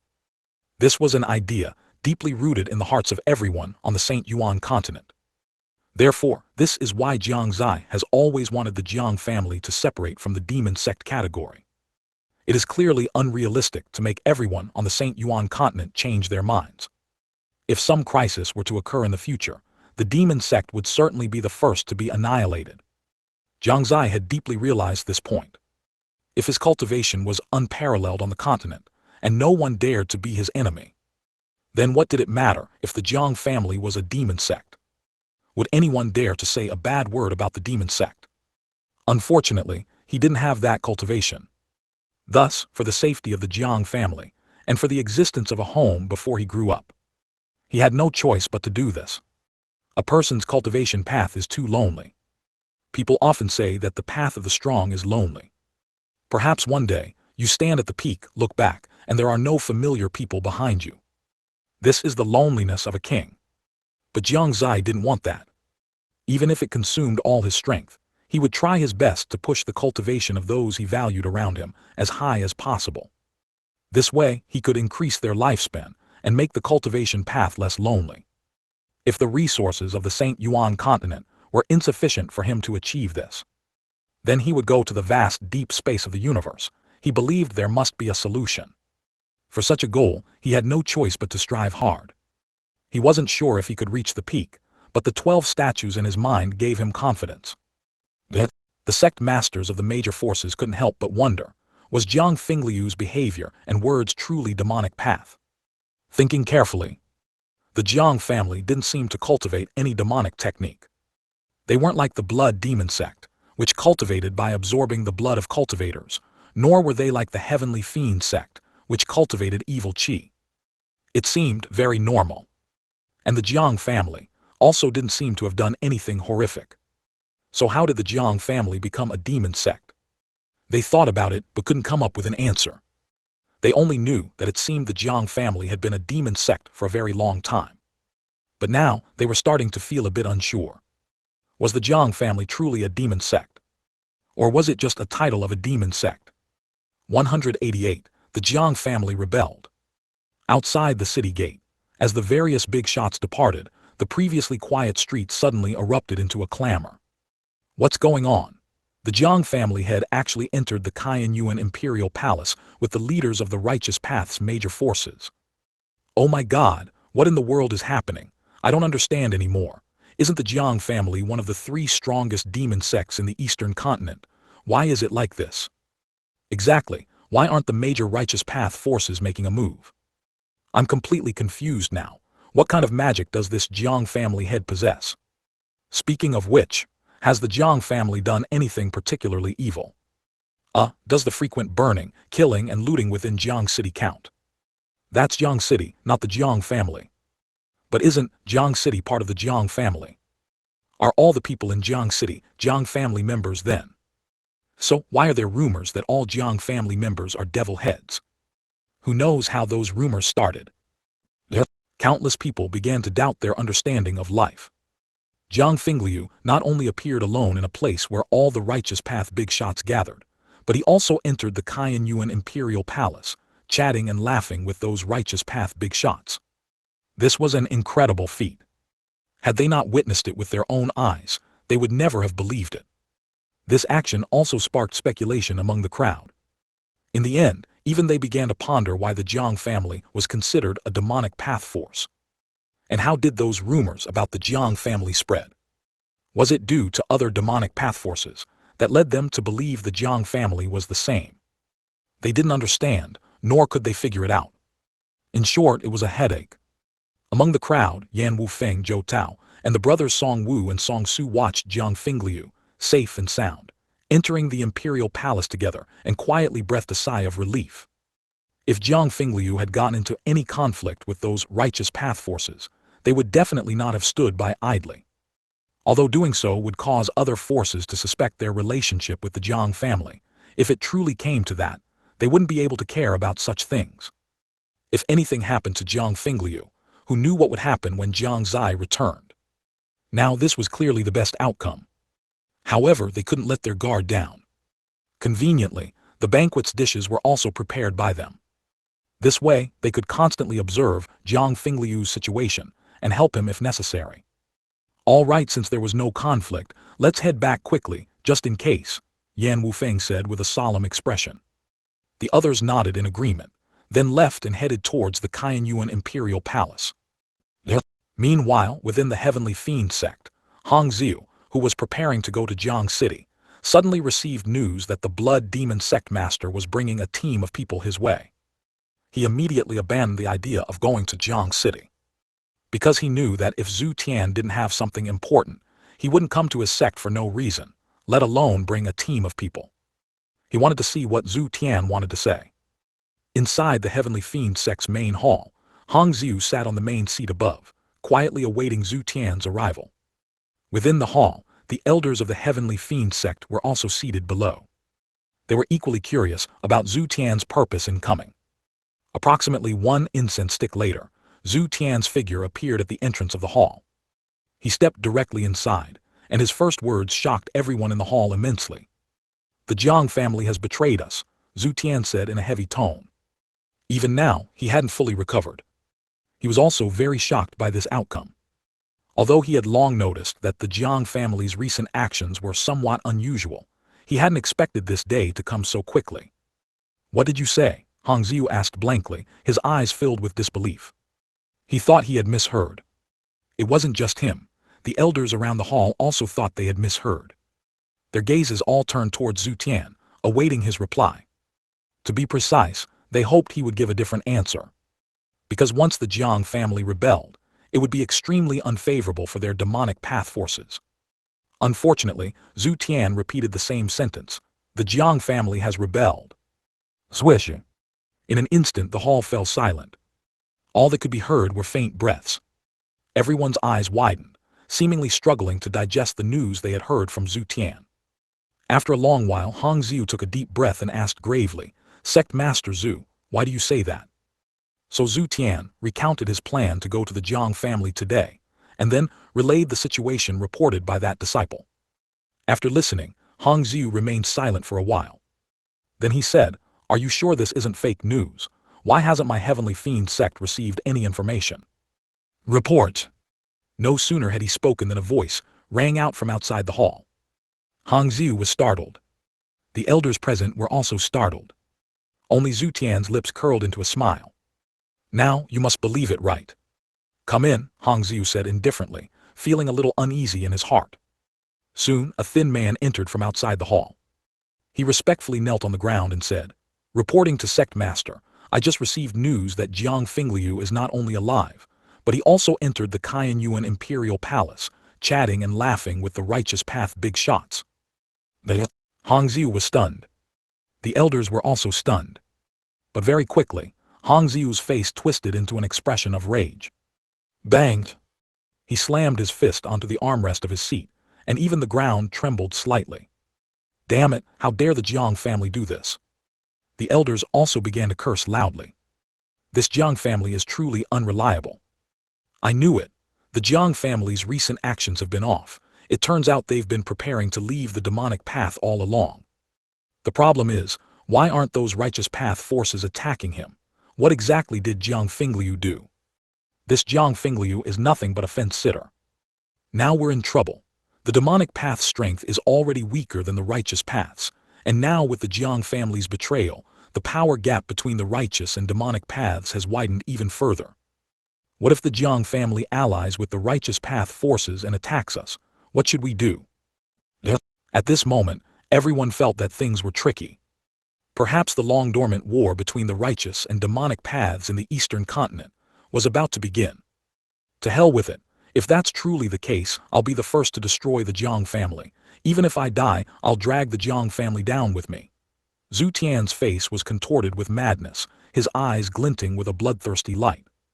You're right, if it truly comes to that, then let the Jiang family pay the price first, Hong Xiu also said in an unpleasant tone. Perhaps we can strike at the Jiang family first. Someone else suggested. At these words, the hall fell silent once more. 189. Prepare to evacuate, Yinking Yuanqian sword technique, 4000. Attacking the Jiang family, this method is indeed feasible. But the problem is, regardless of whether the Jiang family has betrayed them or not, attacking the Jiang family is not a rational act. Both outcomes would weaken the strength of the demon sect. They are the demon sect, not fools. Destroying the Jiang family brings them no benefit whatsoever. But if they don't destroy the Jiang family, they can't swallow this anger. They were in the same camp just a moment ago, and then they defected without a sound. Who wouldn't feel miserable about that? No, Hong Xiu shook his head, rejecting the proposal. If the Jiang family is destroyed, the demon sect's strength will be greatly weakened, and the righteous path will definitely be unable to resist attacking. If the Jiang family is not destroyed, the righteous path's strength will be greatly weakened, and the righteous path's strength will greatly increase, and a battle will still be unavoidable. Destroying the Jiang family might accelerate the attacks of those righteous path forces. Everyone realized this point and fell silent. Zhu Tian's face was unwilling, and he said with a wry smile, Is there really nothing we can do about them? He genuinely wanted to destroy the Jiang family, but that was just a thought he had when he lost his mind earlier. Now he had calmed down a lot. Thump, thump, thump. Hong Xiu's fingers continuously tapped the armrest of his seat, his brows furrowing and then relaxing. After a while he looked at the crowd below and said, From now on, closely monitor the movements of the Jiang family and other righteous path forces. Once anything unusual is discovered, report it immediately. At the same time, prepare for evacuation. Sect Master, evacuation. Why evacuate? Exactly. Are we just going to abandon this vast foundation? Sect Master, please reconsider. Yes. The elders' expressions all changed, and they began to persuade him. Hong Xiu said expressionlessly. The current situation is not optimistic. We should not clash head-on with the righteous path forces. As the saying goes, as long as the green hills are there, there's no fear of running out of firewood. As long as the sect's foundation remains, it can develop anywhere. We of the demon sect are not fools. There's no need to clash head-on with them. What if we abandon this place? As long as we become strong, we can return anytime. Of course, evacuation is only the worst-case scenario. If the righteous path forces do not make any moves to attack, then there will be no problem. Upon hearing this, everyone fell silent again. Indeed, clashing head-on offered no benefits, especially when the Jiang family's stance was unknown. As long as they were alive, there was a possibility of reclaiming everything. Zhu Tian's eyes also flickered, wondering what he was thinking. He seemed to be weighing internally whether clashing head-on with the righteous path forces was truly feasible. Ultimately, he had to admit that Hong Xiu was right. The sect master is right. This old man will make the arrangements now. Then if we retreat, where do we go? Yes, where should we retreat to? This was a new problem. No matter where they went, they seemed to face ostracism. It wasn't because they were a demon sect force that they were ostracized. It was because they were from the Eastern Continent that they were ostracized. Just like how forces from the southern border would also be ostracized if they came to the Eastern Continent. Go to the Western Forest. It's sparsely populated and the most chaotic. There are no major righteous path forces there. Although there are many Yao beasts and the like, for us, it's a paradise. Hong Xiu's eyes gleamed. This was not a sudden whim, but something he had been considering for a long time. This time, he was merely bringing it up using the Jiang family matter as an excuse. The elders exchanged glances but did not refute, because they could not refute. A glint also appeared in Zhu Tian's eyes. He then said, in that case this sect master must also return to prepare. Farewell. The two major demon sect forces thus reached a consensus. As for the other demon sect forces below, who would care about their lives or deaths? At this moment, inside the Qianzheng Hall of the Qianyuan Imperial Palace. The hall was brightly lit and magnificent. Thousands of square tables filled the entire great hall, numbering in the tens of thousands. Each long table could only accommodate one person. At the very front was a single table, which was Su Wu's position. Below this table were 6 long tables, different in color and size from the tables behind them. Originally there were only 5, but due to Jiang Fingliu's arrival, it became 6. Su Wu's position, aside from being at the very top, was no different in size or shape from the tables in front of it. The tables behind were different. The distinction was very strict. From large to small, from luxurious to simple. These were all arranged according to status. Everyone was well aware of this. After they found their respective seats and sat down, they became a little curious. If there had been such a banquet in the past, the tables would have been filled with various spirit medicines and spirit wines, or some special medicinal pills. As for food, not even a dog would eat it. Although some food would be laid out, almost no one touched it. Firstly, they knew the quality of food on the Shengyuan Continent. It was barely enough to fill one's stomach. As for deliciousness, don't even think about it. Furthermore, almost everyone believed that cultivating immortals required purity.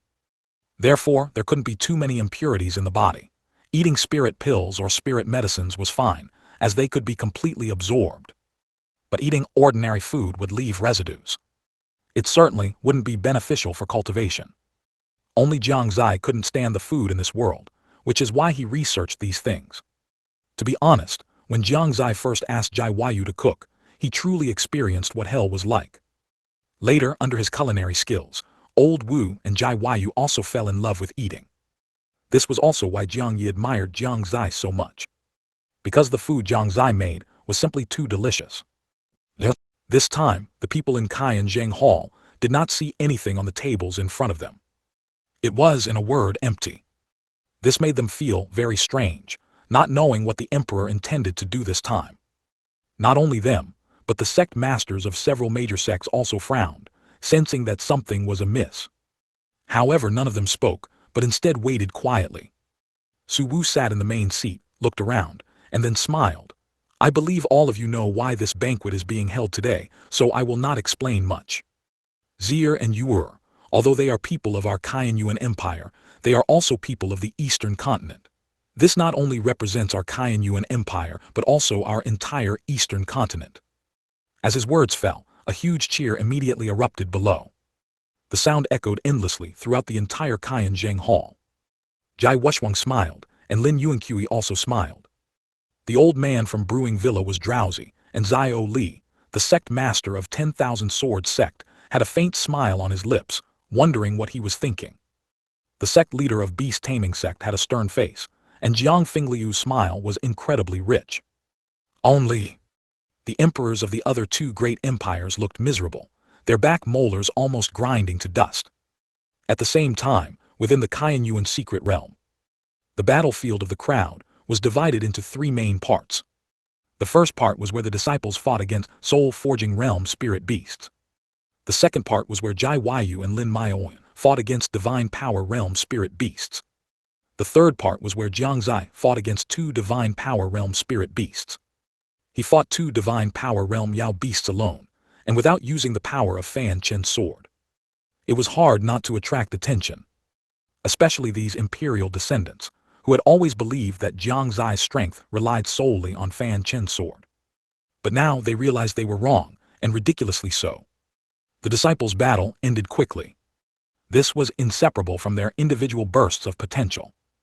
As for why they burst with potential, naturally it was because they wanted to watch Jiang Xie, Jai Waiyu, and the others fight. Therefore, they rushed towards the spirit beasts in front of them without hesitation, unleashing potential rarely seen in ordinary times. They actually managed to shorten the battle time by at least half. In a corner of the battlefield, the disciples gathered together. Looking at Jiang Xie, Jai Waiyu, and Lin Maioyan, who were facing off against divine power realm spirit beasts in the distance, their hearts swelled with excitement. Adult Su Zai is fighting two divine power realm spirit beasts alone. Is he alright? Adult Su Zai just killed so many spirit beasts with Fan Chen's sword. Now he's not using Fan Chen's sword. Can he really defeat these two spirit beasts? Don't forget, Adult Su Zai doesn't just have Fan Chen's sword, he also comprehended the sword soul realm. Exactly, just with a sword, he can fight a divine power realm spirit beast to a standstill. He's truly too strong. Is this the sword soul realm? It's actually so miraculous. This scene is truly a rare sight. Yes. Many disciples sighed as they watched the scene before them. Su Han and the other two had solemn expressions.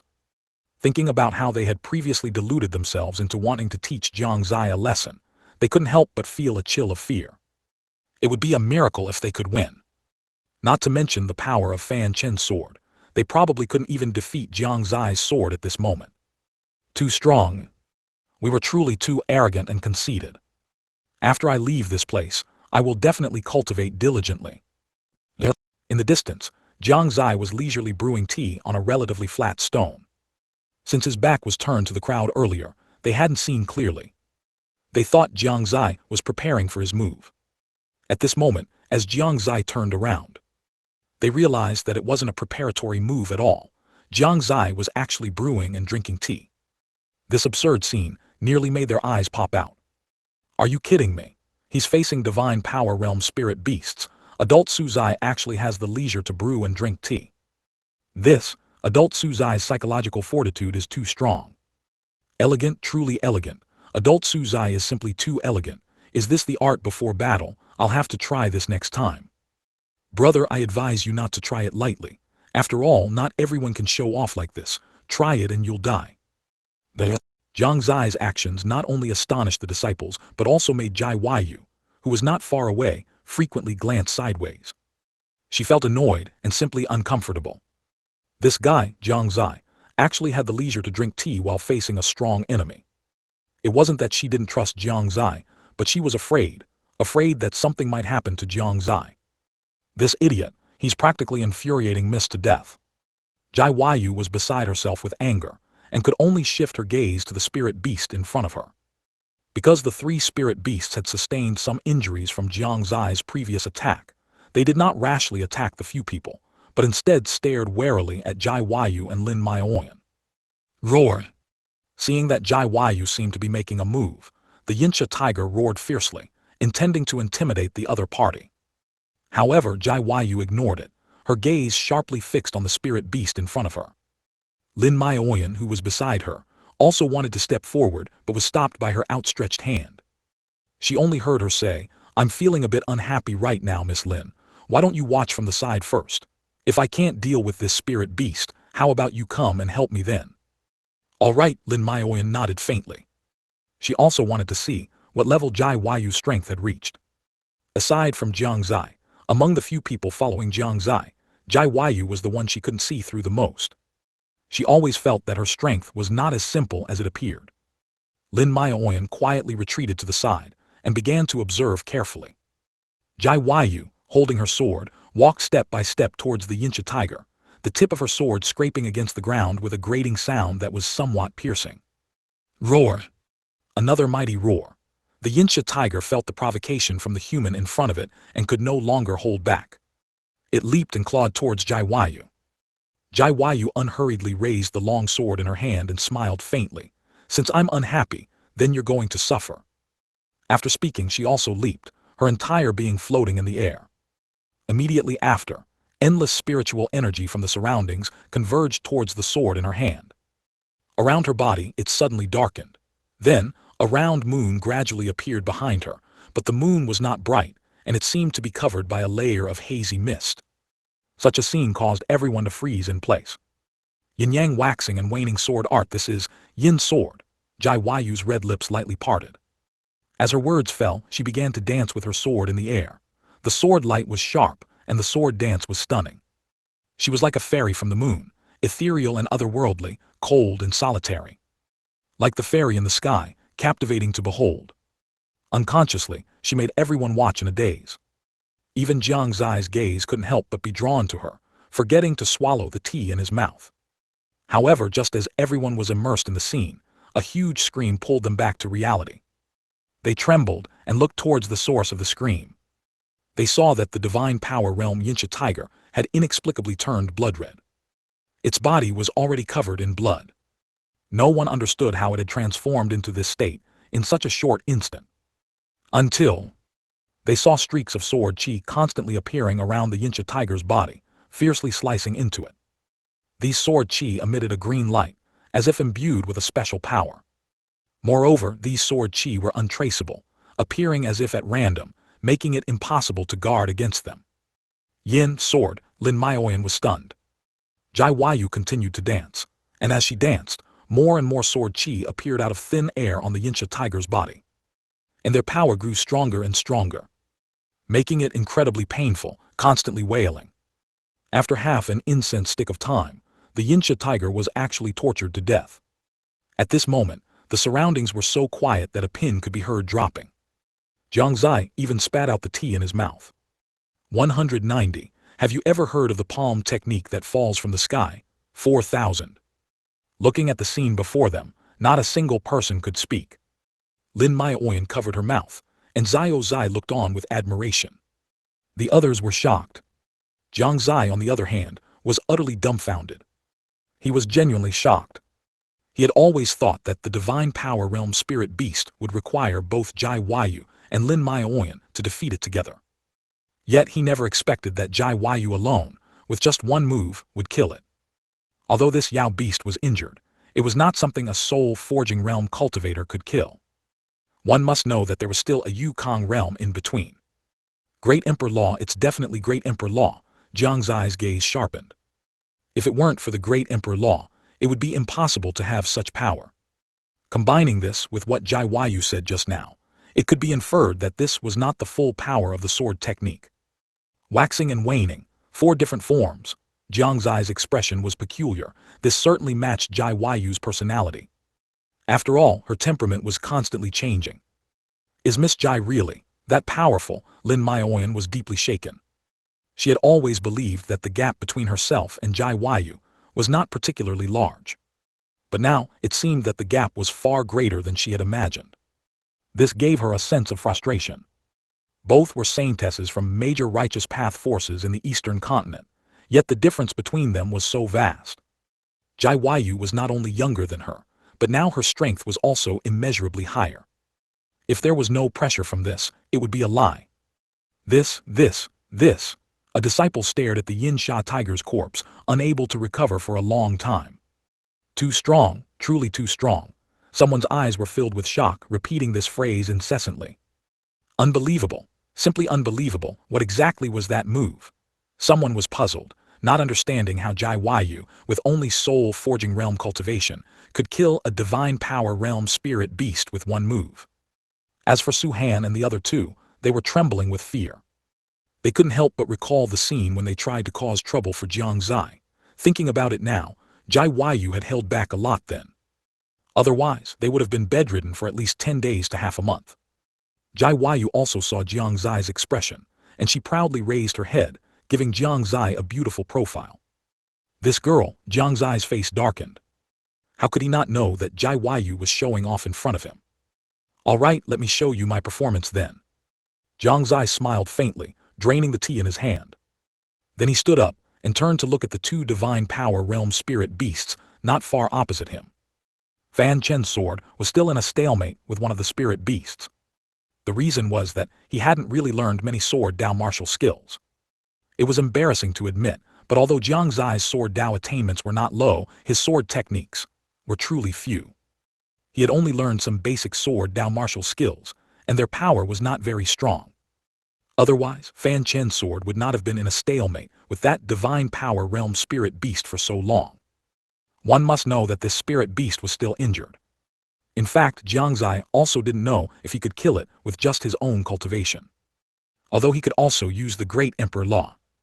But the problem was, Jiang was in the soul-forging realm, while he was merely in the controlling Yuan realm.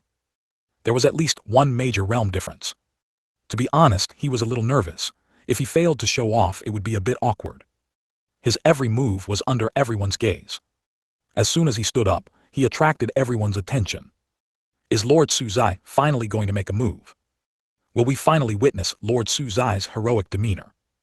I wonder how Lord Su Zai will deal with this divine power realm spirit beast. If he doesn't rely on the power of Fanchen's sword, it seems a bit difficult, doesn't it? Perhaps Lord Su Zai has other methods. Everyone began to discuss again. Curiosity shone in everyone's eyes. They wanted to know how Jiang Xie would deal with the spirit beast before him. Jiang gaze also couldn't help but turn to him, a hint of smugness in her heart. She thought, this blockhead, how can he defeat a divine power realm spirit beast without the power of Fanchen's sword? Is it really that hard to admit that he's not as good as me in this situation? What's wrong with bowing your head to me a little? She decided that if Jiang Xie failed later, she would reluctantly go to help him and comfort him, lest he cry and damage his image. In a short moment, Jiang had already thought of many things. She believed that with her comfort, even if Jiang Xie didn't successfully kill that spirit beast, he would quickly recover from the setback. Lin Maoyan's eyes were also burning with curiosity. She was also very curious about Jiang Xie's true strength without the power of Fanchen's sword. Xiao Zai watched Jiang Xie nervously, her fists tightly clenched. She prayed continuously in her heart. My lord, you absolutely must not fail. If you fail, young miss will be sad. If young miss is sad, she will be unhappy, and if young miss is unhappy, Xiao Zai will be in trouble. However, speaking of which, they were still very interested in the palm technique from the sky that Jiang Xie mentioned. Dark clouds continued to gather, and the speed at which the surrounding rainwater flew into the sky became faster and faster. The atmosphere grew more oppressive. The spirit beast not far from Jiang Xie seemed to sense something, its blood-red eyes fixed intently on the dark clouds in the sky. It occasionally let out a low growl, and its steps slowly retreated. Yet it never fled, as if something compelled it not to escape. Jiang Xie keenly noticed each of these things. Could there be something else controlling them nearby? These spirit beasts didn't seem quite normal. If there truly was something controlling them, then that thing's strength must be very strong. At this moment, Jiang Xie's gaze grew a few shades heavier. If it was truly as he thought, then he would have no choice but to use the full power of Fanchen's sword. At this time, everyone also noticed something amiss. Why did Jiang Xie ask that question? Also, why did the originally clear sky change so rapidly? And why was the rainwater flowing backward into the sky? All of this seemed far from simple. Yes, could it be? Something flashed in everyone's minds, and they all looked up at the sky. The dark clouds there seemed to have reached their peak.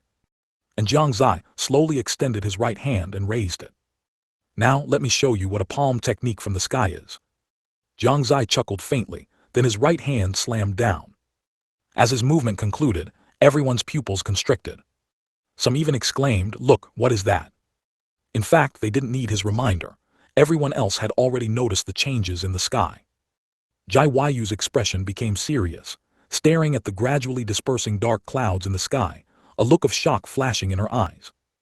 At this moment in the sky, the dark clouds seemed like a maiden's clothes, being peeled away layer by layer.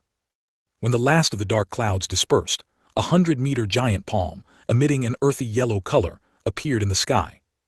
The palm seemed to be composed of countless dust particles, and visible streams of qi could be clearly seen moving on it.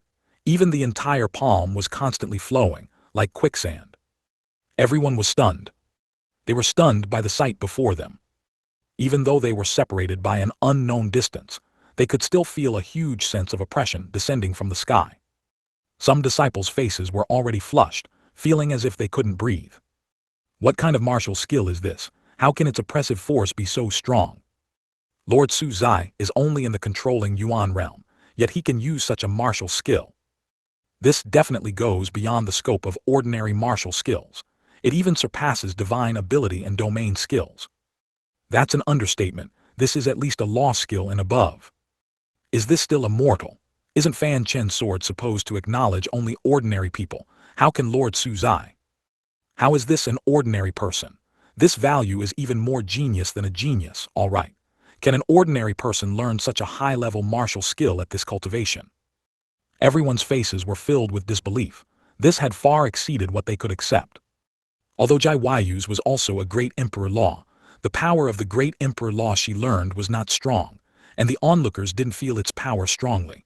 It looked quite aesthetically pleasing. However, if one were to underestimate this great emperor law because of that, it would be a huge mistake.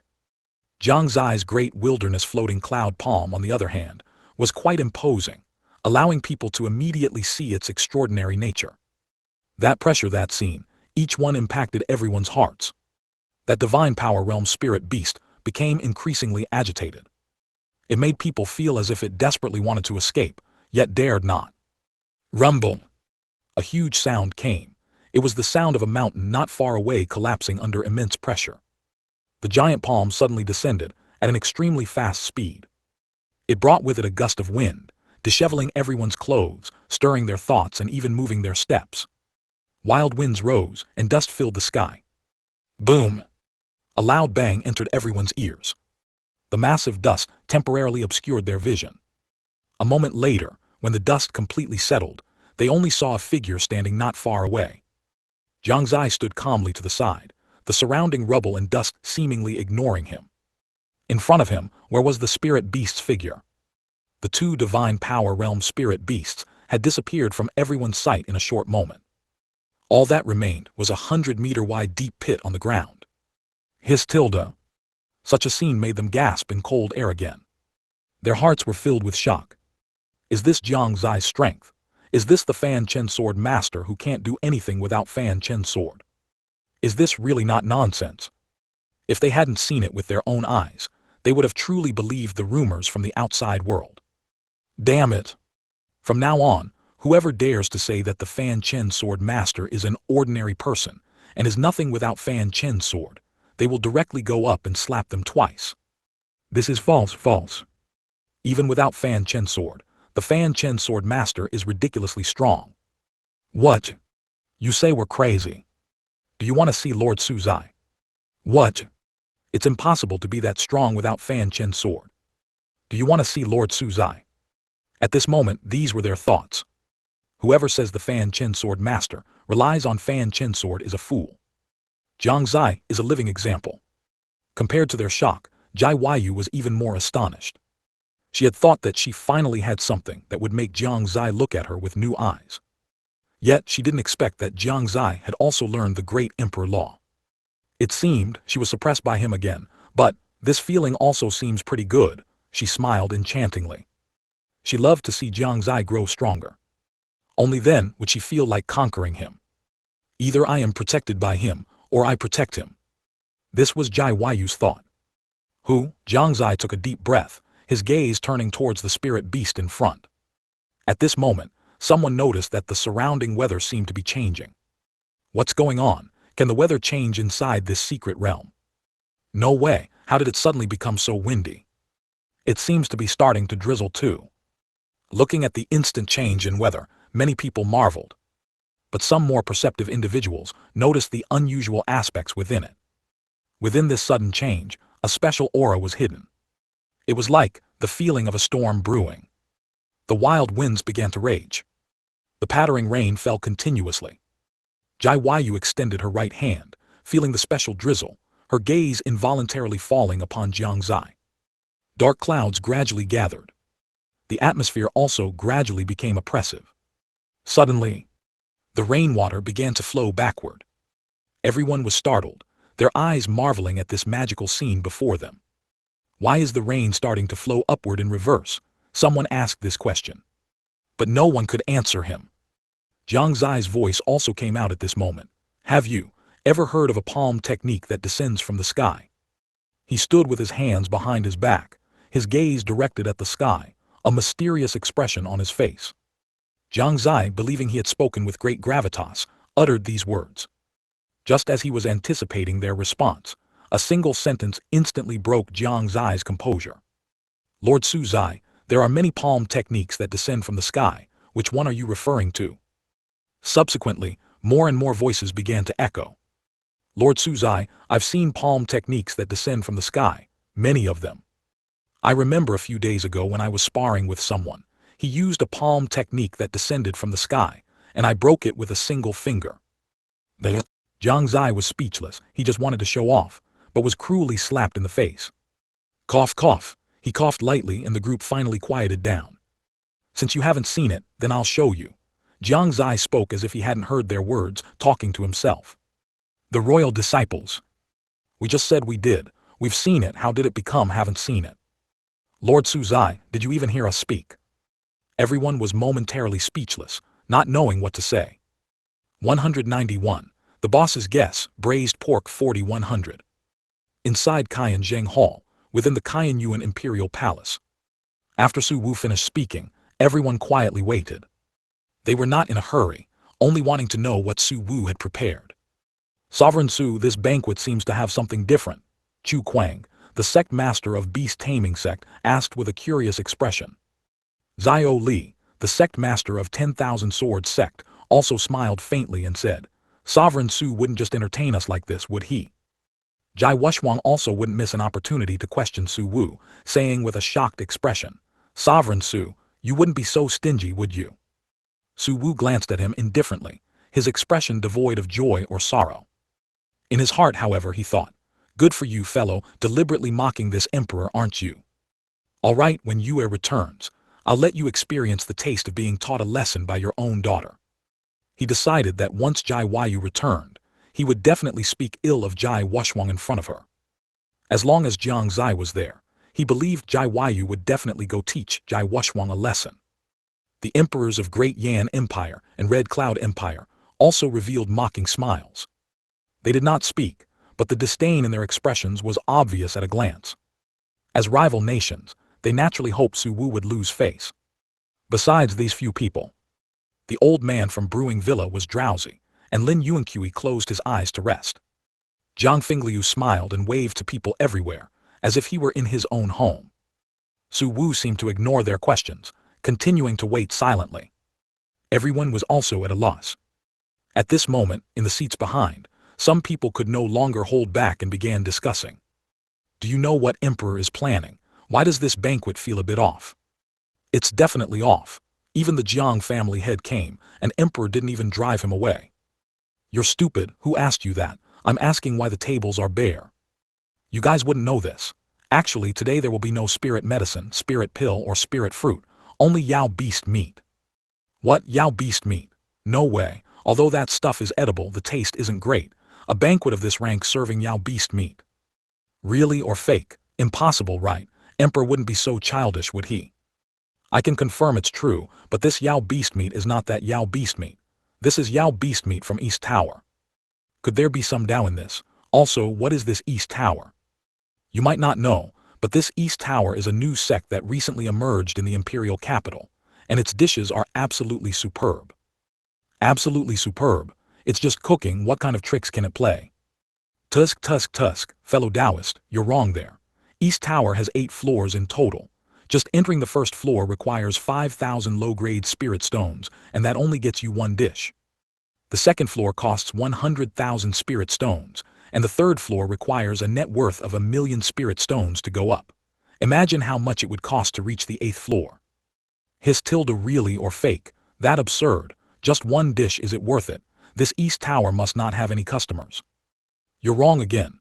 This East Tower not only has customers but it's packed every day. How are you getting more and more outrageous? This price and it's still packed every day. Do they all have too many spirit stones? Since when is it so easy to earn spirit stones? Could it be that the dishes they make can be so extraordinary? Can the dishes even help people break through? Hey, you're right, the dishes at East Tower do have that effect. Not only can they help you break through, but they can also increase your cultivation speed. And the taste is absolutely superb. I guarantee you'll want to eat it every day after trying it. Yep. As soon as these words came out, everyone around was stunned. All the people attracted by their conversation were also stunned. Can help breakthrough, can also increase cultivation speed, and the taste is superb. Does such a dish really exist in the world? Not to mention they haven't seen it, they haven't even heard of it. This was too shocking. So much so that they simply couldn't believe it. Most people were skeptical. After all, before seeing the real thing, it was hard to believe it was as miraculous as they claimed. Their discussions naturally could not escape the ears of the sect masters of the major sects in the front. Their faces immediately showed expressions of interest. East Tower, interesting. But why had they never heard of it? Absolutely superb cooking, how superb could it be? They couldn't help but feel a little anticipation. But Jiang Fingliu was different. While anticipating, he always had a peculiar feeling. That feeling was like, a bit familiar. This made him frown and ponder carefully. Coincidentally, at this moment, someone else asked, since East Tower's dishes are so good and so expensive, aren't they afraid of being coveted by others? Someone immediately said disdainfully, who dares to covet it? You should know that East Tower openly has 4 domain realm experts who would dare to snatch anything. As soon as these words came out, there was another silence. Everyone's faces showed shocked expressions. 4 domain realm experts. A newly emerged sect. When did a newly established sect have such a powerful lineup? Then the person who founded this East Tower must be even more mysterious. You should know that even the Shengyuan Empire only has 3 domain realm experts on the surface. Originally there were 4, but Su Wu had already stepped into the law realm. This meant that the visible strength of East Tower was already comparable to the Shengyuan Empire. The faces of the sect masters of the major powers also became solemn. Such a sect had appeared in the Eastern Continent, yet they had received no news. And Su Wu also seemed not to reject it, which fully indicated that the power behind East Tower was definitely not simple. Judging by their understanding of Su Wu, if this East Tower was only within the territory of the Shengyuan Empire, it would be fine. Su Wu might not say anything. But this was already in the imperial capital of the Shengyuan Empire. For such a powerful sect to appear in the imperial capital, Su Wu had no reason not to act against it. After all, this was a threat to the Shengyuan Empire. There were only 2 possibilities for Su Wu's lack of reaction. 1. The people behind this sect were not someone the Shengyuan Empire could provoke. 2. This East Tower was simply supported by the Shengyuan Empire. The second thought was quickly dismissed by them. Although they didn't fully understand the Shengyuan Empire's heritage, they knew a thing or two. There definitely wouldn't be so many more domain realm experts. Then there was only the first possibility. Thinking of this, their faces all showed solemn expressions. They no longer dared to underestimate this sect called East Tower. At the same time, their hearts grew even more curious about the dishes prepared by East Tower. Was it truly as they said, not only incredibly delicious but also beneficial for cultivation? At the scene, perhaps only Jiang Fingliu was frowning deeply. He was already curious about this East Tower, and now, hearing these people behind him, he had a sudden realization. He suddenly remembered that some time ago, Jiang Xie had used 2 different domain realm experts to send him a letter. He also recalled what Su Jiru had told him earlier, that Jiang Xie's goal was to create his own sect so that the Jiang family would be in the open, and he in the shadows, with the two sects supporting each other to rescue the Jiang family in times of crisis. But until he came here, he didn't know if Jiang Xie was doing well in the imperial capital, whether he had created his own sect, nor did he know what name Jiang Xie's sect was called. But now he thought he already knew. Being able to casually dispatch 2 domain realm experts to send a letter indicated that the sect had many domain realm experts. Being able to remain safe and sound in the Cayenne Yuan imperial capital indicated that his father-in-law did not reject him. Finally, the cooking was absolutely superb. This was also very crucial. Jiang Yu was so mesmerized by the food Jiang Xie cooked that his divine soul was upside down. Even he himself had once accidentally seen Jiang Yu eating a bowl of perfectly colored, aromatic and flavorful food with great relish. At that time, he was also a little tempted, but thinking that as a family head, snatching food from a child would be a bit embarrassing, he did not act on that thought. So now he was very certain. This East Tower, it was the sect created by Jiang Xie. Jiang Fingliu had a very strong intuition in his heart. Although he didn't know how Jiang Xie had created this sect, nor did he know how he had recruited 4 domain realm experts. He only knew now that his son had made something of himself. He was also the Fanchen sword master, and he could create such a powerful sect in such a short time. He no longer knew how to describe his feelings. At this moment, he just wanted to shout loudly. Shout loudly to everyone. The Fanchen sword master is my son Jiang Fingliu. East Tower is the sect created by my son Jiang Fingliu. Although he really wanted to say that, he also knew he couldn't. The Jiang family was undoubtedly at the center of attention right now. If he wasn't mistaken, the Jiang family was already in an extremely awkward situation. The Righteous Path sect still didn't recognize the Jiang family as Righteous Path. The Demon Sect sects were also starting to reject the Jiang family. He understood that from the moment he decided to come here, this would be the result. But he did not regret it. Nothing was more important than personally attending his son's celebration. All along, his biggest worry had been Jiang Xie. No cultivation talent, low cultivation, and still the young lord of a demonic path sect. This almost sentenced him to death. When Jiang Fingliu first learned that Jiang Xie's cultivation might not be possible, his heart was extremely painful. He vaguely remembered the scene that day. That day, Jiang Xie came to him awkwardly and said, "Father, this cultivation technique might not be suitable for your son." He already had a vague guess in his heart, but he dared not believe this fact, so he said, "Then let's change to another one." A year later, Jiang Xie's cultivation still had no progress. He came to Jiang Fingliu again, awkwardly saying, "Father, these cultivation techniques also don't seem very suitable for me." At this time, Jiang Fingliu was already despairing, but he still didn't want to dampen his confidence. So he personally went to other sects to plunder some cultivation techniques for Jiang Xie to cultivate. But 3 years later, his cultivation still had no significant progress. This made Jiang Fingliu's heart completely despair. He despaired, not because he thought his son was useless, but because he thought that as the young lord of a demonic path sect, having no cultivation, if this got out, it would definitely be a huge danger for Jiang Xie. Therefore, he thought of letting Jiang Xie go to a small place to do business. Jiang Xie, however, sternly refused, and even said he wanted to move out. Jiang Fingliu also knew what he had realized, and could only reluctantly agree. Subsequently, he secretly built momentum for Jiang Xie, portraying him as a great devil head, which would then make others wary. If it weren't for him, with Jiang Xie's own small actions, he wouldn't have gained that reputation. Yet, recalling his thoughts, Jiang Fingliu couldn't help but feel a lump in his throat. "Zier, oh Zier, you really bring face to your father." Su Wu had actually been observing everyone's expressions. When his gaze fell upon Jiang Fingliu, he was stunned. Seeing his somewhat tearful expression, he immediately understood something. He must have learned the origin of East Tower, right? "Jiang Fingliu, oh Jiang Fingliu, although this emperor was indeed dissatisfied with you before. However, for Zier's face, I will reluctantly forgive you." Su Wu thought this, which was also why his attitude towards Jiang Fingliu had improved greatly now. A large part of it was because of Jiang Xie. Jiang Fingliu still didn't know that because of Jiang Xie, he and Su Jiru would be able to set foot in this imperial palace again. And this had always been Su Jiru's wish.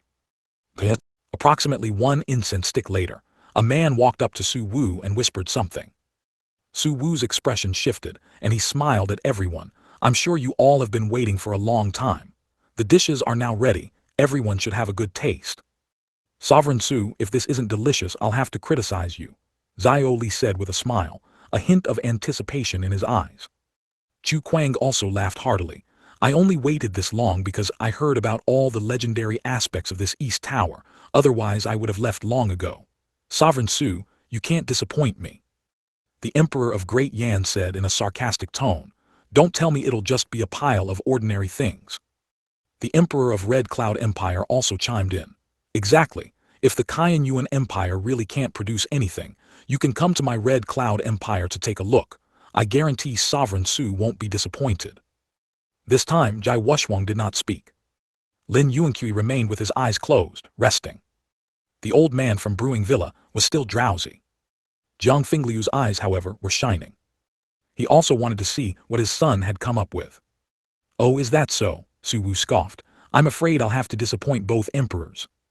With that, he waved his hand behind him. Immediately, servants carried dish after dish forward, respectfully placing them on the tables in front of each person.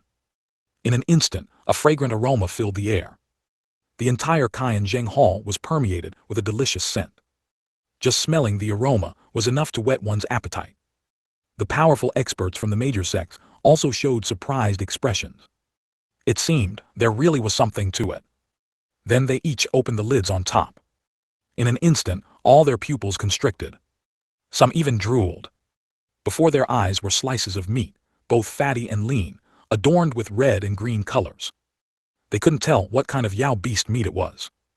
They only knew that the dish was incredibly fragrant. Father, what is this dish called? Sumo, who had just returned, couldn't help but ask. This single question attracted everyone's attention. This dish is called braised pork. 192. The purpose of the banquet, Jai Yu's sense of crisis, 4200. It's made from the meat of high-quality Fang spirit pigs, along with other ingredients and a secret sauce. The taste should be quite good, Su Wu said with a smile. He actually didn't know how it tasted yet. Everyone please enjoy. Everyone's appetites had already been piqued by the delicious-looking, fragrant dish in front of them, and they were already a bit impatient. As soon as they heard this, they all began to dig in. Upon taking a bite, they felt an unprecedented flavor explode on their tongues. This made their eyes widen instantly. The deliciousness continuously impacted their taste buds. They couldn't even think, only wanting to take a second bite. The delicious food in front of them made them not want to waste time talking, only wanting to eat more. For a time, the entire hall was filled only with the sounds of ravenous eating. But as they ate, Jiang Fingliu was stunned. Because the plate of braised pork in front of him was significantly larger than everyone else's. Someone had come up and swapped it out for him just as he was about to eat. However, at this moment, everyone was immersed in the food in front of them and didn't notice. Before long, the plate of braised pork in front of most people was completely eaten. Those who ate slowly even had to guard against others trying to snatch their food. The scene became incredibly chaotic for a while. Exclamations of surprise also continuously rang out. What is this really Fang spirit pig meat? How can it be so delicious? Unbelievable, simply unbelievable, to be able to make Yao beast meat this delicious. This is simply the most delicious food in the world. I feel like after this banquet, I won't be able to eat anything else. I've been practicing Bigu for many years, and today is the first time I've had the thought that I've been living in vain until now. How exactly does East Tower do it? Damn it, it seems my spirit stones won't be safe. And why do I feel warm all over, like there's a fire burning? Me too, I feel a surge of spiritual chi erupting within my body. Oh my god, I actually break through. Why does it feel like my cultivation speed has increased a bit? Soon, they discovered that this dish was not only delicious, but also truly had the effect of accelerating cultivation speed. Although its effect was smaller for those with higher cultivation, this was enough to shock them. East Tower, an interesting force indeed. Jai Wushwang's eyes flashed and he was also quite shocked. He had never seen such food before. While marveling that with East Tower, the Kaiyuan Empire would develop even better, he also couldn't help but feel fortunate that he had bet his daughter on Jiang Xie. The other few were even more so. The emperors of the Great Yan Empire and Red Cloud Empire had faces filled with both shock and discomfort. What shocked them was that Su Wu's words were true, and what made them uncomfortable was that such a force was only in the Kaiyuan Empire. He could even imagine how many people would flock to the Kaiyuan Empire, attracted by this kind of food. Who knows how many young prodigies would be taken in by Kaiyuan East Tower and the Kaiyuan Empire. By then, the Kaiyuan Empire's strength would further increase, and they would never be able to rise again. The old man from Brewing Villa, on the other hand, was thinking that the wine produced by his force had a negligible effect on the cultivation improvement of his disciples. So could they perhaps negotiate with East Tower? They would give East Tower some spirit wine for free, and East Tower could give them some of this food for free. Wouldn't delicious food paired with fine wine be wonderful? I never thought such a force would emerge in Kaiyuan imperial capital. It's truly terrifying. Xiao Li's expression was solemn. It was conceivable what a huge stir such food would cause in the current Shengyuan Continent. Perhaps at that time, even 10,000 low-grade spirit stones, or even 100,000 low-grade spirit stones, would have many people flocking to them. In a short period, East Tower would be able to obtain unimaginable spirit stones. Moreover, this Fang spirit pig was just an ordinary Yao beast. What if it was a stronger Yao beast, or a spirit beast, or an even higher grade demonic beast? How much stronger would the effect be then? This was simply unimaginable. Chu Kuang, meanwhile, had a pensive look in his eyes. He was thinking about how to obtain the secret recipe for this dish. Or perhaps, how to poach East Tower's talent. In short, they all had their own thoughts. Only Jiang Fingliu was incredibly simple-minded, merely feeling that the dishes made by the force his son created were so delicious. He had never eaten such delicious Yao beast meat in his life. No wonder that kid Jiang, he kept clamoring to eat the food made by his elder brother every day. He could finally understand Jiang Ye's feelings now. However, what he felt more was pride. Su Wu was also made eager by their reactions. Was this braised pork really that delicious? He couldn't help but take a small bite, and instantly he was greatly shaken. Delicious. Only these two words echoed in his mind. This one bite made him unable to stop. He quickly finished the braised pork on his plate, still wanting more. That kid Jiang Xie really had a knack for it. He was becoming more and more satisfied with his grandson. Why is his plate so much bigger than ours? At this moment, someone seemed to have discovered something and exclaimed, pointing at the bowl on Jiang Fingliu's table. Whoosh! Everyone's gaze turned towards it, including the sect masters and emperors of several major forces next to Jiang Fingliu. They were surprised to find that Jiang Fingliu's bowl was indeed much larger than theirs. This was a bit intriguing.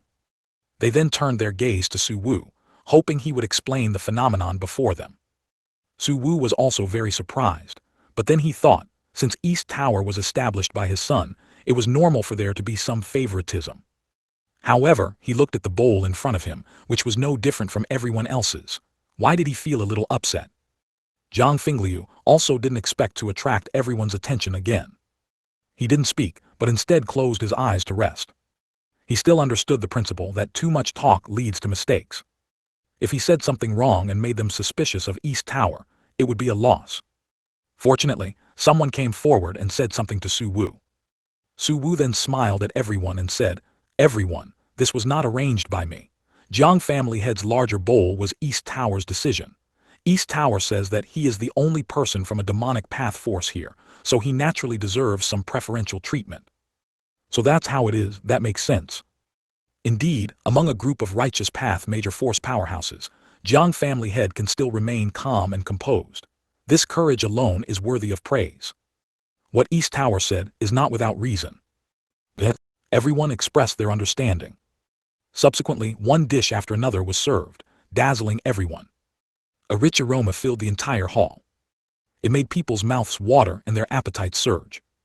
In that instant alone, Su Wu heard many sounds of swallowing saliva. This also achieved his goal. This time, it was not just to celebrate Jiang Xie and Su Yu entering the top 5 of the Heaven's Pride ranking. It was to build momentum for East Tower. This was the main purpose of this banquet. It is worth mentioning that in a corner of the hall, a middle-aged man was eating his food glumly. Even the incredibly delicious dishes seemed tasteless in his mouth. Old Wu was suffering. He had originally thought he could enter the Shengyuan secret realm with Jiang Xie. Who would have thought that he was the only one left behind? And then there was the Heaven's Pride ranking, and Jiang Xie wasn't even ranked first. It made him so depressed. Now he didn't know if Jiang Xie was safe in the Shengyuan secret realm, and his heart was filled with anxiety. But there was nothing he could do. He finally saw Jiang Fingliu, but he didn't dare to go up and greet him. Sigh, Old Wu sighed silently, feeling as if he had been abandoned by the whole world. Young lord, when will you return? I'm so miserable all alone. At this moment, he took out his few literary works again. Now, only by rereading the young lord's classic quotes could he strengthen his confidence. Lord Suzai, do you really only have controlling Yuan realm cultivation? Lord Suzai, how did you do it? You're amazing. Lord Suzai, what grade was your martial skill just now? That aura was simply shocking. Lord Suzai, did you already know that you could kill a divine power realm spirit beast without using Fanchen's sword? Lord Suzai, are you and Jai Saintess really Dao companions? Lord Suzai, how did you gain Jai Saintess's favor? Lord Suzai, what kind of woman do you like? Lord Suzai, do you like men? Ali. Inside the Shengyuan secret realm, after dealing with many spirit beasts, everyone swarmed around Jiang Xie, asking all sorts of questions excitedly. These questions started out quite serious. Gradually, they began to become less serious. When asked if the two were Dao companions, Jai Yu's face inexplicably flushed for a moment, and her heart was filled with anticipation. She anticipated Jiang Xie answering this question. But Jiang Xie only smiled without speaking, which made her a little annoyed. Then, when asked what kind of woman Jiang Xie liked, Jai Yu became displeased and quickly glared at the questioner. This stopped the other party from continuing to ask. But then they asked if Jiang Xie liked men. Jai Yu was a little anxious, fearing that Jiang Xie would say he liked them. Fortunately, Jiang Xie shook his head decisively. This made her silently breathe a sigh of relief. But then she thought of another question. This was only in the Shengyuan Empire, and in a short time, Jiang Xie had already gained so many admirers. What if he shone brightly in the Eastern Continent in the future? Or in the entire Shengyuan Continent? How many admirers would he have then? How many love rivals would she have? Although she had absolute confidence in her appearance. But a certain place just wouldn't grow. What if a woman whose appearance was only slightly inferior to hers, but whose chest was much larger, entangled Jiang Xie? At this moment, she suddenly felt a sense of crisis. Thinking, should she appropriately change her stubborn personality? Could it be that she really had to take the initiative to attack, as Xiao Zai said? But, it just felt a little embarrassing. Also, her cultivation couldn't fall behind either. She must be stronger than other women. Otherwise, how could she drive away those ungracious husses? In a short moment, Jai Yu thought of many things. The current situation forced her to consider the possibility of these phenomena occurring. And she also had to make long-term plans. Xiao Yuer. Still deep in thought, Jai Yu heard Jiang Xie's voice by her ear. Coming back to her senses, she looked at Jiang Xie blankly. What were you thinking about just now? Jiang Xie asked with a smile. Nothing, Jai Yu shook her head looking at him and saying, where are we going next? Jiang Xie pondered. Originally, I planned to continue heading east, but just now I seem to have seen something interesting. What is it? Jai Yu asked with a puzzled look. The others also pricked up their ears. Young master, have you perhaps discovered something unusual? Lin Maioyan was also a little curious. Jiang Xie looked around and asked, could it be that you haven't noticed the abnormality around here?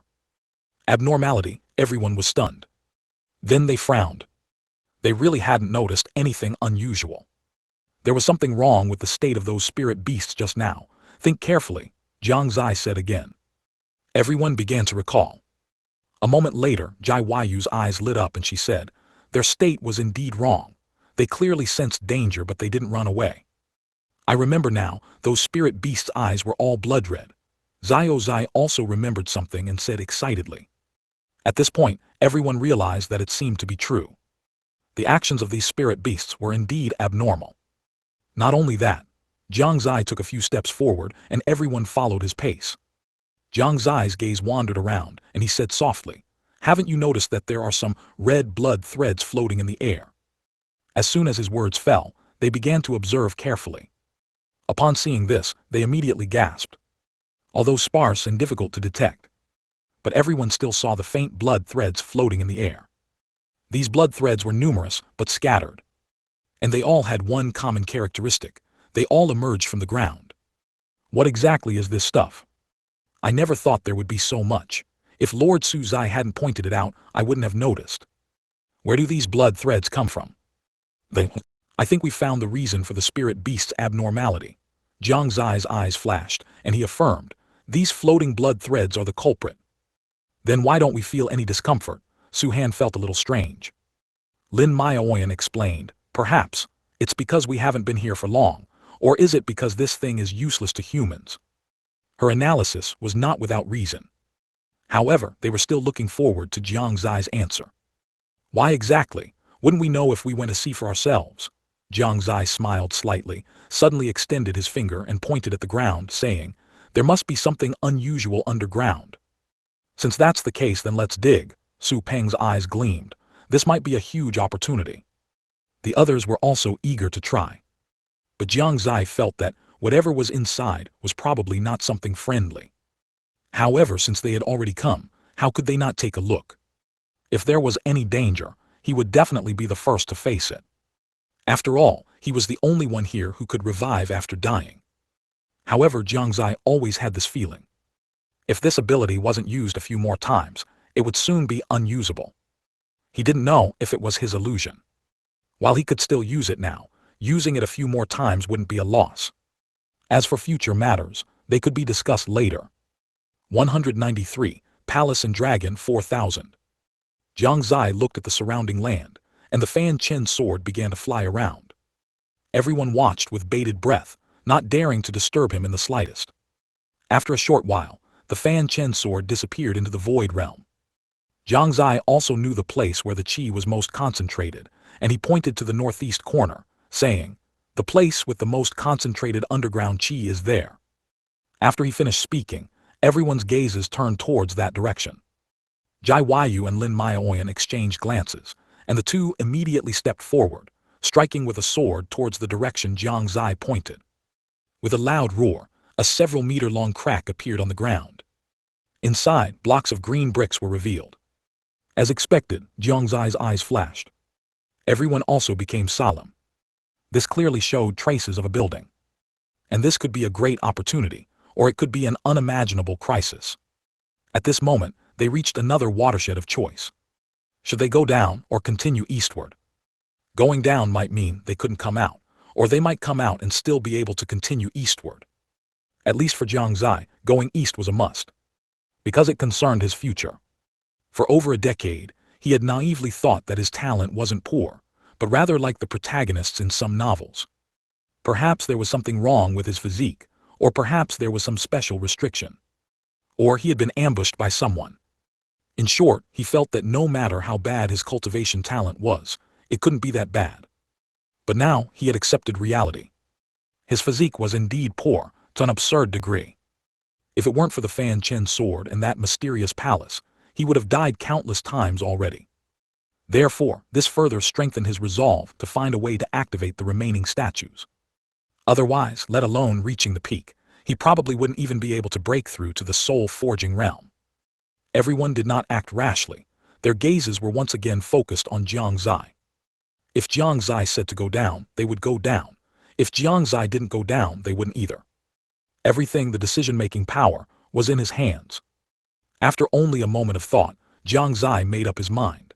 It would be a pity to enter this Qianyuan secret realm and not explore a strange place. What if there was some opportunity? "Let's go, we're going down." Jiang Xie took the first step. Everyone immediately followed. Upon arriving outside the green bricks, he observed carefully and found that there seemed to be no traces of restrictions or anything similar. It seemed to be just ordinary green bricks. However, the faint blood qi emanating from the cracks in these green bricks confirmed that the area below was not an ordinary place. Su Zai, what exactly is inside? Someone asked with a solemn expression, unable to help themselves. That's right, Su Zai, looking at this blood qi, it doesn't seem like a good place inside. Are we really going down? It looks very dangerous. They were somewhat worried and hesitant, as no matter what, they were afraid of death. They had only just entered not long ago, and they had already encountered a group of spirit beasts. If Jiang Xie hadn't been there, they would have all died just now. It was normal to be afraid. But if Jiang Xie insisted on going down, they would follow. Jiang Xie also knew what they were worried about. So he said, how about this? I'll go down first to scout the way. If there's no problem, I'll notify you and then you can follow. How about that? No. As soon as Jiang Xie finished speaking, Jai Yu immediately voiced her objection. How could she let him go alone to such an unknown place? What if something dangerous happened? She would never allow it. Young master, this is not appropriate. Lin Maioyan also gently shook her head. That's right, son-in-law, if we're going down, we'll go down together. Little Zai also said with a pout, looking a bit worried. Su Zai, this is absolutely not permissible. Su Han also flatly refused. Su Zai, are you not trusting us? Su Yu feigned sternness. Su Zai, how can we let you take the risk alone? No, Su Zai, we'll go down with you. We can't let you lead the way for us. The rest of the people also spoke up. They weren't afraid that Jiang Xie would snatch some opportunity first. Instead, they genuinely wanted to advance and retreat with Jiang Xie. If there was any danger inside, more people meant more power. What about Jiang Xie? Jiang Xie wasn't acting out of selfishness. He was indeed worried about everyone's safety. He still had the ability to revive, but what about them? Dead meant dead. Looking at Jai Yu's serious expression, mixed with a hint of worry. Seeing the worried looks in Lin Maioyan and little Zai's eyes. Feeling the worried and anxious mood in everyone's hearts. He felt that he still had to go first. Stop talking, it's decided. I have the Fanchen sword. If I really encounter danger, I can just release the power of the Fanchen sword. I might be able to escape alone. If all of you go down together, the outcome is obvious. Jiang Zai's expression was serious, his tone grave, revealing an aura that brooked no refusal. This made everyone pause simultaneously. That's right, perhaps they would even become a burden. Jai Yu's small hands were already tightly clutching the corner of her clothes, her jade teeth biting her lips. She knew Jiang Xie was right, but she just didn't want him to go alone. But, just as she was about to speak, Jiang Xie glared at her fiercely. Immediately, she changed her words angrily. Go then, go. If you encounter danger, don't ask Miss to save you. Little Zai, seeing that Jai Yu was angry, also pouted and said, Go then, go. If son-in-law encounters danger, don't ask young Miss to save you.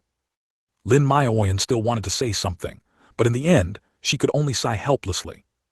Although she hadn't spent as much time with Jiang Xie as Jai Yu, she also knew that once Jiang Xie made a decision, he would not easily change it.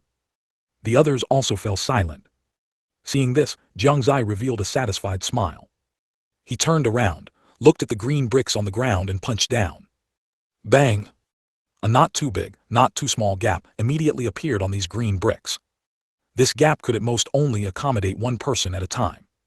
Jiang Xie looked inside. It was pitch black and he couldn't see anything at all. The people behind him were also extremely curious, and one by one, they looked towards the black hole. They also couldn't see anything. They could only see a stronger blood qi drifting out from within. This made the expressions on their faces even more solemn. Jiang Xie only glanced once, without much hesitation, and jumped straight down. At this moment, Jai Yu instantly stood by the gap, quietly waiting for news from Jiang Xie. Everyone gathered around.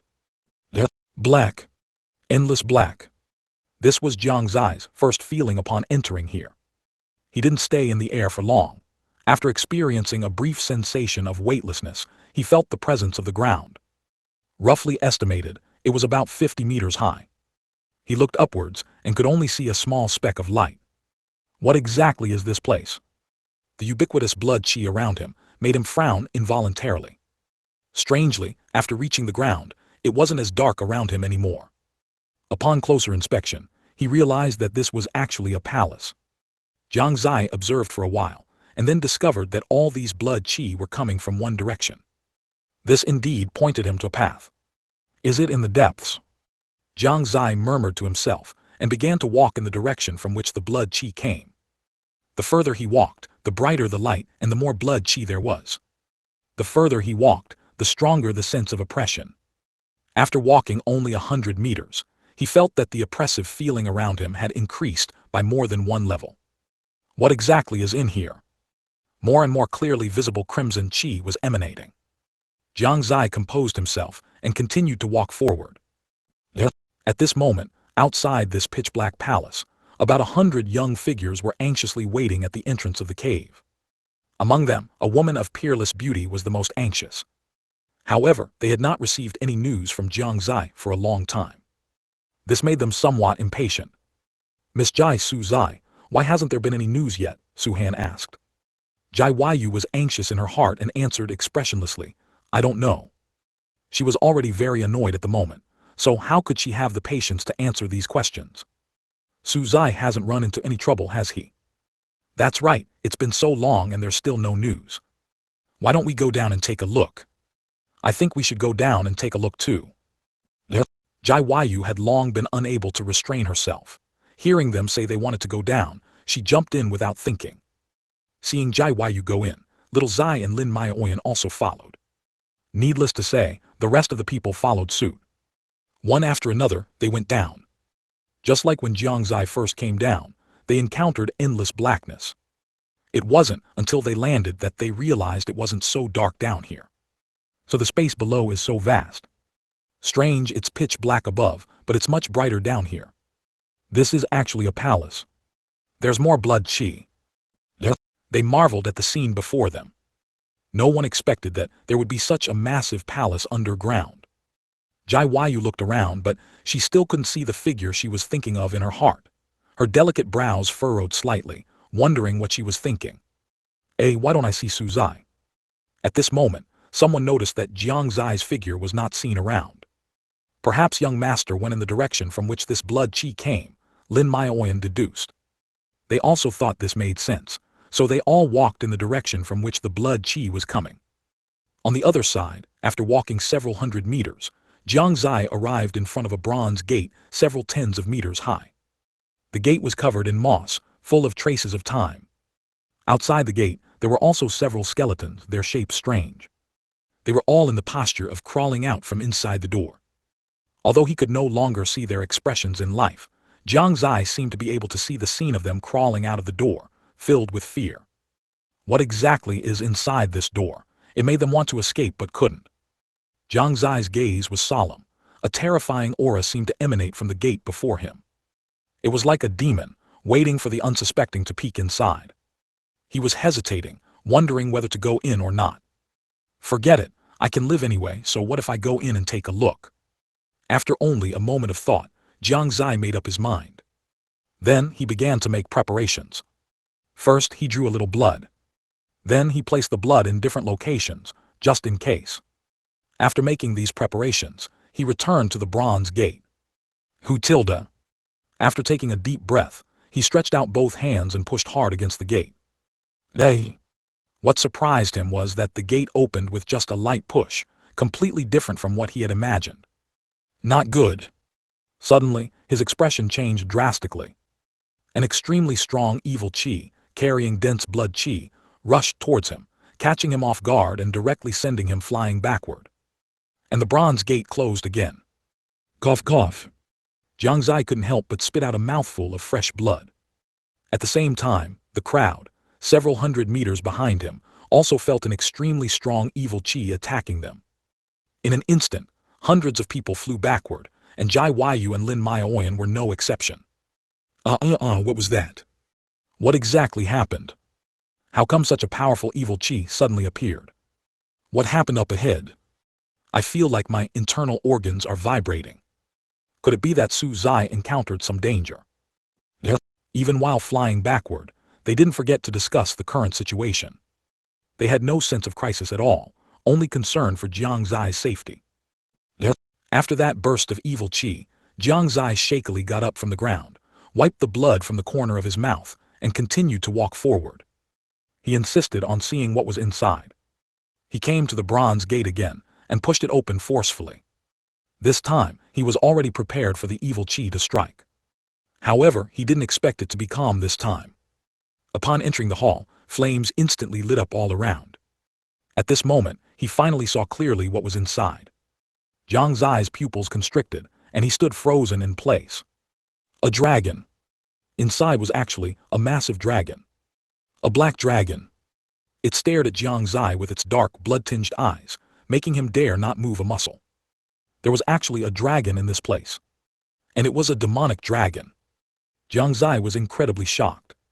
The dragon before him was completely black, its scales glistening darkly. Its two massive dragon whiskers stood in the air. A pair of blood-red horns made it look incredibly evil. Its sharp teeth gleamed with a chilling light that stole one's soul. It was coiled at the very front of the hall, its body immense, and evil chi swirled around its form. Threads of blood chi emanated from its body. At this moment, Jiang Xie finally understood why those spirit beasts looked the way they did. They were clearly influenced by the demonic dragon before him. If it were other dragons, he might not have been so nervous. But what was before him was a demonic dragon.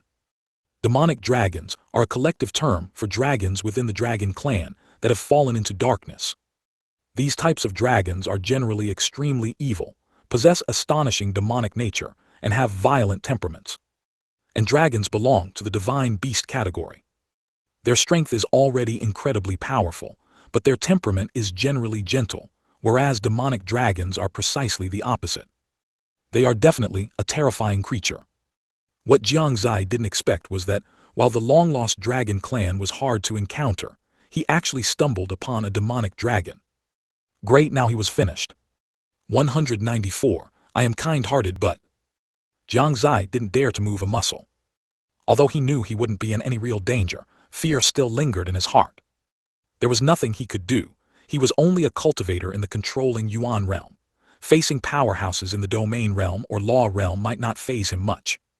However, the dragon before him, though a demon dragon, was still a genuine divine beast.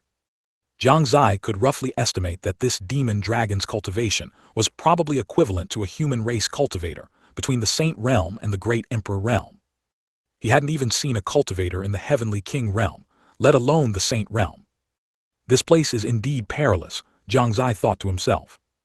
It hadn't been long, and he had already encountered such a formidable creature.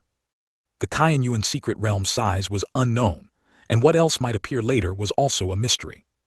Only now did Jiang Xie understand why there were so many corpses outside, and why they all looked as if they had witnessed something terrifying. This demon dragon was the reason. He only hoped that Jai Yu and the others wouldn't come down at this moment. He took a deep breath, looked at the demon dragon and said with a smile, "Demon Dragon Senior, this junior accidentally trespassed here. I hope Senior will not blame me." Silence. The silence was so profound, it made one uncontrollably nervous. Sweat began to trickle down Jiang Xie's forehead. Yet in his heart he was cursing. Why was this demon dragon completely still? Wait. A thought stirred in his mind. No movement. Jiang Xie looked up, carefully and thoroughly observing the demon dragon. They. He let out a soft exclamation, having discovered a problem. That was, although the demon dragon before him was lifelike and vivid, and full of imposing power, making one dare not look directly at it. In reality, there was not a single trace of life chi on this demon dragon. Could it be, this demon dragon is dead? He couldn't help but guess this. As soon as this thought appeared in his mind, it grew uncontrollably and wildly. However, if this demon dragon was dead, why were there so many skeletal remains outside? Or perhaps, the demon dragon hadn't been dead for long. If that were truly the case, perhaps this wasn't a bad thing at all, but rather a great opportunity. Jiang Xie began to feel a little excited. He bravely took a few steps forward. He found that besides the evil chi becoming a bit stronger, there were no other changes. This made him even more certain of his guess. This demon dragon is indeed dead. He was very excited. One must know that a divine beast's corpse holds treasures everywhere. 1 step, 2 steps, 3 steps.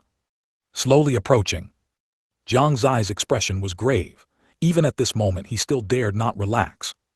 As he advanced, he cautiously observed his surroundings. 1 step, 2 steps, 3 steps. His footsteps were light, not daring to make any loud noise. Just like that, he gradually approached the demon dragon's body. 1 step, 2 steps, run. Jiang Xie's scalp suddenly tingled. He felt as if some great terror was about to appear, and without thinking, he wanted to run away. But unfortunately, he was still a step too slow. He saw the demon dragon's eyes suddenly light up with a crimson glow. Then Jiang Xie found that his body couldn't move. After all these years, I didn't expect another ant to intrude.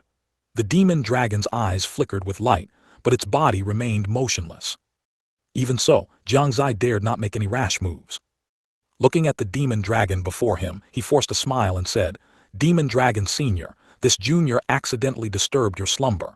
This junior will leave now, will leave now." Yet in his heart he was cursing. Damn it, who the hell knew something that looked completely dead could still speak? Isn't this just a pure scam? It's really over now. Only then did Jiang Xie realize that this was not the world of his previous life. Here, anything you thought was dead could suddenly start speaking the next moment. The demon dragon's huge eyes stared intently at Jiang Xie. For some reason, Jiang Xie seemed to see a sneer at its mouth, though he wasn't sure if it was an illusion. "Ha ha ha, kid, do you think you have the capital to bargain with me?" The demon dragon didn't open its mouth, but Jiang Xie could clearly hear its words.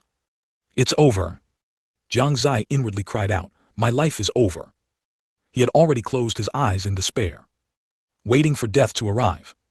Unexpectedly, the anticipated death did not come, and instead, he heard the demon dragon's voice again. "This seat has been here for countless years, yet all I've waited for are these crooked melons and split dates. HMPH, is there not even one young man who truly pleases me? If it weren't for the fact that you don't carry that annoying chi like the others, this seat would have annihilated you long ago." Jiang Xie's eyes lit up. The demon dragon's words gave him inspiration.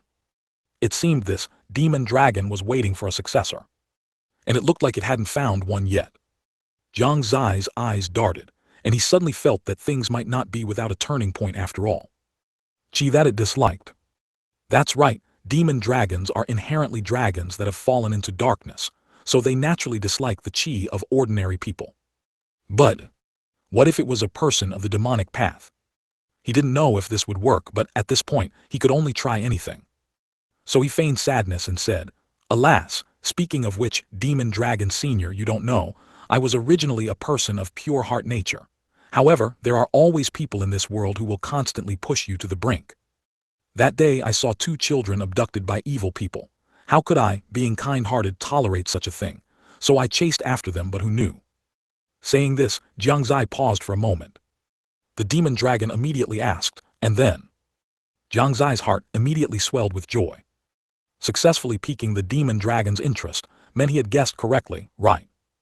"Alas," he continued to sigh and said, "but who knew by the time I arrived, one child had already suffered a terrible fate. I expended all my energy to save the other child, but who knew?" What else happened? The demon dragon's tone had begun to grow impatient. Jiang Xie could clearly feel its emotional fluctuations. The joy in his heart grew even stronger. So he continued, "But who knew? Although I successfully rescued that child, I was framed as the murderer of the other child. I tried my best to explain, but it was still useless. I placed my hope in the rescued child, but they lied out of fear. Just like that, I became a complete devil head. At that moment, my heart nature was completely broken. I, who was originally a person of the righteous path, decided to embrace the demonic path. Now, I am a person of the demonic path. HMPH, so even within the human race such things happen." The demon dragon snorted coldly and angrily said, "Back then, this seat was also framed by others, forced to a dead end, and only then did I fall into the demonic path. Although your cultivation is low, your encounter is not much different from this seat's. However, this seat doesn't believe your words. Countless people have already told this seat such excuses. If you think you can escape with this, I advise you not to be so wishful." Although the demon dragon still showed no change, Jiang Xie clearly heard the disdain in its tone. However, he was not flustered at all. Although the previous words were false, his identity as a person of the demonic path was real. 195. Dragon God Statue. "Demon Dragon Senior, everything this junior said is true," Jiang Xie shouted, his tone filled with excitement. "Are you sure?" The demon dragon still didn't believe Jiang Xie's words. Absolutely certain, Jiang Xie's attitude was resolute. All right then, I'll see if you're lying, the demon dragon sneered, and suddenly an extremely powerful mental energy descended upon Jiang Xie. Jiang Xie's expression remained unchanged as he firmly declared, "This junior is definitely from the demonic path, with no pretense whatsoever." The two remained in a standoff for a while. Then the demon dragon let out a soft hum, seemingly surprised that Jiang Xie had truly not lied. This instantly improved its perception of Jiang Xie significantly. "All right, I believe you now." The demon dragon withdrew its mental energy. Jiang Xie also let out a sigh of relief. This time he had gambled correctly. He just didn't know what would happen next, but he hoped Jiang and the others wouldn't come over at this time. Meanwhile, on the other side, a few hundred meters away from Jiang Xie. Perhaps it was due to something strange within this palace, or for other reasons. Even though it was only a few hundred meters, they couldn't see Jiang Xie's figure, nor the bronze door, nor the demon dragon. And the demon dragon also seemed to be unaware of Jiang and the others. At this moment, a group of people had just gotten up from the ground. The surge of evil chi earlier had been too sudden. Many people had to lie on the ground for a long time before recovering. Just that single surge of evil chi had left nearly half of the people severely injured, and the other half, though not severely injured, had also sustained considerable injuries. The evil chi, comparable to that emanating from a Saint Realm expert, was a fatal blow to them. If not for their abundant healing medicinal pills as disciples of the Shengyuan Empire, many would have likely not survived. As for why Jiang Xie recovered so quickly, it was naturally due to his recovery ability. "How is everyone feeling?" Jiang asked with a frown. She too had sustained minor injuries from the evil chi. No one had expected such a thing to happen. This made her even more worried about Jiang Xie, who was ahead. She wished she could rush forward immediately to find Jiang Xie, but she knew she couldn't. She couldn't abandon everyone. Jiang Xie wouldn't forgive her if she did. She could only worry in her heart. "We're fine, but we've been delayed for so long again. Sai, I wonder how Lord Suzai is doing." "Lord Suzai is still ahead of us. I wonder if he managed to block that evil chi. Let's hurry and find Lord Suzai." "All right, let's continue on our way." After a period of adjustment, they continued walking forward. Inside the bronze hall, some time had passed since the demon dragon last spoke. During this time, neither Jiang Xie nor the demon dragon had spoken. Jiang Xie didn't know what to say. As for the demon dragon, it seemed to be deep in thought. Jiang Xie knew that the demon dragon's attention was sometimes on him, and sometimes not.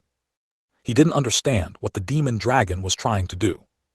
Until the demon dragon seemed to have made a difficult decision, letting out a heavy sigh and saying, forget it. I have waited here for tens of thousands of years, and no one has appeared who meets my expectations. Although your cultivation is not high and your aptitude is not good, you are a person of the demonic path, which suits my taste very well. It will be you then." Jiang Xie's whole body trembled. What? Was it going to give him its legacy? He was a little excited. "Demon Dragon Senior, may I ask if this is?" "Of course it's to give you my legacy, brat. Now, open your mental space, and I will directly transmit the cultivation technique to you." Jiang Xie frowned for a moment. Although a little confused, he still did as he was told. The moment he opened his mental space, a beam of light shot directly from the demon dragon's head into his forehead. Immediately after, Jiang Xie heard a burst of loud laughter in his mind. "Ha ha ha ha, I have waited here for tens of thousands of years, and now I am finally free. Although you, brat, don't meet my expectations, I'll take possession first." Listening to the arrogant voice in his mind, Jiang Xie's expression was strange. What the hell? Possession? How many years has this old trick been around, and it's happening to him? So this demon dragon was really dead, but it still had some remnant soul. "But if you were outside, it might be fine, and I might not be able to do anything to you, but you've entered my mental space. Is this not seeking death?" His mental space contained that mysterious palace. Inside Jiang Xie's mental space, a black dragon shadow appeared. It slowly swam within the mental space, continuously observing Jiang Xie's mental space. "This is so small. This mental energy is too weak, isn't it? Low cultivation, weak mental energy and no special physique. This, I'm starting to regret it a bit. The black dragon shook its head repeatedly, its dragon face full of disdain. It was regretting it now. Jiang Xie was just too pathetic, to the point where even a dog would shake its head. It couldn't help but wonder if taking possession of such a character was a bit of a loss. What's that? After swimming for a short while, it suddenly discovered a glittering golden object. This immediately piqued its curiosity. It immediately wagged its tail and swam over. The closer it got, the more puzzled its expression became. When the appearance of that divine palace came into its eyes, it had already begun to become terrified. This. What is this thing? This brat actually has such a divine object within his body. Although it didn't recognize it, the demon dragon could still feel the immense pressure emanating from it. This made it dare not approach any further. But the divine palace seemed to have sensed the presence of an intruder, and a statue flew out from it, suppressing the demon dragon. The moment it saw the statue, the demon dragon's eyes went wide.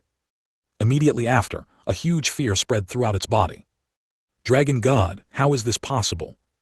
It began to scream in terror, desperately trying to escape. But it was already too late. I'm not reconciled. The last sound came out, the statue fell, directly suppressing it. After a while the statue returned to the divine palace, and in its place, only a pure dragon soul remained. It was resolved so quickly. A faint smile appeared at the corner of Jiang Xie's mouth. It was simply effortless. Dragon God, so one of the 12 statues is of the Dragon God. Jiang Xie's eyes gleamed. He had unexpectedly received good news.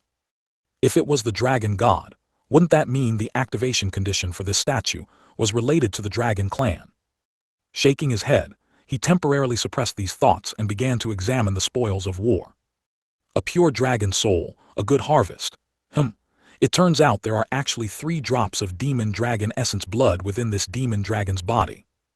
After obtaining this dragon soul, he only then learned that there were 3 drops of essence blood within the demon dragon's body. Never mind, take it all away first. Jiang Xie looked at the demon dragon's body in front of him, his eyes filled with joy. These were good things, take them. 196, Dragon Blood Pool. The Dragon Clan's essence blood, this is a good thing. Jiang Xie's expression was excited. Not only that, but every single part of this demonic dragon's body was priceless. No, it could no longer be described with just city. What's more, he still had a pure dragon soul in his mind. This was definitely a good thing too, although he didn't know its purpose yet. Although the demonic dragon's body in front of him still carried some pressure, it was no longer as intense as before. For Jiang Xie, there was no longer any threat. Tusk, I've struck it rich. At this moment, he could no longer suppress the excitement in his heart. Without further thought, he directly stored it into his spatial ring. The massive body of the demonic dragon instantly occupied half the space within Jiang Xie's spatial ring. He mused that it was time to get a spatial ring with a larger capacity. After the demonic dragon's body disappeared, the bronze hall became much emptier. Jiang Xie looked around and found nothing special. There was only a large pit behind where the demonic dragon's body had been. It seemed to have been smashed out by something. He took a few steps forward, and a faint smell of blood made him frown. This bloody smell was different from ordinary blood. It also carried a faint pressure within it. This immediately piqued his curiosity. Arriving at the edge of the large pit, Jiang Xie looked down, and his pupils immediately contracted. What appeared before him was a blood pool. A blood pool made of fresh blood. An idea suddenly formed in his mind. Could this be dragon blood? His guess was not without reason. Firstly, the demonic dragon did not appear to have died of natural aging, so it must have been caused by some other means. The possibility of it having died from severe injuries was very high. In that case, its fresh blood would continuously flow out and gather in this large pit. Thinking of this, Jiang Xie quickly checked the demonic dragon's body in his spatial ring. Indeed. Before long, he found a wound on the demonic dragon's body. The wound was very large, as if it had been pierced by some sharp weapon. The outer physical body was still lifelike, but the bones inside were already exposed. Clearly, it had suffered an irreparable injury. It seemed that this demonic dragon had very likely died from an incurable severe injury, leading to its body bleeding dry. And the blood that flowed out gathered in this large pit. Even this large pit was likely formed by the impact of the demonic dragon's body. If these are truly dragon blood, then that's also a huge opportunity. Jiang Xie's eyes lit up. He had originally thought this place was full of dangers. But he didn't expect it to indeed be dangerous, yet it turned into a place of opportunity. This pit was very large, and there was a lot of dragon blood. Jiang Xie could feel the surging energy just by standing next to the large pit. It's time to inform them.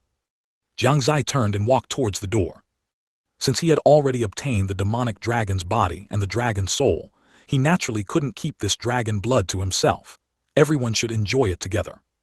What's more, within the dragon's body, there was demonic dragon essence blood, which was 100 times more precious than dragon blood.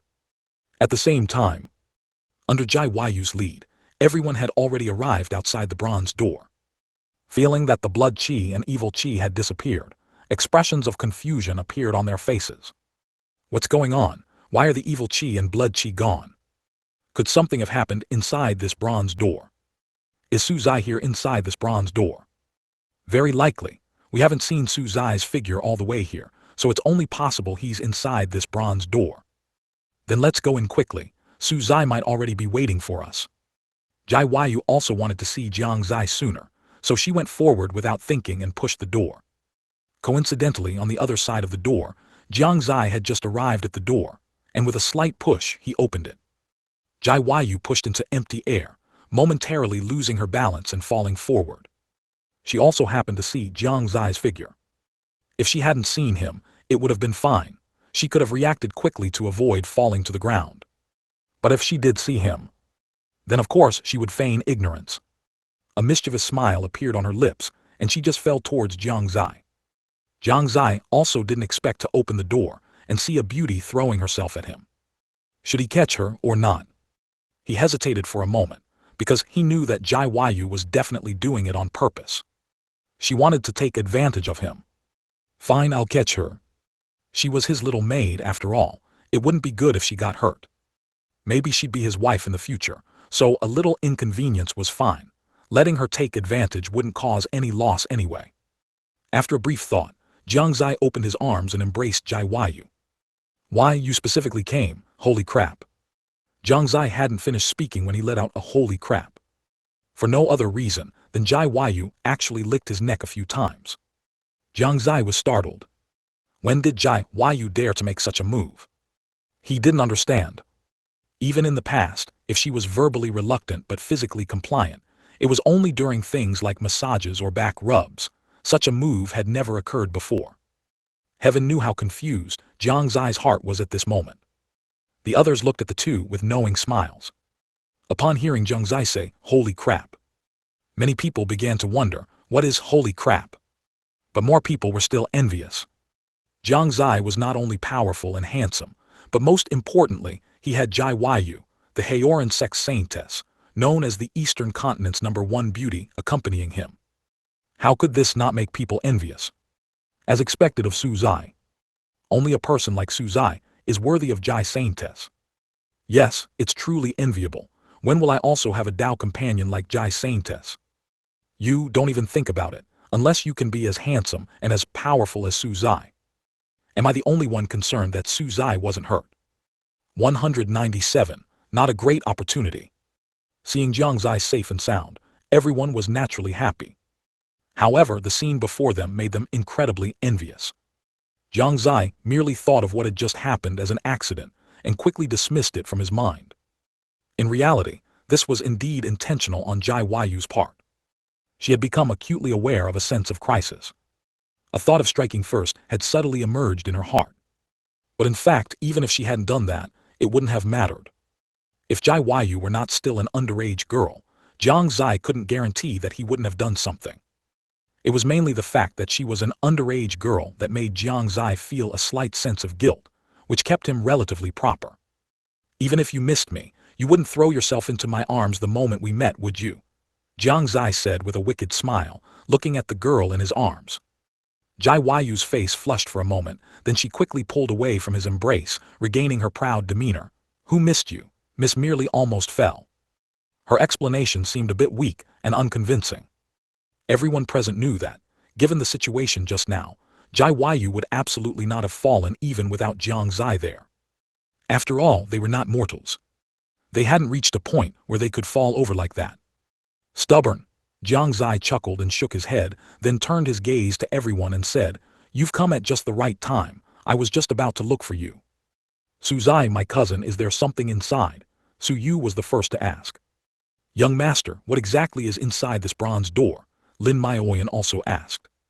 A large group of people looked on with eager anticipation. Jiang Xie directly stated, "There's nothing particularly rare inside." At these words, disappointment was evident on everyone's faces. After all, before coming down, they had held high hopes for this place. It was either a great opportunity or a great danger. Now the danger had passed, but no opportunity had appeared. Didn't this mean that they had gained no benefit from this trip, but instead suffered injuries and wasted some medicinal pills? This made them feel very uncomfortable. Jiang Xie saw their expressions clearly. He then changed the subject and continued, "There really isn't anything good inside, just a dragon blood pool, which isn't considered a great opportunity." For him, this was indeed true. The dragon blood inside was certainly not a great opportunity. The true great opportunities of this place were all in his spatial ring. But for others, that was a heaven-sent opportunity. Initially, everyone didn't react immediately. "So it's dragon blood, it's really not a great opportunity.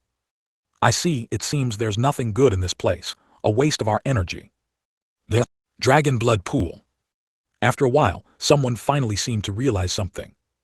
"Wait, did young Master Su Zai just say the words, dragon blood?" "It seems he did." "His tilde, that's dragon blood." Instantly, everyone's eyes widened. Just now, Jiang Xie said it wasn't a great opportunity, which led them to truly believe it wasn't a great opportunity. Thus, they followed Jiang Xie's line of thought. Now they realized that what Jiang Xie said was dragon blood. A glint of surprise flashed in Jiang Yu's eyes, but she wasn't surprised by this. As Jiang Xie's maid for so long, she didn't claim to understand him perfectly.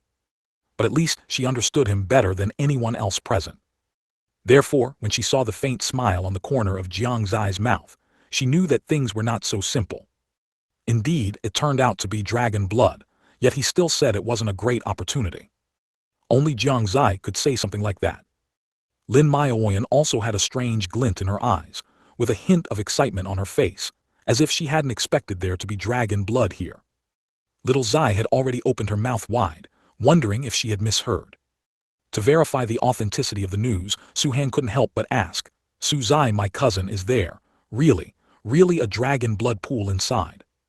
His voice was a bit hesitant, due to being overly excited. Su Yu also stepped forward excitedly and said, "If it's truly dragon blood, then wouldn't we?" Su Peng also couldn't control his expression, looking very eager. "Su Zai, my cousin, is it really a dragon blood pool?" The eyes of everyone else also showed eagerness. They desperately wanted to know if what they had just heard was true.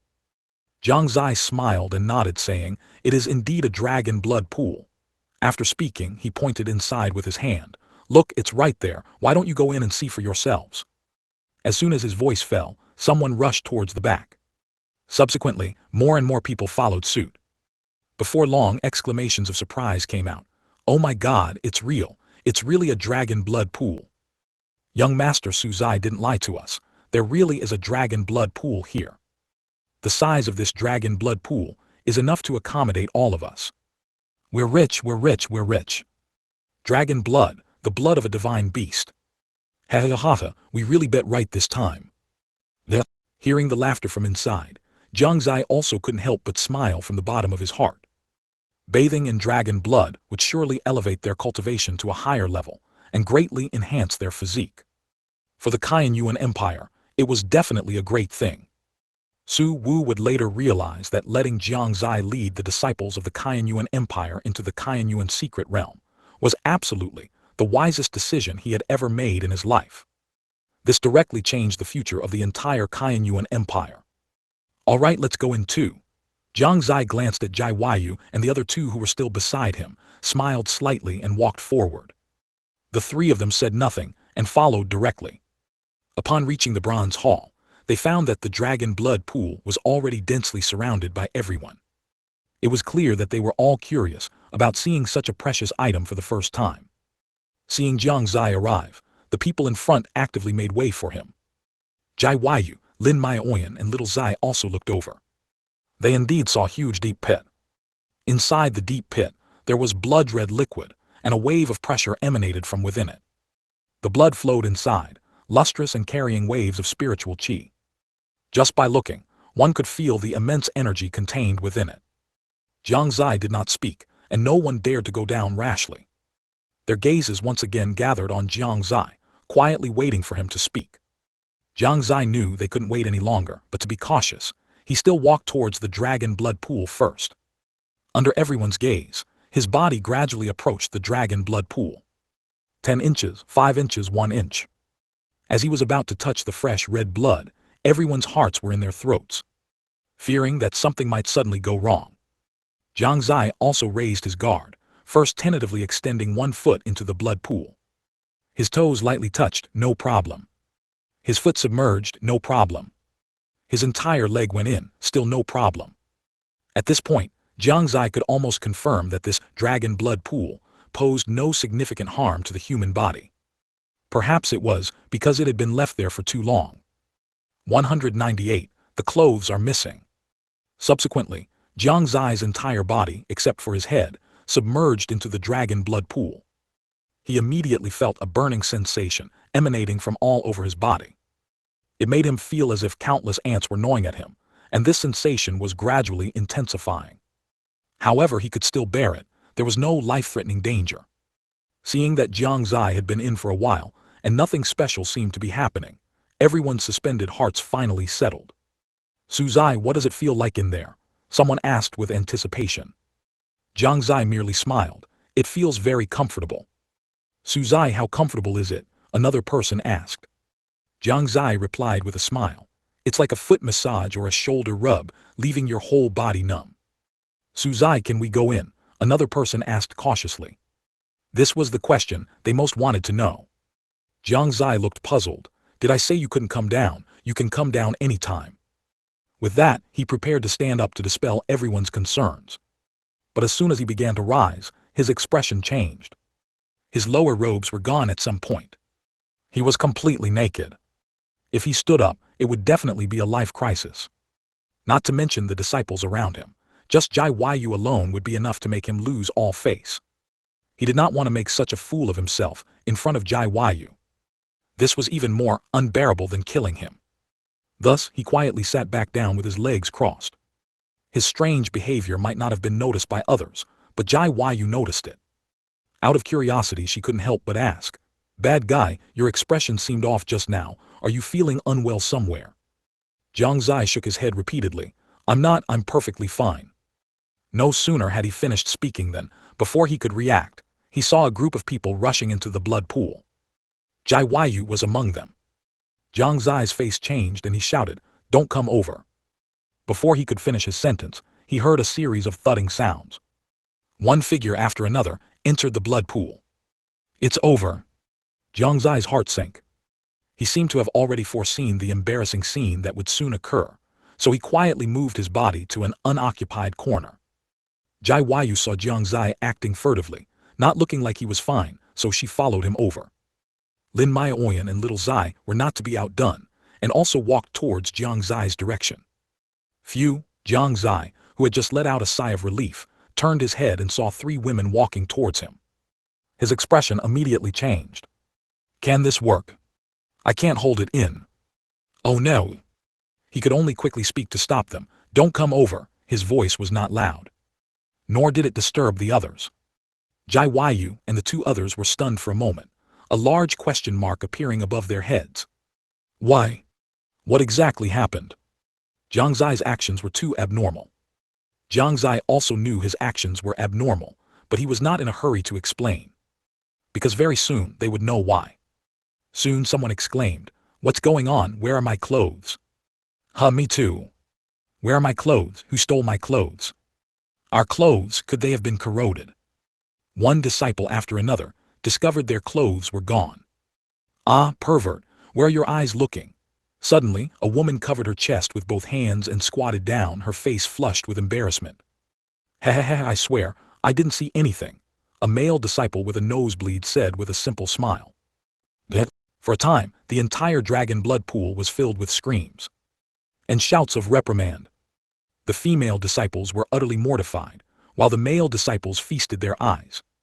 Even Jiang Xie couldn't help but widen his eyes. Jiang Yu also felt her clothes disappear, but at this moment, she clearly wasn't concerned about that. She became anxious when she saw Jiang Xie's eyes darting around. Wherever Jiang Xie looked, she would move to that side, her purpose being to block Jiang Xie's view. In truth, Jiang Xie had no interest in looking at other women. He had been looking at Jiang Yu the whole time. However, although Jiang Yu kept moving her body, one could only ever see her collarbone below her neck. Below that, nothing could be seen at all. This made Jiang Xie secretly lament the pity in his heart. Just that little bit, just a little bit. He could have glimpsed that mysterious domain. Unfortunately, it was just a little bit short. Jiang Xie reluctantly withdrew his gaze. He casually glanced around and realized that the entire dragon blood pool was already in utter chaos. Before they even began to absorb the power from the dragon blood, the scene had already become incredibly disorderly. Everyone should first focus on absorbing the dragon blood's power. Don't get sidetracked, he could only remind them. Everyone immediately reacted.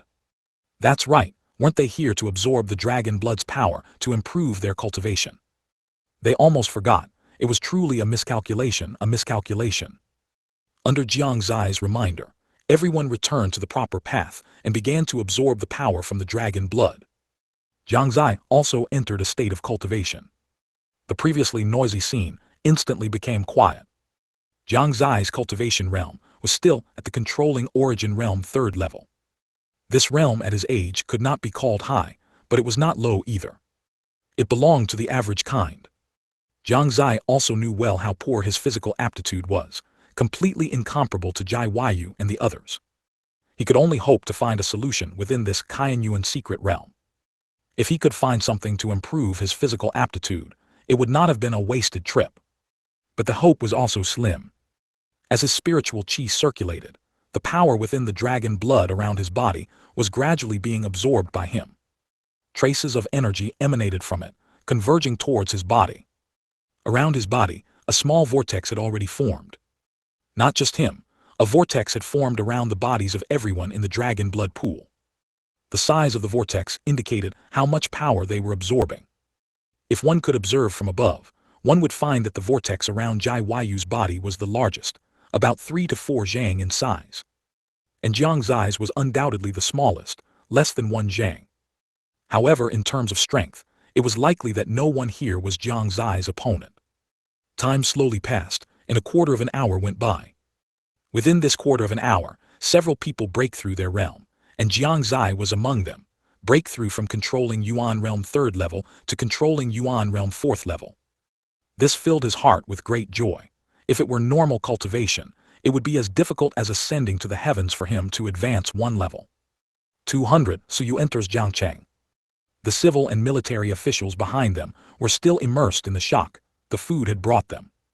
However, one person's expression was incredibly excited.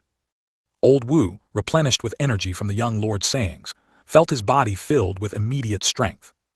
That unknown tomorrow was also filled with light. Young lord, you can rest assured and adventure within the Qianyuan secret realm. Old Wu will go explore the Tao of life. Those curvaceous young women are waiting for me. Young lord saying 20th rule, when you feel lost, go explore the profound truth of life. When you understand it, you will no longer be lost. It was this sentence that gave Old Wu hope. If Jiang Xie knew that Old Wu had misunderstood his words to mean this, he would definitely think Old Wu was beyond saving. His intention was clearly for him to ponder the meaning of life. Once he understood it, he would come to terms with it and no longer be lost. Who said anything about exploring the Tao of life? Even if it was about exploring the Tao of life, it wasn't meant to be explored like this. Old Wu kept straying further and further down the path of misunderstanding Jiang Xie's words, sometimes even leaving Jiang Xie dumbfounded. But no matter what, Old Wu had regained his confidence. As soon as the banquet ended, he was going to discuss the Tao of life with married women. Subsequently, Su Wu said a few more words, then declared the banquet over. This banquet was originally an internal banquet of the Qianyuan Empire, but unexpectedly, it still attracted the leaders of several major forces. As a result, Su Wu found it difficult to speak some things aloud.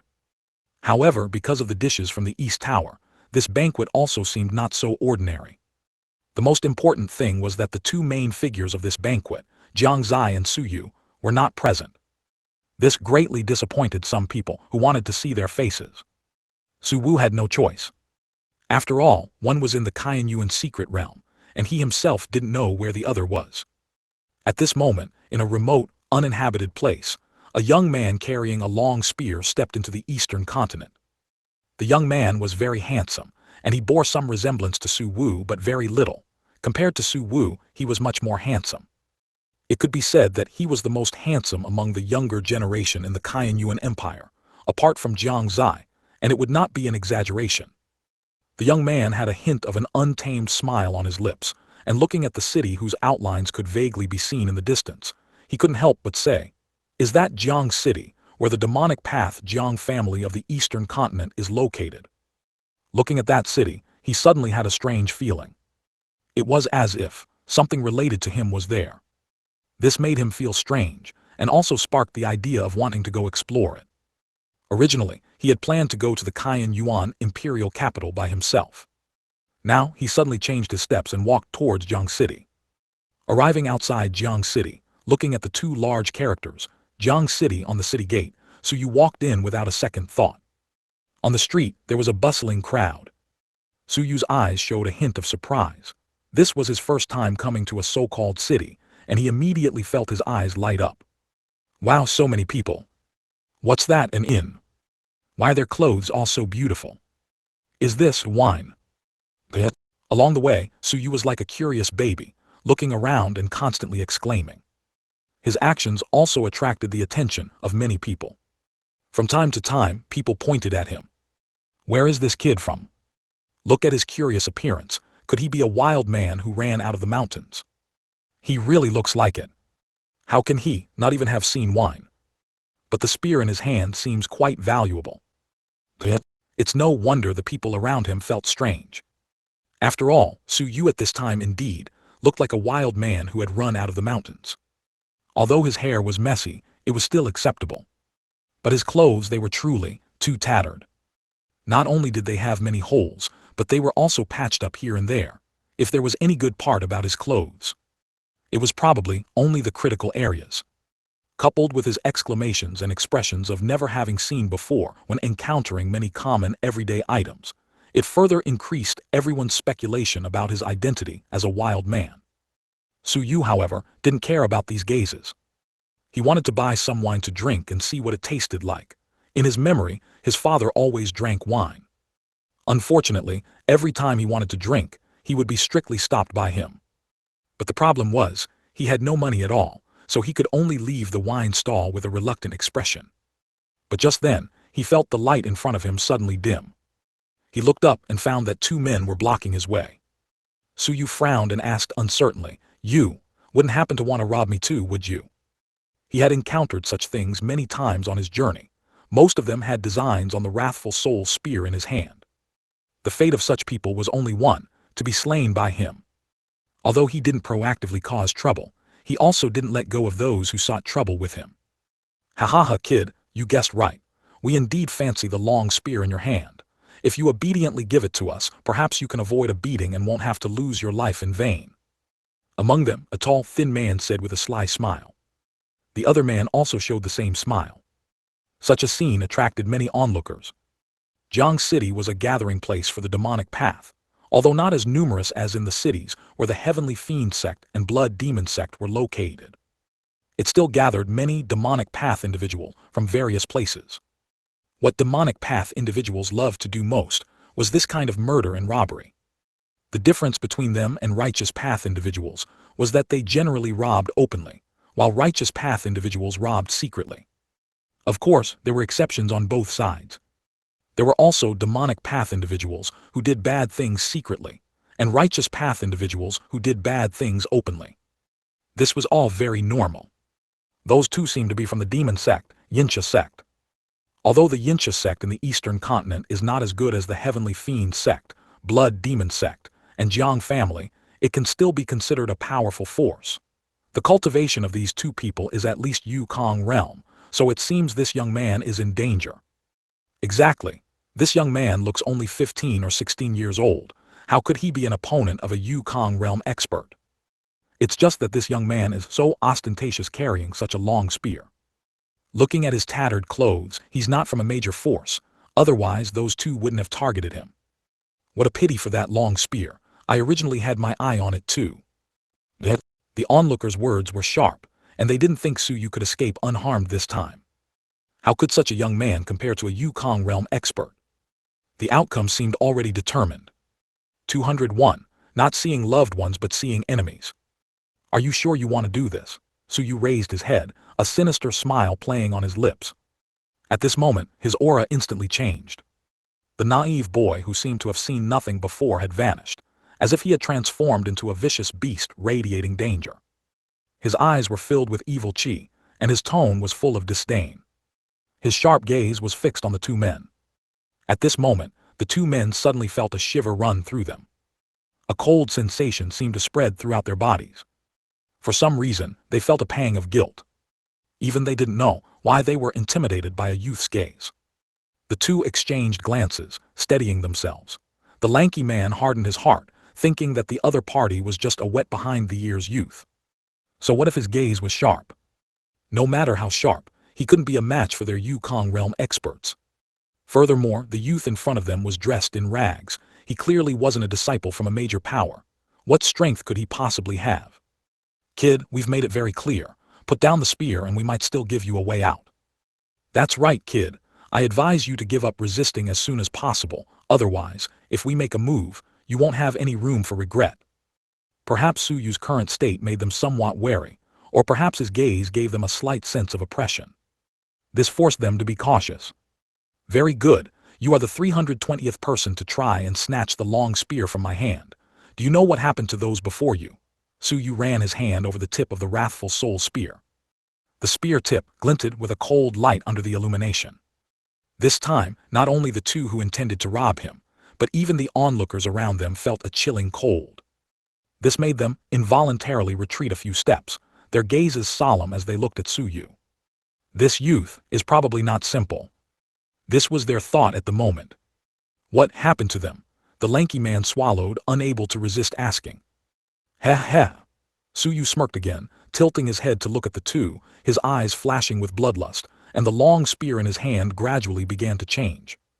The half-blood-red pattern on the spear's handle gradually spread towards the tip. His emotionless words also came out at this moment. They all died. With that, the wrathful soul spear was entirely covered in blood-red patterns. The two were no longer just shocked by what Suyu said. They only knew that in that instant, what they saw in their eyes was a man standing on a mountain of corpses and a sea of blood. The dense killing intent made their blood almost stop flowing.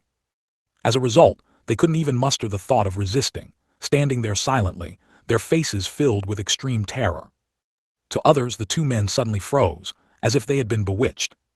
Meanwhile, an extremely strong killing intent emanated from Suyu's body. That killing intent was simply terrifying. It made everyone tremble involuntarily. They had never imagined that a youth could possess such dense killing intent. This killing intent was even stronger than theirs, people of the demonic path. It was hard to imagine how many people he had killed, and how many things he had experienced. They had only one thought in their minds. That was, this youth is a monster, an absolute monster, absolutely not to be provoked. Suyu, holding his spear, slowly walked towards the two. The spear tip scraped against the ground, creating sparks and a sizzling sound. Each step made everyone's heart tremble.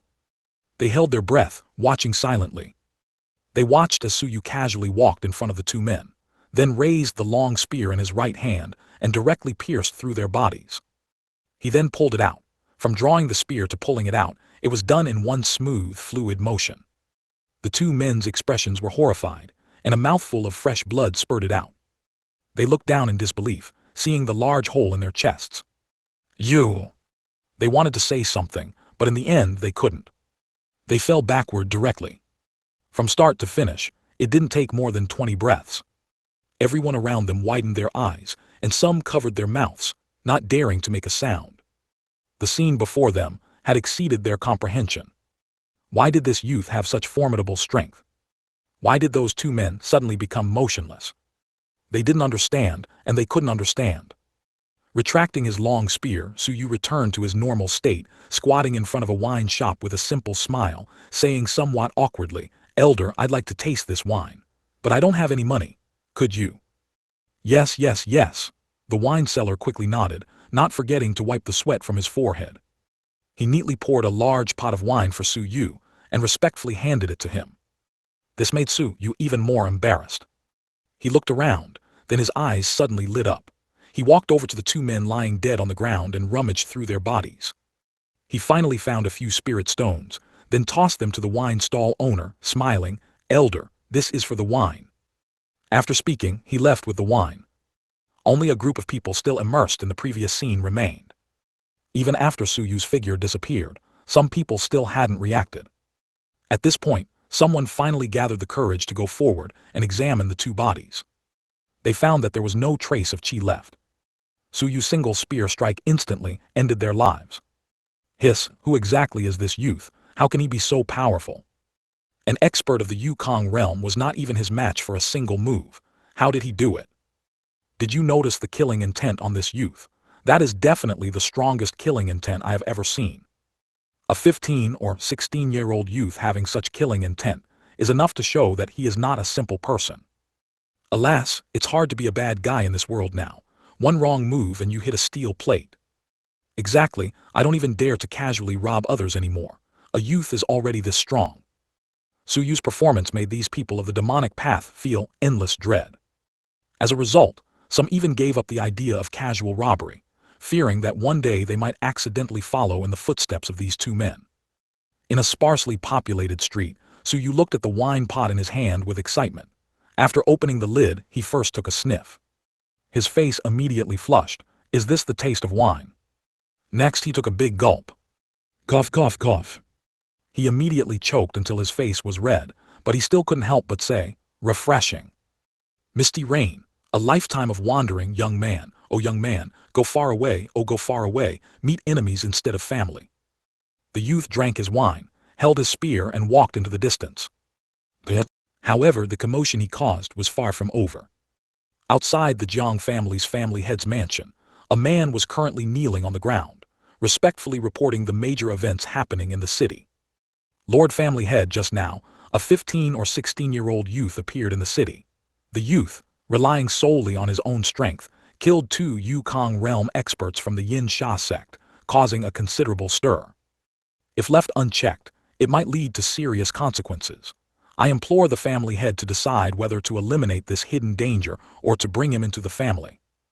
Inside the family head's mansion, Su Jiru's expression shifted as she listened to the report from outside. A 14 or 15-year-old youth. Could it be her son?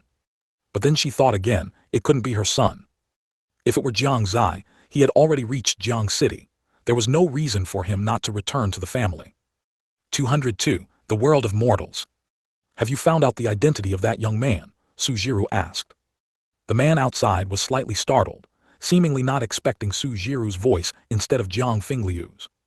But soon, he remembered that the family head seemed to be in closed-door cultivation. He replied, reporting, sir, we investigated the young man's identity, but we couldn't find any useful information. However, there is one thing that greatly concerns me. What is it? Su Jiru also became a bit curious. That young man's eyebrows bear some resemblance to Emperor Su Wu of the Kaiyuan Empire. The man said hesitantly. What? Su Jiru exclaimed, then realized her reaction was too strong and calmed down to ask, is that true? Absolutely no joke. Where is that young man now? Su Jiru became a little anxious. She originally thought it couldn't be Jiang Xie. But now, the man's words gave her hope again, and she was eager to meet him. In a small alley to the east, a few miles from here. In the Kaiyuan secret realm, Bronze Hall, inside the dragon blood pool. Jiang Xie absorbed for a while, and found that his speed was simply too slow. If he continued like this, even later, his cultivation would not improve much. He thought for a moment, and after successfully breaking through to controlling Yuan Realm 5th layer, he decisively gave up on continuing to absorb the power from the dragon blood. He felt that instead of continuing to absorb, it would be better to do something else. Jiang Xie glanced at the demonic dragon's body in his spatial ring, a little tempted to absorb those 3 drops of essence blood. But after thinking carefully, he felt it was inappropriate. Firstly, he didn't know how to refine those 3 drops of essence blood, and even if he did, it would probably take a lot of time. Secondly, he always felt that using these 3 drops of demonic dragon essence blood now would be a bit of a waste, because his current body was simply too weak. He wanted to wait to see after activating the 3rd statue. Suddenly, he discovered something unexpected. The snow Kirin egg that Gu Shengxing gave him last time was flickering. This made him very curious. Ever since Gu Shengxing gave him this snow Kirin egg, he had placed it in his spatial ring. If not for this anomaly, he would have almost forgotten about it. Could it be it's interested in this dragon blood? Jiang Xie murmured. Perhaps this snow Kirin egg could also absorb dragon blood. Thinking of this, he directly took the snow Kirin egg out of his spatial ring and placed it in the dragon blood pool.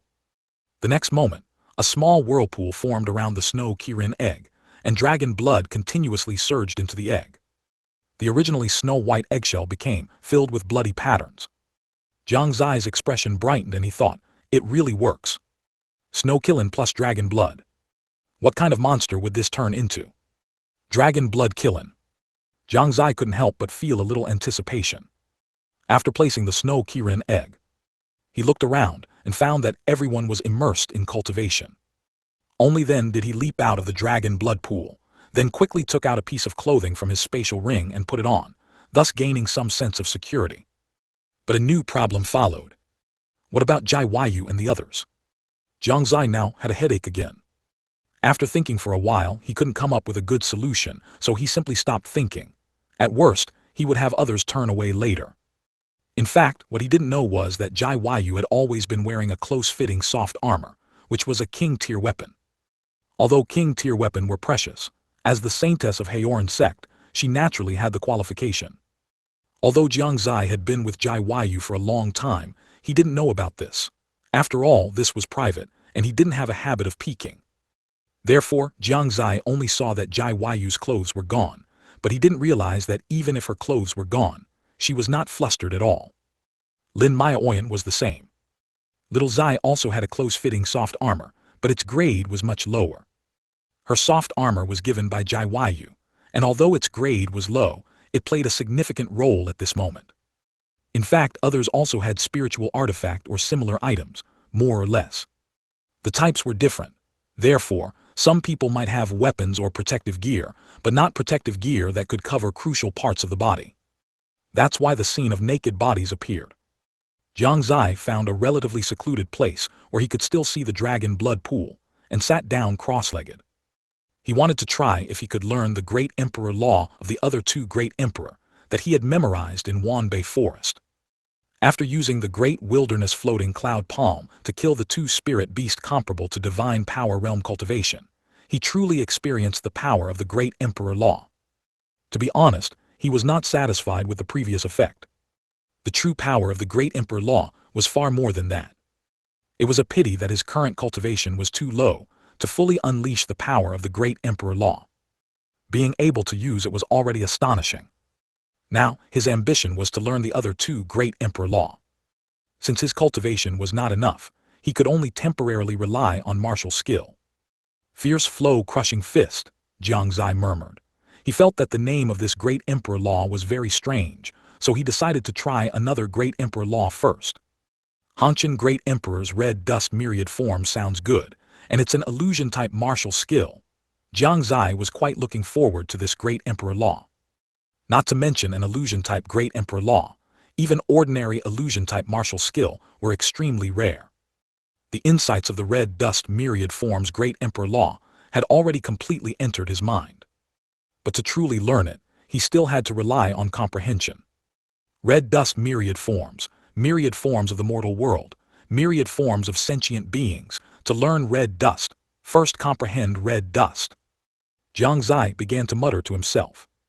Mortal world, what exactly is it? This was the most crucial question. Is it the mundane world? or life in the secular world, or a prosperous place. Jiang Xie understood that only by comprehending the two words mortal world could he learn this red dust myriad forms. He closed his eyes and began to carefully comprehend. 203. Two Great Emperors. The bronze hall was incredibly silent. Outside it was already night. Jiang Xie sat cross-legged on the ground, eyes closed, occasionally furrowing his brows, sometimes looking perplexed. In a day, he found himself seemingly standing in his homeland from his previous life. The surroundings were filled with neon lights, and the roar of cars constantly echoed in his ears. Crowds of bustling people continuously walked past him. They were either laughing or looking down, playing with electronic devices in their hands. Or perhaps men and women leaned against each other. With heavy traffic and people coming and going, he felt as if the world had forgotten him, as if he were all alone. He walked slowly, looking at the familiar scene before him, at this place he had always wanted to return to in the past. Spring came and went, winter arrived, and he just walked aimlessly. He walked through country paths and bustling places, played games, traveled and tried things he had never tried in his previous life. But what did it matter? Now his heart and even he himself no longer belonged here. Alas, Jiang Xie sighed softly, his eyes filled with nostalgia, I no longer belong here. As his words fell, the scene before him shattered with a crash. What appeared before him again was a small town. Unlike his previous life, this small town was full of ancient charm. A completely different style, a brand new scene. Unique clothing, every single thing vastly different from the previous scene. However, upon seeing this scene, Jiang Xie smiled. This was precisely the Shengyuan Continent where he was. He walked through the mortal world like a mortal. He walked through secluded paths, visited bustling cities, climbed mountains, and descended into waters. He conversed with people, argued with people, fought with people. He opened small shops and also did farm work. He witnessed birth, old age, sickness and death, and also experienced life and death separations. He was like a spectator, yet he personally participated in it. But he seemed to be caught in a cycle, forever unable to break the shackles, constantly repeating the same things. Gradually, he began to feel lost. He began to ponder the meaning of life. Who am I? He couldn't help but ask this question. In the end, he couldn't even remember who he was, where he was going. Thus, it seemed like a very long time had passed, and yet it seemed only an instant. He continuously traveled the mortal world, gradually becoming disheveled, unkempt, indifferent to his own appearance, acting as he pleased, unrestrained. And so a long time passed. Until one day. As he passed a small courtyard, he saw two children, a boy and a girl. The little girl seemed to have had something snatched from her, and she looked at the little boy with an angry expression, saying in a tender voice full of rage, "Bad guy, give me back my stuff." "What? Bad guy, huh?" At this moment, a flash of realization crossed his mind. He seemed to remember who he was, and he remembered many things, and even more, he remembered his purpose. His name was Jiang Xie, and he was the young master of the demon path, Jiang family in the Eastern Continent. What is the red dust? It is the myriad forms of the world, the insights of life, and also oneself. Everyone is an indispensable character in the red dust. The red dust is the red dust myriad forms, and also the countless living beings. At this moment, Jiang Xie seemed to have a realization. The scene before him changed rapidly again. A moment later, he opened his eyes and saw the familiar bronze hall, and also the familiar crowd. A slight smile appeared at the corner of his mouth. There was a look of relief on his face. Phew, I didn't expect this red dust myriad forms to be so powerful. I almost got lost in it even during the cultivation process. Coming back to his senses, Jiang Xie couldn't help but wipe a bead of sweat from his brow. If he hadn't realized it just now, he might have been trapped in there for a lifetime. Thinking about it now, his attempt to cultivate the great emperor law was truly too dangerous. It was already great luck to have learned great wilderness floating cloud palm. The cultivation of the great emperor law was never without danger. Now he absolutely dared not try to learn fierce flow crushing fist again. It would be miserable if he really got hemorrhoids. Phew, although my realm only increased by 2 levels, successfully learning a great emperor law can be considered a great opportunity. After successfully learning red dust myriad forms, Jiang Xie's mood suddenly lightened a lot. although there was still some gap between his cultivation and that of a peerless genius. His current foundation was completely no worse than a peerless genius. Sword Soul Realm Great Emperor Law, Great Wilderness Floating Cloud Palm Great Emperor Law, Red Dust Myriad Forms Famous Weapon, Fanchen Sword King Tier Weapon, Purple Scale Arm Guards. Special Abilities, Immortal and Devour Counterattack. These configurations made his strength completely exceed his realm. Of course, there were also two side effects, coughing blood and flushed complexion. These two side effects truly gave Jiang Xie a headache. Coughing blood would appear from time to time. This made him very awkward when showing off. Imagine when you, Mo Tian, elegantly, powerfully, and cleanly dealt with an enemy that countless people couldn't solve in front of them. You finally managed to strike a pose of a peerless expert, but then suddenly, a mouthful of fresh blood sprayed out. The exclamations of others would only be halfway through before they probably retracted them. How embarrassing would that be? Just thinking about that scene made Jiang Xie feel uncomfortable all over. It seemed that he couldn't show off unless absolutely necessary. This was a major matter concerning his image, so he couldn't be careless. As for that high, flushed complexion, it only appeared when using that ability. Unless absolutely necessary, Jiang Xie also didn't want to use it. However, the Tai Kai art he used to cover his tracks seemed to have undergone some unexpected changes. He should research it properly when he had time another day. This red dust myriad forms is also a bit terrifying, Jiang Xie muttered to himself. Having experienced it firsthand, he deeply understood the terrifying aspect of this martial skill. In short, what he had just experienced was merely a drizzle. However, this martial skill was different from Great Wilderness Floating Cloud Palm. Great Wilderness Floating Cloud Palm consumed spiritual qi, while this red dust myriad forms consumed mental energy. If the Great Wilderness Floating Cloud Palm he used was not in its peak state, and if his cultivation had not reached the controlling Yuan realm, he really wouldn't be able to use it. As for red dust myriad forms, Jiang Xie was almost certain that he absolutely couldn't use it now. The reason was simple, his mental energy was insufficient. If he used it, he would probably die directly. Only upon reaching the Soul Forging Realm could it be used. Soul Forging Realm, as the name suggests, is to reforge the divine soul. To break through to this realm, one must forge a divine soul Dao platform. 9 divine soul Dao platforms can be forged, but most people can only successfully forge 1 or 2. Forging 4 can be called a genius. 6 is a prodigy. 7 or more is a peerless genius. One who forged 9 has not appeared for hundreds of thousands of years. 204, Jai Wayu Soul Platform. Jiang Xie still remembered the night Jai Wayu broke through to the soul forging realm. That time, Jai Wayu gave him a tremendous shock. 6 months ago, outside Jiang City, in the small courtyard built by Jiang Xie. Zio Yuer, your cultivation seems a bit lax these past few days, doesn't it? Jiang Xie lay leisurely on the rocking chair in the courtyard, eyes closed, enjoying the spring breeze. At one end of the small courtyard, Jai Wayu had a stern expression, silently cooking, her tender little face covered in dark soot. She grumbled, "Isn't it a certain guy who not only makes me practice sword, but also makes me read books, wants shoulder rubs, back massages, and even makes me cook? Do you think I still have time to cultivate?" Jiang Xie suddenly felt a bit awkward. Thinking it over, his demands had indeed been a bit much these past few days. No choice, who made that little girl's shoulder and leg massages increasingly exquisite. They made him a bit too content to leave.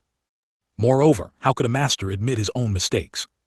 So he said indifferently, "That's no excuse for you to slack off on your cultivation." Jai Wayu didn't speak, because she didn't know what to say, and could only silently continue cooking her meal. At night Jiang Xie tossed and turned in bed, completely sleepless, so he got dressed and walked out of the room. Immediately, he sensed a disturbance in the courtyard. Thinking it was an enemy attack, he immediately prepared for battle. But when he clearly saw the scene in the courtyard, he realized that Jai Wayu was practicing her sword. She was carefully controlling her movements, and Jiang Xie could tell at a glance that she was trying to minimize the sound of her actions.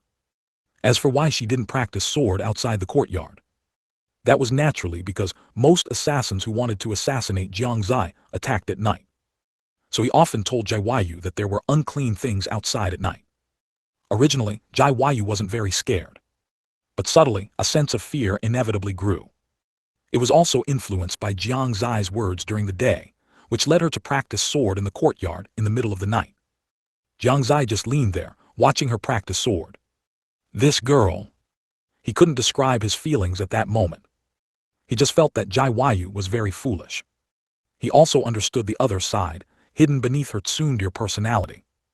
Just like that, for dozens of consecutive days, the two of them seemed to have reached some kind of unspoken understanding. She practiced sword in the courtyard in the middle of the night. And he, in turn, leaned against a pillar outside his room in the middle of the night, quietly watching her practice sword. During the day, they were still the same, bickering when they should, criticizing when they should. Jiang Xie watched her practice sword every night, something Jiang Xie didn't know. Later, the sky on that particular night was exceptionally bright. Jiang Xie leaned to the side as usual, quietly watching her practice sword. But as he watched, he heard a deliberately suppressed gasp. This made him frown, thinking something unexpected had happened to Jiang Xie. Then, he saw something that shocked him for the first time in his life. Above Jiang Xie's head, 8 divine soul platforms like white jade floated quietly, then all disappeared into her forehead. Jiang Xie naturally knew what those 8 white jade-like divine soul platforms were. He had read many books over the years, and remembered the symbols of each cultivation realm very clearly. That was the symbol of a breakthrough to the soul forging realm, forging a divine soul Tao platform, also known as a soul forging platform. Of course, what shocked him most was not Jiang Xie's breakthrough to the soul forging realm, but that Jiang Xie had forged 8 divine soul platforms. That was 8. Ordinary people could only forge 1 or 2. Those who forged 8 were fewer than 1,000 in the entire history of the Shengyuan Continent. One must know, the Shengyuan Continent had a history of tens of millions of years. Over such a long time, countless powerful beings had emerged. However, it was also possible that many people were not recorded in historical texts, which led to such a small number. But no matter what, those who could forge 8 divine soul platforms were absolutely rare, and had not appeared on the Shengyuan Continent for at least tens of thousands of years. Yet Jiang Xie had witnessed this scene with his own eyes. This night had an immense impact on him. It also left his mind completely stunned, unable to recover. Only when he realized Jiang Xie was about to return to her room did he suddenly react, quickly returning to his own room. Even so, he remained sleepless all night, his mind filled with the image of the 8 white jade Tao platforms above Jiang Xie's head. The next day, Jiang Xie came to Jiang Xie with a joyful expression, smiling and saying, "Bad guy, look at my realm." She generously displayed her realm. Jiang Xie feigned surprise and said, "Oh, you actually broke through to the soul forging realm. At such a young age you're definitely a prodigy, as expected of my maid." Always taking credit, Jiang Xie slightly turned her head, only showing Jiang Xie her profile. Jiang Xie clearly saw the uncontainable joy on her face. He continued to ask, "How many divine soul platforms did Xiao forge?" Jiang Xie placed her right index finger between her lips, tilted her head, and showed a thoughtful expression, as if contemplating something. After a long time she smiled slightly and said, "I won't tell you." Actually, she chose not to tell him because she didn't want Jiang Xie to feel disheartened. Unexpectedly, Jiang Xie pestered her relentlessly with questions. Helpless, she could only say, all right, I'll tell you then. Actually, I only forged 4 divine soul platforms." 4, Jiang Xie feigned shock and said, "Xiao is indeed a genius." Jiang Xie had actually been secretly observing Jiang Xie's expression. She wanted to see if he would show disappointment when she said 4. The result proved that he didn't, which made her extremely happy. She couldn't help but laugh. "Really? Am I really a genius?" Of course, Jiang Xie nodded without hesitation. "Most people can only forge 1 or 2. If you can forge 4, what else could you be but a genius? This miss is inherently a genius." Jiang Xie didn't expose Jiang Xie's lie. He could probably guess her intention and just felt that this tsundere young miss was sometimes quite cute. Recalling his thoughts, Jiang Xie glanced at Jiang Xie, who was still in the dragon blood pool, and murmured, "It seems they're almost done absorbing. I need to figure out how to get the 3 of them out safely." He had already noticed. The color of the dragon blood pool had already lightened considerably. With the help of the Fanchen sword, he could clearly feel the cultivation of Jai Yu, Lin Maoyan and Little Zai. The cultivation of all three has improved, not bad. P.S. If anyone finds typos or inconsistencies with previous settings, discrepancies in realms or logical errors, please at me and explain so I can correct them promptly. Thank you. 205. Strange Egg. Jiang Xie's heart was filled with mixed emotions as he looked at Jai Yu's face. He knew that Jai Yu had always been hiding herself. Her strength was far more profound than what she outwardly displayed. She concealed her cultivation and her strength to accommodate his feelings. Because Jai Yu knew that Jiang Xie's cultivation was not very high, she did this to spare his feelings. But in reality, Jiang Xie didn't care about any of that. In fact, there were several times when he felt some qi uncontrollably emanating from Jai Yu.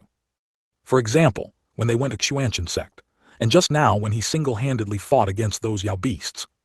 Although Jai Yu hid it very well, under the perception of Fanchen's sword, Jiang Xie still detected it. Jiang Xie was very certain that, although she trusted him, she had always remained in a state of high alert.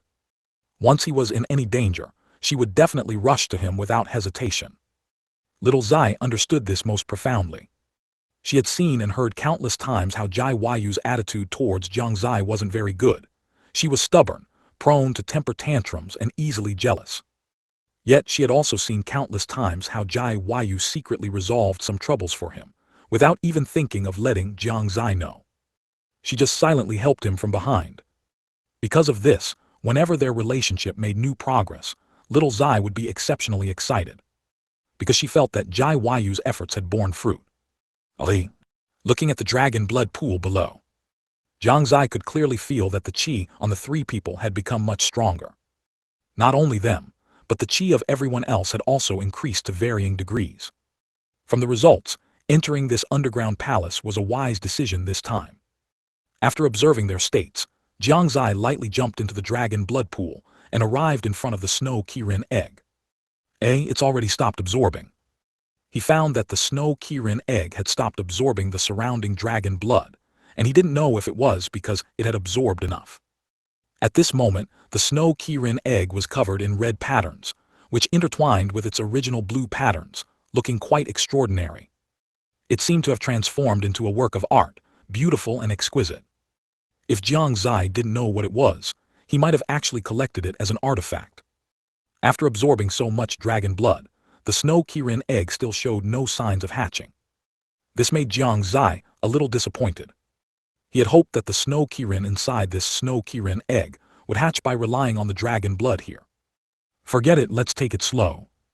After a soft murmur, he prepared to put it back into his spatial ring. However, to his surprise, the snow Kirin egg suddenly moved. It jumped directly from the dragon blood pool onto his hand. Jiang Xie was immediately startled. Good heavens!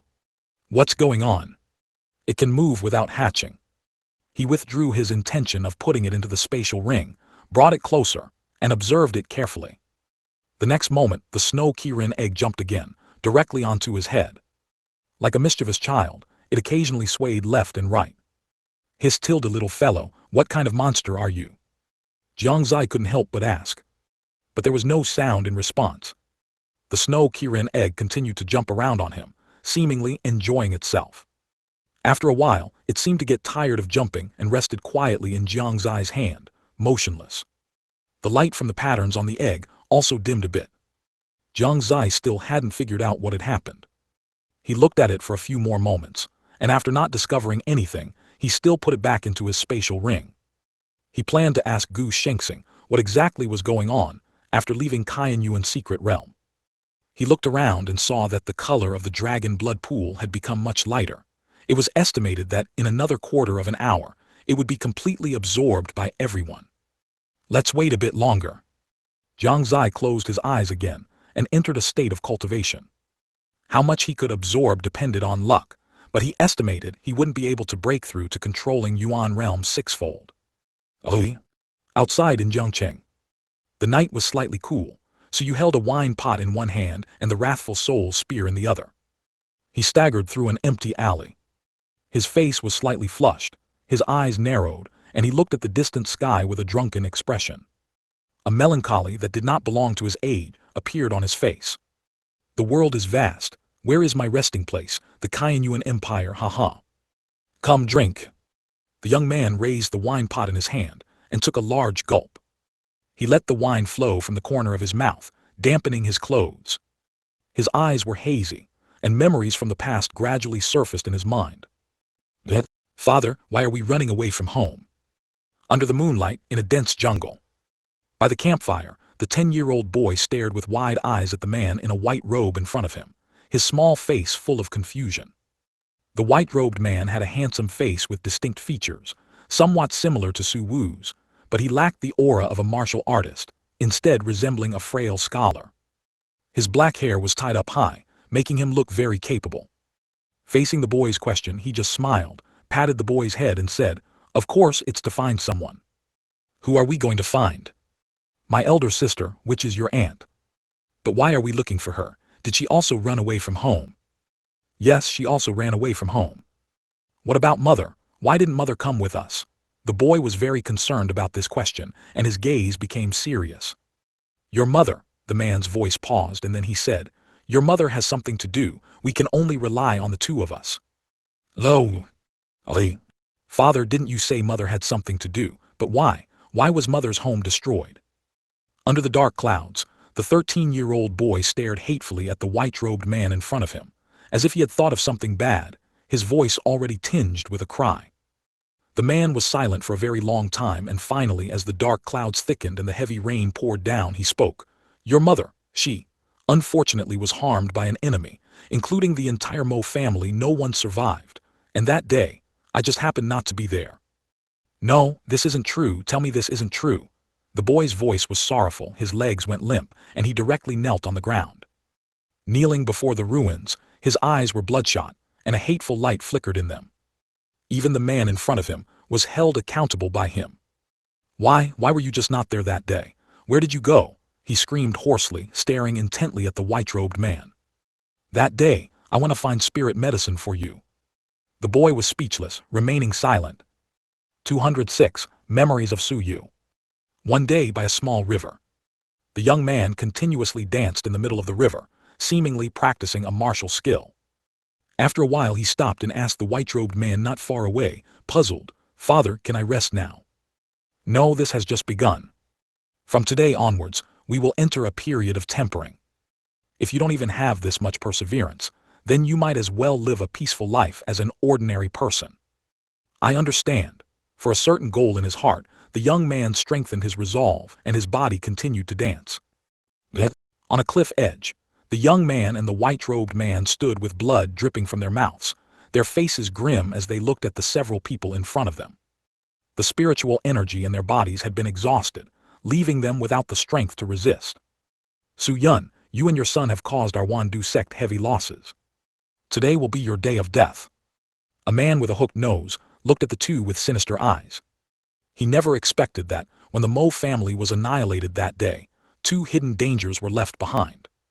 It was precisely these two hidden dangers that caused their Wandu sect heavy losses. Two domain realm experts had died. Not to mention the divine power realm and lower realm sect experts below them. He had to admit that Su Yun's strength was indeed powerful. But even so, the two of them still couldn't escape death. Now they were at their wits' end. "Su Yun, I admit you are a figure of note. To dare to assault our Wandu sect with just you and your son, I truly admire it. Su Yun, you should surrender. That way, we might still grant you a complete corpse. Su Yun, stop making pointless struggles.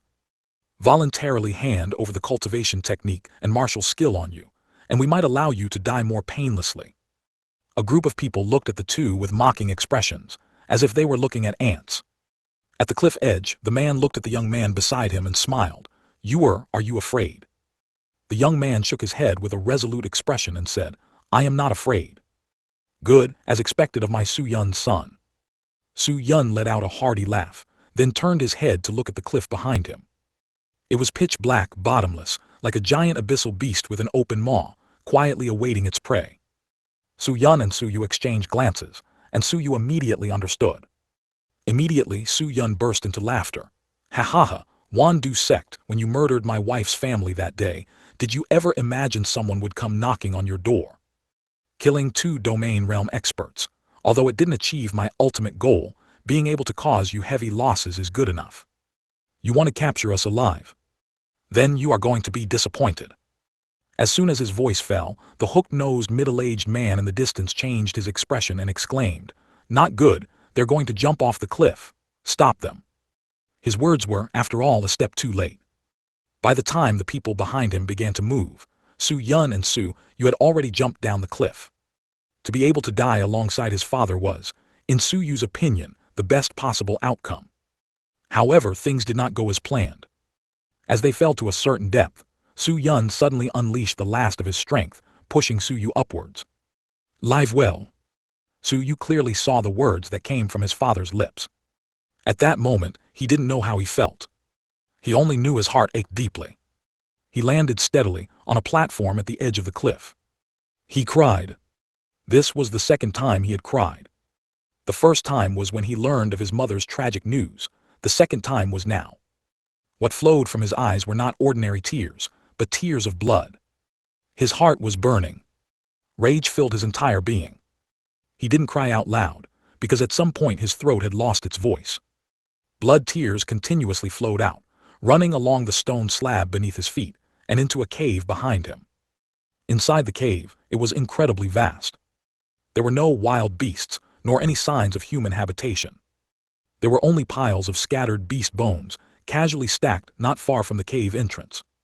And in the center of the cave, a long spear stood quietly. The long spear seemed to possess sentience. Around the cave, light shone in from an unknown source, all converging on the long spear. The blood tears left by Su Yu gradually appeared within the cave, slowly flowing towards that long spear. The moment the blood tears touched the spear's shaft, the long spear emitted a brilliant light. Immediately, as if it had come to life, it flew outwards. Passing through the cave entrance, it floated quietly before Su Yu. "Young man, do you want revenge? Do you want power?" In a daze, Su Yu seemed to hear such a question. He didn't think much, just nodded blankly. Then the long spear flew into his hand. At that moment, he wiped away the blood tears from his eyes and stood up from the ground. That day, a young man appeared before the group of men, who were searching for their figures at the cliff edge. "He's not dead." Seeing the young man's appearance, they were incredibly excited, and mocking smiles reappeared in their eyes. But they didn't realize that the young man before them was no longer the same young man from before. He lowered his head, approaching them step by step. A long spear had appeared in his hand. The long spear originally only had blood-red patterns on the shaft, but it gradually covered the entire spear body. "Die." So you only said these two words. By the time the few people in the distance reacted, a large blood hole had already appeared on their chests. On this day, the Wandu sect in southern Xinjiang was tragically annihilated. The culprit was a young man. The entire southern Xinjiang was in an uproar, but that young man had long since vanished without a trace. Even if I gain power, what then? Even if I exact revenge, what then? My old friends are gone, leaving only me alone. Su Yu revealed a self-mocking smile, bringing the wine flask in his hand to his mouth again. No more wine. Happy times are always so short. He threw the wine flask in his hand onto the ground. His expression suddenly changed. Who? Behind him, Sujiru's figure slowly appeared. Looking at the unfamiliar back, she was indeed a little disappointed but still said kindly, "Little fellow, drinking is not a good habit." Su Yu then turned his head. He looked at the woman in front of him with confusion. Sujiru, however, was stunned. Although the young man in front of her was not her son, there was a similarity in his brows to Jiang Xie. He looked just like a brother. If someone were to say that the young man in front of her had no relation to the Kainyuan Empire, she wouldn't believe it. What's more, she vaguely saw the shadow of her seventh brother in Su Yu. Sujiru, as if possessed, asked, "What is your name?" 207. Father's name, Su Yun.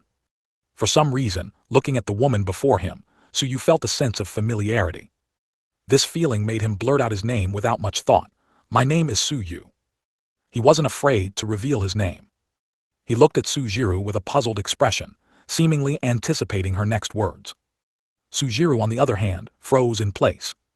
She searched her memories for that name, and found that among the younger generation in the Kainyuan Empire, there didn't seem to be anyone with that name. But soon, she remembered that a while ago, When Jiang Xie was looking at the Heaven's Pride ranking, she had seen the name Su Yu on it. Moreover, he was ranked 5th and was also from the Yuan Empire. It wasn't uncommon for people to have the same name in the world. However, the young man before her was not only named Su Yu but also bore some resemblance to Su Zai, and he could even kill 2 Yukong realm experts from the Yinxia sect. Combining all these factors, the answer was obvious. He must be the son of one of her younger brothers. Sujiru was very certain. The expression on her face softened. Her eyes were slightly moist. Since she became Jiang Xie's Dao companion, she had never returned to the Yuan Empire. Although she had seen a few of her younger brother's children, they were all at the age of a few years old. Now seeing Su Yu, she suddenly felt like crying. She took a deep breath to calm her emotions and asked softly, "Are you from the Yuan Empire?" Although she had a guess in her heart, she still wanted a definite answer. The Yuan Empire. Su Yu was slightly stunned for a moment. Then he smiled faintly and said, "I suppose so." A flicker of light passed through Sujiru's eyes. Her heart grew even more excited. "Then your father, who is he?" She looked at Su Yu expectantly.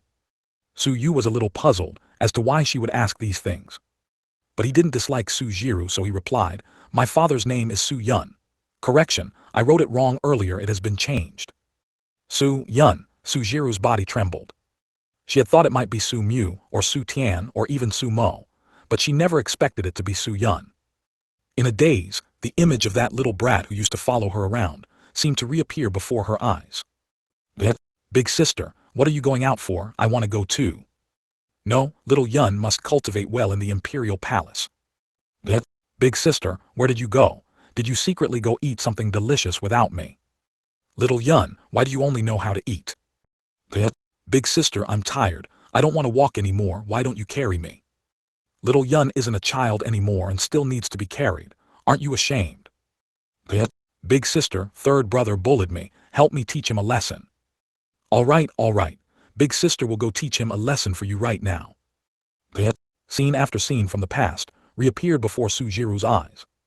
When she was in the Yuan Imperial Palace, among her siblings, Su Yun was the one she had the best relationship with. He was practically her shadow, and often liked to act spoiled. Sometimes Sujiru would even feel that this younger brother of hers wasn't like a younger brother at all, but rather like a younger sister. Thankfully, she found that Su Yun was still very normal in front of others. That period of time was also quite happy. It's just, ever since she left the imperial palace, she had never seen her little brother again. Now, she didn't know how he was doing. Does he have a child already? And his child is already this old. And also 5th on the Heaven's Pride ranking. Should I be proud of you? Sujiru thought a great deal. And Su Yu, looking at Sujiru, who had fallen into a daze after he spoke his father's name, had an even deeper look of confusion in his eyes. Why did she show an expression of remembrance? Could it be that she was his father's old flame? Su Yu couldn't help but think so. But then he thought, no, that's not right. His father had always been pure and upright, and besides his mother, he had never seen him have any unclear relationships with other women. Who exactly was she? And where did that sense of familiarity come from? Su Yu began to feel a little disoriented. After a while, Sujiru finally came back to her senses. Her expression towards Su Yu became even softer. This made the guess that Su Yu had just extinguished revive in his heart. Could she really be his father's old flame? "Then can I call you Yuer?" Sujiru walked towards Su Yu. Su Yu had no defenses whatsoever. He just nodded faintly, but the confusion in his eyes never dissipated. Finally he still asked, "Senior, may I ask if you know my father?" Sujiru smiled and nodded. Su Yu's eyes lit up, and he was about to ask something else, when suddenly a hand appeared on top of his head. "If you have any questions, come back with me and ask them. This isn't a good place to talk." Su Yu had a myriad of questions in his heart, but he held them back. He wasn't afraid that this was a trap. With the wrathful soul spear, he was confident that even if he couldn't kill the opponent, escaping would still be no problem. This was also the source of his confidence.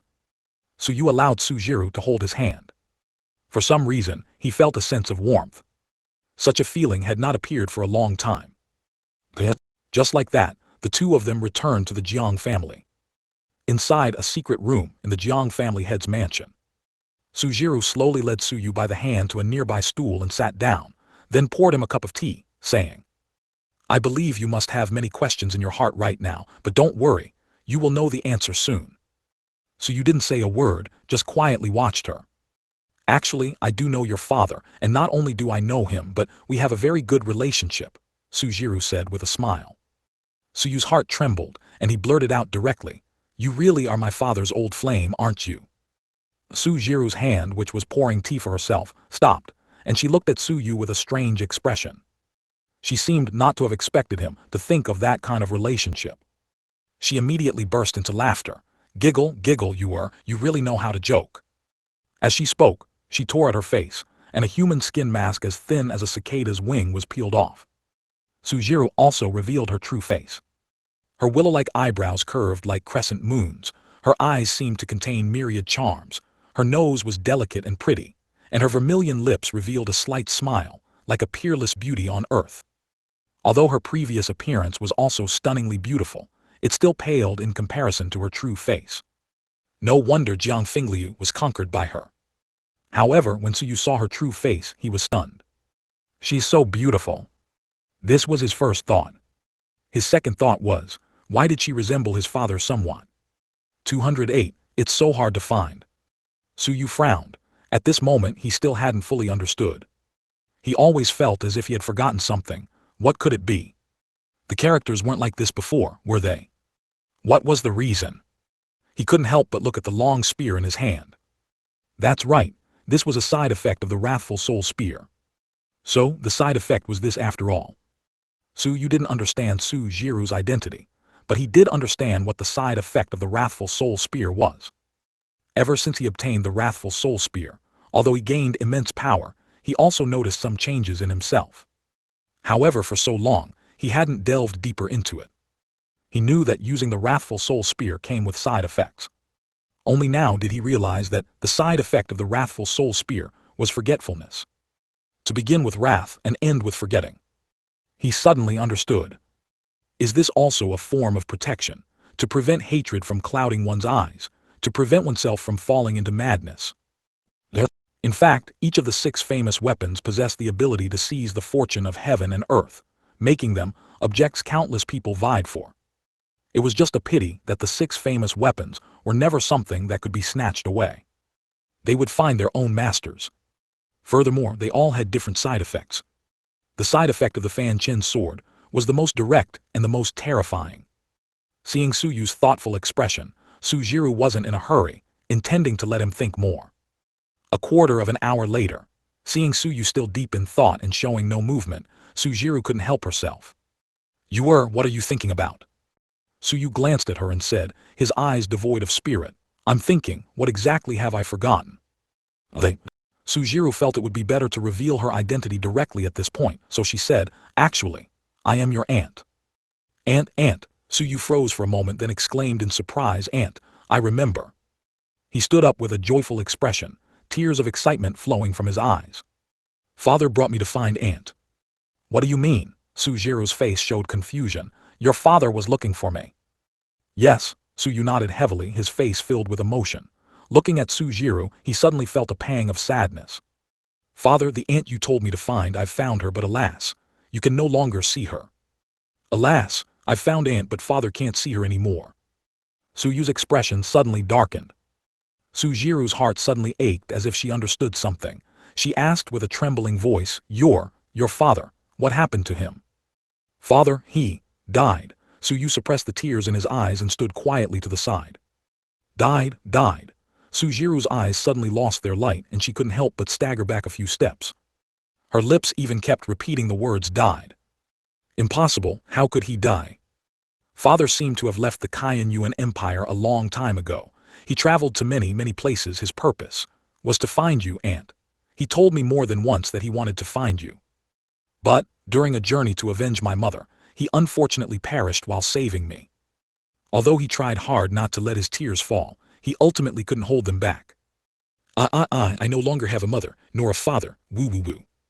The boy's crying made Sujiro's heart ache once more. She didn't know what her exact feelings were at this moment. Pain, sorrow, doubt, guilt. All sorts of emotions intertwined. She suddenly felt a little choked up, stepped forward and gently hugged him, saying, "It's all right, you still have aunt and many other relatives in the empire." She had anticipated that Su Yun would look for her after she disappeared, but she never expected that in order to find her, he would leave the Yuan Empire, endure hardships, and cross numerous mountains and rivers. Yet, the next day at dawn, Su Yu departed.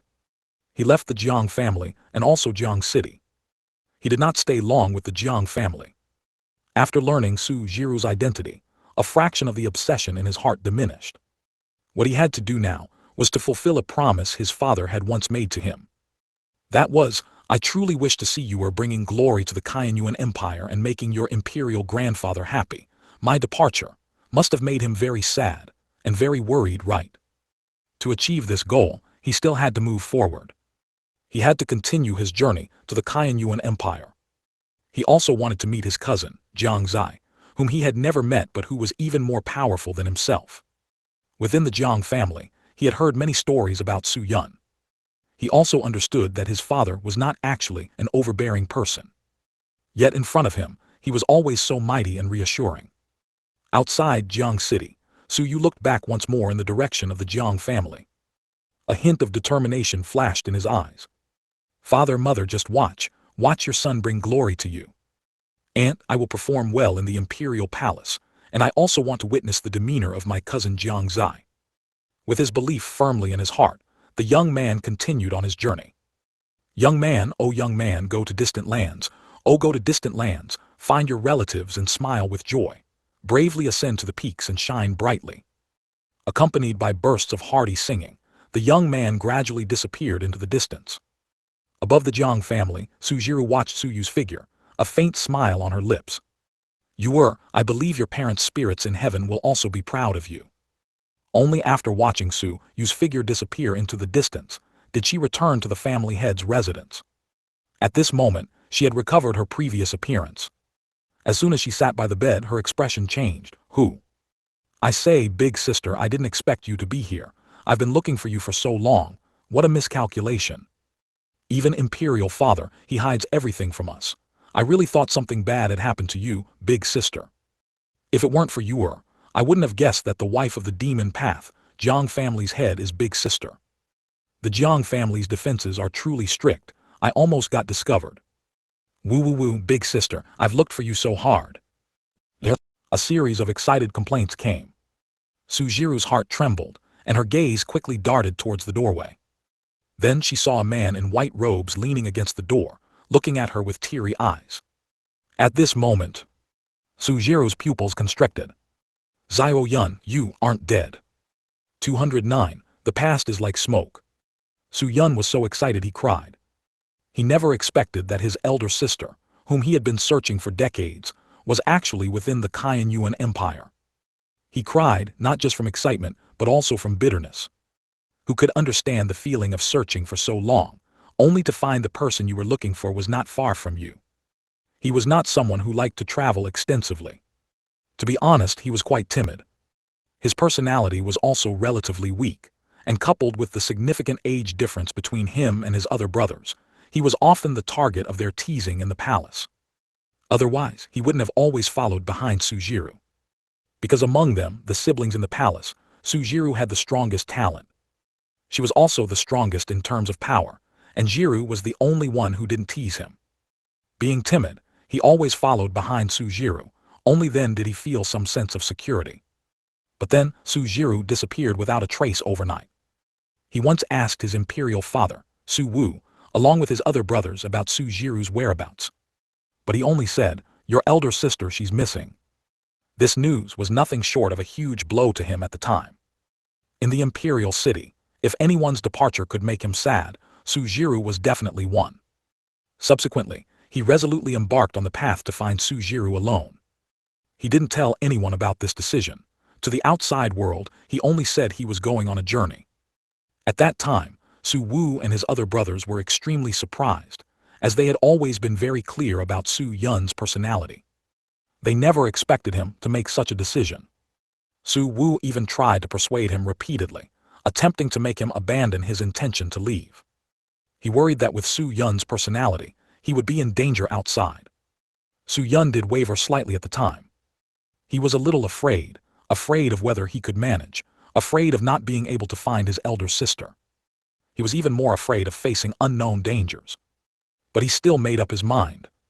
Because Su Jiru had told him, a man, if he is timid, indecisive, and afraid of this and that, can he still be called a man? Wouldn't he be even worse than a woman? Little Yun, do you want to be a magnificent man in the future, or a coward looked down upon by others? That time his answer was, a magnificent man. This was the first step in his transformation. However, the cruelty of reality was something he had never expected. Although he was a prince of the Qianyuan Empire, he suffered a lot outside. Several times he experienced life-and-death situations, brushing shoulders with death. He had been hunted, severely injured, humiliated, and ridiculed. It could be said that he had experienced almost everything a common cultivator could experience. If one were to compare life experiences and what he had seen and heard, the other princes in the palace probably couldn't compare. It was precisely these experiences that made him transform step by step, from a timid prince to a strong individual capable of standing on his own. Of course, only he knew the suffering he endured during this process. Countless times, he wanted to cry but held it back countless times. Countless times he wanted to show his timid side, but he also held it back. Because he wanted to be a magnificent man. But even though he had transformed and was no longer timid, the moment he saw Su Jiru, he couldn't help but cry. It was as if he wanted to release all the grievances he had suffered over the years, and all the emotions he had suppressed. Woo woo woo, big sister, I've searched so hard for you, you've kept me in the dark for so long. Su Yun wiped the tears from his eyes. At this moment, he didn't look like the father of a teenager at all. Instead, he looked like a child. If Su Yu were to see him like this, his eyes would probably pop out. How could Su Jiru not be excited? Tears also flowed from her eyes. When she learned from Su Yu that her younger brother had left the imperial palace to search for her, and was wandering alone. Her heart clenched, and she cursed Su Yun for being foolish. Yet she also felt a warmth. When she learned that Su Yun had unfortunately perished, her heart ached as if it had been torn open. She began to blame herself, thinking if she had told him her whereabouts back then, would the outcome have been different? But what good was thinking about it now? It was already too late. She even had the idea of going to the cliff Su Yu mentioned to search for Su Yun's body. She planned to set off in a couple of days. Who knew? Su Yun suddenly appeared before her eyes. Su Jiru didn't react at first. She was stunned for a moment, saw the familiar figure, heard the familiar voice, then closed her eyes and shook her head, and after opening them again and realizing it wasn't an illusion. Only then did she truly confirm that Su Yun was indeed not dead. This instantly made her mood much better. Excitement, relief, joy. All sorts of emotions surged into her heart at once. It's really you, little Yun. Su Jiru was overjoyed and quickly ran towards him. After reaching him, she stretched out her hand and vigorously pinched his face. She then rubbed it, shaping it into a pleasant form before breaking into a tearful smile and saying, "It's real. You scared Big Sister to death. Big Sister, you scared me to death. I thought I'd never find you, and you were probably in great danger. How are you talking to Big Sister? So disrespectful after decades apart, you've gotten bold." Hiss tilde, ouch, ouch, ouch. Big Sister, be gentle, you're going to pull off my ear. Ugh. After some playful banter, the two sat opposite each other at the table in the room. Su Jiru, filled with questions, then asked, "Little Yun, you said you died. What exactly happened?" "Sigh, it's a long story." Su Yun sighed and then began to explain. "That day, I did fall off the cliff. That day, he and Su Yu had indeed exhausted their chi. Otherwise, they wouldn't have ended up jumping off a cliff. During the descent, he saw a platform on the edge of the cliff. An idea quietly formed in his mind. That was to get Su Yu onto it. After making up his mind, he mobilized all the remaining chi in his body and pushed Su Yu up. And he too accelerated his fall. A few short minutes felt incredibly long to him. Scenes from the past flashed through his mind. He thought about how he hadn't found his elder sister yet, and how he hadn't returned home to visit after being out for so many years. He thought about how he might not see his son get married. He thought about many, many things. Was he unwilling? He was unwilling. But there was nothing he could do. He could only quietly await death. However, sometimes fate is just that miraculous. As his body continued to fall, he did not feel the moment his body hit the ground. He only felt a chill, and an impact force much smaller than that of the ground. 210. The whole story. He clearly felt that the place he had fallen into was a cold pond. This cold pond was not particularly large, only about 10 miles in circumference. Even Su Yun himself couldn't help but feel lucky. If his falling trajectory had deviated even slightly, he would probably have been shattered to pieces. Afterward, he discovered a ruin within the cold pond. Though small, the ruin was left by a Heavenly King realm expert, and while it didn't contain any particularly powerful legacies, it did have some heaven and earth spiritual objects. After absorbing them, he not only recovered his chi, but also made significant progress in his cultivation. It could be said that he benefited from misfortune. Once everything was fine, he left the bottom of the cliff to search for Su Yu's whereabouts. When he arrived at Wandu Sect, he discovered that Wandu Sect had been annihilated at some unknown time. Subsequently, a rumor about a teenager in his teens destroying Wandu Sect reached his ears. He immediately realized something was wrong. He began to investigate and eventually learned that, as he had suspected, it was indeed his own son who had annihilated Wandu Sect. He couldn't understand how Su Yu had eliminated Wandu Sect. Worried, he embarked on the journey to find Su Yu again. He thought carefully and guessed that Su Yu would likely go to Kainyuan Empire, so he hurried towards Kainyuan Empire. Finally, on a battlefield he saw Su Yu. He also saw that Su Yu had an extra long spear in his hand. He even saw him kill a Peak Yu Kong realm expert with only soul forging realm cultivation, and the entire process took less than one move. That spear gave him an indescribable feeling. Su Yun did not reveal himself. Realizing that the spear was not an ordinary item, he deliberately kept a distance to avoid exposing himself. At the same time, he would search for information about that spear whenever he had time. This continued for several months. He finally understood the origin of the spear in Su Yu's hand. It was the Wrathful Soul Spear, one of the 6 famous weapons, and it ranked second among the 6 famous weapons. Su Yun's heart was filled with both joy and worry. The joy was that the Wrathful Soul Spear was a divine artifact coveted by countless people, and now it was firmly held in his son's hand. The worry was that the side effect of the Wrathful Soul Spear was forgetting. That is to say, in the end, he would gradually forget everything, even himself. Faced with this situation, Su Yun was also helpless. Although it was heartbreaking, he knew that this was his fate. Even if he forcibly threw away the Wrathful Soul Spear, it would still find its way back. Ultimately, he could only silently make a decision. Even if Su Yu forgot everything in the end, at least he would still be there. He just needed to silently guard him from behind. Thus, he followed Su Yu all the way here. And because of this, he learned that Su Jiru was in the Jiang family. After Su Jiru listened to his explanation, she suddenly understood. It turned out that the spear in Su Yu's hand was actually the Wrathful Soul Spear, one of the 6 famous weapons. No wonder he was able to kill 2 Yukong realm experts in Jiang City.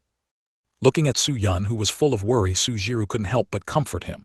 Zio Yun, don't worry, they have their own paths. Even if we worry, it's useless. I understand, but Su Yun hesitated. So what if he forgets everything in the end? As long as there is love, I believe he will eventually remember everything again.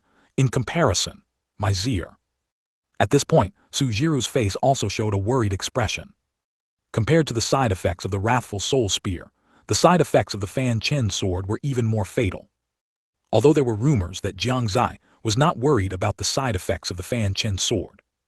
But what was the Fanchen sword? One of the 6 famous weapons, a mysterious existence. How could it be such a simple thing? Jiang Xie said he wasn't worried, but Su Jiru had no idea whether it actually harmed his body or not. Zir, is that my nephew? Su Yun's expression changed. He just realized that his elder sister was in the Jiang family. And his father had remained silent about it. Could it be? Big sister, what is your relationship with Jiang family head Jiang Fingliu? Su Yun couldn't help but ask. Su Jiru smiled slightly and said, naturally, he is my Dao companion. Su Yun understood. He finally understood why she had left the imperial palace without a trace, and why Su Wu had publicly stated that she was missing. It turned out everything was here. So that means, is my nephew perhaps named Jiang Xie? Precisely. But I heard rumors that he is an unforgivable devil head, Su Yun said with a surprised tone. Sujiro gave him a white eye and said, so what if he's a devil head? Isn't he still your nephew? Yes, yes, yes, he. Su Yun scratched his head a little embarrassed. Speaking of which, he's not called Jiang Xie now but Su Zai. Have you heard of him? Su Zai, the third on the Heaven's Pride ranking. Su Yun was dumbfounded and immediately stood up from his seat. He blurted out, wait, I remember the Fanchen sword master in folk legends is also called Su Zai. Could it be? Sujiro nodded faintly. Su Yun was stunned. Previously, he had been focused on finding his elder sister and son. Although he had heard the name Su Zai and rumors about the Fanchen sword master, he had never thought deeply about it or connected them. Now that he thought about it, don't they, their Kaiyuan Empire, have 2 masters of famous weapons? There are only 6 in total, and Kaiyuan Empire occupies 2. Thinking of this, Su Yun felt a bit at a loss for words to describe his feelings. Are they not giving others a chance to live? I didn't expect. Our family is quite fated with famous weapons. After a long period of contemplation, he could only manage this one sentence. Since you already understand, then you should know that the side effects of the Fanchen sword are far more severe than those of the wrathful soul spear, Sujiro said to him with a deep gaze. Su Yun felt uncomfortable under that gaze. Just now his elder sister was comforting him. Now, should he go and comfort her? Big sister, but wasn't there a rumor that Zier isn't afraid of the Fanchen sword's side effects? You actually believe what's spread outside. You should think, what kind of thing is that Fanchen sword? Sujiro gave him another white eye. After Su Yun sat down again, he asked seriously, when do you plan to return to the Imperial Palace? Return to the Imperial Palace? Why should I go back? Su Yun was puzzled. Sujiro was even more puzzled. You're not going back. That's right, I'm staying here. Are you sure? Of course, I want to meet brother-in-law too. I've heard of his reputation for a long time. Maybe he and I will get along very well. You better be careful not to get beaten. Don't worry, my strength is very strong now. Is that so? Do you want to spar with your big sister? Maybe not. 211. Don't you agree, father-in-law? The banquet of the Kaiyuan Empire lasted only one night. It concluded at dawn.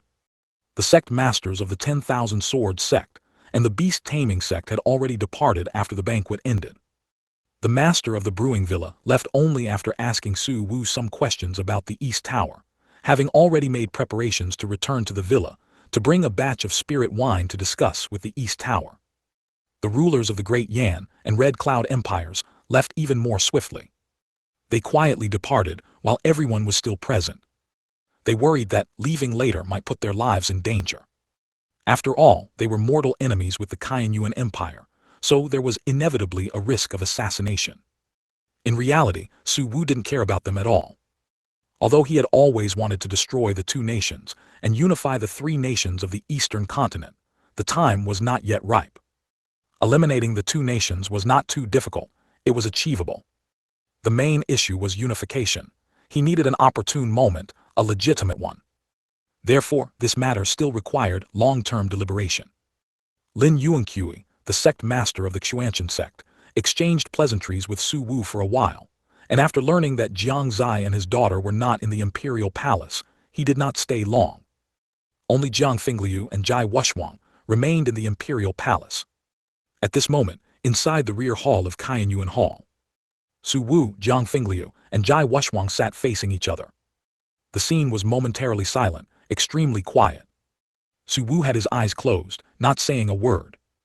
Jiang Fingliu calmly drank his tea. Jai Wushwang's gaze frequently turned towards Jiang Fingliu.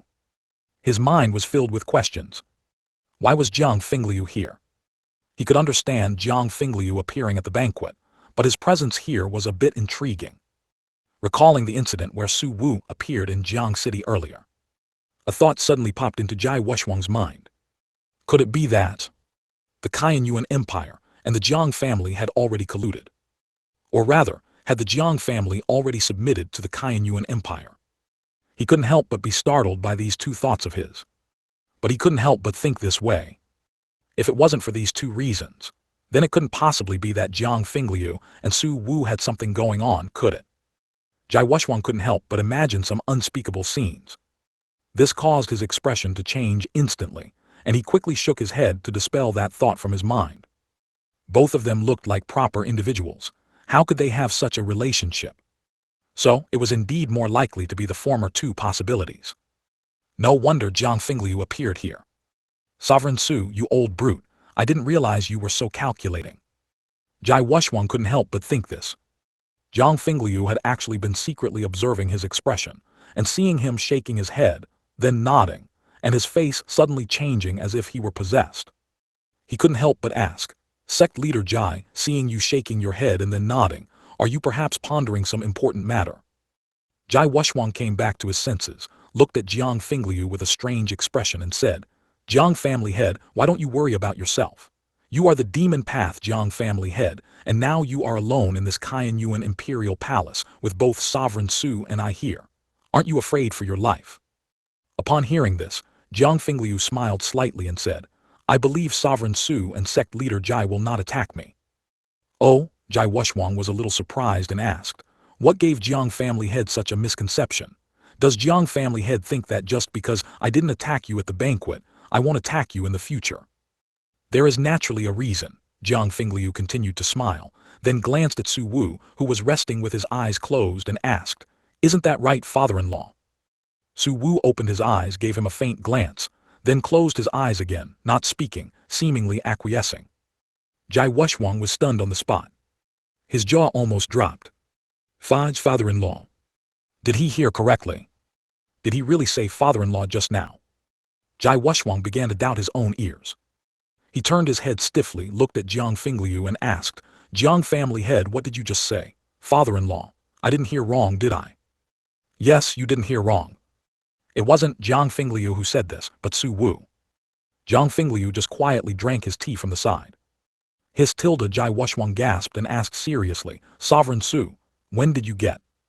As he said this, he suddenly seemed to have thought of something. The rest of his words were directly stuck in his throat, unable to come out. It couldn't be. He suddenly remembered that Su Wu had a daughter, but she seemed to have gone missing. Sujiro is Su Yan, so she wasn't missing and wasn't dead. As he said this, Jai Wushwang's expression also showed some nostalgia. One must know that Su Yan was quite famous in the Eastern Continent back then. Such as the Eastern Continent's #1 beauty, the Qianyuan Empire's most talented princess, and so on. However, the title of Eastern Continent's #1 beauty now belonged to Jai Yu. But if one were to truly compare them, perhaps Jai Yu was slightly more beautiful, though not by much, just a little. In other aspects, Jai Yu was far inferior. After all, there was an age difference. Recalling those years, Jai Wushwang had also pursued Su Yan, but was ruthlessly rejected. Later, after hearing that Su Yan had gone missing, he gradually gave up hope, and then he met his Dao companion. Even now, although he no longer had the idea of pursuing Su Yan. Yet upon learning that Su Yan had actually married Jiang Fingliu, he still felt some indignation. Jiang Fingliu, now immediately get up and fight me. He suddenly stood up from his seat, his gaze fixed on Jiang Fingliu. PFFD tilde. Jiang Fingliu suddenly spat out the tea he had just brought to his lips. He looked at Jai Wushwang with a shocked expression. Even Su Wu couldn't help but glance over. They could imagine Jai Wushwang having a big reaction, but they didn't expect such a reaction. Sect leader Jai, please sit down first, let's talk this over, Jiang Fingliu couldn't help but advise. It wasn't that he was afraid of Jai Wushwang. As masters of great powers, their cultivation levels were similar. He mainly didn't want to fight for no reason. What a waste of time. However, Jai Wushwang refused, his tone firm. No, you must fight me today. Sect leader Jai, why don't we talk this over properly? We are all masters of great powers. Fighting and killing is so presumptuous. Jiang Fingliu poured himself another cup of tea and took a small sip. Su Wu also spoke at this time. Sect leader Jai, this is not the Haoran Sect. If you want to fight, you can do so after you leave here.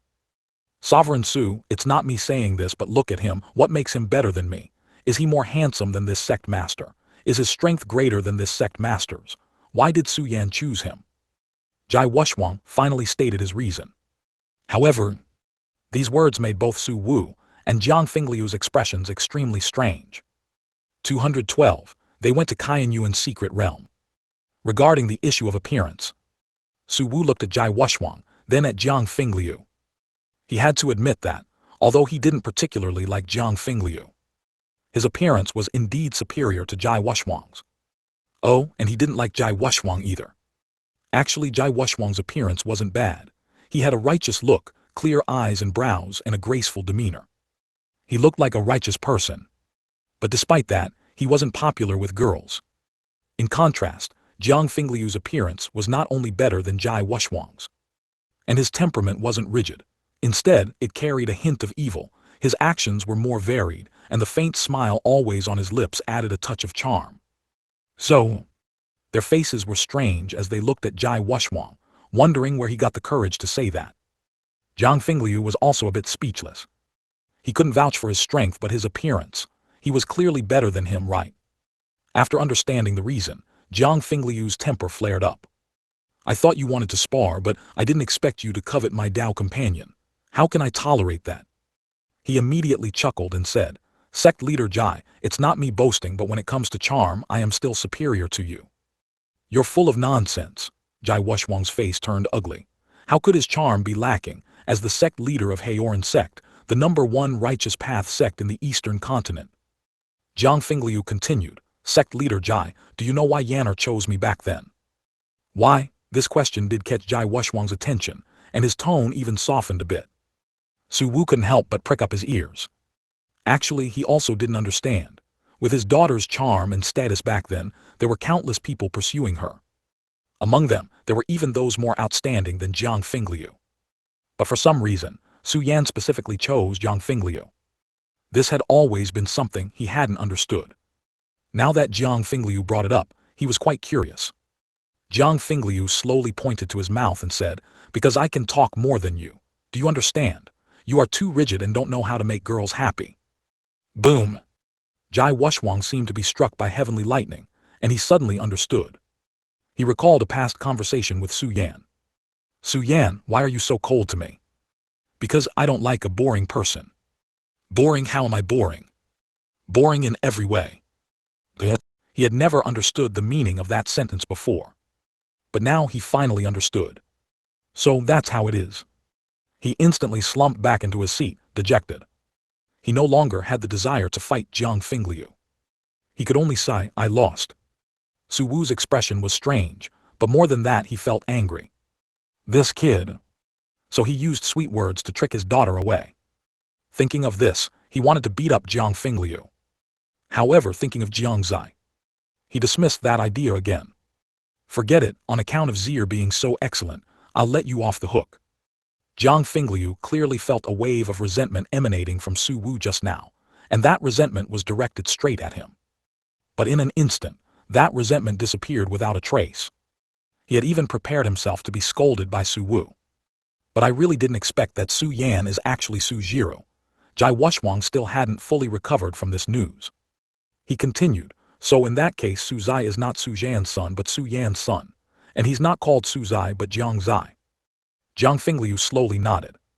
At this point, Jai Wushwang finally understood why Jiang Fingliu said he wouldn't touch him. His own daughter was already practically a member of the Jiang family, so how could he make a move? Fortunately, his impression of Jiang Xie was not bad. Otherwise, he would really be angered to death. After a careful review, he understood Su Wu's intention to conceal Su Yan's information. He couldn't say much about it. Even if he knew this secret now, he would no longer act against the Jiang family. If it were before, that might not have been the case. Now, the three major forces can be said to be bound together. Moreover, the Jiang family also didn't seem to have done anything outrageous, and the cultivation technique they cultivated was quite normal. It was not some crooked evil path. Because of this, he thought of that question again.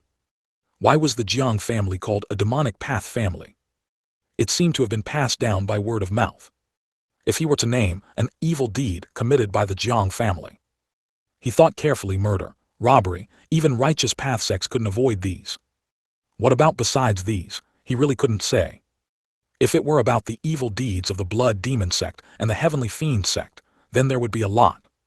For example, a sect was annihilated by the Blood Demon sect a while ago, and the old, weak, sick, and disabled within the sect became nourishment for their cultivation. And the Heavenly Fiend sect. For the sake of cultivation, they did not hesitate to use cultivators as bait, collecting evil chi everywhere and causing harm to a region. Yet, thinking of this, his resistance to the Jiang family being demonic path suddenly diminished greatly. All right, it's time to talk business. Su Wu interrupted the atmosphere. He looked directly at Jiang Fingliu and said, "You brat, you stayed here because you have something to ask, right?" Father-in-law's prediction is correct. Jiang Fingliu couldn't help but give him an admiring look. He only received a roll of the eyes from Su Wu. "I want to know, why didn't I see Zier in the imperial palace?" Jiang Fingliu asked. At this question, Jai Wushwang also thought of something and also spoke. "I didn't see Yuer either." Their gazes simultaneously turned to Su Wu. Su Wu was silent for a moment before answering. "They are currently in the Kaiyuan secret realm." As soon as these words came out, both of them were stunned. Jiang Fingliu was stunned because Su Jiru had told him that the Kaiyuan secret realm seemed like a great opportunity, but in reality, only 1 in 10 people who entered could come out. It was a place of great danger. Although there were opportunities, they were not something ordinary people could obtain. And Jai Wushwang was stunned, because the Kaiyuan secret realm had always only been accessible to members of the Su family. Many disciples of major forces wanted to enter, but without exception, they were all rejected. Even his Haoran Sect had previously requested the Kaiyuan Empire to enter the Kaiyuan secret realm. But Su Wu had mercilessly refused him. He really didn't expect his own daughter to be able to enter. Presumably, it was thanks to Jiang Xie. This made his opinion of the Jiang family drop even further, to a very low point. Soon after, Jiang Fingliu asked in a heavy tone, "The Kaiyuan secret realm is such a dangerous place. Zier and the others won't be in danger, will they?" His gaze was fixed on Su Wu, as if he wanted to hear a good answer. But Su Wu also slowly shook his head and sighed. "On this point I cannot predict." Jai Wushwang was stunned again. "What is it, danger? How dangerous? Is it really that serious?" 213. Continue to the east 4000. Isn't the Kaiyuan secret realm a place of opportunity? Even if it's a bit dangerous, isn't that normal? Jai Wushwang was a bit puzzled. It's common knowledge that any place with opportunity is bound to be accompanied by danger, so is there really a need to be this nervous? Jiang Fingliu gave him a look as if he were an idiot, but said nothing. Jai Wushwang immediately felt despised and stood up, gritting his teeth. "Jiang Fingliu, it seems this fight today is unavoidable." Though he said that, he didn't show any signs of actually wanting to fight. He was clearly trying to scare Jiang Fingliu. Jiang Fingliu ignored him. Su Wu, watching from the side, couldn't take it anymore. He glanced at the two of them and said, all right, you're both sect masters of major powers. What kind of decorum is this, bickering like little kids?" Sect leader Jai is right. Where there's opportunity, there's risk. Fingliu's concern isn't unfounded, because if even 1/10 of the disciples who enter the Kaiyuan secret realm can come out, that's already good.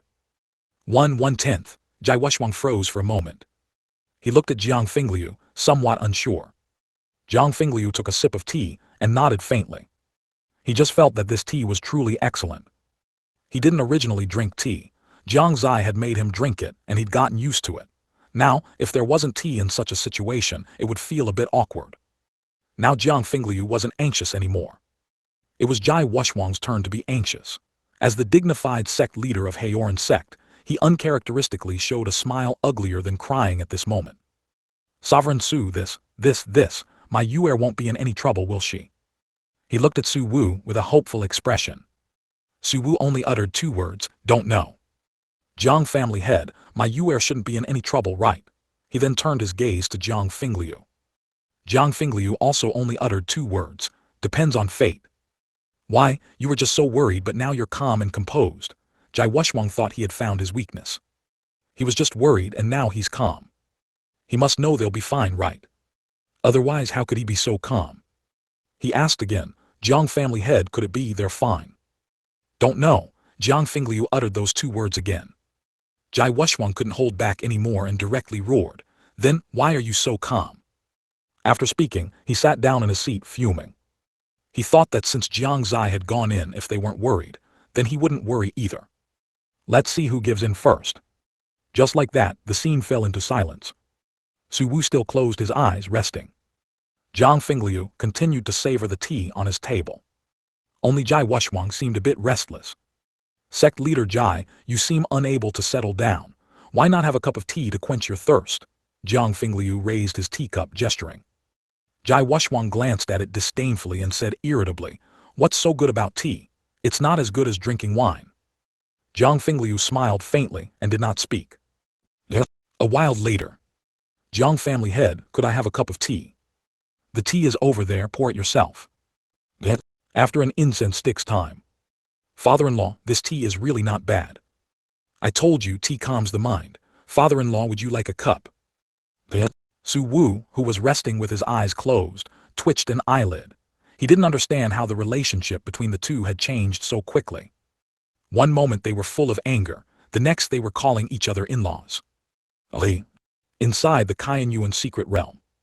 Jiang Xie hadn't expected the dragon blood pool, which looked like it was almost depleted, to only completely fade away on the second day. Although this absorption didn't cause his cultivation realm to break through again. He could clearly feel that his cultivation had advanced significantly. He woke up a quarter of an hour before the others. After waking up, he didn't do anything else, but immediately took out several clothes from his spatial ring, and draped them over Jai Yu and the others. As the dragon blood pool became shallower, it meant there wouldn't be such powerful energy, and clothes wouldn't disappear. But when he draped the clothes over the three, he realized that all three were wearing soft armor. A quarter of an hour later, everyone began to wake up one after another. The quiet hall began to echo with their voices. Oh my cultivation realm has increased by 2 levels. Only 2 levels, mine increased by 3 levels. Ah, the water in this pool has become clear. Pervert, where are you looking? His tilde such big legs, such fair chest. This is all thanks to young master Su Zai.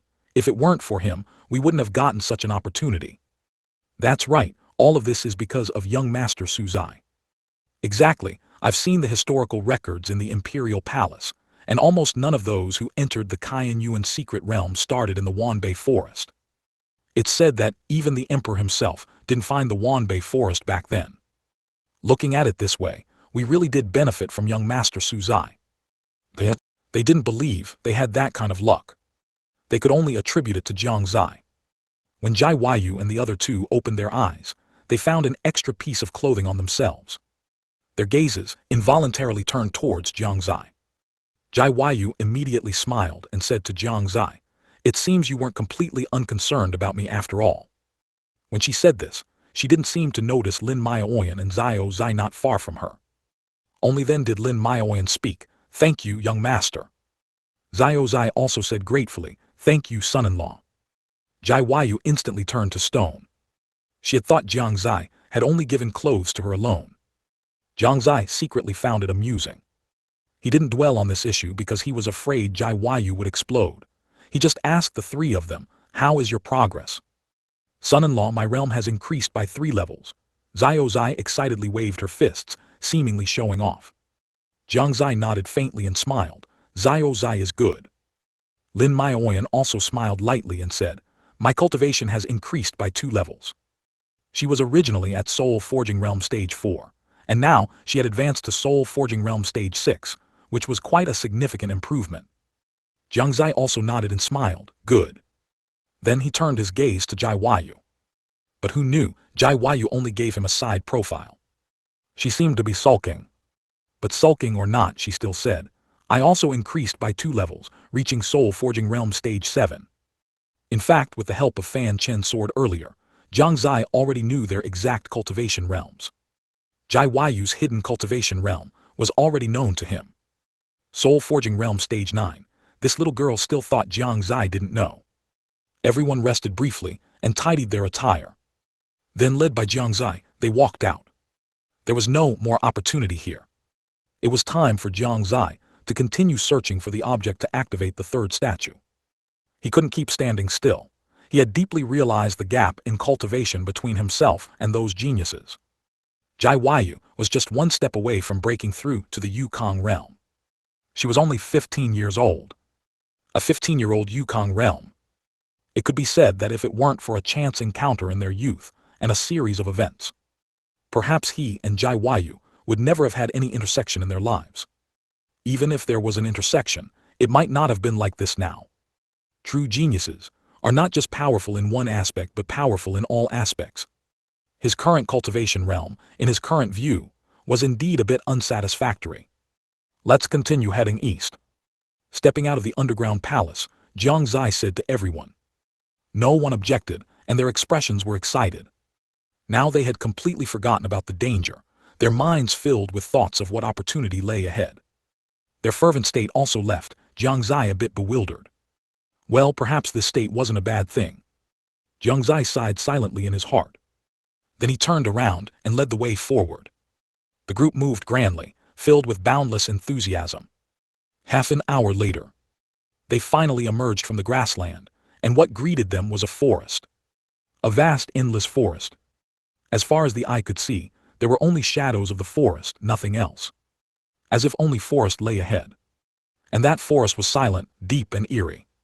There seemed to be no light in the forest, only darkness. Like a monstrous beast, like an unknown abyss. Just one glance made Jiang Xie feel a chill in his heart. This forest was too eerie.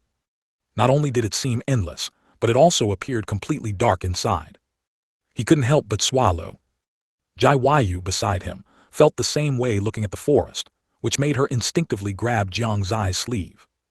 Xiao Zai tightly held Jai Wayu's hand. Lin Maoyan, with a solemn expression, also unconsciously moved closer to the three of them.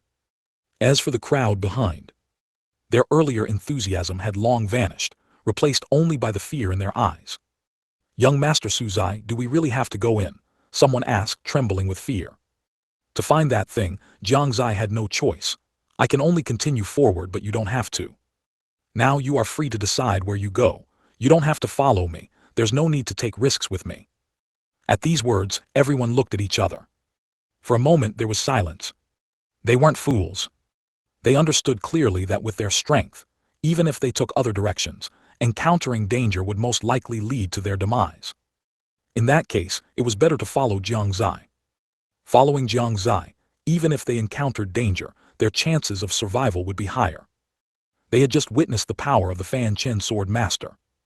It was definitely far beyond theirs, by an unknown margin. Only Jiang Xie, perhaps, could lead them safely through this Qianyuan secret realm. And lead them out of the Qianyuan secret realm safely. If they left the group at this point, what awaited them was very likely death, or being trapped forever in the Qianyuan secret realm. What decision to make was clear at a glance. Soon, everyone responded in unison, we choose to follow young Master Suzai. Jiang Xie slowly nodded. Since they decided to trust him, he couldn't let them down. Meeting their determined gazes, he took the lead and walked towards the forest. No one dared to stay too far behind, all following closely. The closer they got to the massive forest, the more pronounced the eerie, bone-chilling feeling became.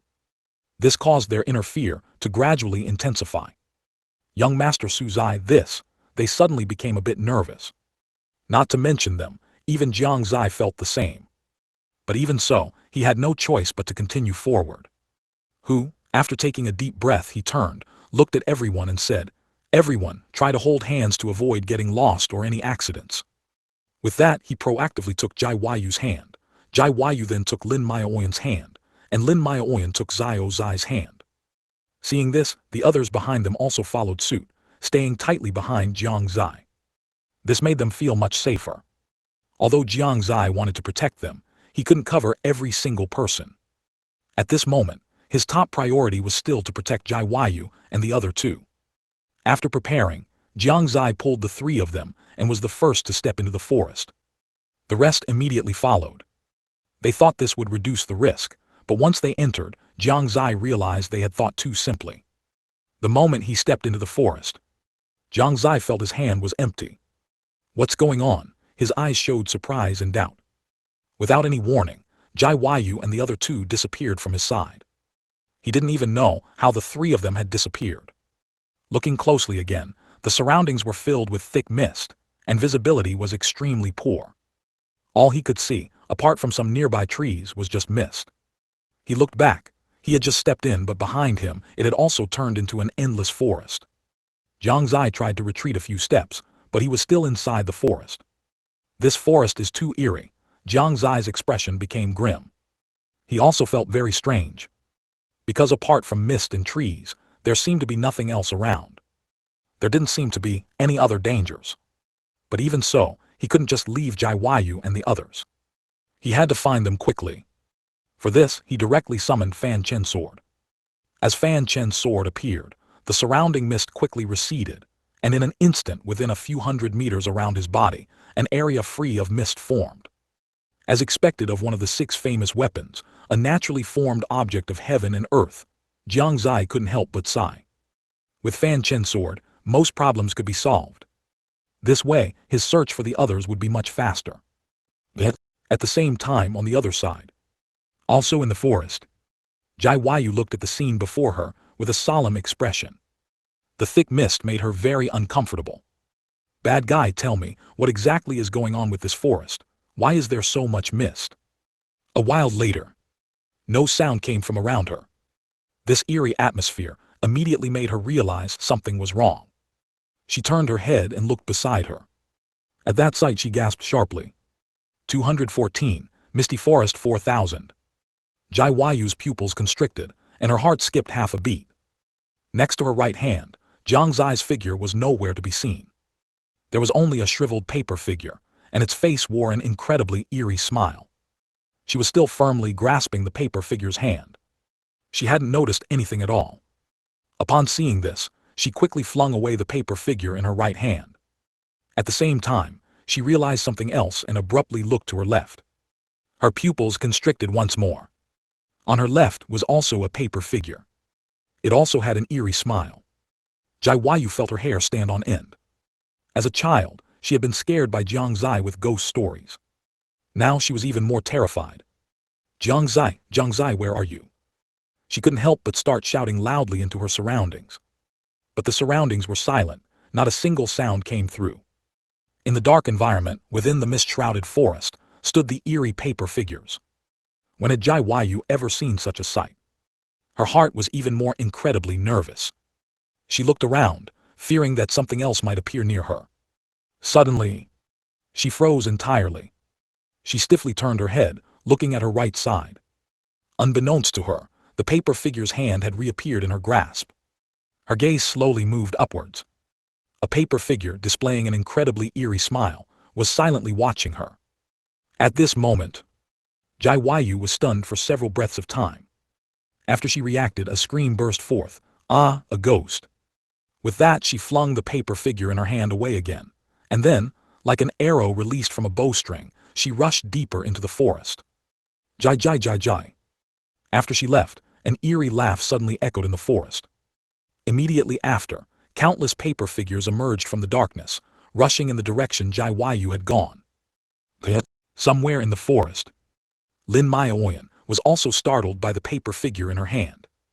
When facing these eerie things, although she was also incredibly scared, her tolerance for them was much stronger than Jiayu's. Almost every time a paper figure appeared, she would cut it with her sword.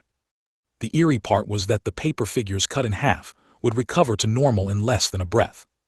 Such a sight made her scalp tingle. What exactly are these things? Why are they so eerie? Lin Maioyan had also started to feel afraid.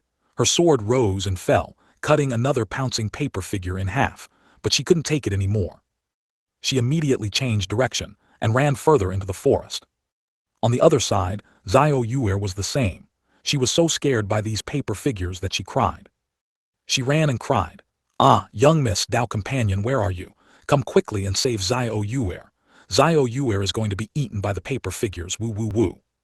At the same time, the other people were also in the same situation. They were all so scared by the sudden appearance of the paper figures that their souls almost left their bodies. One by one, they ran desperately deeper into the forest. For a time, the entire forest seemed to be filled with eerie laughter. Jiang Xie, who was still frantically searching for everyone in the forest, suddenly changed his expression. He seemed to hear some eerie laughter.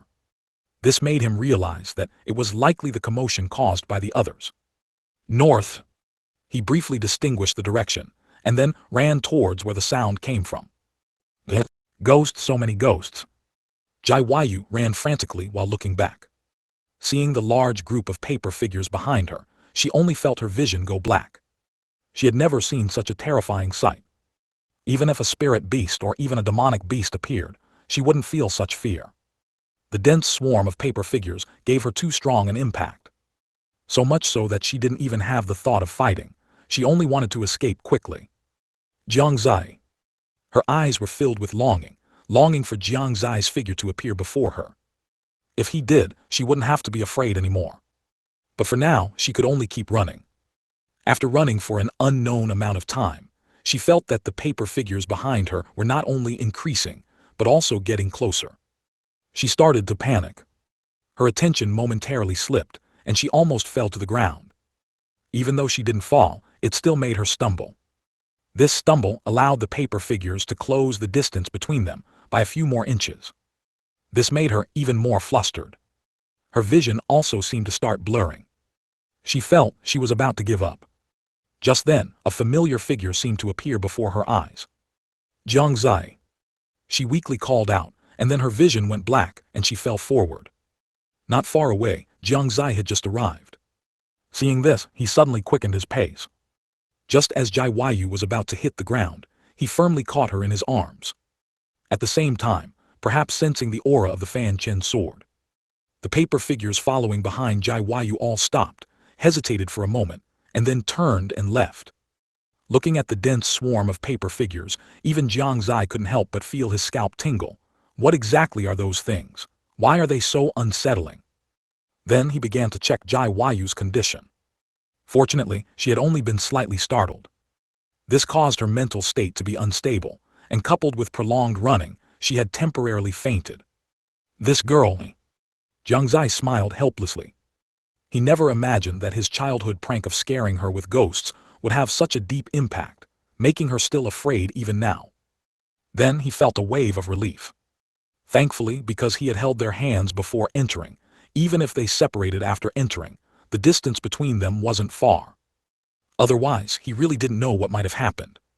Those paper figures looked so eerie, they definitely weren't friendly beings. This also made him realize that he needed to find the others as soon as possible, otherwise, the consequences would be unimaginable. Since Jai Yu was here, it meant Lin Maoyan and Zhao Yuer wouldn't be too far either. After carrying Jai Yu on his back, Jiang Xie directly had the Fanchen sword float above his head. Since it wasn't floating very high, if one didn't look carefully, he looked like a man with a sword stuck in his head. The absence of mist within a few hundred meters made it easier for him to find people. But similarly, beyond a few hundred meters, the density of the mist increased by a notch. All the mist that had dispersed, due to the Fanchen sword's influence, had accumulated together. About a quarter of an hour later, Jai Yu slowly woke up. A sensation of constant bumping made her feel a little strange. She gently shook her head, easing her mind, and then looked around. Around her were still trees, she was still in the forest. But there was no mist. It was then that she realized she seemed to be on someone's back. Looking at the familiar profile in front of her, Jai Yu's heart filled with joy. It was Jiang Xie. It really was Jiang Xie. What she had seen before she collapsed was indeed real. Her mood at this moment was joyful. The fear she had felt earlier had vanished without a trace. It was as if that fragile appearance just now didn't belong to her. Jai Yu quietly pressed her face against Jiang Xie's back, pretending to be asleep on the surface, but in reality, she was quietly observing Jiang Xie. A faint smile appeared on Jiang Xie's lips. Jai Yu's every move couldn't escape him. "You're awake, stop pretending to sleep. I've carried you so far, I'm exhausted." He deliberately complained, wanting to see Jai Yu's reaction. Jai Yu stopped pretending. Not only did her hands not let go, but she held on even tighter. "What's wrong with carrying me for a bit? Miss isn't heavy, for you, isn't it an easy task? You really don't know how to be considerate of girls, I was just scared, you know. Your cultivation is higher than mine, okay? If anyone should carry, it should be you carrying me." Jiang Xie retorted.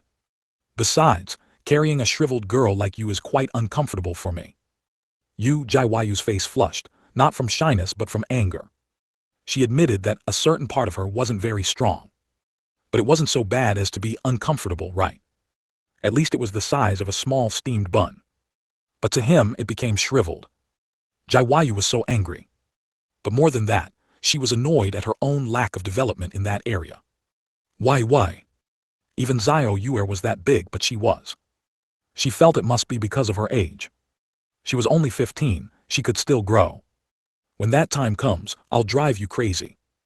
Jiang Xie made up her mind that when she grew up, she would constantly flaunt herself in front of Jiang Xie, letting him only look. She'd tempt him to death.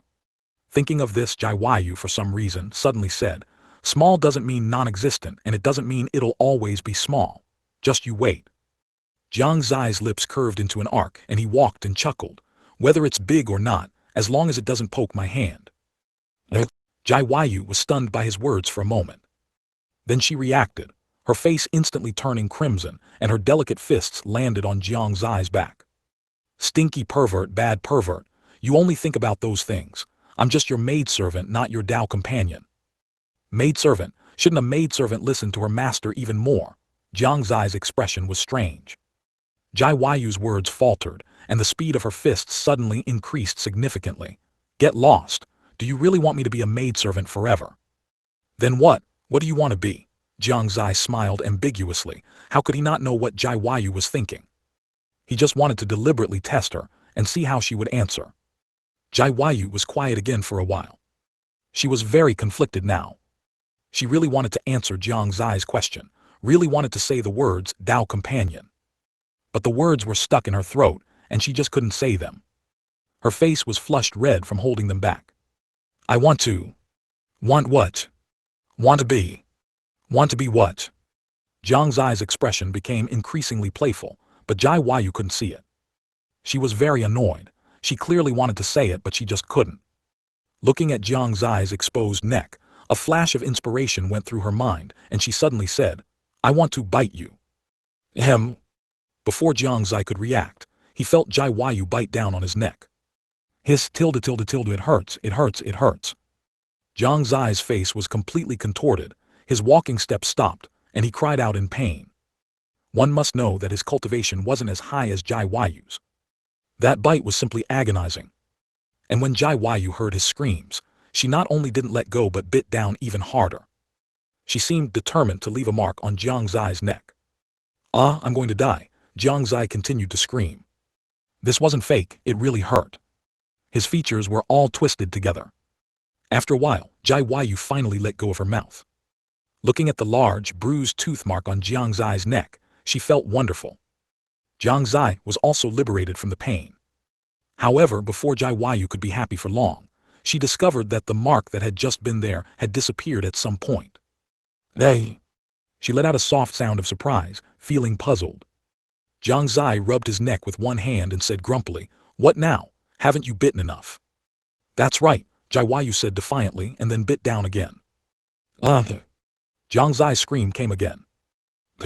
After repeating this several times, Jiang Xie really couldn't take it anymore. If it were anyone else, he would have already lost his temper. He couldn't help but ask, Why do you keep biting me so many times? Jiang Xie stared intently at Jiang Xie's neck, her expression still very puzzled. She didn't understand why Jiang Xie recovered so quickly. I'm wondering why the marks I bite disappear so quickly. Do you have some other secret you're hiding from me? Jiang Xie poked Jiang Xie's face with her finger, looking curious, wanting to see how he would answer. Only then did Jiang Xie understand why she had bitten him so many times.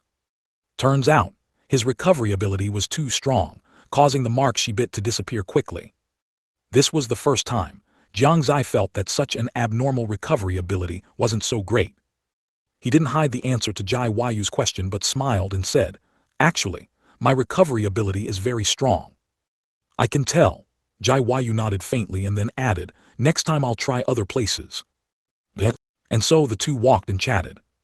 Jiang Xie was at ease, lying on Jiang Xie's back the whole time. Jiang Xie, on the other hand, was miserable, exhausted like a dog, his legs almost giving out. Since you're already awake, can you get down and walk yourself? No. Seriously, I'm very tired. How about you get down and walk? No. Xiao Yuer, for my sake of coming to save you, won't you get down and walk? No. Do you believe I'll throw you down? No. Darn it, I'm really going to throw you, aren't I? I'm holding on, you can't throw me down. Sigh, what a pity. If you had just obediently gotten down, I would have even wanted to kiss you. What? I'm getting down. I'm getting down right now.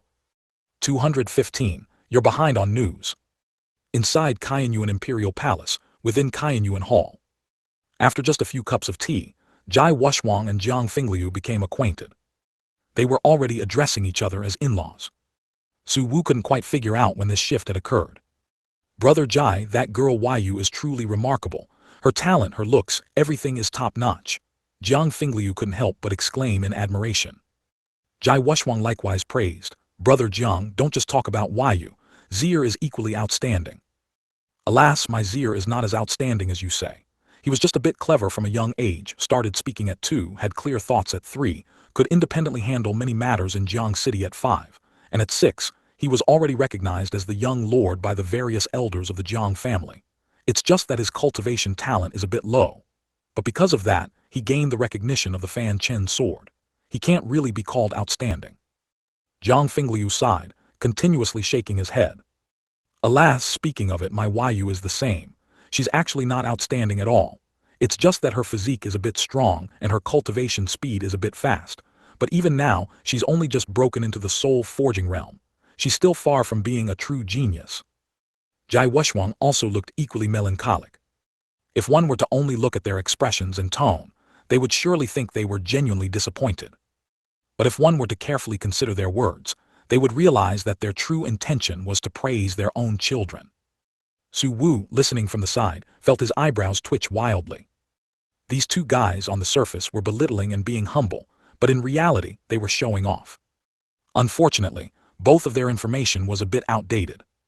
Thinking of this, Su Wu smiled slightly, slowly opened his eyes, and after glancing at both of them he said, "All right, you two don't need to pretend. If you know your children are outstanding, just admit it generously. Why act this way? To tell you the truth, what both of you said isn't accurate." "Not accurate," they both said in unison. Their puzzled gazes were identical as they looked towards Su Wu. "That's right, what you said is indeed not accurate." Su Wu's profound expression further drew their attention. They really wanted to know where they had spoken incorrectly. Or perhaps in this short period, Jiang Xie and Jai Yu had undergone new changes. "Father-in-law, please tell us quickly. Don't play guessing games with your son-in-law," Jiang Fingliu urged impatiently. Jai Wushwang also showed a kind smile and softly said, "Sovereign Su, I was presumptuous before. If there's anything concerning Yu, please tell me immediately." Their humble attitude pleased Su Wu greatly. He stroked the beard on his chin with his right hand and said proudly, "Actually, Fingliu, although you said Zier's cultivation talent isn't top-notch, it's definitely not low. Do you know what his cultivation realm is now?" As he spoke, his gaze fell upon Jiang Fingliu, a proud look on his face. This, Jiang Fingliu hesitated. Thinking carefully, it seemed he hadn't heard any news about Jiang Xie for a long time, and his cultivation realm was still stuck at when he hadn't left the Jiang family. "Ning Yuan realm 3rd level," he tentatively asked. One must know, when Jiang Xie left the Jiang family, his realm had only just entered the Ning Yuan realm. Jiang Fingliu was very clear about Jiang Xie's cultivation speed. Cultivating to the Ning Yuan realm 3rd level in such a short time was already his most optimistic guess. But Su Wu looked at Jiang Fingliu as if he were looking at an idiot, his expression incredibly strange. This made Jiang Fingliu's heart skip a beat. Could it be he had overestimated? Maybe Ning Yuan realm 2nd level, he corrected himself. Su Wu's gaze became even more peculiar. Jai Wushwang on the side interjected, "Ning Yuan realm 1st level." Su Wu shook his head slightly. Jiang Fingliu's heart sank. It's over, could his realm have regressed? Could it be that what Su Wu just said actually meant that Zier didn't have bad cultivation talent, but extremely bad cultivation talent? Hiss. Jiang Fingliu took a deep breath. He was ready to brace himself and continued, "I know, Zier's cultivation realm has regressed, hasn't it? After all, using a weapon like the Fanchen sword would inevitably have a significant impact on the body." At this moment, he could only attribute the reason to the Fanchen sword, and only then did he feel a tiny bit of comfort in his heart. Ha ha ha! Even with Su Wu's usually serious nature, he couldn't help but be amused by Jiang Fingliu's words. Not only did he keep guessing lower, but he also put on a pained expression as if forcing himself to endure, which truly made Su Wu unable to hold back his laughter. Fingliu, are you so lacking in confidence in your own son? Su Wu suddenly stopped laughing and looked at Jiang Fingliu with an unfriendly expression. Jiang Fingliu and Jai Wushwang exchanged glances, both seeing confusion in each other's eyes. Su Wu's sudden laughter also left them bewildered. Could it be higher than the realms they had mentioned? Jiang Fingliu took another deep breath and bracing himself said, Ning Yuan Realm 8th level. This was the highest conclusion he could draw based on Jiang Xie's past cultivation speed. If even this wasn't correct, then he truly wouldn't know what it was. To guess even higher, he didn't believe it. But Su Wu still shook his head. At this, Jiang Fingliu and Jai Wushwang were dumbfounded. Father-in-law, what is it exactly? Please just tell us directly. Don't play guessing games with us. Jiang Fingliu was truly too curious. His tone also began to grow urgent. Jai Wushwang also looked equally curious, his gaze fixed on him. Su Wu smiled, seeing their impatient expressions, and felt a surge of satisfaction in his heart. He no longer intended to keep it a secret. He then said, actually, Xie's realm has already reached controlling origin realm 3rd level. Controlling origin realm 3rd level, Jiang Fingliu was slightly stunned. Controlling origin realm 3rd level, at first listen, didn't seem to be higher. But Jiang Xie was only 15 years old. But Jiang Xie was the Fanchen sword master. They still knew what kind of people could become the Fanchen sword master. And Jiang Xie's previous cultivation speed.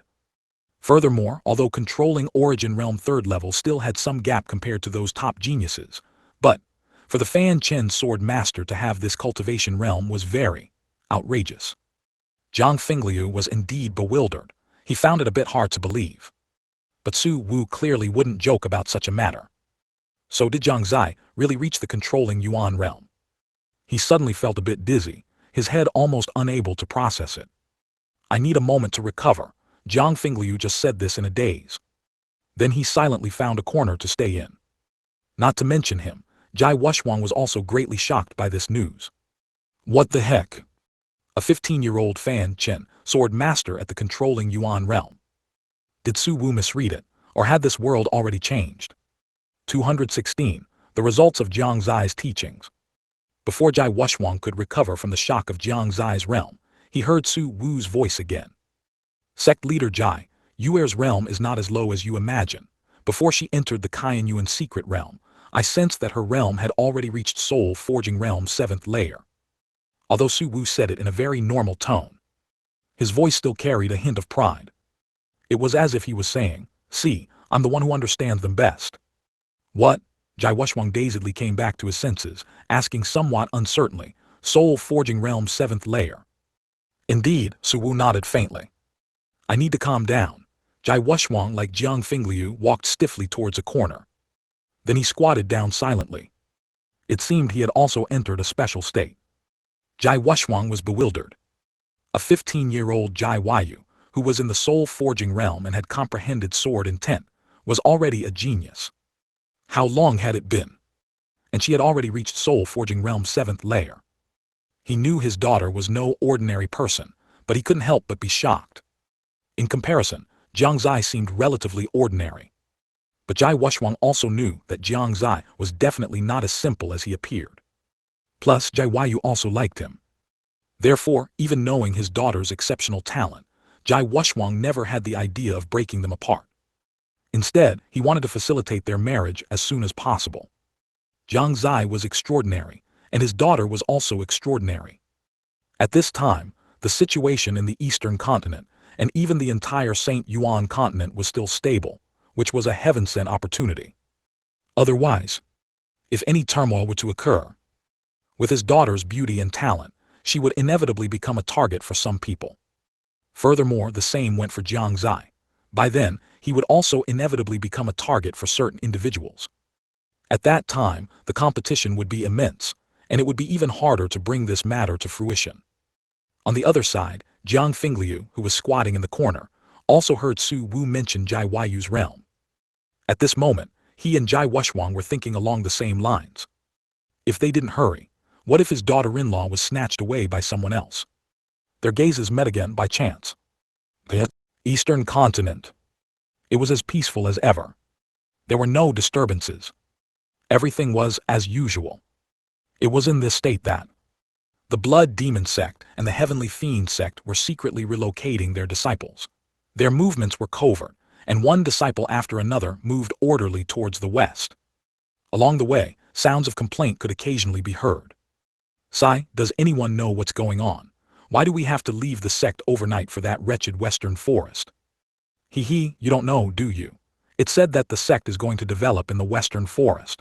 Although there are many vicious beasts and Yao beasts there, it's the most suitable place for us." "Exactly, I've long felt that the western forest is very suitable for us.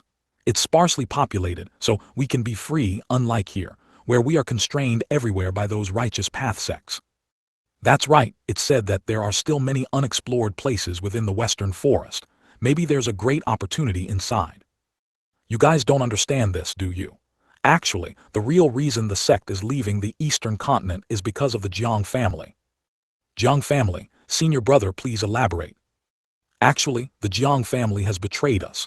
Do you still remember that the Yuan Empire held a banquet yesterday?" "I know, what does that have to do with the Jiang family?" Tusk, junior brother, you're thinking too simply. The Jiang family head also went to this banquet. He dared to go. I heard that many righteous path sect big shots gathered in the Yuan Imperial Palace yesterday. Not only did he go, but those righteous path powerhouses didn't even attack him. What? There's even such a thing. But that's not enough reason to abandon this place and go to the western forest, is it? Of course, not only that, but today there's even news that the Jiang family head, the Yuan Empire's emperor, and the sect leader of Haoran Sect entered the Yuan Hall together. They might be forming an alliance. No wonder the sect wants us to leave. Quick, let's go quickly lest we lose our lives. Aside from the movements of the two major demon sects, on this day the Jiang family had, at some unknown time, gained a new enshrined elder. It was said that the family head's wife personally recruited him, and his strength. The various elders of the Jiang family couldn't discern it. But their intuition told them that this newly recruited enshrined elder was a formidable person. They had no objections to this. Having such a powerful expert join was a blessing for the Jiang family, and could greatly enhance its strength. Of course, the premise was that this enshrined elder had no intention of harming the Jiang family. Otherwise, they would certainly fight him at the first opportunity. "Uncle, come and play with me." "Not uncle, you should call me maternal uncle." "Elder uncle, come and play with me." "Call me maternal uncle." In a certain courtyard of the Jiang family, Su Yun looked at the chubby boy in front of him with a serious expression, his tone stern. Jiang Yi widened his eyes, thought carefully for a while, then said in a childish voice, "Uncle." Su Yun was speechless. No matter how much he emphasized it, the boy just wouldn't call him maternal uncle. Where did the problem lie? He couldn't figure it out. Actually, it was simply because Jiang Yi had no concept of maternal uncle in his mind. Even the terms uncle and elder uncle were taught by Jiang Xie. From a young age, Jiang Xie displayed an unusual trait, intelligence. Compared to his peers, Jiang Xie's intelligence was indeed overwhelming. This led to, after Jiang Yi was born, most of the task of educating him fell to Jiang Xie. That one time, Jiang Xie gave Jiang Yi some basic common knowledge. Dad's dad is called grandpa, Dad's mom is called grandma. Dad's older brother is called paternal uncle, Dad's younger brother is called uncle. Jiang Xie said this passage. Seeing that Jiang Yi couldn't understand, he explained it again using the terms of this world. Just as he finished explaining and was about to continue with the rest of the content, Jiang Yi started clamoring for food again. Helplessly, Jiang Xie could only pause the teaching of this knowledge. This resulted in Jiang Yi having no idea what a maternal uncle was.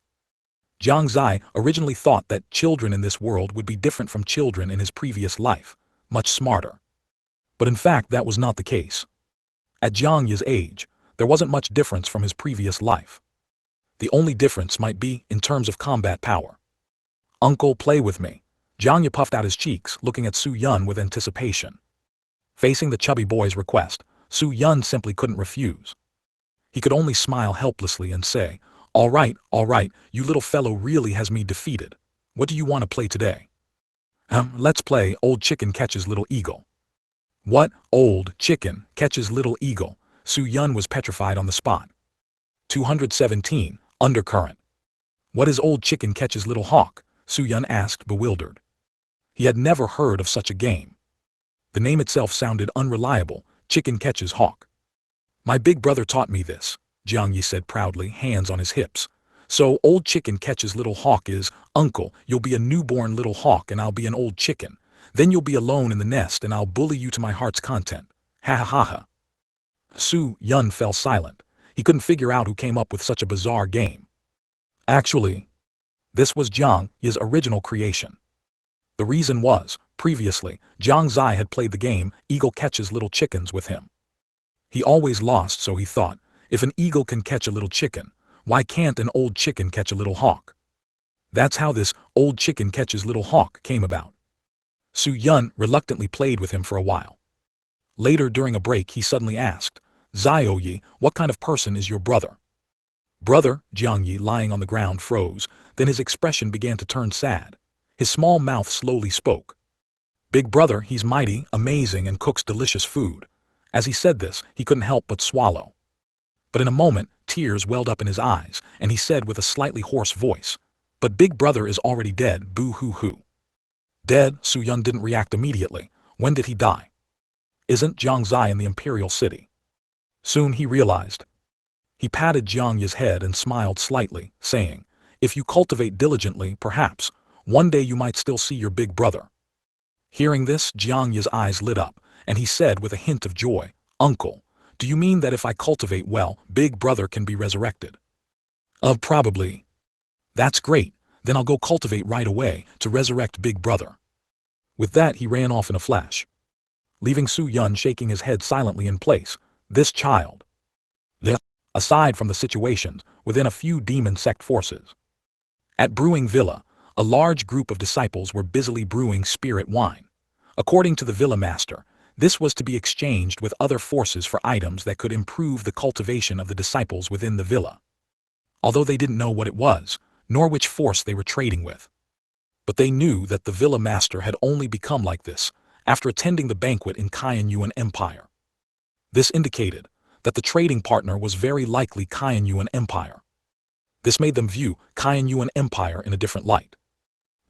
Within the beast taming sect, Sect Master Chu Kuang was holding a sect meeting, discussing the possibility of recruiting several powerhouses from East Tower into the sect.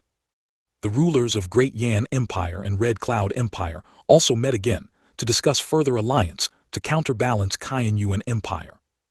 In Shengyuan Imperial City, Gu Shengxing returned to East Tower after several days of absence, bringing the weapons commissioned for the East Tower members.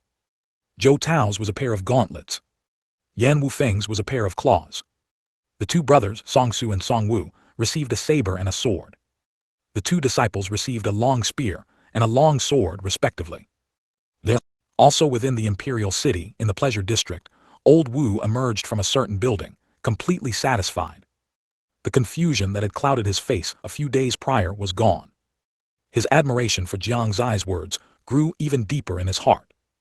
In another city, several thousand li outside Shengyuan Imperial City, a young man holding a long spear encountered the same situation as he did in Jiang City.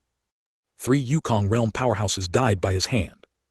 This instantly caused a huge sensation. The Eastern Continent, seemingly calm on the surface, had already begun to surge with hidden currents. Inside Shengyuan's secret realm, Jiang Xie, carrying Jai Waiyu on his back, hadn't walked far when he saw more paper figures appearing in the distance, all rushing in a certain direction. This caught the attention of both of them. Because Jai Waiyu had been chased like this before. Did this mean there were people in the direction the paper figures were heading? Thinking of this, Jiang Xie knew he couldn't delay, so he said to Jai Waiyu in a serious tone, Zio Yuer, you should get down. My speed won't increase with you on my back. Jai Waiyu nodded faintly. This time she didn't argue. Saving someone was the most important thing at this moment. After jumping off Jiang Xie's back, the two exchanged a look and then rushed forward together. A few li away from Jiang Xie and Jai Waiyu, a young girl looked panicked, tears streaming down her face as she ran desperately forward. Behind her, dense swarms of paper figures continuously closed in on her. And those paper figures emitted terrifying screams, making people feel a chill down their spine. Boo-hoo-hoo, so scary young master, where are you? Xiao Zai is going to die, boo-hoo-hoo. Xiao Zai wiped tears from the corners of her eyes as she ran. Running for so long had already exhausted most of the spiritual qi in her body. At this moment, she already felt her legs gradually becoming weak. There was a feeling of softness, as if she was about to collapse onto the ground at any moment. However, the fear emanating from the paper figures behind her forced her to keep running. She could only endure bitterly. Without Jai Wayu on his back, Jiang Xie's speed had increased significantly. Yet he still couldn't keep up with Jai Wayu. "Hey, don't run." Jiang Xie was about to call out to her, telling her to wait for him. But before he could finish his sentence, Jai Wayu vanished from his sight. This made Jiang feel somewhat helpless. Just now she was scared to death of those paper figures, but now she dared to rush out alone. For a moment, Jiang Xie even suspected that Jai Wayu had deliberately pretended to be afraid because she saw him. But in reality, Jai Wayu was indeed very afraid of those paper figures. However, that was only when Jiang Xie wasn't around. Now she knew Jiang Xie was right behind her, so even when facing those paper figures again, even if she felt some fear in her heart, she was still much bolder than before. Soon, Jai Wayu spotted the densely packed paper figures ahead. At this moment, even knowing Jiang Xie was behind her, her scalp still tingled, and she felt a slight urge to run. The paper figures in front were a dense, massive group. With just a glance, she could roughly estimate that there were at least 1,000 of them. Upon closer inspection, she saw the familiar back of the woman in front. However, there was too much mist ahead, and the surroundings were dim. She could only vaguely see the back of a woman. As for who it specifically was, she didn't know. However, based solely on that back, Jai Wayu could guess that it was her maid, Xiao Zai. Her heart tightened. Without any hesitation, she directly drew her sword and swung it. Instantly, a large section of paper figures were sliced in half and fell to the ground. 218. I like to take advantage of others. Jai Wayu's expression brightened, and just as she was about to breathe a sigh of relief, she realized that the paper figures she had split in half had recovered. As if sensing Jai Wayu's presence, more than half of the paper figures turned their bodies and focused their gaze on Jai Wayu. Jai Wayu's body trembled, and she had an urge to run away immediately. Xiao Yue also noticed the movement behind her. She looked back, and besides seeing some paper figures, she couldn't see anything else. Her cultivation was lower, and the range she could see was much smaller. Immediately after, she saw waves of sword qi emanating from the mist behind her. Each time, a large number of paper figures would be cut down. Xiao Yue's heart filled with joy. Under such circumstances, it was clear that someone had come to rescue her. Was it young Miss? Or was it the young master-in-law? The tears on her face finally disappeared, replaced by a face full of smiles. At this moment, her body felt as if all its strength had been drained. Her legs instantly went soft, and she fell to the ground. Fortunately, at this time, all the paper figures' attention was on Jai Wayu. Otherwise, Xiao Yue's action would undoubtedly have put her in great danger. Jai Wayu became increasingly flustered, and the sword moves in her hand began to become chaotic. "Don't come over, don't you come over." She started babbling, and the sword in her hand began to swing wildly. Streaks of sword qi rampaged in all directions. A paper figure at some unknown point broke through the layers of sword qi and came close to Jai Wayu, a strange smile hanging on its face. Suddenly, the paper figure appeared less than a fist's distance from Jai Wayu's face. Her pupils constricted. It was then that she realized these paper figures were not made of paper at all. They were clearly people, living people. They had been drained of their blood, had their bones removed, and were left with only a layer of skin. That was why they appeared like paper figures. At this, Jai Wayu became even dizzier, her eyes went black and she fell backward. Seeing this, the paper figure tried to pounce on her. But at that moment, the surrounding mist began to recede. The next moment, a hand covered in purple scale armor directly grabbed the paper figure, and then squeezed it. The entire paper figure instantly burst into fragments in the air. Jai Wayu also did not fall to the ground, but fell into a man's embrace. Jiang Xie looked at the unconscious Jai Wayu again, feeling a bit helpless. She was clearly scared, yet she ran so fast. Now look, she fainted again. Fainting was one thing, but in the end, he still had to carry her. This was truly so exhilarating. Being able to take advantage of Jai Yu in such a way without affecting his image. He liked it the most. This purple scale gauntlet is really good. Looking at his right hand, which seemed to be clad in armor, Jiang Xie let out a sigh of admiration. His right hand now indeed had a sense of technology, mighty and domineering. Coming back to his senses, his gaze turned forward, and he found that at some unknown point, all the surrounding paper figures had vanished. It's a good thing I have the Fanchen sword. At this moment, he couldn't help but sigh. If it weren't for the Fanchen sword, it would probably have been another difficult battle. Why is there someone lying on the ground? Only then did he notice that not far away, a woman was lying on the ground, motionless, as if her soul had already departed. Jiang Xie, holding Jai Yu with one hand, walked towards the person lying on the ground. Upon closer inspection, he found that the back looked somewhat familiar. He lightly poked the other person's back with his right foot and softly asked, "Miss, are you dead?" No reaction. Jiang Xie continued to ask, "Miss, are you dead or not? Answer me." At this, the woman on the ground finally stirred slightly. She first moved her hand, then weakly said, "Young master-in-law, it's me. I'm Xiao Yuer." Xiao Yuer. Jiang Xie was startled, then pulled Xiao Yuer up from the ground. Upon seeing her, he was immediately startled. "Xiao Yuer, what's wrong with you? Eating dirt." Xiao Yuer's face was covered in mud, her face so dirty it was unrecognizable. I ran out of strength, and when I relaxed just now I became exhausted and then I fell to the ground, and couldn't get up. Thank you, young master-in-law, for pulling me up. I feel a bit recovered now. The mud on my face was also from when my face hit the ground just now. Xiao Yuer smiled happily, revealing a mouthful of white teeth. The feeling of surviving a disaster was surprisingly good. It must be that heaven heard my call, which is why young miss and young master-in-law appeared to save me, Xiao Yuer said with a look of relief. She seemed to think that constantly shouting young miss and young master-in-law while escaping was a correct decision. You should quickly clean the mud off your face. Jiang Xie shook his head slightly. This girl was also foolish. She, like Jai Yu, only knew how to run. He had already noticed that these paper figures didn't have much combat power. It was just their strange resurrection ability that was a bit troublesome. In such a situation, even if one fought, it wouldn't last long. But at least fighting could make others notice the commotion faster. By the way, young master-in-law, what happened to young miss? After Xiao Yuer quickly cleaned the dirt off her face with her hand, she noticed Jai Yu in Jiang Xie's arms. Seeing her staring at his hand, which was almost at Jai Yu's chest, Jiang Xie felt a bit embarrassed and quickly explained. "Oh, don't overthink it. I'm not trying to take advantage of Xiao Yuer. It's just that she fainted from fright and I'm just supporting her, otherwise she would fall to the ground." "Oh," Xiao Yuer responded indifferently, a hint of disappointment flashing across her face. She had thought things were as she imagined. It turned out not to be. Jiang Xie was startled in his heart. What's going on? Was that a look of disappointment just now? No way. Could it be? She even hoped I would take advantage of Xiao Yuer. Hiss. Xiao Yuer, your little maidservant is a bit strange. He felt that he had to verify it.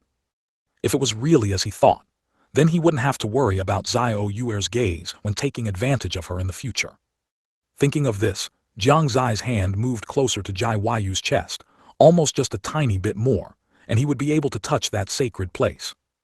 Just then, Jiang Xie accurately captured the look of anticipation in Xiao Yuer's eyes. It was indeed like this. He was overjoyed in his heart. But soon he reacted, could it be, this is a trap? Or is Jai Yu's fainting also an act? But it doesn't seem like it. For a moment, he was a bit confused as to who the prey actually was. 219, Giant River. Jiang Xie suddenly leaned close to Jai Yu's face, observing her carefully for a while, and only breathed a sigh of relief after confirming she had truly fainted. At least this proved he wasn't the prey. Seeing that little Xie no longer seemed as weak as before, Jiang Xie lifted Jai Yu into his arms and asked little Xie, did you see which direction those paper figures went? It seems that way, little Xie pointed to the left. Jiang Xie nodded faintly. All right then, we'll go in that direction. After speaking, he carried Jai Yu forward, not forgetting to remind little Xie to follow. Little Xie responded and quietly followed, but compared to a moment ago, some unknown change seemed to have occurred in her. She lowered her head, her eyes flickering with a red glow. A wicked smile also appeared at the corner of her mouth. Jiang Xie's brows suddenly furrowed. Just now, the Fanchen sword had given a warning of danger. He stopped, his gaze carefully scanning his surroundings, but he didn't see anything unusual. "Young master, what's wrong? Why did you stop?" Little Xie tilted her head, looking at him with a puzzled expression. "Nothing, just tired from walking." Jiang Xie shook his head, and finding no anomaly, he continued to walk. The information from the Fanchen sword usually wasn't wrong. Where exactly did the problem lie? There truly wasn't any major movement around. Then there was only... Thinking of this, a flash of inspiration went through Jiang Xie's mind, and he subtly glanced at Little Xie behind him. Seeing him look over, Little Xie showed a bright smile. "What's wrong, young master? Is there something on Little Xie's face?" As she spoke, she perfectly displayed a puzzled expression. "Nothing." Jiang Xie smiled and continued walking. The moment he turned back, the smile on his face instantly vanished. This Little Xie is fake. The feeling she gave him had completely changed. It changed in such a short amount of time. Not only her tone of voice, but also her demeanor. If it were the real Little Xie, her gaze should mostly be on Jai Yu. But just now, Jiang Xie noticed that her gaze wasn't on Jai Yu at all. This clearly didn't fit Little Xie's behavior. No, she should be the real Little Xie, just that some change occurred. It happened just now, when he told her to wipe the dirt from her face. After clearing his thoughts, Jiang Xie suddenly stopped again. "Little Xie, do you want to eat something?" "Eat what?" Little Xie looked puzzled. "Of course, eat my fist." Before he could finish, Jiang Xie threw a punch, directly hitting Little Xie on the forehead. Of course, he didn't use too much force, but it was enough to make her faint. With one punch, Little Xie fell directly to the ground. Jiang Xie looked at her but didn't find any problems. He then placed Jai Yu to the side and flipped Little Xie over. After flipping her over, he discovered that a paper figure had been attached to Little Xie's back at some point. So it was this thing. Jiang Xie directly tore it off, and the paper figure immediately began to struggle. He only exerted a little force, and the paper figure was torn into fragments. What a pity you picked the wrong person. Of all the people for this paper figure to possess, it had to be Little Xie. Little Xie's cultivation was the lowest among them. After the paper figure was gone, Little Xie slowly regained consciousness. Even Jai Yu slightly opened her eyes. "Little Xie, are you all right?" "Young master, I don't know what happened." Little Xie touched her slightly aching forehead, having some memory of what just happened, but it was very blurry. "It's fine, can you continue on?" Jiang Xie asked. Little Xie tried to stand up, found she had no problems at all, and nodded. "Young master, I can, please carry young miss quickly."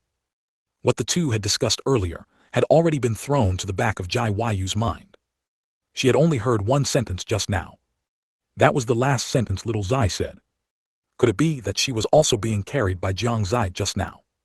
Thinking of this, Jai Yu's eyes, which were about to open, immediately closed again. A hint of surprise flashed in Jiang Xie's eyes, and a curve appeared at the corner of his mouth. Interesting, this girl is still pretending to sleep. If that's the case, then don't blame me. He came to Jai Yu's side, and just like before, skillfully lifted Jai Yu into his arms. This time, his hand had subtly touched Jai Yu's chest. A blush crept onto Jai Yu's face again. Her heart was filled with shame and indignation. This scoundrel, is he deliberately taking advantage of me? Didn't he keep saying Miss was small? How could he take advantage while Miss was unconscious? So you also say one thing and do another. Jai Yu realized she seemed to have caught Jiang Xie's weakness, which made her unconsciously reveal a smile. Jiang Xie happened to see it. His heart, however, was startled. What the heck? She's smiling even when I'm doing this. Is she not even trying to hide it? Good heavens, I really have become the prey. Although Little Xie was controlled by the paper figure. The direction she said those paper figures went was correct. Those paper figures had indeed gone to their left, which was north. Jai Yu didn't pretend to sleep for long before she couldn't keep it up. Jiang Xie's hand would occasionally change positions, claiming he was tired from holding her and needed to shift. She was naturally happy about this. But Jiang Xie's actions seemed to be getting bolder, and Little Xie was still here. She couldn't bring herself to face it. The three of them sped along, and after about the time it takes for an incense stick to burn, their vision suddenly cleared. Before them was a huge river, and within tens of meters around the river, there were no large trees, only grass. What excited them even more was that here, they saw many scattered classmates. Among them was Lin Maoyan. As soon as Lin Maoyan saw the figures of Jiang Xie and the other two, her face lit up with excitement. She quickly ran towards them. "Young master, Miss Jai, little Xie," she called out each name in turn. Seeing that almost everyone was there, the worry in Jiang Xie's heart also slightly eased. The others, noticing the commotion, also ran towards Jiang Xie, their faces similarly showing excitement. However, before they had taken 2 steps, Jiang Xie stopped them. "Everyone, I know you are confused right now, but please check the backs of the people around you to see if there are any possessed paper figures." The crowd looked at each other, not knowing what this meant, but they still actively cooperated. "Lord Suzai, I really found a paper figure." "Oh my god, you were also possessed by a paper figure." "Hiss Tilda, what are you doing? Are you trying to ambush me? What exactly is going on? It was fine just now." In a short moment, exclamations rang out all around. People controlled by paper figures were discovered from time to time. At the same time, such people would suddenly erupt, but fortunately with Jiang Xie's reminder, most people had raised their vigilance. This gave them enough reaction time to deal with the attacks from these people. The scene instantly turned into chaos. All kinds of fighting sounds, exclamations, and angry shouts were incessant. Various martial skills emerged endlessly. Fortunately, those controlled by paper figures were ultimately only a minority. They were suppressed by the crowd in no time. After tearing them off, those people returned to normal. Subsequently, whenever someone emerged from the forest, they would be subjected to a unified interrogation by the crowd. If they were found to be controlled by a paper figure, they would be taken down with lightning speed. This continued for a period of time. 220, best choice. It wasn't until everyone had arrived that they began to ponder why those paper figures had led them here. Or was it that no matter which direction they walked in the forest, they would eventually end up here? Although those paper figures were terrifying, they didn't possess much offensive power. This was also something that puzzled everyone. "Young Master Suzai, what exactly is going on? Young Master Suzai, what should we do next? Young Master Suzai, what exactly is this place?" Soon the voices of the crowd echoed again. They all looked at Jiang Xie, anticipating his answer. But how could Jiang Xie know any of these things? He didn't speak, but instead went to the riverbank and quietly observed. In his opinion, if such a strange forest didn't have something terrifying, that would be abnormal. Although the paper figures were terrifying, their combat power was too low. And they had all gathered by this river. The only suspicious thing was the river in front of them. He was silent for a moment, and an idea appeared in his mind. Perhaps it wasn't impossible that there was something under the river. As a seasoned novel enthusiast in his previous life, he had seen too many such tropes. Thinking of this, he said to everyone, "It's clear that we've arrived at a strange place. I'm afraid no matter which direction we walk, we'll eventually end up here." From this, it's evident that this place must have something extraordinary, and the most likely spot is beneath this river. That's right, this huge river feels eerie. Perhaps something is hidden under the river. What if there's some demonic beast down there? To obtain an opportunity, one cannot fear danger. They started discussing again. Quite a few people, like Jiang Xie, came to the riverbank to observe carefully. But no matter how much they looked, they couldn't figure anything out. The river water was blue, so dark it appeared black, and its depth was unknown. They didn't dare to go down rashly. Jai Yu came closer to Jiang Xie and asked, "What should we do next?" Lin Maoyan and little Xie listened attentively from the side. Jiang Xie rested his right hand on his chin, thought for a moment, and then said, "How about this? I'll go down and see what the situation is. After 2 incense sticks of time, if you feel a huge commotion, then don't hesitate, leave this place immediately. If after 2 incense sticks of time there's no reaction, then you can follow." He considered everything thoroughly. If a huge commotion could be felt from outside, then a great battle must have occurred inside. In such a situation, not leaving this place would clearly be very dangerous. If there was no movement, it meant no great battle had occurred, or it was possible he hadn't found anything. Going down, in such a situation, would be safe. Jai Yu looked worried. She gently tugged at Jiang Xie's sleeve and softly said, "Can't you not go down?" "Yes, young master, how dangerous is that?" little Xie also advised. Lin Maoyan also shook her head and said, "Young master, who knows what's at the bottom of this river? What if you encounter a terrifying demonic beast?" Jiang Xie, of course, knew they were worried about him. But the problem was, besides himself, who else present could handle this task? Jai Yu. Although her strength was great, she was only in the soul-forging realm, and facing such unknown danger, the cultivation of the soul-forging realm was far from enough. The rest of them were even less capable. If he could, Jiang Xie wouldn't want to go down either. This seemingly dark river water made people fearful just by looking at it. For someone with thalassophobia, this was simply a huge torment. If he couldn't revive after dying, he wouldn't go down. If he didn't know how to get out of this forest at the moment, he wouldn't go down. Jiang Xie had a premonition. After leaving this forest, he would be much closer to his goal. He could feel the burning sensation on his forehead, becoming more and more obvious. It was more than twice as strong as before entering the forest. "It's fine, you must believe me. Even the backlash from the Fanchen sword didn't kill me, so this is even less likely." Jiang Xie patted Jai Yu's head and comforted her. Jai Yu closed her eyes slightly, seemingly enjoying it very much. Immediately, Jiang Xie said to Lin Maoyan and little Xie, "Remember, you absolutely must not go down rashly. If there's any danger, I won't be able to look after so many of you." Lin Maoyan and little Xie both nodded gravely. The distance between the three of them and the others was not far.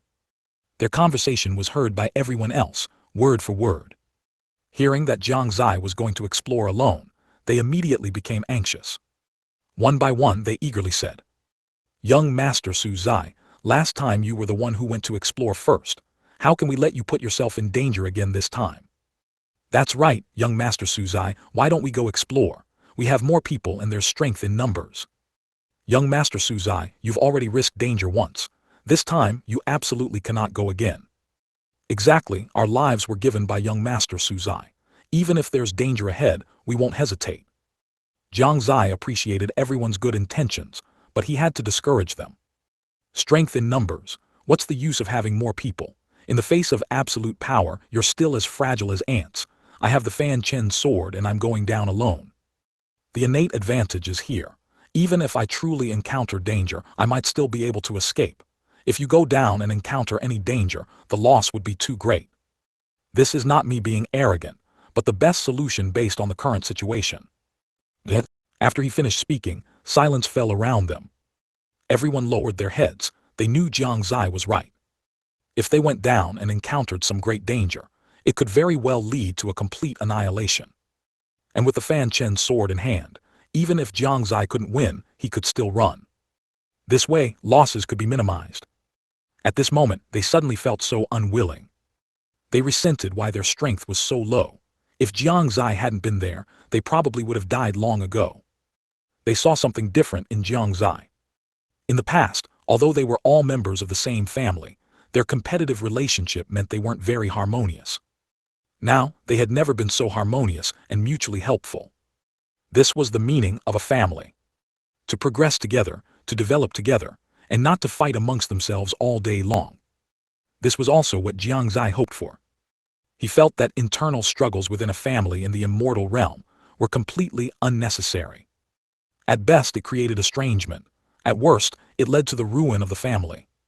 These were all results of internal family struggles. Working together was the optimal choice. 221. Strange smell. The crowd no longer knew how to refute him. Their hearts were heavy, burdened by their own weakness. Initially, when they heard about the new young master, most of them were dismissive. Some even mocked him. Later, when they heard rumors that Jiang Xie was the Fanchen sword master, their first reaction was disbelief. Their second reaction was to think he wasn't much of a threat. Becoming the Fanchen sword master indicated his realm was close to that of an ordinary person. Then, when they learned that Jiang Xie's name had climbed to third place on the Heaven's Pride ranking, all that remained in their hearts was shock. It was also the first time they felt Jiang Xie was incredibly powerful, and their mindset began to shift. Many started to admire him. After all, that was third place on the Heaven's Pride ranking. It was an honor the Yuan Empire, and even the entire Eastern continent, hadn't experienced for countless years. Finally, they were here in the Yuan secret realm.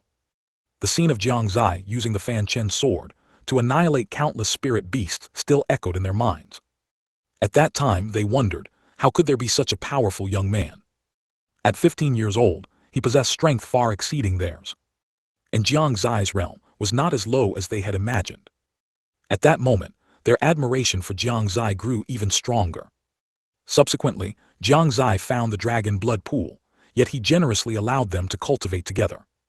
They then thought, how could such a person exist? In this world, it was not uncommon for relatives to turn against each other for a bit of cultivation resources. Yet, Jiang Xie was able to generously let them enjoy it together. If he had cultivated alone, his cultivation would have improved by at least several levels. Now they felt more guilt towards Jiang Xie, and more dissatisfaction towards themselves. But they didn't know that while Jiang Xie was generous, he wasn't that asterisk generous. At least, the most valuable and precious things were still monopolized by him. This is a bit of selfishness everyone possesses, and he was no exception. This wasn't Jiang Xie being stingy. On the contrary, his actions were already astonishing. One must know, dragon blood is not a simple thing. Generally, no one would share it. As for their cousin, Su Han, Su Yu, and Su Peng didn't know how to describe him. They only knew that he was far more outstanding than them, not only in strength but in other aspects as well. Seeing everyone lower their heads, Jiang Xie knew his words had an effect. He looked at Jai Yu, finding her still staring at him with a worried expression. Jiang Xie smiled and nodded at her, signaling her not to worry. He also smiled at Lin Maoyan and little Zai. Then he turned around, looked at the bottomless great river, and jumped into it without hesitation. Upon entering the river, a feeling of bone-chilling cold spread throughout his body. The river water was deep and icy. Below it seemed to be a murky expanse, making it impossible to see clearly. Jiang Xie protected himself with spiritual qi, and began to descend continuously. His speed was not fast. He could only descend about 1,000 meters per minute, and as the depth increased, his speed became slower and slower. After descending about 1,000 meters, Jiang Xie still couldn't see anything. It was as if there was nothing but water around him. And it was pitch black, like a pool of stagnant water. Is there nothing here? Jiang Xie couldn't help but begin to doubt. He continued to descend. 2,000 meters, still no change. 3,000 meters. 4,000 meters. 5,000 meters. Still no change whatsoever. The surrounding water remained the same color. 6,000 meters. 7,000 meters. As he descended, time also passed little by little. The time for 2 incense sticks quickly passed. On the riverbank, a large group of people nervously watched the river surface. It was completely calm. And the 2 incense sticks worth of time Jiang Xie mentioned had passed. Did this mean there was no danger below? They didn't know. But they knew that the time Jiang Xie had set was up. Miss Jai, should we go down now? Su Han asked. Everyone waited for her answer. Jai Yu had long been impatient. Before anyone could react, she had already jumped down. Her actions proved her attitude. Seeing this, Lin Maoyan and little Zai also didn't hesitate, leaping down. The others followed suit, jumping into the river one after another. In a short while, the riverbank was empty. As if no one had ever been there, it returned to its usual silence. This vast, waveless great river was like a bottomless abyss, instilling fear in people's hearts. Below the river, after 8,000 meters, Jiang Xie's vision suddenly cleared. The surroundings were no longer pitch-black water, but had returned to normal, clear and bright. This made Jiang Xie's heart fill with joy. It seems there might really be something at the bottom of this river, so strange. He murmured, his gaze sweeping around. Although he could now see things, there was simply nothing around. Below it was still bottomless. There wasn't even a single creature around. This made him shiver slightly. This was just too bizarre. Looking at the abyss below, Jiang Xie hardened his heart and went for it. He continued to descend. 9,000 meters. 10,000 meters. At this depth, he finally saw the bottom. In terms of the entire Shengyuan Continent, A river of this depth wasn't considered deep. But for Jiang Xie, it was extremely deep. At this depth, he already felt a slight discomfort. But thankfully, it was still bearable. If little Xie reached this depth, she probably wouldn't be able to move an inch. Thinking of this, he suddenly felt a little worried. However, on second thought, little Xie seemed to have a set of armor on her, so it seemed there wouldn't be any problem. Shaking his head and casting these thoughts out of his mind, he began to walk along the riverbed. Unfortunately, his cultivation had not yet reached the soul-forging realm. Otherwise, he would be able to release his divine sense to scout the way. Now he could only rely on his eyes. Not knowing which direction to go, he simply chose one at random. Along the way, he didn't see any living creatures. Until he felt a special fluctuation coming from ahead, accompanied by a unique qi. Just sensing this qi made Jiang Xie's entire body tremble. He felt his whole body instantly fill with strength, and even his spirit improved. What kind of qi is this? Jiang Xie's eyes lit up. After searching for so long, he finally had some clues. He was certain that whatever was emitting this qi was definitely not an ordinary object. The possibility of it being a heaven and earth spirit treasure was huge. Thinking of this, he immediately rushed towards the direction from which the qi was coming. But slowly, he noticed something was wrong. As he got closer, he sensed several different qis. And the feedback from the Fanchen sword was even more astonishing. Countless qis were densely packed, making his scalp tingle and his legs feel like they were filled with lead. He couldn't take another step. 222. Heaven-repairing divine lotus root. Among these auras, he even felt several that were particularly strong. They were stronger than the spirit beasts he had encountered in the divine power realm earlier. They possessed at least the strength of the domain realm. With such strength, they could no longer be called spirit beasts but demonic beasts. This clearly indicated that the natural spiritual treasures in this place must be incredibly terrifying. This made his heart itch with anticipation. He really wanted to know what it was. Caught between fear and curiosity, Jiang Xie ultimately chose to continue forward. So what if he died and revived? What was there to be afraid of? At the very least, he had to find out what that natural spiritual treasure was. Thinking this, he suddenly felt his legs lighten considerably. After walking another few hundred meters, the dense auras emanating from the surroundings had become incredibly intense. If he weren't in the river, he would probably be drenched in sweat by now. Now he had arrived in front of two massive boulders. Jiang Xie cautiously peered into the gap between them. At that sight, his pupils immediately constricted. Behind the boulders was a dense mass of black shadows. Upon closer inspection, it was not difficult to discover that these were all Yao beasts and spirit beasts, far exceeding the number he had seen on the grasslands previously. The number was immeasurably greater. No wonder I haven't seen a single Yao beast all this way. They were all here. At this moment, he couldn't help but feel fortunate that the Fanchen sword could conceal his aura. Otherwise, it would have been another fierce battle. With this formation, if he didn't use the full power of the Fanchen sword, he probably wouldn't be able to resolve it. But the cost would be too great. Was that natural spiritual treasure worth him making this move? Jiang Xie began to hesitate. He decided to observe the situation further. If it wasn't an extremely precious item, he would leave. In the distance, a dense multitude of Yao beasts and spirit beasts were gathered together. Jiang Xie could even feel their fervor. What exactly is it? He grew increasingly curious. His gaze shifted constantly. Finally, through the gaps between these Yao beasts, though it was only a glimpse, he still recognized what it was. Jiang Xie felt his head buzzing.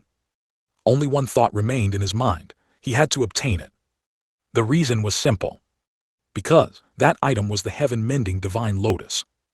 Jiang Xie only remembered seeing its description in some ancient text. The heaven-mending divine lotus, a divine treasure of heaven and earth, possesses the ability to mend the heavens, contains immense power, has the effect of bringing the dead back to life and regenerating flesh and bone, and is also an item that seizes the fortune of heaven and earth, possessing ineffable effects. It had only appeared once in history. It is said that an ordinary young boy accidentally discovered a small lotus root. He took it home, cooked it, and ate it. Unexpectedly, after consuming it, his entire body emitted a brilliant light. Immediately, he underwent ascension in broad daylight, ultimately achieving the Great Emperor realm. This was the heaven-mending Great Emperor. Jiang Xie initially found this legend somewhat unbelievable, so he remembered it. An ordinary young boy, ascension in broad daylight, achieving the Great Emperor realm. Each of these phrases indicated the extraordinary nature of that divine lotus root. Jiang Xie later specifically sought out records about the heaven-mending Great Emperor. Just a few short words, yet they greatly shocked him. Heaven-mending Great Emperor, 17 years of age, Great Emperor position. As for other details, there were no records whatsoever. But these few words alone already proved his extraordinary nature. Achieved the Great Emperor realm at 17. Was there really such a person in this world? Jiang Xie had doubted it more than once. Moreover, judging from historical records, the heaven-mending Great Emperor likely ate an immature heaven-mending divine lotus. And what was before him was something on the verge of maturity. Although what he had read were all unofficial histories within the Jiang family, their authenticity was not very high. There was a high possibility of other hidden truths. This had already been verified by comparing them with historical records from other places. But even so, it could not be denied that this heaven-mending divine lotus might truly possess heaven-defying abilities. This was enough for Jiang Xie to make a move. Perhaps this item could even cure his body. For him now, this was precisely what he needed most. Thinking of this, Jiang Xie began to wait silently. He estimated that the heaven-mending divine lotus would be fully mature in about the time it takes for one stick of incense to burn. At that time, it would be the most chaotic moment. And also the best time for him to fish in troubled waters. If he were discovered, it wouldn't be too late to use the Fanchen sword then. One stick of incense passed quickly, in a flash. The heaven-mending divine lotus also fully matured at this time. A huge flower suddenly bloomed in the air. A rich floral fragrance actually emanated from the bottom of the river. Jiang Xie merely took a light sniff and felt his cultivation advance by a trace. Then he saw streams of spiritual energy surge from all directions, circling towards the flower, being absorbed by the heaven-mending divine lotus underground. It looked truly magnificent. The color of the heaven-mending divine lotus also slowly changed from yellow to white jade. Looking at the heaven-mending divine lotus, half exposed from the soil, Jiang Xie's eyes turned red. The surrounding Yao beasts were also, one by one, red-eyed. A great battle was about to erupt. The Yao beasts began to roar and fight. The water at the bottom of the sea was stirred by their battle, and several times, Jiang Xie almost lost his footing. Blood began to permeate the surroundings. Jiang Xie's vision also gradually became enveloped in red. Fortunately, the area where the heaven-mending divine lotus was located still emitted light. Relying on the Fanchen sword's ability to conceal his aura, Jiang Xie stealthily moved towards the heaven-mending divine lotus. Along the way, he bypassed many Yao beasts. But there were simply too many Yao beasts. Their numbers stretched as far as the eye could see. When Jiang Xie had walked to within tens of meters of the heaven-mending divine lotus, he heard a huge roar. Immediately after, a sense of crisis suddenly crept into his heart. Not good, Jiang Xie exclaimed, pushing off the ground with his legs and instantly flew upwards. Only then did he realize that the surrounding Yao beasts had stopped fighting at some unknown point, and their gazes were all focused on him. Jiang Xie gave a bitter smile. He didn't expect to be discovered after all. Since that was the case, then he had no choice but to go all out. He would absolutely not give up on this heaven-mending, divine lotus. Human, how audacious! How dare you trespass into our territory, and even try to fish in troubled waters and steal the heaven-mending divine lotus. Suddenly, a voice came, making Jiang Xie unable to resist looking over. The one speaking was a giant shark. At least in Jiang Xie's opinion, it was a shark, although it had a strange appearance and a huge single horn on its head. It somewhat resembled a monster from a giant-themed TV show he had watched in his previous life. And this shark was one of the domain realm demonic beasts he had sensed earlier. At the demonic beast stage, they were already capable of speaking human language. Jiang Xie was not surprised by this. He merely said with an indifferent expression, "The cultivation world is inherently about the strong preying on the weak. What is there to steal?" Ha ha ha ha, the strong preying on the weak. I really don't know what courage a human ant with only controlling Yuan realm cultivation has to say such a thing. Is that so? You'll soon know where I get my courage from. 223, Coma. Jiang Xie had no intention of reasoning with these Yao beasts. He absolutely had to obtain the heaven-mending, divine lotus. For this, even if it meant a period of weakness, he would not hesitate. Ha ha ha, human ant, you truly speak with arrogance. We shall see what tricks you can pull. At this moment, Jiang Xie's body was surrounded by dense layers of Yao beasts and spirit beasts. It could be said he was completely encircled. Now, even if he wanted to run, he would have to fight his way out. Circle after circle, not only around him but even above him, were spirit beasts. Jiang Xie could feel the gazes converging around his body. The intense sense of oppression was not small for someone of his controlling Yuan realm cultivation. If it were anyone else, they would probably have wet their pants by now. But Jiang Xie was different. He didn't wet his pants, he coughed blood. Cough, cough, even though he tried his best to suppress the urge to cough. But reality often didn't go as he wished. He still coughed as expected. A mouthful of fresh blood was exceptionally striking at this moment. The serious atmosphere instantly changed. Ha ha ha ha, I'm dying of laughter. That human ant was just speaking arrogantly, and now he's coughing blood from our aura. How ridiculous, how ridiculous. Interesting, I thought we might have some new fun today. In my opinion, let's just eat him whole. Several demonic beasts spoke in turn, showing extreme disdain for Jiang Xie. The other spirit beast also let out a series of strange sounds. To Jiang Xie, this was the sound of mockery. His face also reddened a bit. To be honest, it was indeed embarrassing. Fortunately, he was thick-skinned. Otherwise, he probably wouldn't have had the face to stay. HMPH, that was just me pretending to confuse you. What are you animals thinking?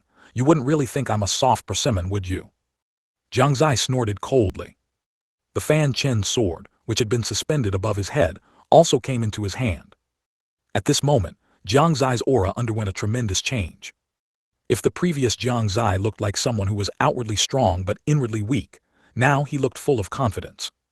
His eyes were sharp, devoid of the casualness from before, and the sword in his hand still looked ordinary. But the chi it emitted was that of a divine sword, as if it could pierce through the heavens. They were shocked. The few demonic beasts were shocked. They had never expected that the human race boy, whom they considered an ant, would suddenly transform and emit an aura that made even them feel a little startled. There was even less to say about the other spirit beasts and Yao beasts. Their bodies retreated several zhang, and their eyes were filled with fear. Human race youth, what method did you use? Why do you still have controlling Yuan realm cultivation, yet you seem to possess the aura of a powerful expert? Could it be just some special secret technique, just to scare us? Youth, if you stop now, perhaps we might leave you a complete corpse later. They were starting to get scared. Jiang Xie merely smiled faintly and said, Do you know the meaning of the words instant? Instant. A moment. Indeed, it's a moment, but now, its meaning is to resolve the enemies in front of me in an instant. Saying that, the Fanchen sword in Jiang Xie's hand suddenly released a dazzling light. Everyone present, whether Yao beasts, spirit beasts or demonic beasts, all felt a sense of being locked on. This feeling made them very uncomfortable, very shocked, and even a little fearful. The one-horned shark immediately felt something was wrong and hurriedly said, Wait, I must clarify something. And Jiang Xie was stunned for a moment. What is it? We are not enemies, because we are not humans at all. A group of Yao beasts nodded frantically. Jiang Xie was amused by this statement. His face flushed from holding back laughter, and the hand holding the sword trembled slightly. He felt like he couldn't hold it in anymore. To avoid embarrassing himself again, he decided to directly engage in battle. Immediately after, without any warning, Jiang Xie unleashed a sword strike. Brilliant light filled this area. After a burst of bright light, only Jiang Xie remained in the surroundings. All the Yao beasts were annihilated. Not even a trace of painful wailing was left behind. And Jiang Xie, after this move, his body began to crumble inch by inch. However, a special force was rapidly repairing his body. The two forces canceled each other out. As the host, Jiang Xie was tormented by immense pain. His face was contorted, in pain beyond his control. He also fell to the ground. This, the Fanchen sword's power, is indeed great, but the after effects are truly painful. He deeply experienced what it felt like to wish for death. Gradually, Jiang Xie felt his eyelids becoming heavy, as if they were about to close at any moment. Looking at the heaven-mending divine lotus, which was within reach, he forced himself to stay awake and crawled towards the heaven-mending divine lotus step by step. He didn't know how long it took, but he finally crawled to the heaven-mending divine lotus. He used all his remaining strength to put it into his spatial ring. Afterward, he completely ran out of energy, his vision went dark and he fainted. His broken body continued to undergo destruction and repair. Jiang Xie's aura also entered an extremely weak state, as if he were dead, and it was unknown when he would wake up. On the other side, Jai Huayu led everyone downstream, and finally reached a depth of about 10,000 meters at the bottom of the river. She scanned her surroundings, but did not see Jiang Xie's figure. This made her anxious. She then said to the others, "He's not here. Let's form small teams and search separately. Be sure to constantly pay attention to your surroundings to prevent danger." Saying that, she walked in one direction with Xiao Zai and Lin Maioyan. The rest of the people formed their own small teams, some with 3, some with 4, and walked in different directions in groups. Their purpose was to find Jiang Xie's figure. As time passed, everyone found nothing. In their opinion, after Jiang Xie entered the river, he seemed to have disappeared, which was truly strange. As they searched, they entered a completely unfamiliar space. When Jai Huayu came to her senses, Lin Maioyan and Xiao Zai were no longer around. "Xiao Yue, why are you here?" Suddenly a voice came out, startling Jai Huayu. She turned her head and saw Jiang Xie's figure. "Jiang Xie," she called out, her face filled with surprise. Then she opened her arms and pounced fiercely towards Jiang Xie. Not far away, Jiang Xie revealed a subtle eerie smile, also opening his arms, waiting for Jai Huayu's arrival. As the distance closed, he gradually became excited.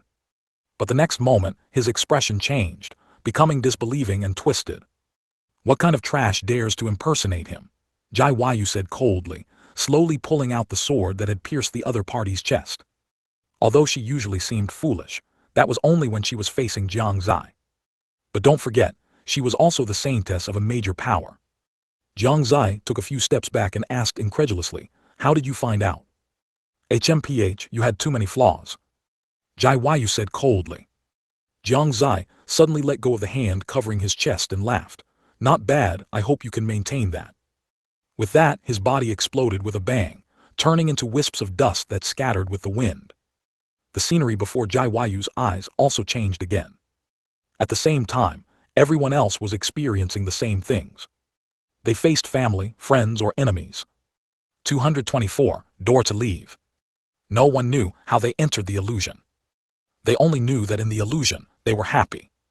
But whenever they thought of Jiang Xie, they would instantly wake up. If they had never met Jiang Xie, never seen his peerless demeanor, perhaps everyone would have easily been lost in the wine and meet paradise within the illusion. But they had seen it, seen a scene that was like a miracle to them. They had also seen Jiang Xie's unparalleled figure. That posture was deeply etched into their minds. So much so that, just as they were about to get lost in the illusion, they suddenly woke up. As for Jai Huayu, she had never been lost in it from beginning to end. She now had only one thought in her mind: where is Jiang Xie? The urgent desire to find him had surpassed all other thoughts. As a result, the illusion could barely last 3 breaths in front of her. "Oh," a surprised voice seemed to echo through the world. It seemed it hadn't expected such a person. To be honest, Jai Huayu was getting a little annoyed. These illusions came one after another, without stopping. One was broken, and another immediately followed. As if endless. This made her frown deeply. She was anxious about finding Jiang Xie, so how could she waste time on such things? But she hadn't even noticed. As she continuously broke through the illusions, her mental energy was constantly improving.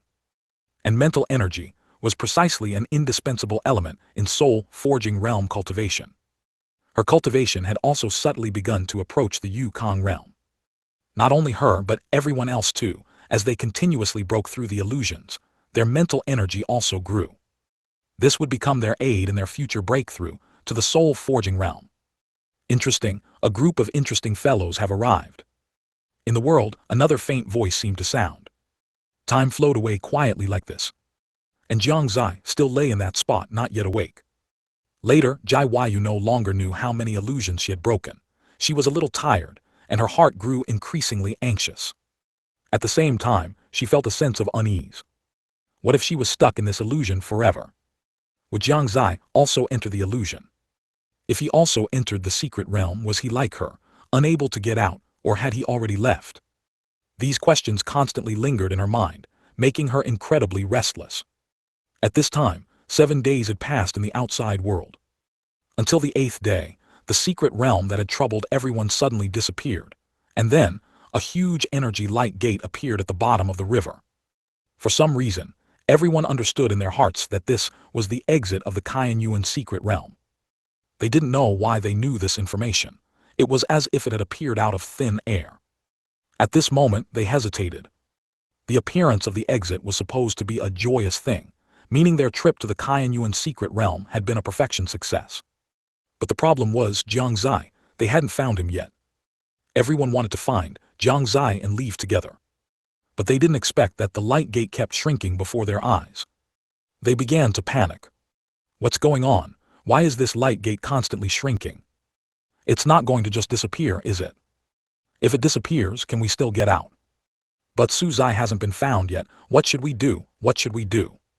It's all because we wasted too much time in that illusion. They were extremely anxious, not knowing how to choose between the constantly shrinking light gate and Jiang Xie. If they missed this opportunity, they would likely end up like those powerhouses who remained here forever, unable to escape the fate of falling. Everyone go first, I'll look for him, Jiang Yu said to everyone with a solemn gaze. At this moment, she didn't want others to continue risking their lives searching. Lin Maioyan and Little Zai also shared the same attitude. Her words immediately drew many voices. Miss Jai, there's no time. Perhaps Su Zai has already left. Exactly, you can't do anything foolish. If you miss this opportunity. Miss Jai, we are just as worried about Su Zai as you are, but now, there's really no time left. Miss Jai, I believe cousin Su Zai will be fine. Yes, cousin Su Zai is so strong. How could anything happen to him? Everyone became even more anxious, because the speed at which the light gate disappeared had quickened considerably. Jiang Yu heard all their words in her mind. But she didn't have much of a reaction. Since she had made up her mind, she wouldn't easily change it. Everyone's kindness.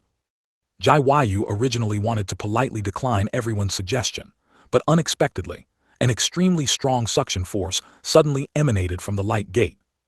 Many disciples couldn't react in time and were directly sucked in. In a short instant, more than half of the people were gone, and the remaining ones all had drastically changed expressions. People were constantly being sucked into it. Even Jiang Yu's body became unstable and was pulled several steps forward. Young miss, Little Zai suddenly cried out loudly, her body already beginning to fly towards the light gate. Jiang Yu's expression changed. Her body moved forward a few more steps.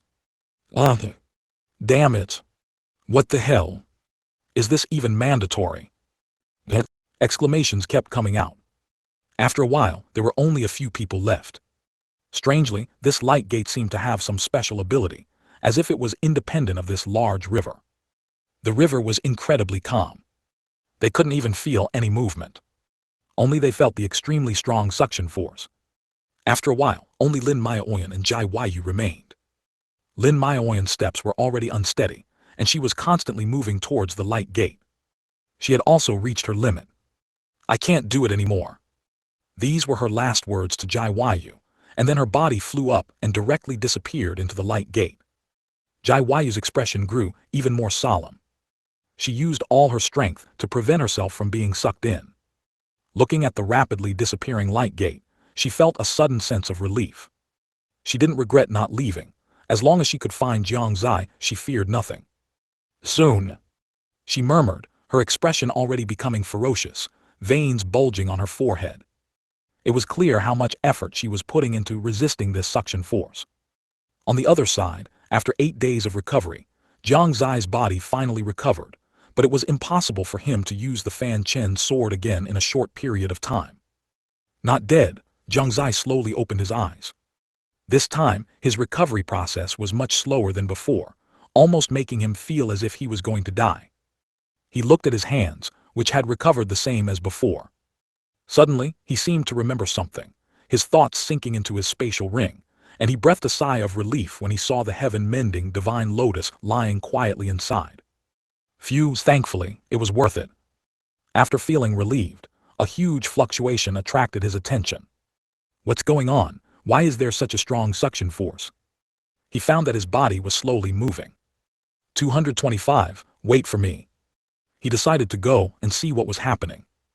Most importantly, he was worried that it might be caused by others, and he was a little concerned about their safety. Slowly standing up, Jiang Xie walked towards the direction from which the fluctuations came. With the added pull, his speed was very fast. Before long, he arrived not far from the glowing gate. It was also at this moment that Jiang Yu let out a desperate roar. No. Jiang Xie witnessed with his own eyes Jiang Yu's body flying out from not far from him, heading straight for that glowing gate. The glowing gate to exit the Qianyuan secret realm. At this moment, Jiang Xie also inexplicably understood the purpose of this glowing gate. This was the exit of the Qianyuan secret realm. This was clearly an excellent opportunity. He also wanted to leave. If he missed this opportunity, he didn't know when he would be able to leave. Although he wanted to, he couldn't leave. Because he hadn't found the item to activate the third statue yet. Although Su Wu hadn't told him the specific conditions for the Qianyuan secret realm to open. He only knew that it had to be opened by someone from the Su family. But Jiang Xie could guess. There must be other requirements, otherwise, the Qianyuan Empire wouldn't open it so infrequently. The last time the Qianyuan secret realm opened was decades ago. This also meant that if he didn't leave this time, he might very well perish here, or perhaps only have another chance decades later. How to choose seemed to be a problem. But Jiang Xie didn't think for long, he chose to stay. No matter what, he had to find the item to activate the third statue. This was the fundamental reason he could establish himself in this world. These thoughts appeared in his mind, and finished processing in just a brief moment. The moment Jiang Yu's body flew out, she also saw Jiang Xie's figure not far away. Her eyes were tearful, filled with immense regret. If only she could have held on a little longer, would she have? At this moment, she desperately hoped that Jiang Xie would leave with her. But she was disappointed. She only saw Jiang Xie faintly shaking his head at her. No, I don't want to leave. She shouted loudly, bad guy Jiang Xie, come with me, okay? Jiang Xie shook his head again, saying, sorry, Zio Yuer, this time I probably can't leave with you. I still have unfinished business here. Jiang Yu's face was filled with despair. Her despair wasn't because Jiang Xie refused to go with her. She was afraid that Jiang Xie would encounter some danger. Her eyes also became hollow. Just as she was about to disappear into the glowing gate, Jiang Xie's voice came again. It made Jiang Yu's eyes light up once more. That sentence had only 2 words, wait for me. Just these 2 words gave Jiang Yu infinite hope. Tears in her eyes, she nodded slightly. The moment her head was about to enter the glowing gate, the same words came out. I'll wait for you. As the words fell, the person left, and the gate vanished. Everything returned to its usual state. Beneath the deep riverbed, only Jiang Xie remained. Jiang Xie's mood was complex, although he had said wait for me. He himself wasn't sure when he would be able to leave. Perhaps a day or 2, or perhaps a year or 2, or even 10 or 20 years. He didn't know what awaited him ahead, nor did he know if he could successfully find that item. Now he had no choice. Only to continue forward. It's time to get going, after making up his mind.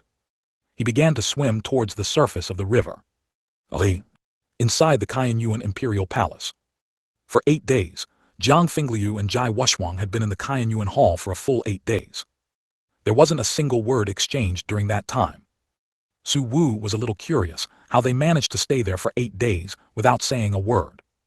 The crucial point was, if they didn't leave, Su Wu himself felt awkward leaving. He could only sit with them for 8 days. Well, for cultivation, 8 days passed in a flash, barely causing a ripple. But that was cultivation. In this state, Su Wu couldn't cultivate at all. Every day felt like living through years. Several times, he almost wanted to just kick them out. But on second thought, one was his son-in-law, and the other was his grandson's father-in-law. If he acted too harshly, the impact wouldn't be good. So he forcefully endured it. What shocked him most was that these two could still cultivate here with peace of mind. And they didn't show any signs of discomfort. For a moment, Su Wu even felt that this Yuan hall wasn't his anymore, but theirs. How long do you two plan to stay here with me? Su Wu finally couldn't hold back and directly asked the two. Jiang Fingliu stopped cultivating, opened his eyes and smiled. Father-in-law, don't be so anxious. It's rare for your son-in-law to visit. What's wrong with staying a bit longer? Father-in-law wouldn't be so petty, would he? Jai Wushwang also opened his eyes and said, Sovereign Su, it's not easy for me to visit you once. Can I stay a bit longer? Is Sovereign Su not welcoming me? Su Wu's mouth twitched. These two guys clearly weren't at ease about their son and daughter, wanting to wait until they came out. Yet they had to pretend not to be worried. Su Wu directly exposed them. Stop it, it's not like I don't know what you're thinking.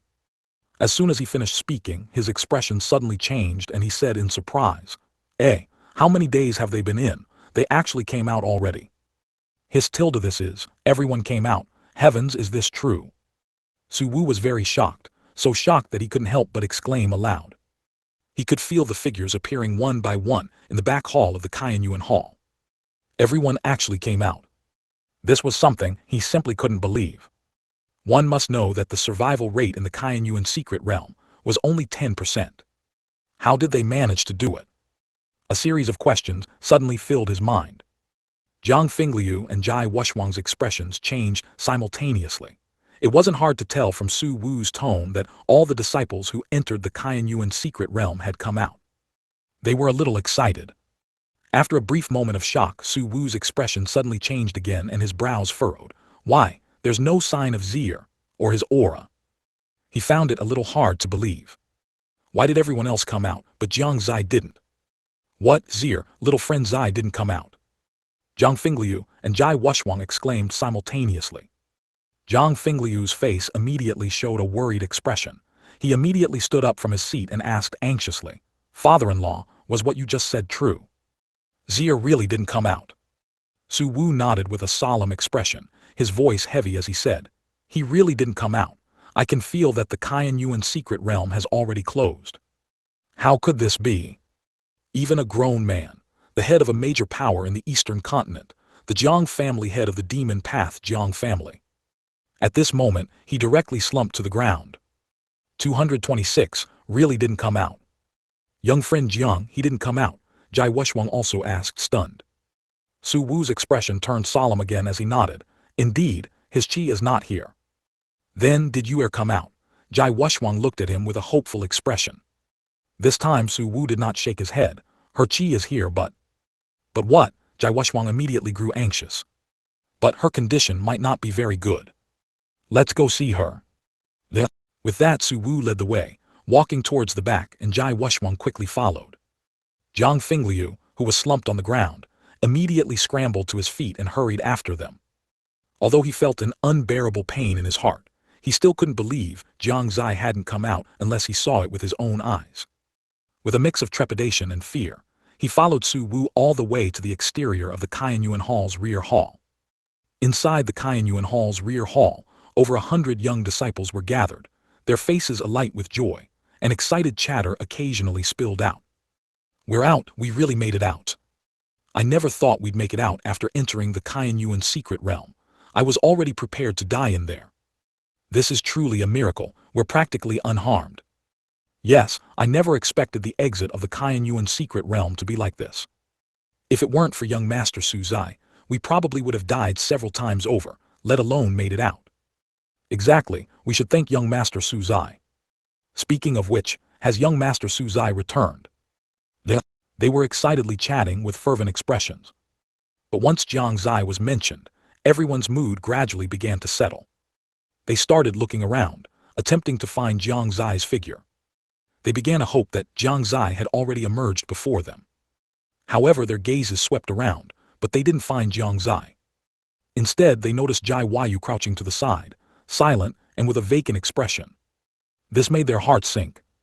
They had a bad premonition. Xiao Zai was also squatting beside Jai Yu.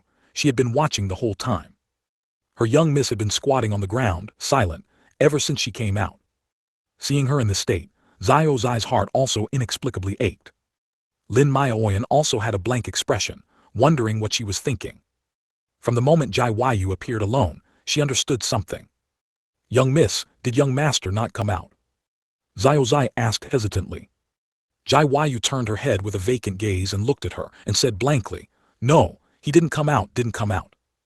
At this moment she seemed to have lost all emotion, like a puppet on strings.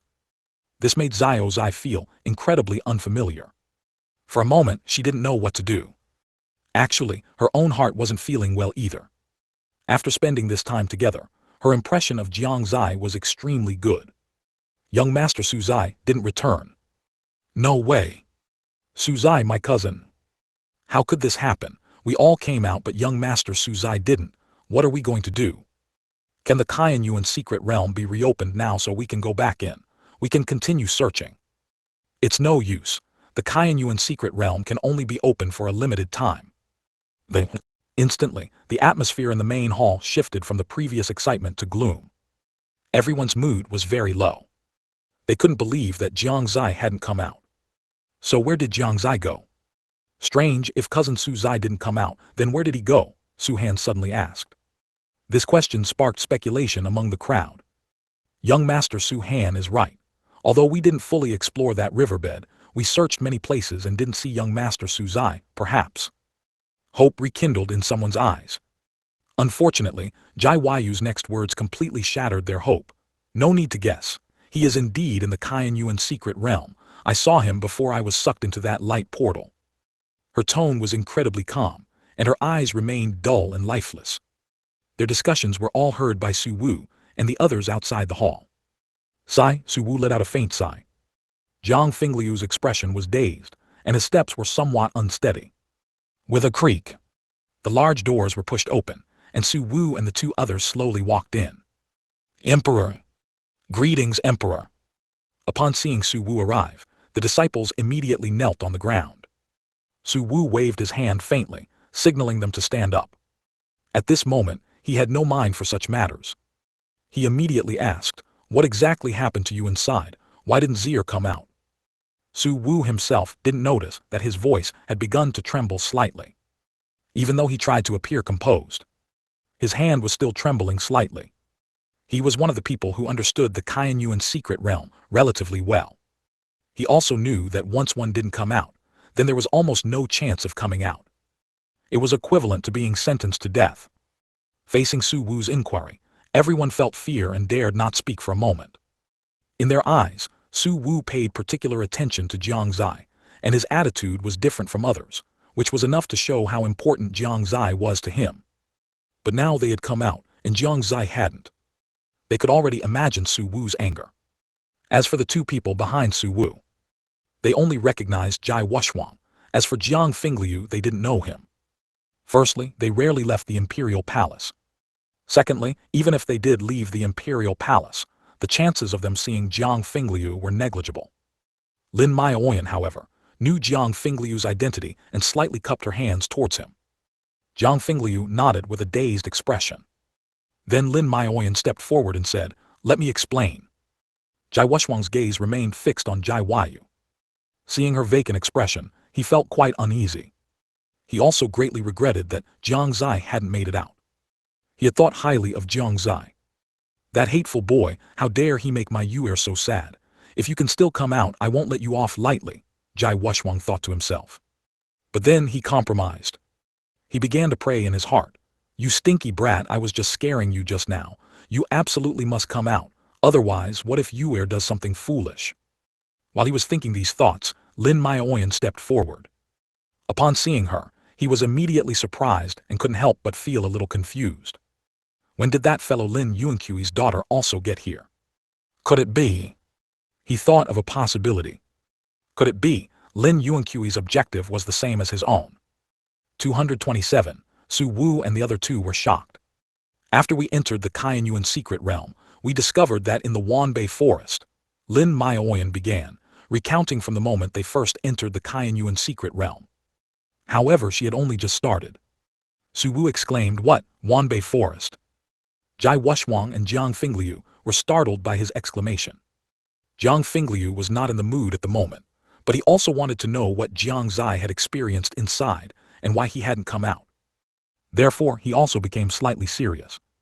They knew very little about the Qianyuan secret realm. They only knew that the great opportunity hidden within the Qianyuan secret realm was far less detailed than what Su Wu knew. They were also very curious about his reaction. This Wanbei forest contains countless stone tablets, all of which record the legacies left by all the strong cultivators who have entered the Qianyuan secret realm throughout history. Even when I entered the Qianyuan secret realm before, I didn't see it. It can be said that the Wanbei forest has only appeared twice in the entire history of the Qianyuan Empire within the Qianyuan secret realm. And you were in the Wanbei forest from the very beginning. Comparing people really isn't fair. As he spoke, Su Wu's face also showed a look of envy. One must know that when he entered the Qianyuan secret realm back then, the place where he and the others first appeared was a dangerous swamp. There they suffered heavy losses, and even he almost died. Hearing Su Wu's explanation, Jai Wushwang and Jiang Fingliu couldn't help but be a little shocked. Upon entering, they arrived directly in the Wanbei forest, which held the legacies of countless powerful cultivators. Then the two looked at the crowd. Everyone immediately said, "We all obtained some legacies." Jai Wushwang immediately looked at Jai Yu, finding her still in a daze. He wanted to ask, but ultimately did not speak. Little Zai seemed to understand what Jai Wushwang wanted to ask. She immediately said, "Young Miss obtained a very powerful legacy there." Oh, Jai Wushwang's eyes lit up and he quickly asked, "What legacy is it?" Su Wu and Jiang Fingliu also looked over. At this moment, the surrounding disciples also spoke up one after another. "That's right, Miss Jai obtained a very powerful legacy. That sword technique could even kill a divine power realm spirit beast, and it seemed like she hadn't even used its full power. That one sword strike simply astonished me beyond belief." They chattered on. But Su Wu and the other two only heard one key point. That was, a single sword strike killed a divine power realm spirit beast. That was a divine power realm. One must know that Jai Yu was only in the soul forging realm. After the soul forging realm is the Yukong realm, and only after the Yukong realm is the divine power realm. A difference of two major realms. This killed with one sword strike. Then how powerful was this martial skill? A holy skill, or a great emperor law? They simply couldn't imagine. Jiang Fingliu couldn't help but ask, in this Wanbei forest, are there also legacies left by great emperor powerhouses? Su Wu was silent for a while, then gently shook his head. "I don't know, maybe there are." He really didn't know. He had never been inside, and there was no record in the history of the Qianyuan Empire of anyone obtaining a great emperor legacy there. Now what they cared about more was, what kind of legacy did Jiang Xie obtain? But they didn't ask, instead motioning for Lin Maoyan to continue. Then, young master led us out of the Wanbei forest. After arriving at a grassland, we encountered a beast tide. Tens of thousands of spirit beasts stared at us menacingly. And among them, most were spirit beasts, only a few were Yao beasts. There were even a few divine power realm spirit beasts. At this point, Su Wu and the other two could already foresee how dangerous the situation was at the time. Tens of thousands of spirit beasts. The lowest level of spirit beasts had soul forging realm cultivation. And most of them had cultivation levels below the soul forging realm. And there were also a few divine power realm spirit beasts. Then there must have been quite a few Yukong realm ones as well. So how did they manage to escape without a single casualty in such a situation? At this moment Su Wu noticed something was off. That was the cultivation of these disciples. If he remembered correctly, most of these disciples' cultivation levels were in the Ning Yuan realm, right? Although some had reached the controlling Yuan realm, the number was definitely not large. But now he saw at a glance. He found that there were quite a few controlling Yuan realm disciples, at least more than half. Even the realms of Su Han, Su Yu, and Su Peng had already broken through to the soul forging realm. What did this mean? It meant they had encountered a great opportunity. This made Su Wu even more eager for what Lin Maoyan would say next. Similarly, Jai Wushwang also noticed their cultivation levels. Unlike Jiang Fingliu, he occasionally came to the Qianyuan Empire. Therefore, he had a slight understanding of the cultivation levels of the younger generation in the Qianyuan Empire. He knew that the Yuan Empire definitely wouldn't have so many people at this age who possessed controlling Yuan realm cultivation. Interesting. A slight curve appeared at the corner of his mouth. In such a situation, how did you, with only these people, manage to escape? Jiang Xie asked. He had a premonition. What followed would definitely be what he wanted to hear. Lin Maoyan's gaze swept over everyone. Everyone immediately understood and said one by one, "This is all thanks to Lord Suzai. If it weren't for Lord Suzai, we would absolutely not have been able to escape unharmed in that situation." That's right, thanks to Lord Suzai. Otherwise, we would probably have been buried in the mouths of those spirit beasts. How specifically? Jiang Xie asked eagerly. Although the crowd didn't know who the man in front of them was, or why he was so concerned about Jiang Xie's affairs, they still said. At that time, Lord Suzai stepped forward. He took out the Fanchen sword and then descended from the sky, plunging the Fanchen sword into the earth. Yes, and then we saw a huge surge of power erupt from the Fanchen sword, and the ground vibrated violently. Those Yao beasts fell in large numbers under Lord Suzai's attack. We were completely stunned at the time. Later, when there were only over 100 spirit beasts left, Lord Suzai used them for our training, while he himself faced 2 divine power realm spirit beasts alone. Miss Jai also faced a divine power realm spirit beast alone. Right. At that time I only saw Miss Jai kill it with one sword, and Lord Suzai was even more exaggerated. With one palm strike, 2 divine power realm spirit beasts turned into ashes. Thinking about it now, that martial skill must be a great emperor law. Yeah. Everyone spoke one after another. And Su Wu, Jai Wuxuang and Jiang Xie, who heard these words, were all stunned in place. Even though they held high positions, at this moment, they couldn't help but be shocked. 228, where is the young master? However, their shock wasn't over yet when Lin Maoyan continued. Later, young master, he discovered a dragon blood pool and allowed us to cultivate inside it together. It was precisely because of this that our cultivation was able to improve so much. It's just a pity. Dragon blood pool, Su Wu exclaimed. A dragon blood pool is a good thing. When he entered the Yuan secret realm back then, he hadn't seen one. He only got some simple opportunities and took some special mineral veins, and that was it. It was far less exciting than Jiang Xie's entry into the Yuan secret realm this time. Although Jiang Xie was shocked, he was curious about the 3 words "it's just a pity" that Lin Maoyan said. He couldn't help but ask, "It's just a pity." In the end, by a huge river. Young master, for our safety, went down to explore alone, and it was because of this exploration that we lost contact with him. As she spoke, her mood clearly became downcast. The surrounding disciples also lowered their heads. Their expressions were incredibly sorrowful. He, Jiang Xie's voice faltered, but he still believed that Jiang Xie wouldn't fall so easily. Su Wu remained silent, his eyes fixed on the entrance of the Yuan secret realm, wondering what he was thinking. Jai Wuxuang, on the other hand, came to Jai Yu and held her shoulders, shaking her. "Yuer, wake up." Jai Yu still looked at him blankly, with no other reaction. At this moment, Jai Wuxuang felt a bit uneasy. It seemed his daughter was deeply in love with Jiang Xie. He could only pray in his heart that Jiang Xie would be safe, otherwise. Seeing that Jai Yu's state wasn't recovering, a flash of inspiration went through Zai's mind. She seemed to have thought of something and quickly said, "Young miss, how can you be like this? Since you saw young master in the end, he must have spoken to you, right? Think about what he said, don't let him down." She was just trying anything, even if it seemed hopeless. Unexpectedly, upon hearing her words, a glimmer of light flashed in Jai Yu's eyes. She snapped back to reality. She remembered the last 2 words Jiang Xie said to her, "Wait for me." That's right, I must wait for him in my best state. Jai Yu immediately recovered, and her eyes regained their light. Since Jiang Xie told her to wait for him, it meant he definitely had a way to come out. She understood.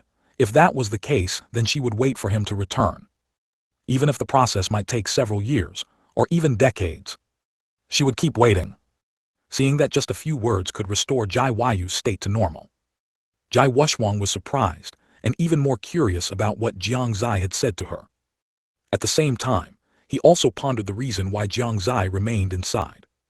With his strength, such an accident seemed unlikely.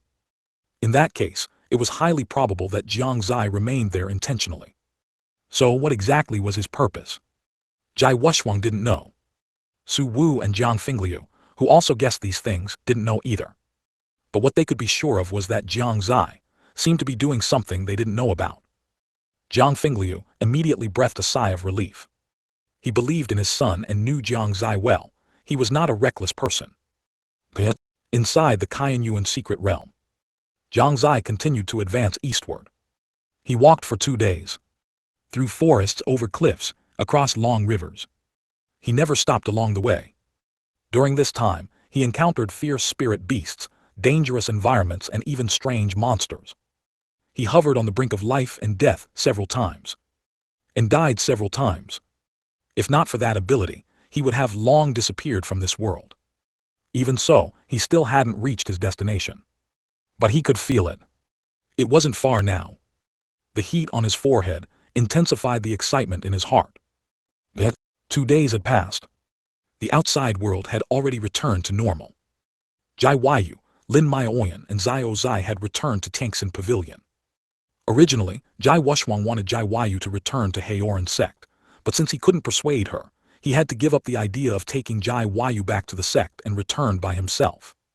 Jiang Fingliu also did not stay long in the imperial palace. He just told Su Wu to notify him immediately if there was any news of Jiang Xie.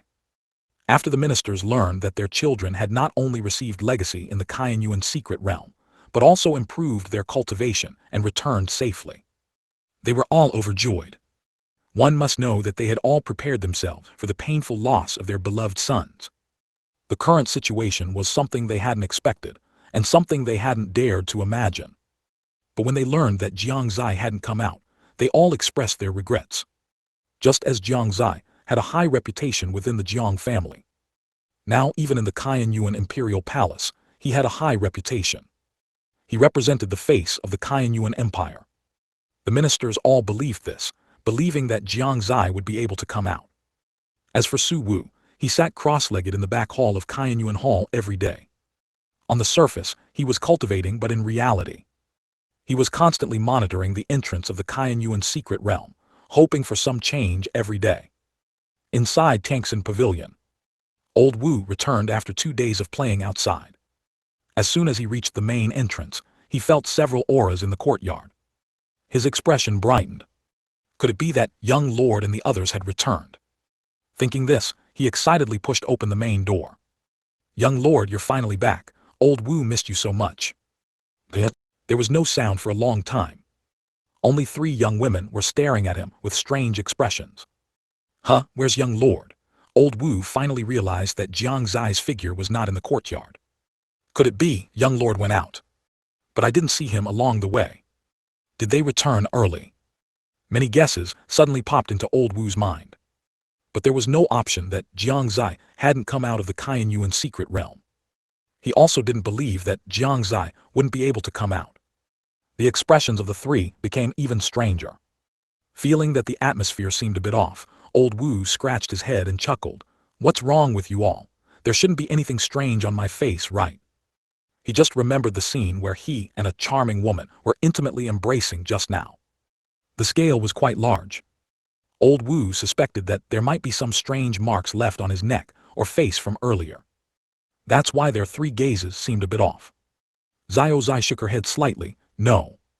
Since there's nothing on my face, why aren't you talking? Where's young lord? Old Wu asked again. Still no one answered, but their eyes became even more strange. Old Wu suddenly had a bad premonition. Could it be young lord is right behind me? He was startled and immediately spun around, not forgetting to say, ha ha ha, I knew it, young lord wanted to scare me. I've seen through it now. Right. No one. Old Wu was a bit confused. 229, new changes. What exactly are you doing?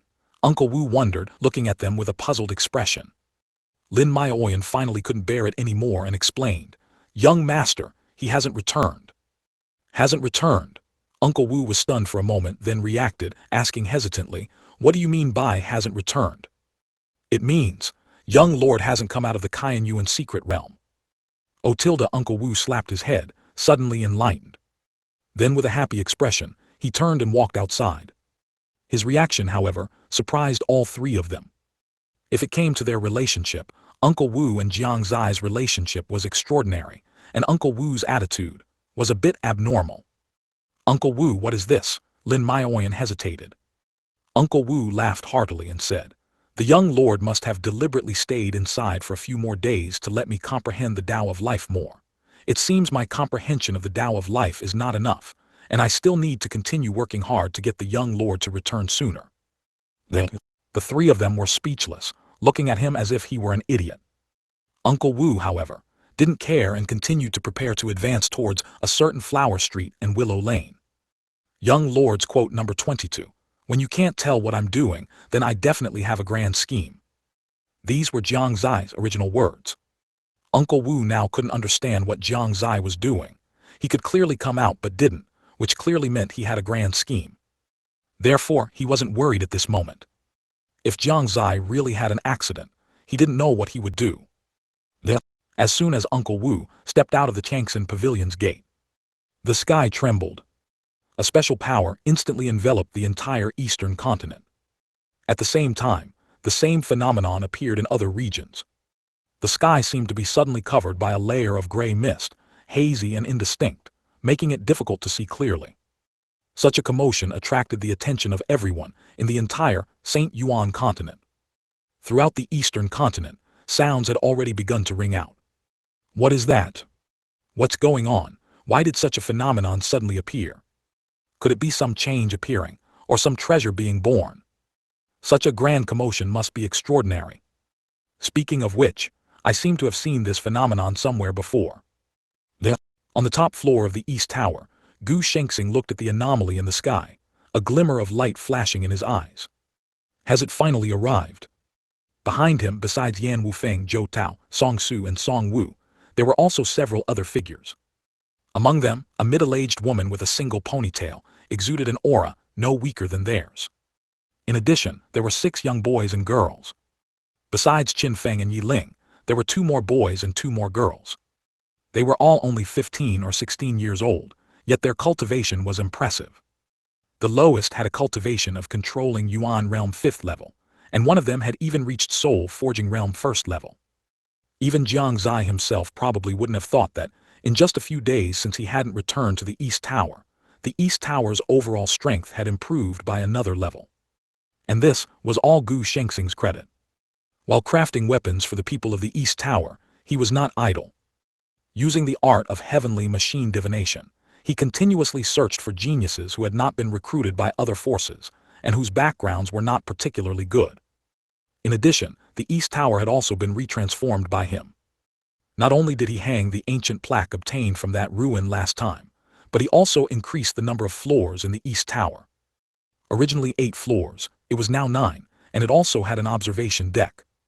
Now, they were in the observation deck on the top floor of the East Tower. From here, they could take in the entire Cayenne Yuan imperial capital's scenery.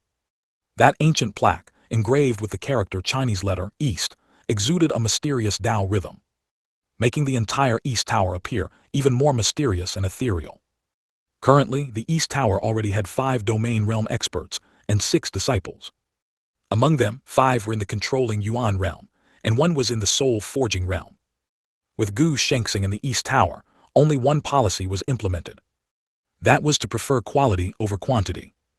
They would rather have fewer disciples than recruit those with low talent. This was also why, even now, the East Tower only had 6 disciples. Moreover, the East Tower had never publicly recruited disciples.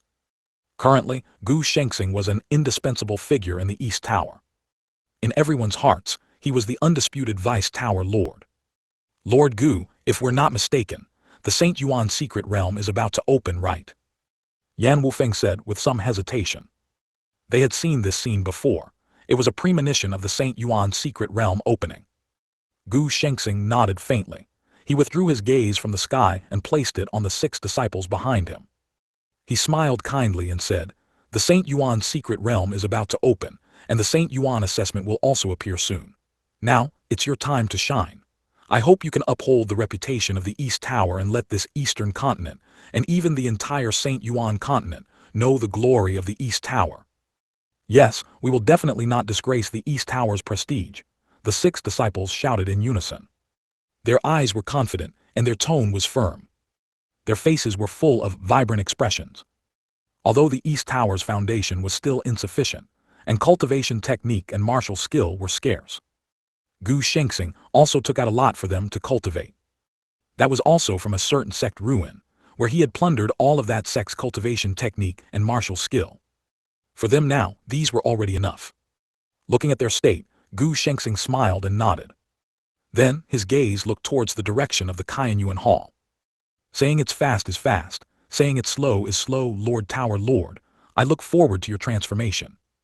In Gu Shengxing's eyes, a sharp glint flickered.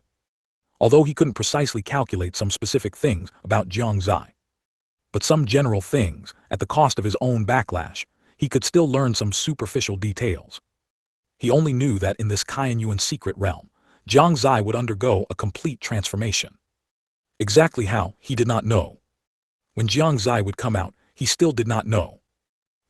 Inside the Qianyuan Imperial Palace, princes and ministers gathered in the Qianyuan Hall. Their expressions were either excited, solemn, or emotionless. Su Wu in the back hall of the Qianyuan Hall also sensed the changes outside. He opened his eyes, feeling somewhat dissatisfied that the Saint Yuan secret realm would appear at this moment. One must know, Jiang Xie was still inside the Qianyuan secret realm. Didn't this mean that Jiang Xie couldn't participate in the Saint Yuan assessment and couldn't enter the Saint Yuan secret realm? This made him a bit uncomfortable. Never mind, everything is fate. I hope Zier can have great gains in the Qianyuan secret realm. After a slight sigh, Su Wu left the back hall and came to the front hall. Emperor, the Saint Yuan secret realm is about to appear. Emperor, what preparations should we make this time? Su Wu remained silent. The Saint Yuan assessment was not only a path to fame and opportunity for the younger generation. It was also an essential path for major forces to compete for excellent disciples. Many geniuses in the civilian population, who possessed extremely high talent, would emerge during this period. At that time, it would be a battle for recruits. 230, ladder. Inside the Jiang family, Jiang Fingliu had just returned home. He immediately noticed the sound of an unfamiliar man in his wife's room. This instantly put him on high alert. A bad premonition gradually formed in his mind. Sujiro. Could she have found a toy boy? Damn it. I've been working diligently for the family and for our child, and you're secretly seeing a toy boy behind my back. Jiang Fingliu's chest was about to explode with rage. Just then he heard Jiang Ye's voice again. Uncle, play with me. How many times have I told you you can't call him uncle? Why are you so stubborn? Good gracious. This is truly something.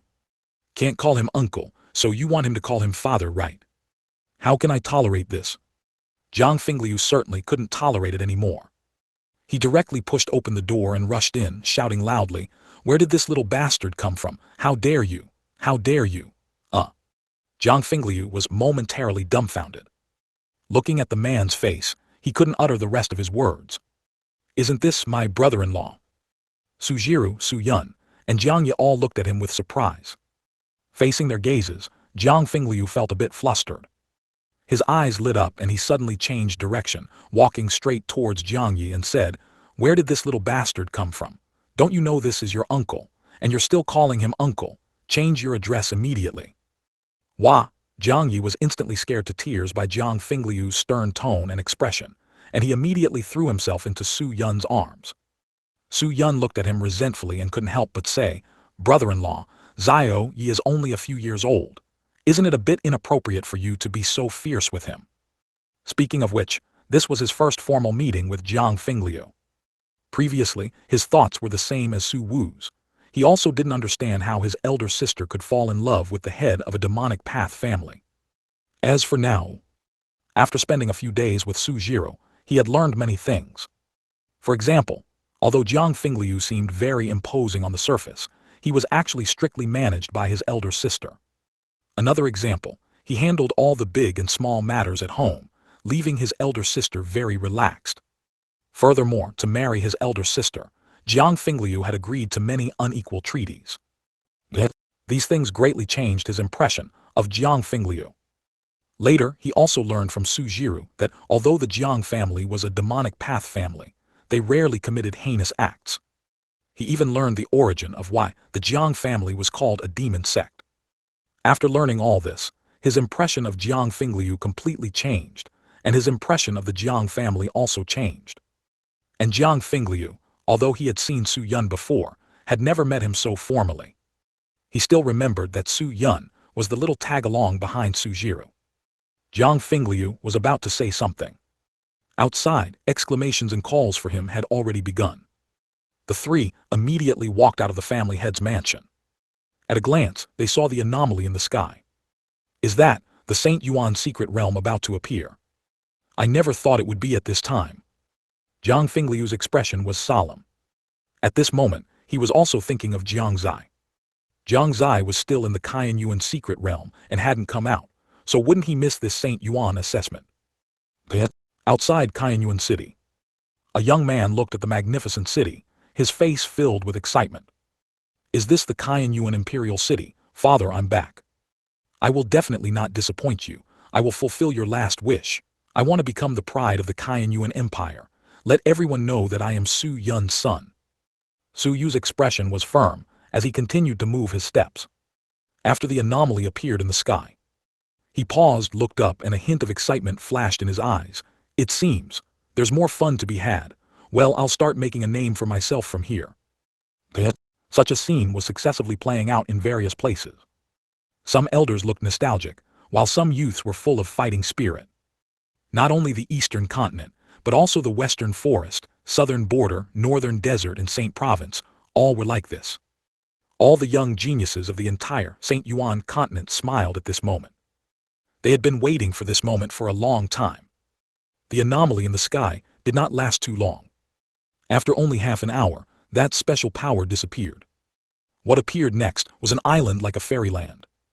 This island was very large, floating in the air hazy, like an illusory object, transcending the Saint Yuan continent. Many places could not be seen clearly. Clouds and mist swirled above it, full of a sense of mystery. This was a projection of a corner of the Saint Yuan secret realm. It was always like this, whenever the Saint Yuan secret realm appeared. With the appearance of this projection, the atmosphere on the Saint Yuan continent once again rose to a new level. Countless people began to shout excitedly. Inside Tangxin Pavilion, although the Saint Yuan secret realm was about to appear, and the Saint Yuan assessment would follow closely.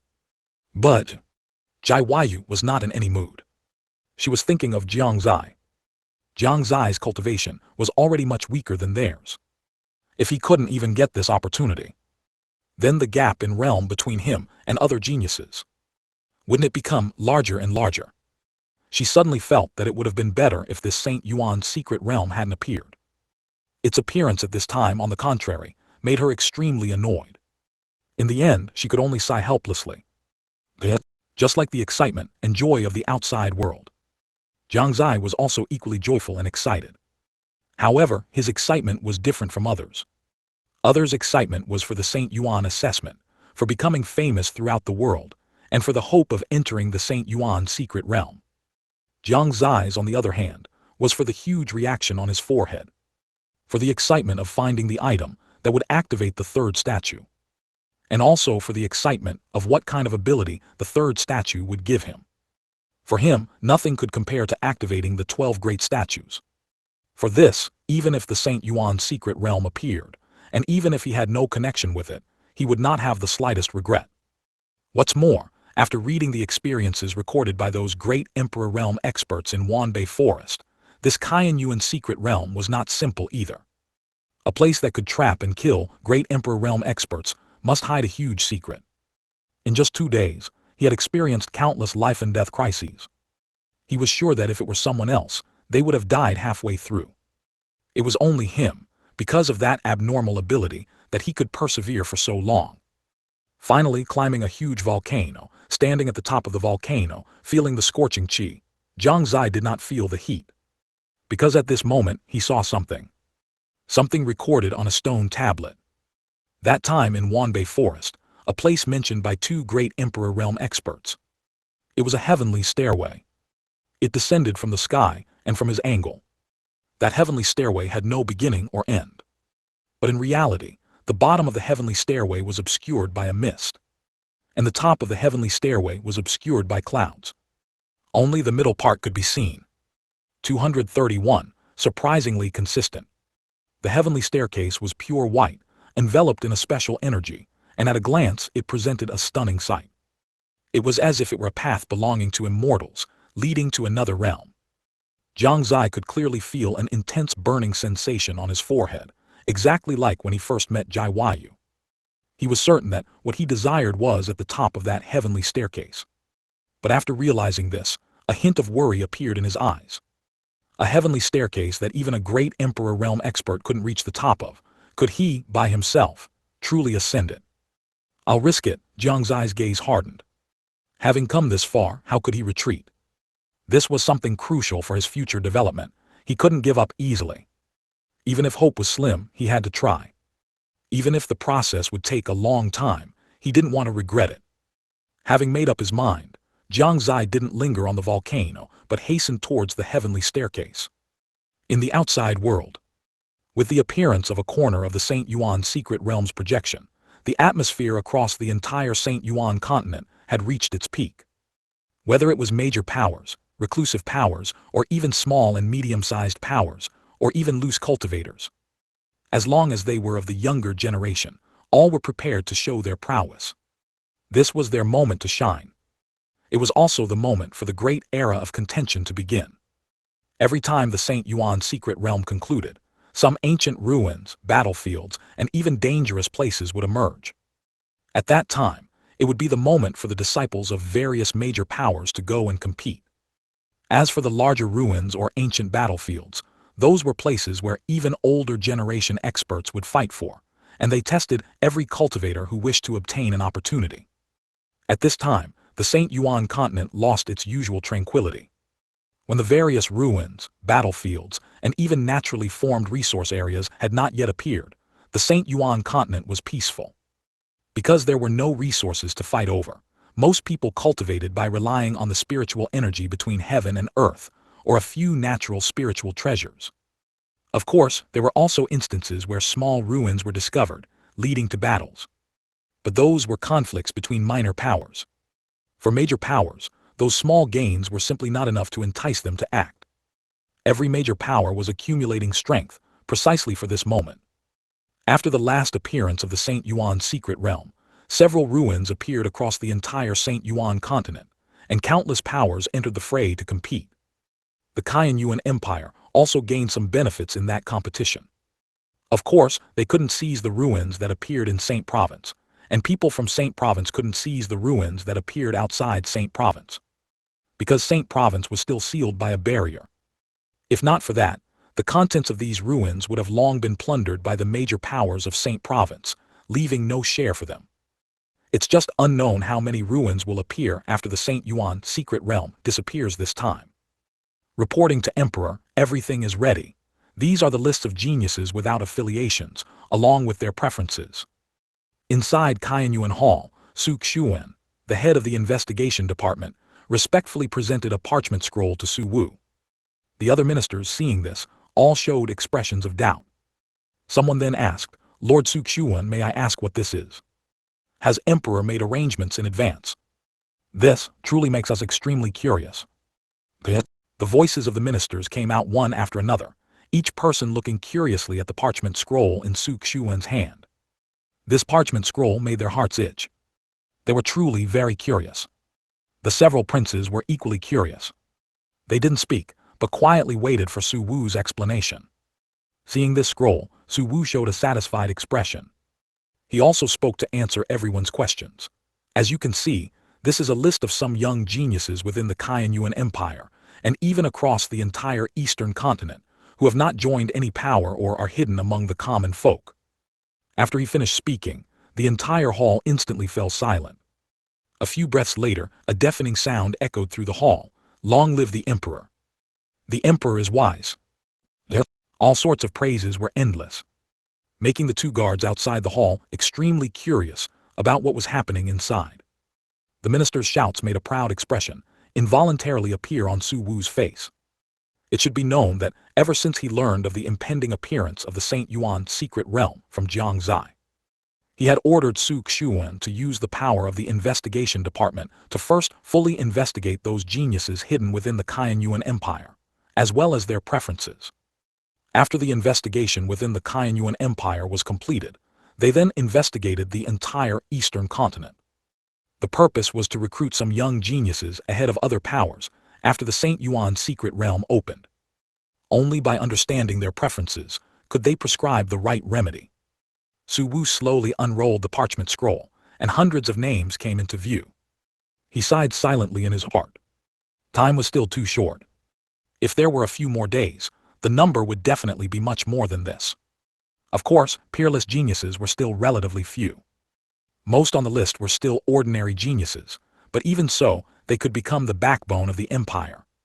Su Wu looked closely, and after only a couple of glances, his expression became strange.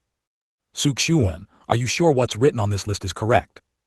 Su Xiuan stood in the middle of the hall, and upon hearing the question, he cupped his hands and replied, "Reporting to Emperor, everything written inside is accurate. Titan, tall and burly, likes handsome men.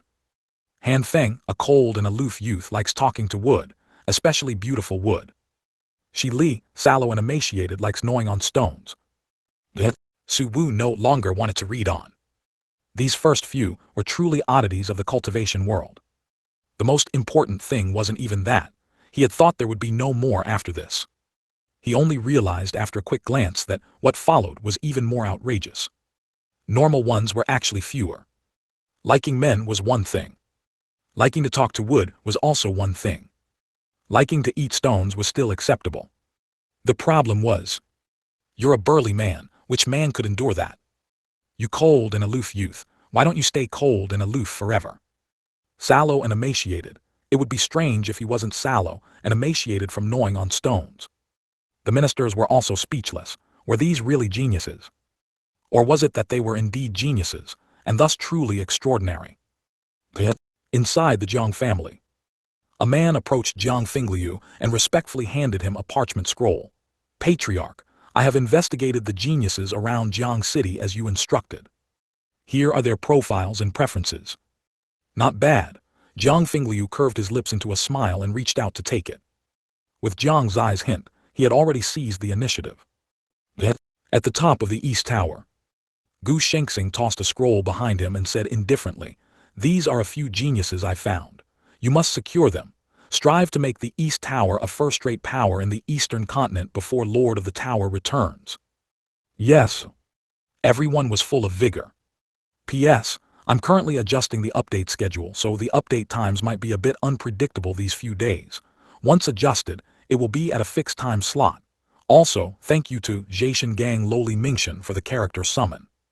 232. Saint Shadow White Jade Stairs. It wasn't long after the projection of a corner of the Saint Yuan secret realm appeared. A huge commotion erupted in the sky once more. Above the boundless sky, a colossal beam of light suddenly descended. Within the light, several figures were faintly visible. They had no physical form, appearing as light projections. Even so, an incredibly terrifying aura emanated from them. This aura descended from above, enveloping the entire Saint Yuan continent. This aura caused shivers down spines, and even the powerhouses of various major forces couldn't help but feel fear when facing it. Such figures appeared in almost every region. In the Eastern Continent, with the appearance of these figures, countless people exclaimed in surprise again. "Saint projections, those are saint projections. The Saint Yuan assessment is about to begin. I didn't expect them to arrive so quickly. I'm already prepared. I can at least break through 2 assessments. HMPH, this time I Zio Tian will definitely shock everyone." Accompanied by the exclamations of the crowd. A colossal stone monument, shimmering with 5-colored light, appeared from who knows where, suspended high above the figures. Everyone could clearly see the characters on it. At the very top there were only 5 large characters, assessment ranking board. Below it was blank, indicating that no one had yet passed the Saint Yuan assessment. Immediately after, a white jade staircase descended from the sky. It landed directly dozens of meters above the intersection of the 3 great empires in the central region of the Eastern Continent. Everyone in the entire Eastern Continent could see this colossal staircase. This wasn't all. Immediately within the Eastern Continent, 10 more Void Realm light screens appeared, displaying the scene on the white jade staircase. The 10 Void Realm light screens appeared in 10 different directions of the Eastern Continent, allowing everyone in the Eastern Continent to clearly see the images within. At the same time in other regions, Western Forest, Northern Desert, Southern Border, Saint Province and other places, the same scenes appeared. The Saint Yuan Secret Realm, Saint Projections, White Jade Staircase, Ranking Monument and Void Realm light screens. Each one was extraordinary. Every time they saw such a sight, many people wondered who possessed such immense power. Who could create such a spectacle, and what was his purpose? Was it simply to grant opportunity, or was it to select legacy holders? They didn't understand, but there was no need to understand now. They only knew that once they passed the assessment, even just one assessment, they would receive substantial rewards. The assessment has officially begun. In the largest square, within the Kaiyuan Imperial Palace, all the ministers, including Su Wu, were sitting quietly there. However, their gazes were all fixed on the light screen in the sky. Emperor, we haven't seen Crown Prince Suzai for the past few days. I wonder. Yes, Emperor, the hope of our Kaiyuan Empire rests on Crown Prince Suzai and Crown Prince Suyu. Now Crown Prince Suyu's whereabouts are unknown. And Crown Prince Suzai hasn't shown himself. Just as the assessment was about to begin, a minister suddenly inquired about Jiang Xie's whereabouts. This was also the sentiment of many ministers. Thinking about it carefully, they indeed hadn't seen Jiang Xie for the past few days. Even the disciples who returned from the Kaiyuan Secret Realm hadn't mentioned to them that Jiang Xie remained in the Kaiyuan Secret Realm. Facing everyone's inquiries, Su Wu's expression remained unchanged as he calmly said, Xie has been in secluded cultivation recently. It's still unknown whether he can participate in the Saint Yuan assessment. The Saint Yuan assessment is a great opportunity. Would it be somewhat inappropriate not to participate? Yes, wouldn't it be too much of a pity? A minister said with a hesitant expression. They felt somewhat regretful about the possibility of Jiang Xie not participating in the Saint Yuan assessment. Don't worry, if he makes progress in this secluded cultivation, its benefits won't be any less than those of the Saint Yuan assessment. Su Wu said again. Although he didn't know what Jiang Xie was doing in the Kaiyuan Secret Realm, he knew that Jiang Xie was a smart person and wouldn't stay there for no reason.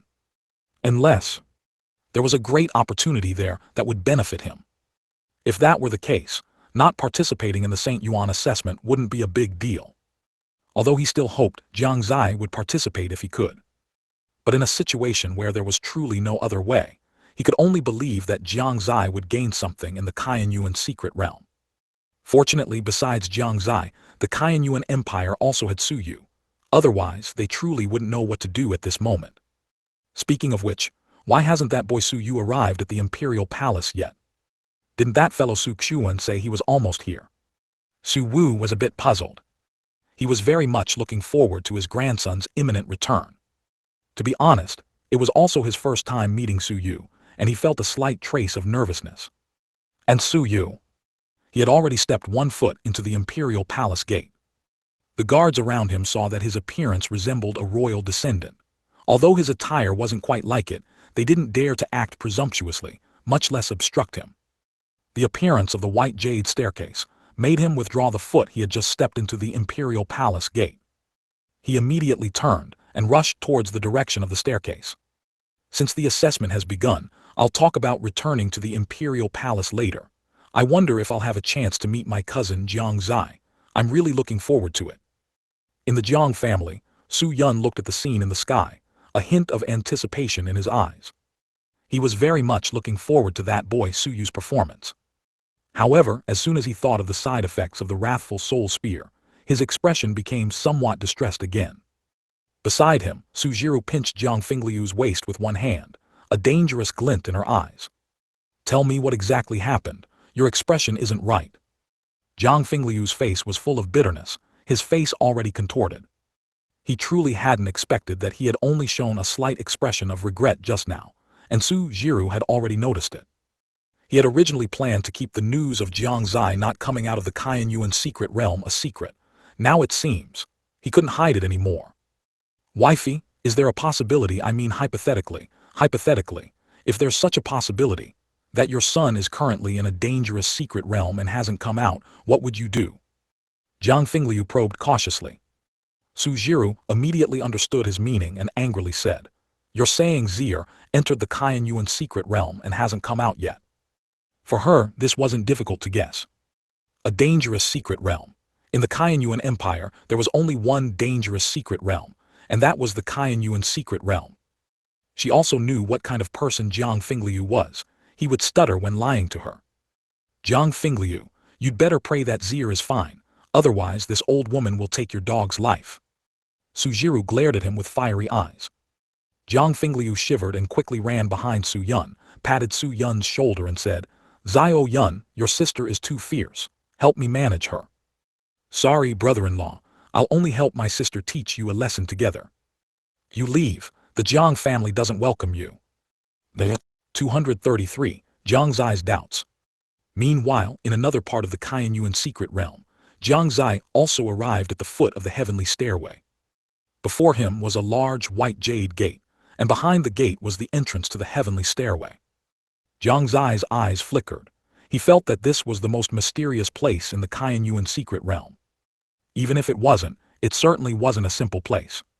At this moment, he felt a bit flustered. The closer he got to the heavenly stairway, the more he could feel its extraordinary nature. It also made Jiang Xie increasingly doubt whether he could ascend it. Fortunately, this thought only appeared for an instant before vanishing without a trace. I've already come this far, it would be inexcusable to retreat now. Jiang Xie took a deep breath, his gaze fixed on the gate before him. Even if I can't make it, at least I'll have tried. With that, he directly pushed open the gate.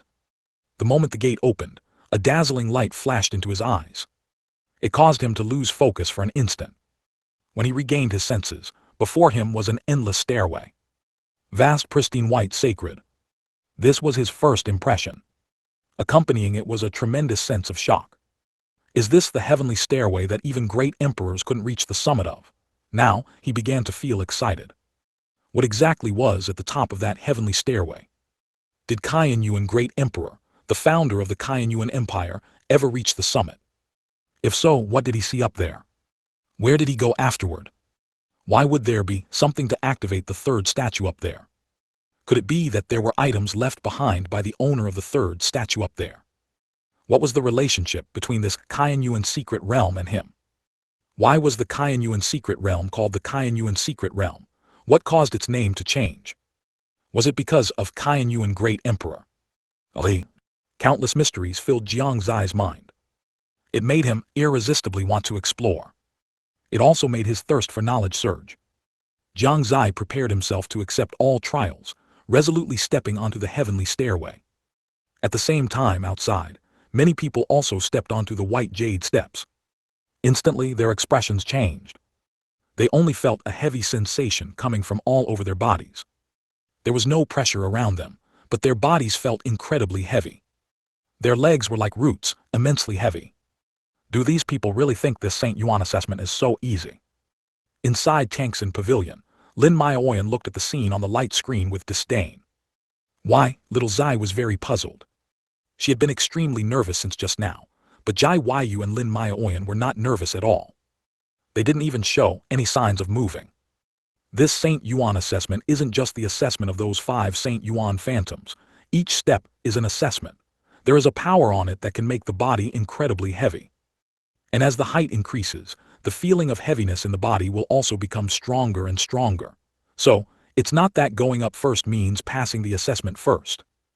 Jai Yu explained calmly. Oh, so that's how it is. Little Zai finally understood.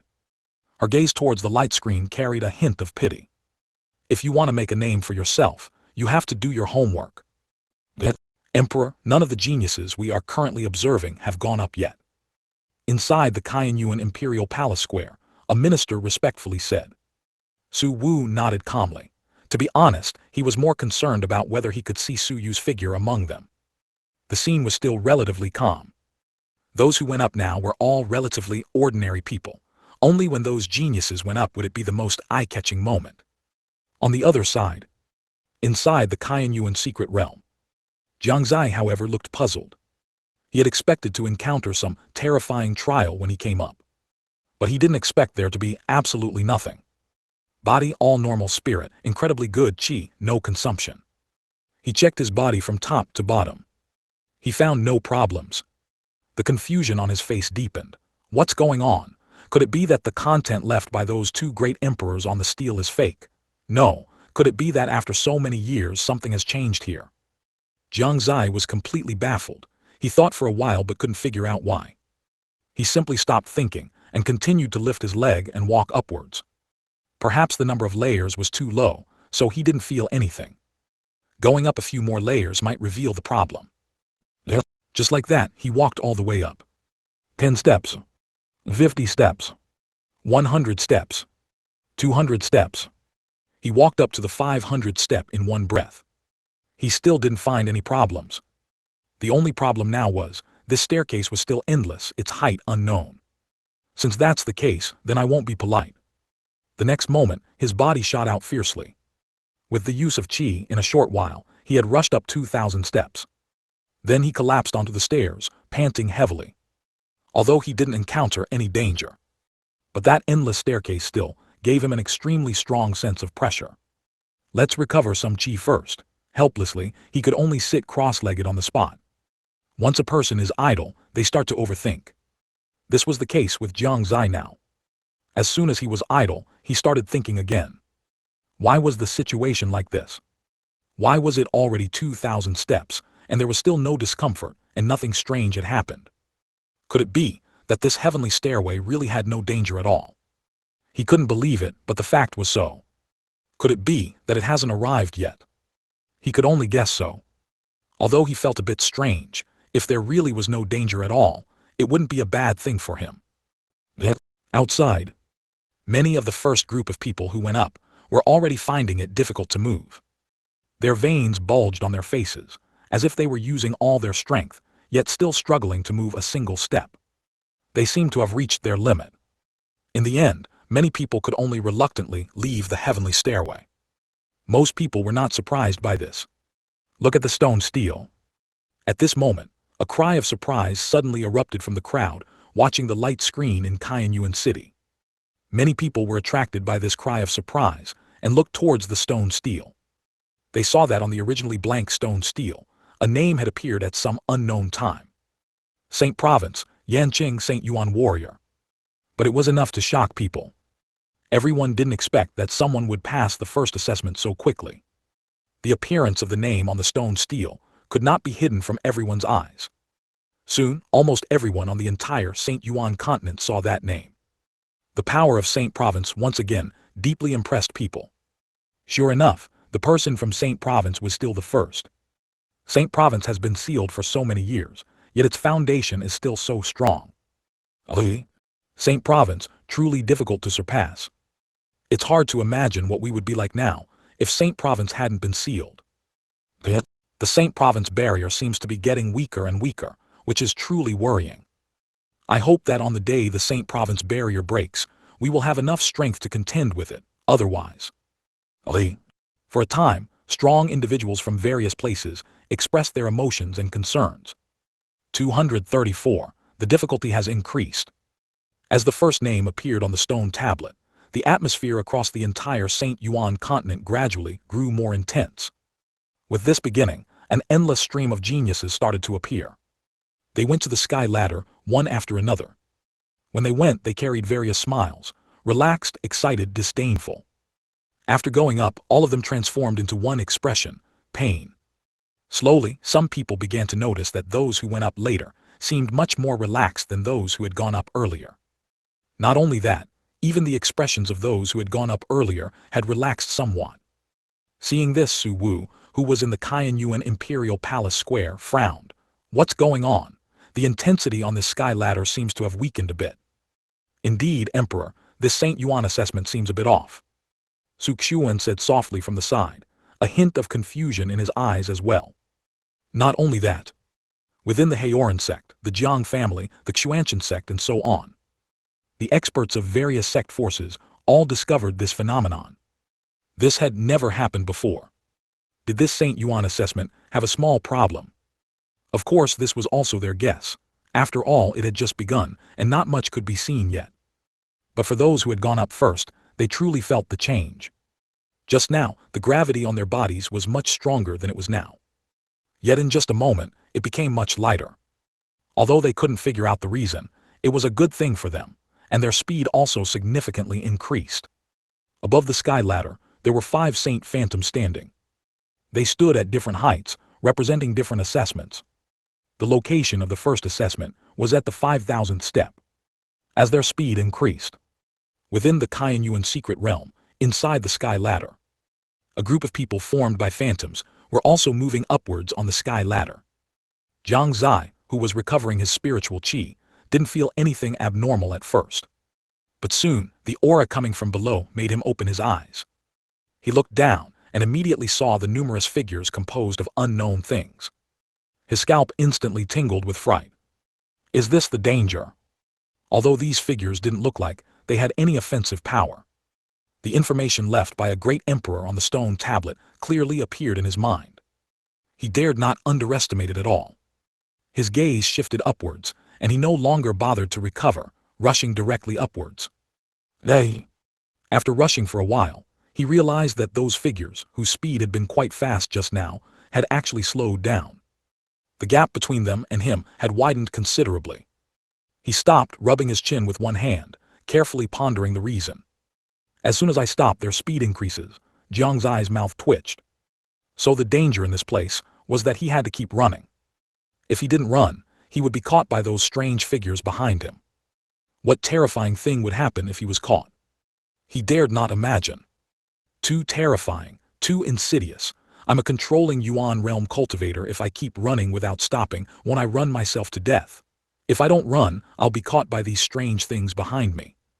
Perhaps it was due to the influence of the experiences on the sky ladder left by the 2 great Emperor realm experts on the stone tablet. Jiang Xie's mind always tended to think of various phenomena that appeared in a negative light. What he feared now was whether something unpredictable would happen if he was caught by those figures. He dared not gamble. Therefore, he could only continue to run upwards. At the same time outside. Strange, why is their speed sometimes slow and sometimes fast? They were so fast just now, and now they're crawling like turtles. Exactly, the previous St. Yuan assessments never had this kind of situation. Could it be? The assessment difficulty has increased. That would be troublesome. If the assessment difficulty really increased, I'm afraid not many people will pass this assessment. A bit abnormal, this St. Yuan assessment isn't quite right. You can tell from their faces, it was clearly much simpler just now. What exactly is going on? It seems the number of people who can enter the St. Yuan secret realm this time will sharply decrease. What on earth happened? Across the St. Yuan Continent, voices of doubt arose regarding the anomaly on the sky ladder. It was too obvious. The speed of the people above had clearly dropped by a large margin. Compared to just now, it was like heaven and earth. Not only were the onlookers puzzled, those on top were also extremely puzzled. Damn it, why is this happening? It was quite easy just now, but in just a moment it's become impossible to move an inch. This is too tormenting, isn't it? If I don't even reach the first assessment location and have to go down, wouldn't that be utterly shameful? Damn it, I shouldn't have come so early. At this moment, on the sky ladder, thousands of people were wailing and complaining. Among them, the fastest had already reached nearly 3,000 steps, while the slowest were only a few hundred steps. Many people were already enduring, trying not to look too bad. At the entrance of the sky ladder, that is, at the junction of the 3 great empires, a place called Yunwu Mountain. Yunwu Mountain got its name because it was shrouded in clouds and mist year-round. Its unique phenomenon had once attracted many people to explore, attempting to find ancient ruins or immortal caves. For a time, it was also a popular destination. Later, as no one gained anything from it, its reputation gradually weakened, eventually reaching a point where it was almost deserted. Now, however, because the Eastern Continent sky ladder entrance was located here, it was once again known to everyone, and the originally desolate Yunwu Mountain also welcomed another period of glory. The sky ladder entrance was at the summit of Yunwu Mountain, and the area around the summit was already filled with people. And countless people were still rushing from all directions. Not only the summit, but also the mountainside and foot were densely packed with figures. On the summit, voices buzzed. They looked at the scene on the sky ladder. Some showed disdain, some had calm expressions, some looked solemn, and some had faint smiles. In short, all sorts of expressions were displayed vividly here. They either watched quietly, sat cross-legged to the side, or conversed with others. All kinds strange and varied. On the surface, it seemed not many people were nervous. But in reality, many people had already started to panic. After such a long time, the fastest person in the Eastern Continent had only reached 3,000 steps, still 2,000 steps away from the first assessment. And the name of the genius from St. Province, who passed the assessment, had not changed again. This indicated that he had not passed the second assessment. Although there were truly powerful geniuses who had not yet started climbing the sky ladder, this was enough to reflect some things indirectly. Actually, not only in the Eastern Continent, but disciples from other places were also wailing and complaining. They also felt the strangeness of this sky ladder. When they first came up, it was difficult to walk, then it became a bit easier. And then, it was again impossible to move an inch. 235. Secret competition. Did you all feel it? This assessment seems a bit off. Exactly. I was originally going to go up, but now that I think about it, it's a good thing I didn't. If I had come down after only a few steps, that would have been so embarrassing. I originally thought I still had a little hope of passing the first stage of the assessment, but now it seems I'll just forget about it. Sigh, this assessment, I'm afraid not many people will even pass the first stage. On Yunwu Mountain, sighs began to echo. Many youths who had originally planned to ascend stopped themselves. The current situation was indeed not suitable for ascending. Unless someone could break this deadlock and give them some motivation. Otherwise, fewer and fewer people would ascend. The atmosphere around them became very bleak. Look! Suddenly, a gasp came from an unknown direction, drawing everyone's attention. They looked sideways and saw a tall man in white, stepping on a long sword, flying through the air. The man had sword-like eyebrows and starry eyes with distinct features. He was truly handsome. His elegant posture attracted countless gazes. Around his body, sword chi swirled, and the sound of swords resonated, creating an astonishing aura. The man flew on his sword towards the heavenly stairway. Isn't that Lin Luochen, the sword son of 10,000 Sword Sect? Someone exclaimed. That's right, that's indeed Lin Luochen, the sword son of 10,000 Sword Sect. It looks like he's going to challenge it directly. I didn't expect one of our Eastern Continent's top prodigies to enter the arena so soon. It is said that Lin Luochen possesses a natural sword body, and his swordsmanship is superb, only a little short of entering the sword soul realm. That's the sword soul realm. As expected of the sword son of 10,000 Sword Sect, his talent is simply terrifying. Has it come to the point where even top prodigies need to enter the arena? Compared to Lin Luochen, I'm more curious about those two from the Kaiyuan Empire. Those two, Su Zai, third on the Heaven's Pride ranking, and Su Yu, fifth on the Heaven's Pride ranking. To be honest, I'm also very curious about their strength and performance. I have to say, the Kaiyuan Empire truly has a profound foundation, to have two geniuses of this caliber. Unfortunately, I wonder when we'll see them enter. We probably don't even know what they look like. Lin Luochen's arrival stirred up a wave of discussion. Everyone whispered, their words filled with shock. Their eyes were full of anticipation. They hoped that Lin Luochen would give them some motivation. After Lin Luochen landed on the heavenly stairway, his figure immediately appeared on the various void realm light screens throughout the Eastern Continent. His appearance instantly made everyone in the Eastern Continent begin to pay serious attention. Lin Luochen represented the top batch of geniuses in the Eastern Continent. If he couldn't even pass the first stage of the assessment, then was there any need for those inferior to him to ascend? Therefore, Lin Luochen was particularly in the spotlight at this moment. Within the 10,000 Sword Sect, seeing their sect's successor enter the arena, the 10,000 Sword Sect elders all showed excited expressions. The disciples also began to shout loudly. Zhao Li, the sect master of 10,000 Sword Sect, also had a slight smile on his face. He had high expectations for Lin Luochen. It was time to let everyone see the strength of the 10,000 Sword Sect successor. The gazes of other major powers also fell upon Lin Luochen. I didn't expect the successor of 10,000 Sword Sect to also begin. Let's watch carefully then. In the Qianyuan Imperial Palace Square, Su Wu watched the light screen in the sky with great interest, and the ministers behind him also showed curious expressions. Young Miss, Lin Luochen of 10,000 Sword Sect has also gone up. How many stages of the trial do you think he can pass? Inside Tianxin Pavilion, Xiao Zai tilted her head and asked Jai Huayu. Jai Huayu shook her head and said, I don't know. No one could guess the current situation. There, on the way to Yunmu Mountain, Su Yu also stopped, holding his wrathful soul spear and began to watch from the side. The successor of the 10,000 Sword Sect, a major power in the Eastern Continent. Interesting. Lin Luochen was very confident.